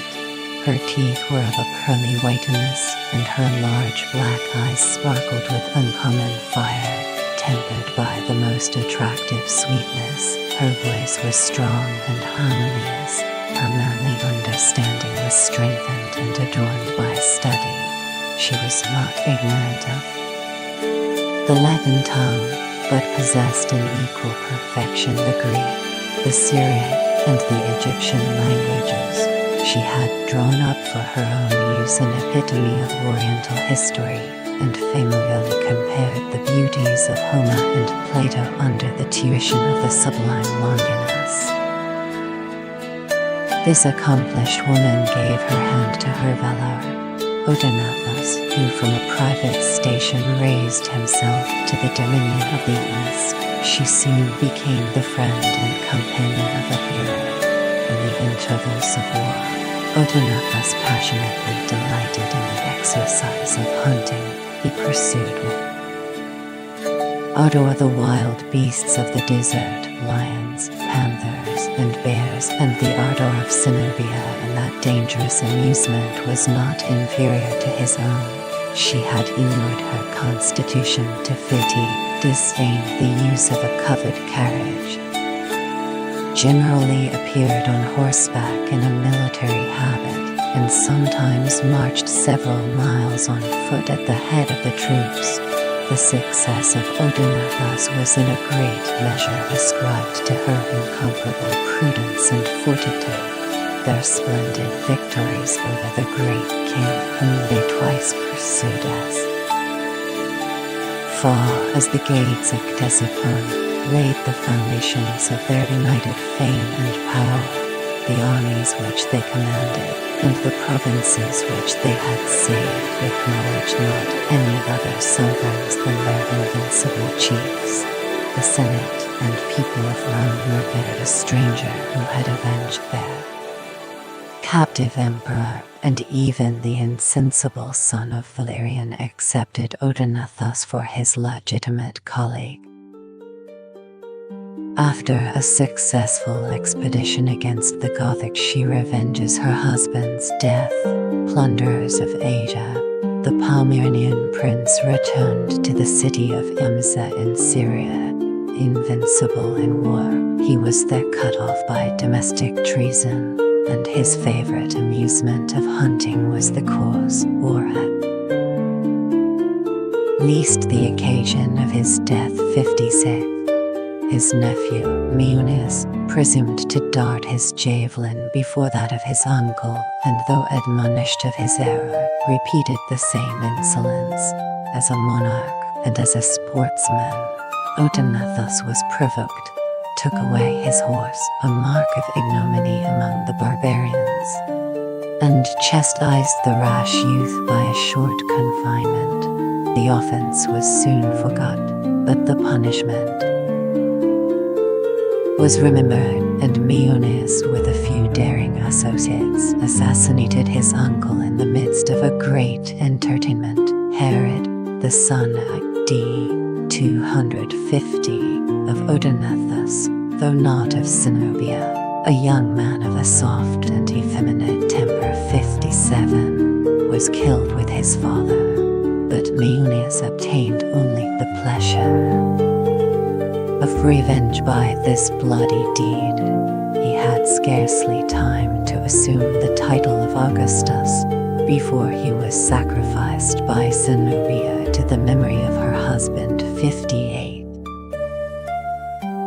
With the assistance of his most faithful friends and reigns over the East and Egypt, she immediately filled the vacant throne and governed with manly counsels Palmyra, Syria, and the East above 5 years.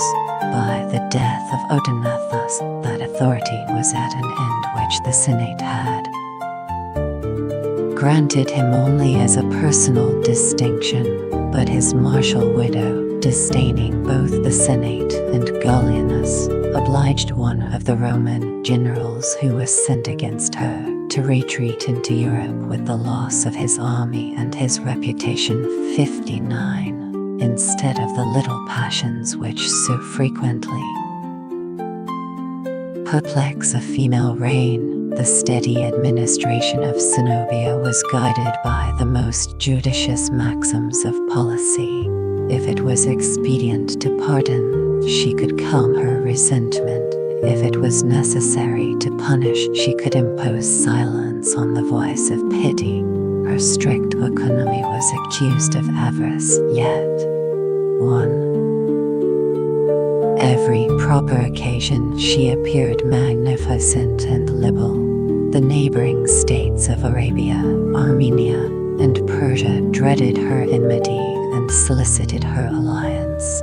To the dominions of Odenathus, which extended from the Euphrates to the frontiers of Bithynia, his widow added the inheritance of her ancestors, the populous and fertile kingdom of Egypt.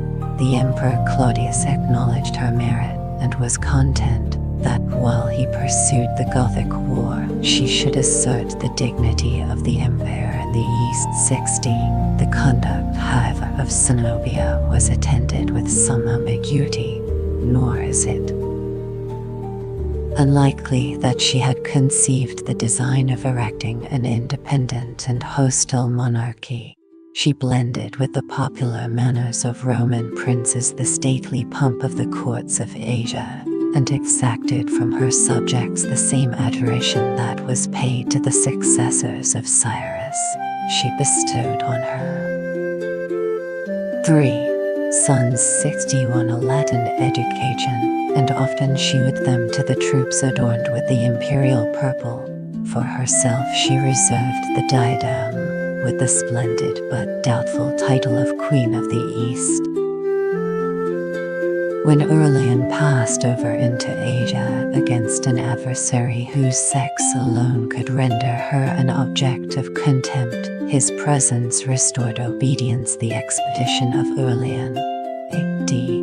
272, to the province of Bithynia, already shaken by the arms and intrigues of Zenobia. 62. Advancing at the head of his legions, he accepted the submission of Ansura, and was admitted into Tyana after an obstinate siege by the help of a perfidious citizen. The generous though fierce temper of Aurelian abandoned the traitor to the rage of the soldiers. A superstitious reverence induced him to treat with lenity the countrymen of Apollonius the philosopher. 63. Antioch was deserted on his approach, till the emperor, by his salutary edicts, recalled the fugitives and granted a general pardon to all who, from necessity rather than choice, had been engaged in the service of the Palmyrenian queen.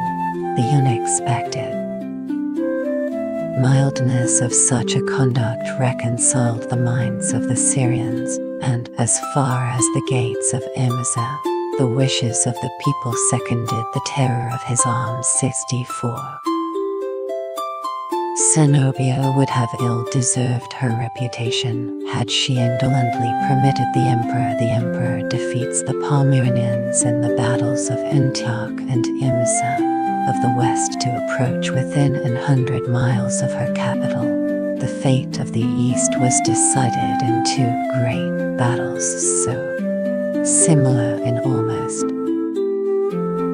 every circumstance that we can scarcely distinguish them from each other, except by observing that the first was fought near Antioch 65, and the second near Emesa 66.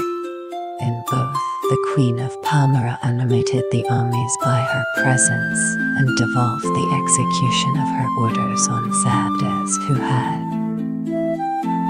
already signalized his military talents by the conquest of Egypt. The numerous forces of Zenobia consisted for the most part of light archers and of heavy cavalry clothed in complete steel. The Moorish and Illyrian horse of Aurelian were unable to sustain the ponderous charge of their antagonists.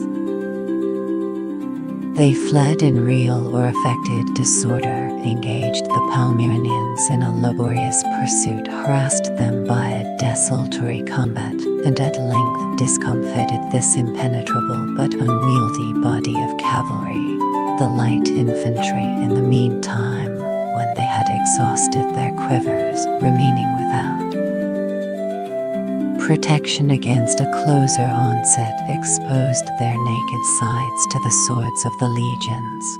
Aurelian had chosen these veteran troops who were usually stationed on the upper Danube and whose valor had been severely tried in the Alemannic War 67. After the defeat of Imsa, Zenobia found it impossible to collect a third army. As far as the frontier of Egypt, the nations subject to her empire had joined the standard of the conqueror, who detached Probus, the bravest of his generals, to possess himself of the Egyptian provinces. Palmyra was the last resource of the widow of Odenathus. She retired within the walls of her capital, made every preparation for a vigorous resistance, and declared with the intrepidity of a heroine that the last moment of her reign and of her life should be the same.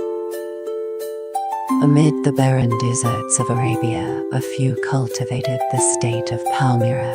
Spots rise like islands out of the sandy ocean. Even the name of Tadmor, or Palmyra, by its signification in the Syriac as well as in the Latin language, denoted the multitude of palm trees which afforded shade and verdure to that temperate region.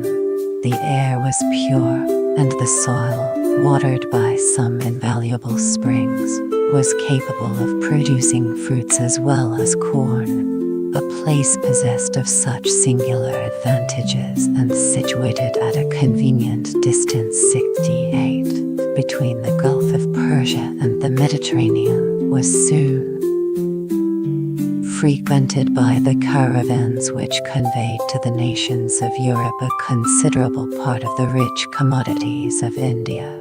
Palmyra insensibly increased into an opulent and independent city, and connecting the Roman and the Parthian monarchies by the mutual benefits of commerce, was suffered to observe an humble neutrality, till at length, after the victories of Trajan, the little republic sunk into the bosom of Rome, and flourished more than 150 years in the subordinate though honorable rank of a colony. It was during that peaceful period, if we may judge from a few remaining inscriptions, that the wealthy Palmyrenians constructed those temples, palaces, and porticos of Grecian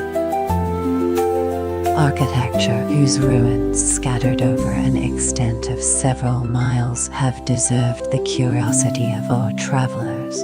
The elevation of Odenathus and Zenobia appeared to reflect new splendor on their country, and Palmyra, for a while, stood forth the rival of Rome. But the competition was fatal, and ages of prosperity were sacrificed to a moment of glory. 69.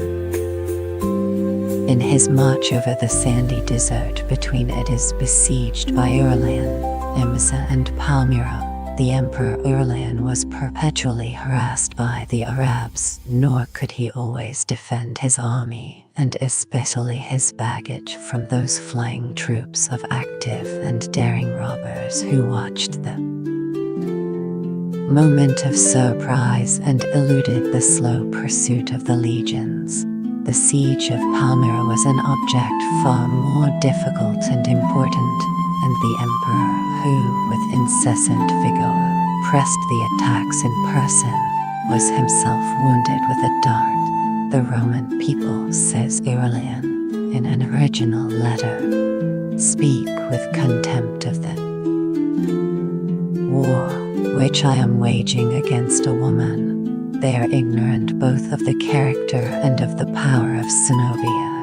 It is impossible to enumerate her warlike preparations of stones, of arrows, and of every species of missile weapons. Every part of the walls is provided with 2 or 3 ballistic and artificial fires are thrown from her military engines. The fear of punishment has armed her with a desperate courage, yet still I trust in the protecting deities of Rome, who have hitherto been favorable to all my undertakings. 70. Doubtful, however, of the protection of the gods and of the event of the siege, Aurelian judged it more prudent to offer terms of an advantageous capitulation to the queen, a splendid retreat to the citizens, their ancient privileges. His proposals were obstinately rejected, and the refusal was accompanied with insult. The firmness of Zenobia was supported by the who becomes master of Zenobia and of the city, hope that in a very short time famine would compel the Roman army to repass the desert, and by the reasonable expectation that the kings of the East, and particularly the Persian monarch, would arm in the defense of their most natural ally. But fortune and the perseverance of Aurelian overcame every obstacle.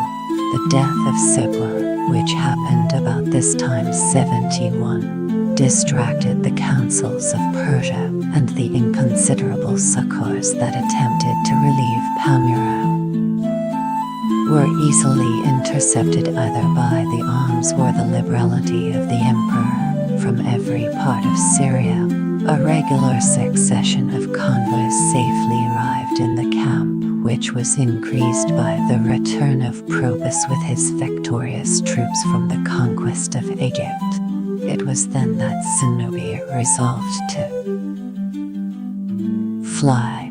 She mounted the fleetest of her dromedaries, 72, and had already reached the banks of the Euphrates, about 60 miles from Palmyra, when she was overtaken by the pursuit of Aurelian's light horse, seized, and brought back a captive to the feet of the emperor.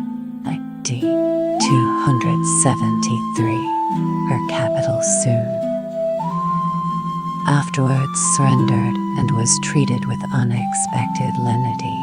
The arms, horses, and camels, with an immense treasure of gold, silver, silk, and precious stones, were all delivered to the conqueror, who, leaving only a garrison of 600 archers, returned to Imza, and employed some time in the distribution of rewards and punishments at the end of so memorable a war, which restored to the obedience of Rome those provinces that had renounced their allegiance since the captivity of Valerian.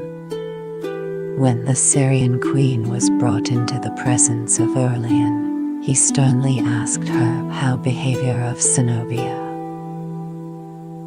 She had presumed to rise in arms against the emperors of Rome. The answer of Zenobia was a prudent mixture of respect and firmness, because I disdained to consider as Roman emperors an Aurelius or a Golianus. You alone I acknowledge as my conqueror and my sovereign. 73. But as female fortitude is commonly artificial, so it is seldom steady or consistent. The courage of Zenobia deserted her in the hour of trial. She trembled at the angry clamors of the soldiers, who called aloud for her immediate execution, forgot the generous despair of Cleopatra, which she had proposed as her model, and ignominiously purchased life by the sacrifice of her fame and her friends. It was to their counsels, which governed the weakness of her sex, that she imputed the guilt of her obstinate resistance. It was on their heads that she directed the vengeance of the cruel Aurelian, the fame of Longinus, who was included among the numerous and perhaps innocent victims of her fear, will survive that of the queen who betrayed, or the tyrant who condemned him. Genius and learning were incapable of moving a fierce, unlettered soldier, but they had served to elevate and harmonize the soul of Longinus. Without uttering a complaint, he calmly followed the executioner, pitying his unhappy mistress and bestowing comfort on his afflicted friends. 74. Returning from the conquest of the East, Aurelian had already crossed the straits which divide Europe from Asia when he was provoked rebellion and ruin of Palmyra by the intelligence that the Palmyrenians had massacred the governor and garrison which he had left among them, and again erected the standard of revolt. Without a moment's deliberation, he once more turned his face towards Syria. Antioch was alarmed by his rapid approach, and the helpless city of Palmyra felt the irresistible weight of his resentment. We have a letter of Aurelian himself, in which he acknowledges 75 that old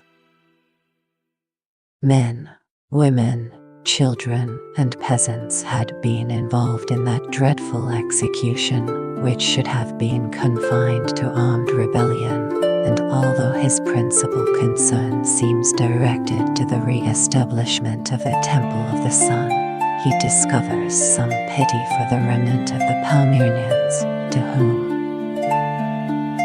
he grants the permission of rebuilding and inhabiting their city. But it is easier to destroy than to restore.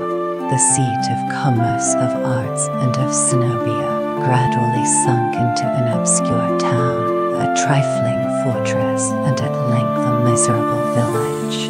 The present citizens of Palmyra, consisting of 30 or 40 families, have erected their mud cottages within the spacious court of a magnificent temple.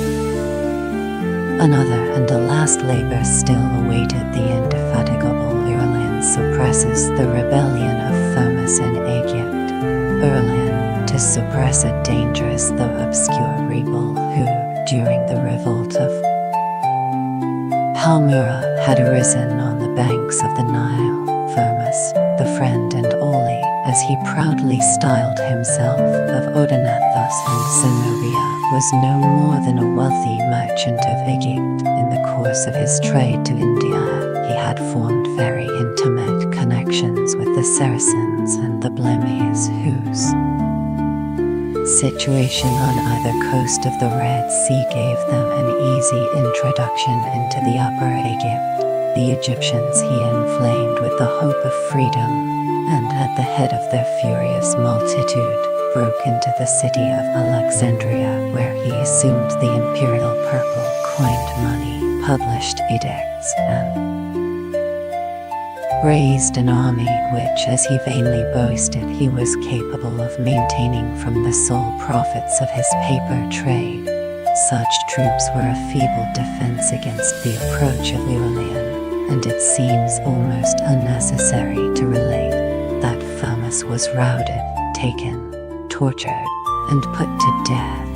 Aurelian might now congratulate the Senate, the people, and himself, that in little more than 3 years he had restored universal peace and order to the Roman world. 76. Since the foundation of Rome, no general had d. 274 more nobly deserved a triumph than Aurelian, triumph of Aurelian, nor was a triumph ever celebrated with superior pride and magnificence. 77. The pomp was opened by 20 elephants, 4 royal tigers, and above 200 of the most curious animals from every climate of the north, the east, and the south. They were followed by 1,600 gladiators devoted to the cruel amusement of the amphitheater. The wealth of Asia, the arms and ensigns of so many conquered nations, and the magnificent plate and wardrobe of the Syrian queen were disposed in exact symmetry or artful disorder. The ambassadors of the most remote parts of the earth, of Ethiopia, Arabia, Persia, Bactriana, India, and China, all remarkable by their rich or singular dresses, displayed the fame and power of the Roman emperor, who exposed likewise to the public view the presents that he had received, and particularly a great number of crowns of gold, the offerings of grateful cities. The victories of Aurelian were attested by the long train of captives who reluctantly attended his triumph: Goths, Vandals, Sarmatians, Alemanni, Franks, Gauls, Syrians, and Egyptians. Each people was distinguished by its peculiar inscription, and the title of Amazons was bestowed on 10 martial herons of the Gothic nation who had been taken in arms 78, but every eye disregarding. The crowd of captives was fixed on the Emperor Tetricus and the Queen of the East, the former, as well as his son, whom he had created Augustus, was dressed in Gallic trousers 79, a saffron tunic, and a robe of purple. The beauteous figure of Zenobia was confined by fetters of gold. A slave supported the gold chain which encircled her neck, and she almost fainted under the intolerable weight of jewels. She breasted on foot the magnificent chariot in which she once hoped to enter the gates of Rome. It was followed by 2 other chariots still more sumptuous, of Odenathus and of the Persian monarch, the triumphal car of Aurelian. It had formerly been used by a Gothic king who was drawn on this memorable occasion, either by 4 stags or by 4 elephants 80, the most illustrious of the Senate, the people, and the army closed the solemn procession. Unfeigned joy, wonder, and gratitude swelled the acclamations of the multitude, but the satisfaction of the Senate was clouded by the appearance of Tetricus, nor could they suppress a rising murmur that the haughty emperor should thus expose to public ignominy the person of a Roman and a magistrate. 81. But however, in the treatment of his unfortunate rivals, Aurelian might indulge his pride. His treatment of Tetricus and Zenobia, he behaved towards them with a generous clemency which was seldom exercised by the ancient conquerors. Princes who, without success, had defended their throne or freedom were frequently strangled in prison. As soon as the triumphal pomp ascended the capital, these usurpers, whom their defeat had convicted of the crime of treason, were permitted to spend their lives in affluence and honorable repose. The emperor presented Zenobia with an elegant villa at Tibur or Tivoli, about 20 miles from the capital. The Syrian queen insensibly sunk into a Roman matron. Her daughters married into noble families, and her race was not yet extinct in the 5th century. 82. Tetricus and his son were reinstated in their rank and fortunes. They erected on the Caelian hill a magnificent palace, and as soon as it was finished, invited Aurelian to supper. On his